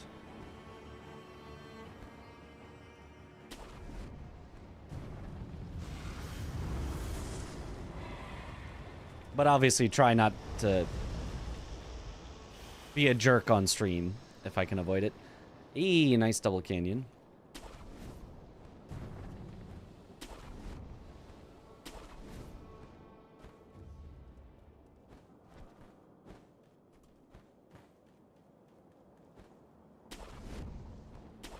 Is Gyobu Skip harder or Double Canyon? Double Canyon is much, much harder. Gyobu Skip is pretty easy, actually. One of the easiest skips in the game.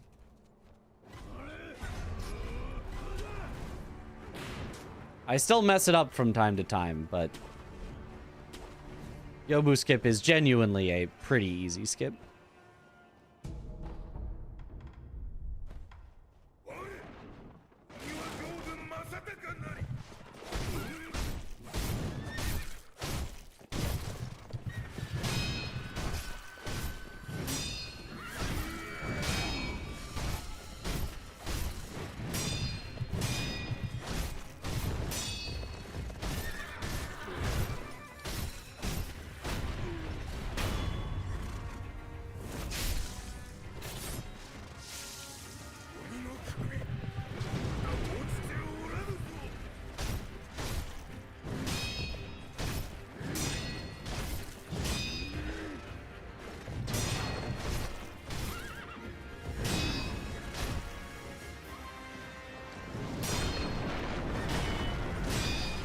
Oh, that's so bad for me.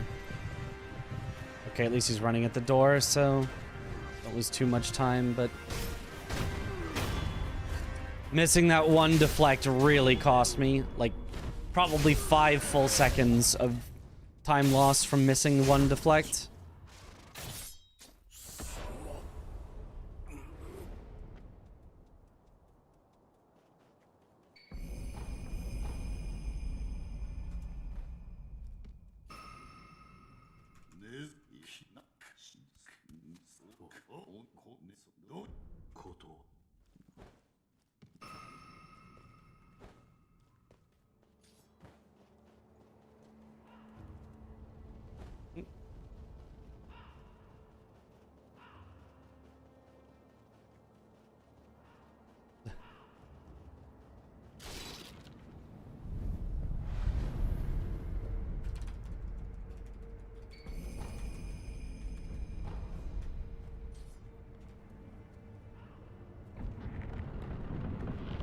A granny?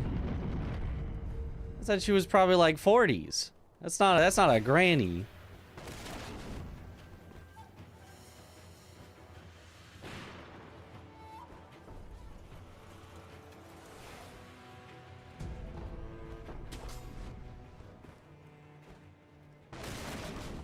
I mentioned Gyobu Skip does feel very similar to Monk.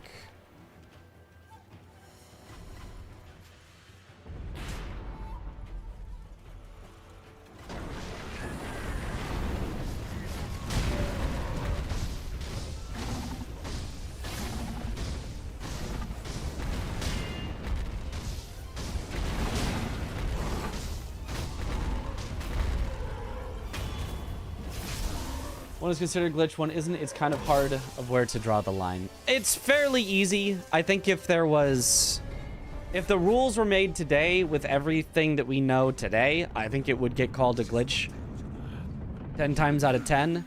But at the time that the rules were being made, they needed a line to draw, and they drew it at death blow is okay. Non-death blow is not okay. It didn't matter how glitchy it was. It just, if it was a death blow, it was okay. If it was not a death blow, it was not okay. Look up. Nice. And so since Monk death blow is a death blow, it was by default okay.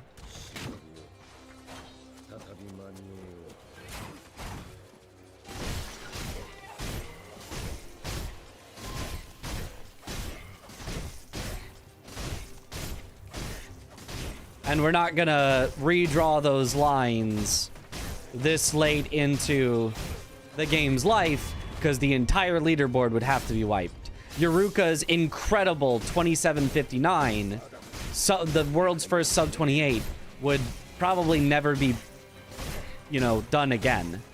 It would get deleted, and sub 28 would probably no longer be possible ever. So it would do a lot of harm to, at this point, ban it.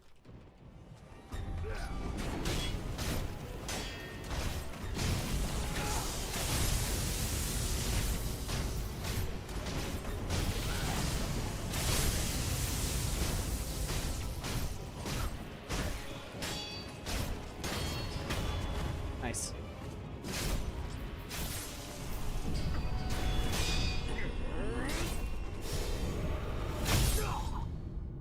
It's more like a legacy ruling, yeah. Gold!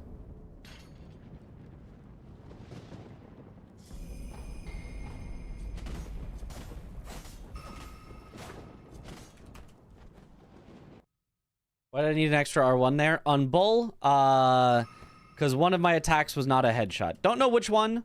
Don't know how it happened, but one of my attacks was not a headshot.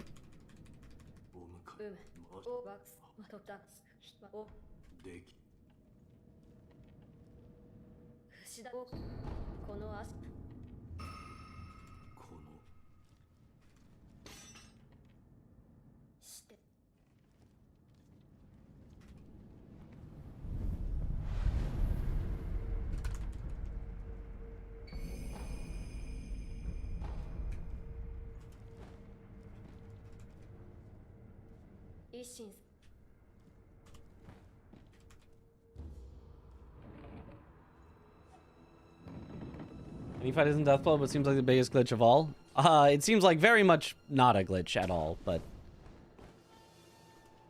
is the most commonly complained about thing. That's for sure.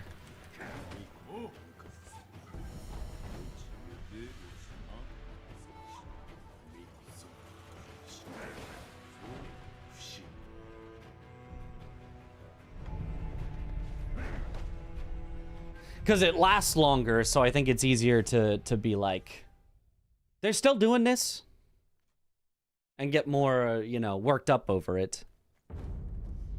Whereas something like an instant kill is over quickly, so you don't have time to dwell on it. Whereas doing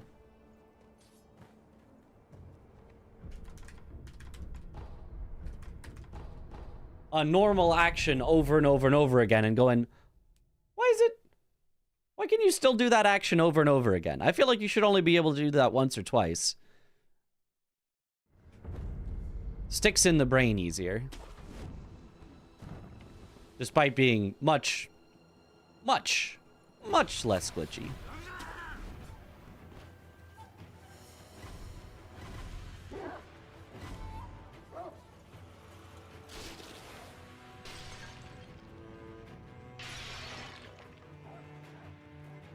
Time to lock in, I suppose. Maybe a little. There's still so many ways the run can die. I'm not even sweating it. If the run dies, it dies.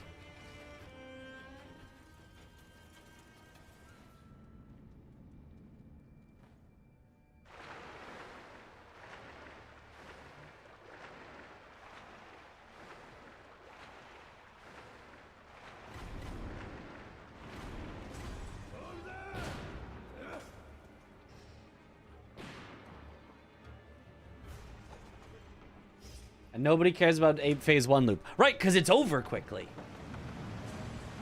Because you do it, it's over so quickly, it looks like it's just one stagger, even though you can loop him into an extra stagger that shouldn't happen. Well, I say shouldn't happen, but like, again, it's kind of just how it works.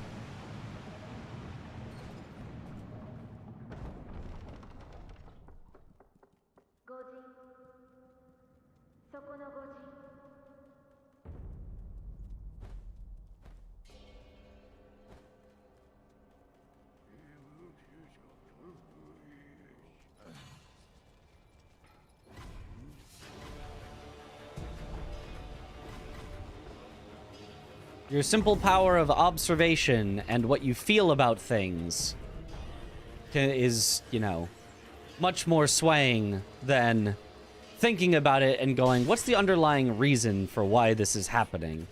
What could be considered uncouth about this?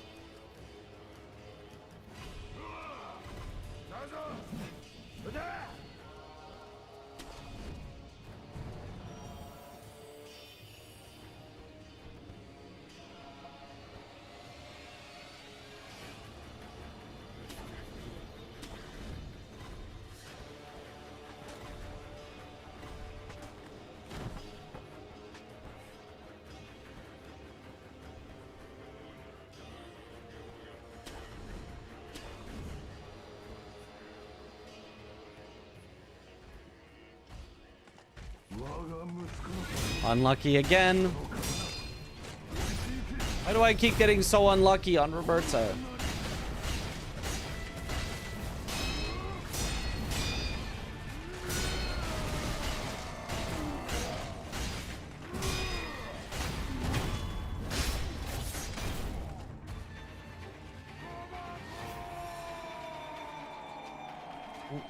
What is the minus 15 seconds in green and plus 2.5 in red?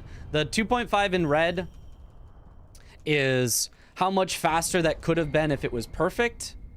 And the minus 15 is how far ahead we are right now compared to our personal best total run. So I was 15 seconds ahead. Now I'm only 13.8 seconds ahead. And the reason is because I'm 1.1 seconds slower than I could have been. That's the red number. You'll notice the numbers are off by 1.2 instead of 1.1. That's a rounding error.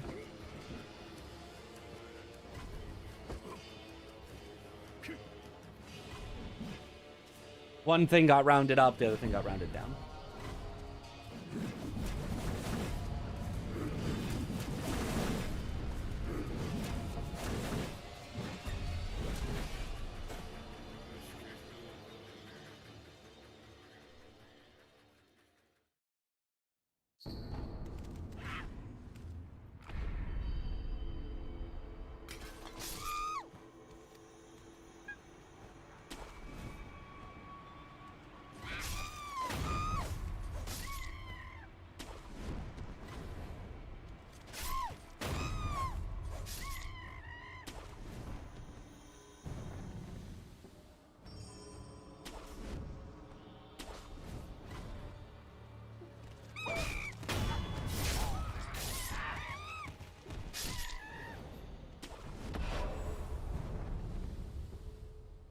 Very nice.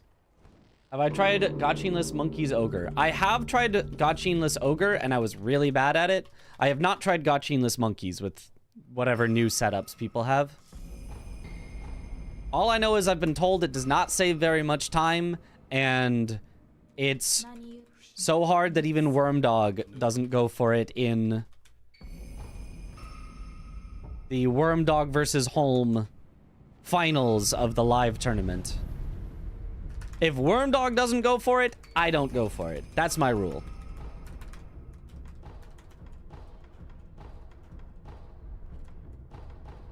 Thus far, it has not led me astray.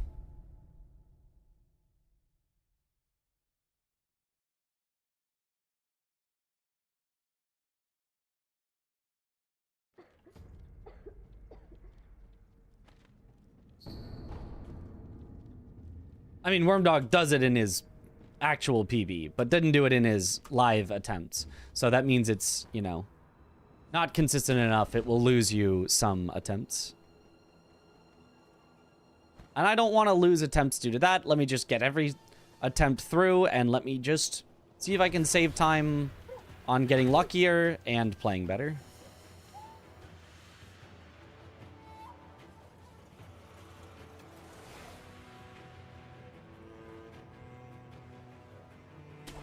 Wormdog sounds like he's good at this game. Nah, he's actually pretty bad. Pretty terrible. Only has over half the world records in the game. Pretty bad. Just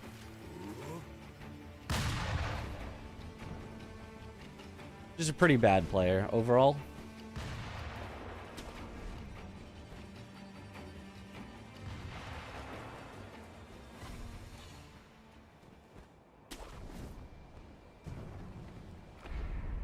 Not worth it for now. Exactly. Not worth it for now.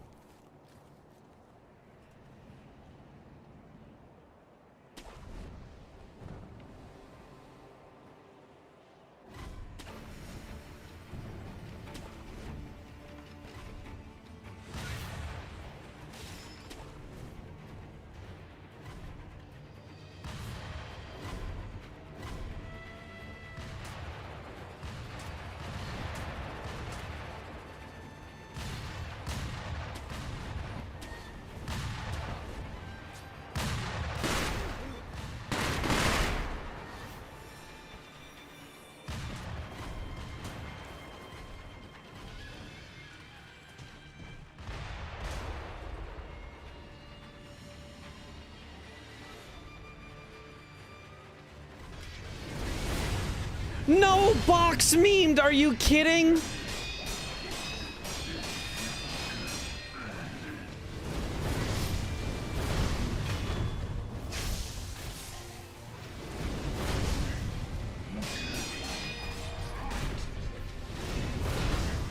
All right, good recovery. Ah!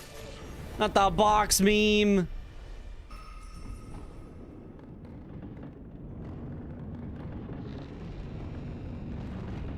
In my opinion, what's the best game category to try and practice for? Overall, Shura Glitchless, but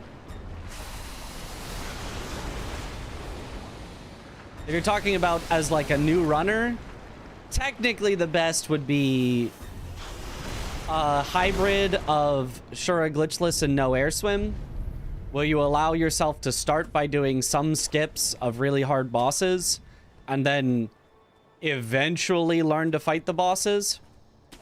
But doing those skips to start can like save you a lot of hassle as you start to learn, even if they're not allowed in Glitchless. But would be a little silly of a way to do it. So I would just say overall, just do Shura Glitchless. It's generally the easiest to learn.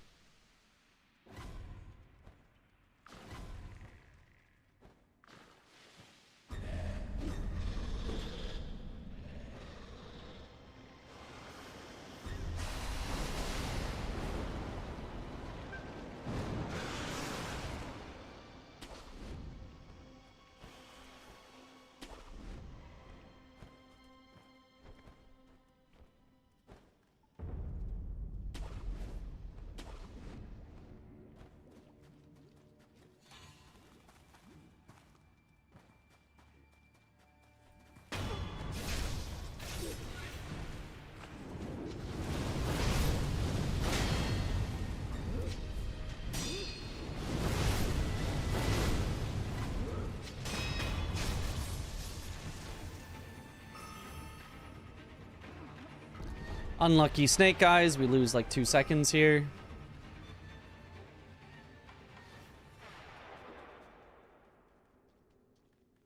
Old No Air Swim was the best. I agree. Old No Air Swim was the best. But nowadays, where are you going to find a resource on how to learn Old No Air Swim? Like, you're just not. So, nowadays, just do Shura Glitchless.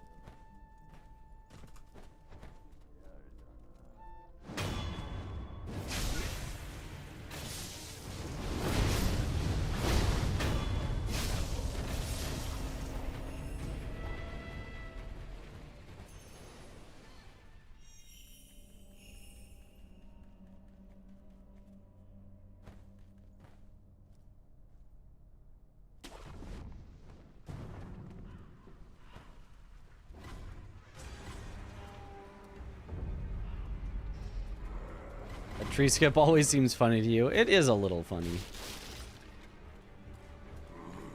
Nice RNG on Miss Noble. Well, there's kind of RNG in the death blow that you get. I actually don't know which of the two death blow animations is faster. It feels like the one I got is slower, but I don't actually know.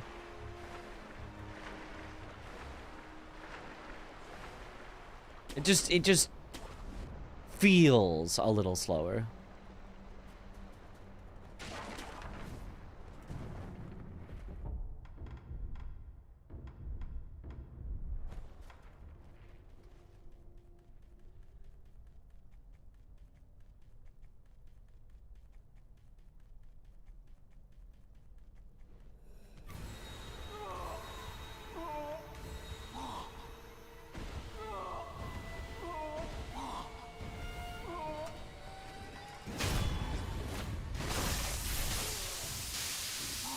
This run already looks pretty fast. Where did the record save a minute plus? I don't actually know. Strategy-wise, the world record saves like 15 seconds on me due to faster strategies.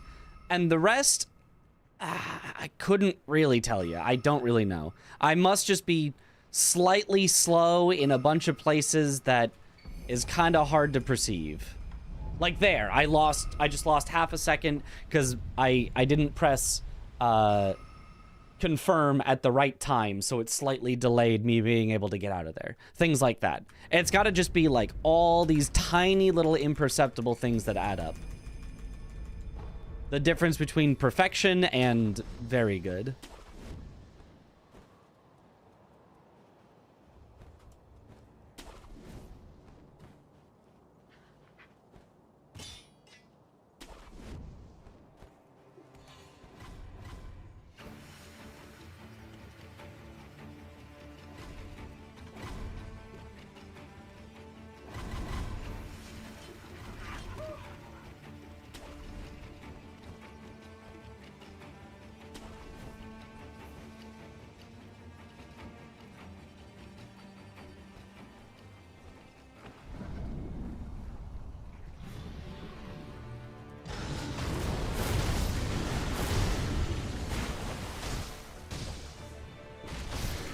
No way, that was too early. Oh, that's so bad.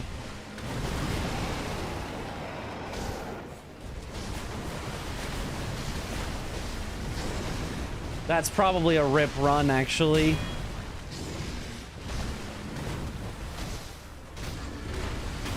That's like a 20-second loss or something. That's absurd.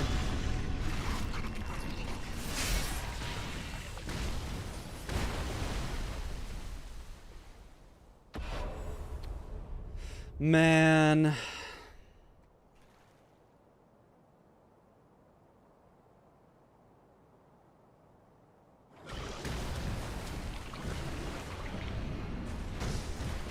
Andy runs away here.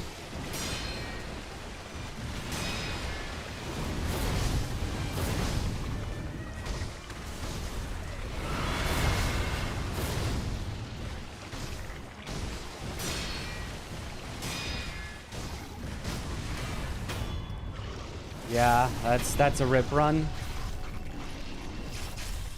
Man.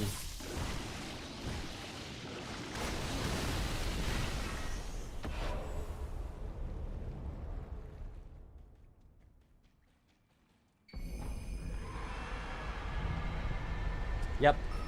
I can't PB anymore.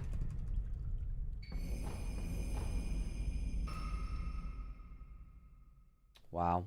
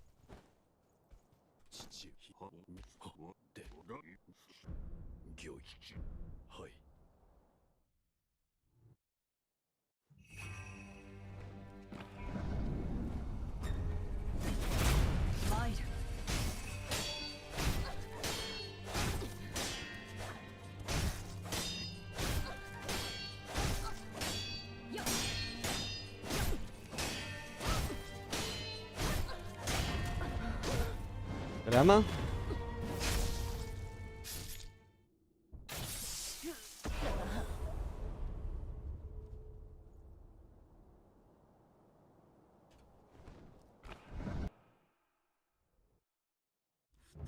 び修羅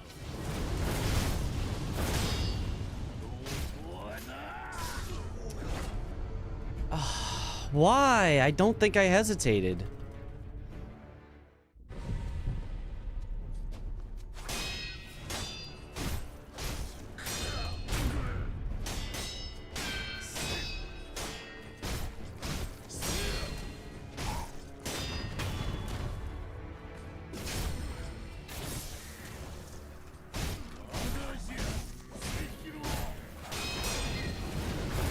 Yep, and the fire's there, so I can't get out of it. Nothing I could possibly do about that situation. Damn. He was just in the worst possible spot with the fire, so I couldn't do anything about it.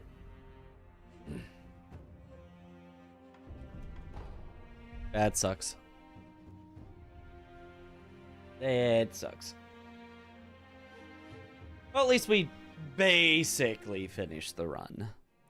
Because that will be it for the runs for tonight. That's probably it for Shura Glitchless runs until I get, well, until I'm done with RE9, probably. Because tomorrow I want to practice the Sekiro bosses for Souls Coliseum. I want to practice the Lies of P bosses if I have time, if I feel comfortable. Then Wednesday, I'm probably not streaming, or if I am, it's going to be a very short stream because I gotta leave Thursday morning for my flight to get to Souls Coliseum. And then when we get back, RE9 will be out, so we'll probably play that. Also tomorrow, I'm going to be hanging out with my friend in the evening, getting like dinner and stuff, which might mean that I'm back quite late. So we'll see. Stream might be very late tomorrow. We'll see. We'll see. I don't know exactly what's going to happen. Your game data corrupted. What should you do? Do you have a backup? Was there something that caused it? If you have a backup, which you probably don't, you'd have to load it. I'm assuming you didn't like down patch the game or anything, which can give that message without actually corrupting your data. But I don't know. What's RE9? Resident Evil, the 9th one. Have I tried playing Black Myth Wukong? Yeah, beat it all on stream. It was a fun game. Fun game. 8 out of 10. Quite good. Wish it was more Souls-like, because I like Souls-likes. So anyway, let's find someone to raid here. Let's raid Ainrun, who's playing Resident Evil 6. Resident Evil 6. But yeah, thank you all for watching. Have a good night, or morning, or afternoon, or evening, wherever in the world you all happen to be, and I will see you all later. Have a good one, everyone. The best, Ari. So true. Have a good one, everyone. Bye-bye.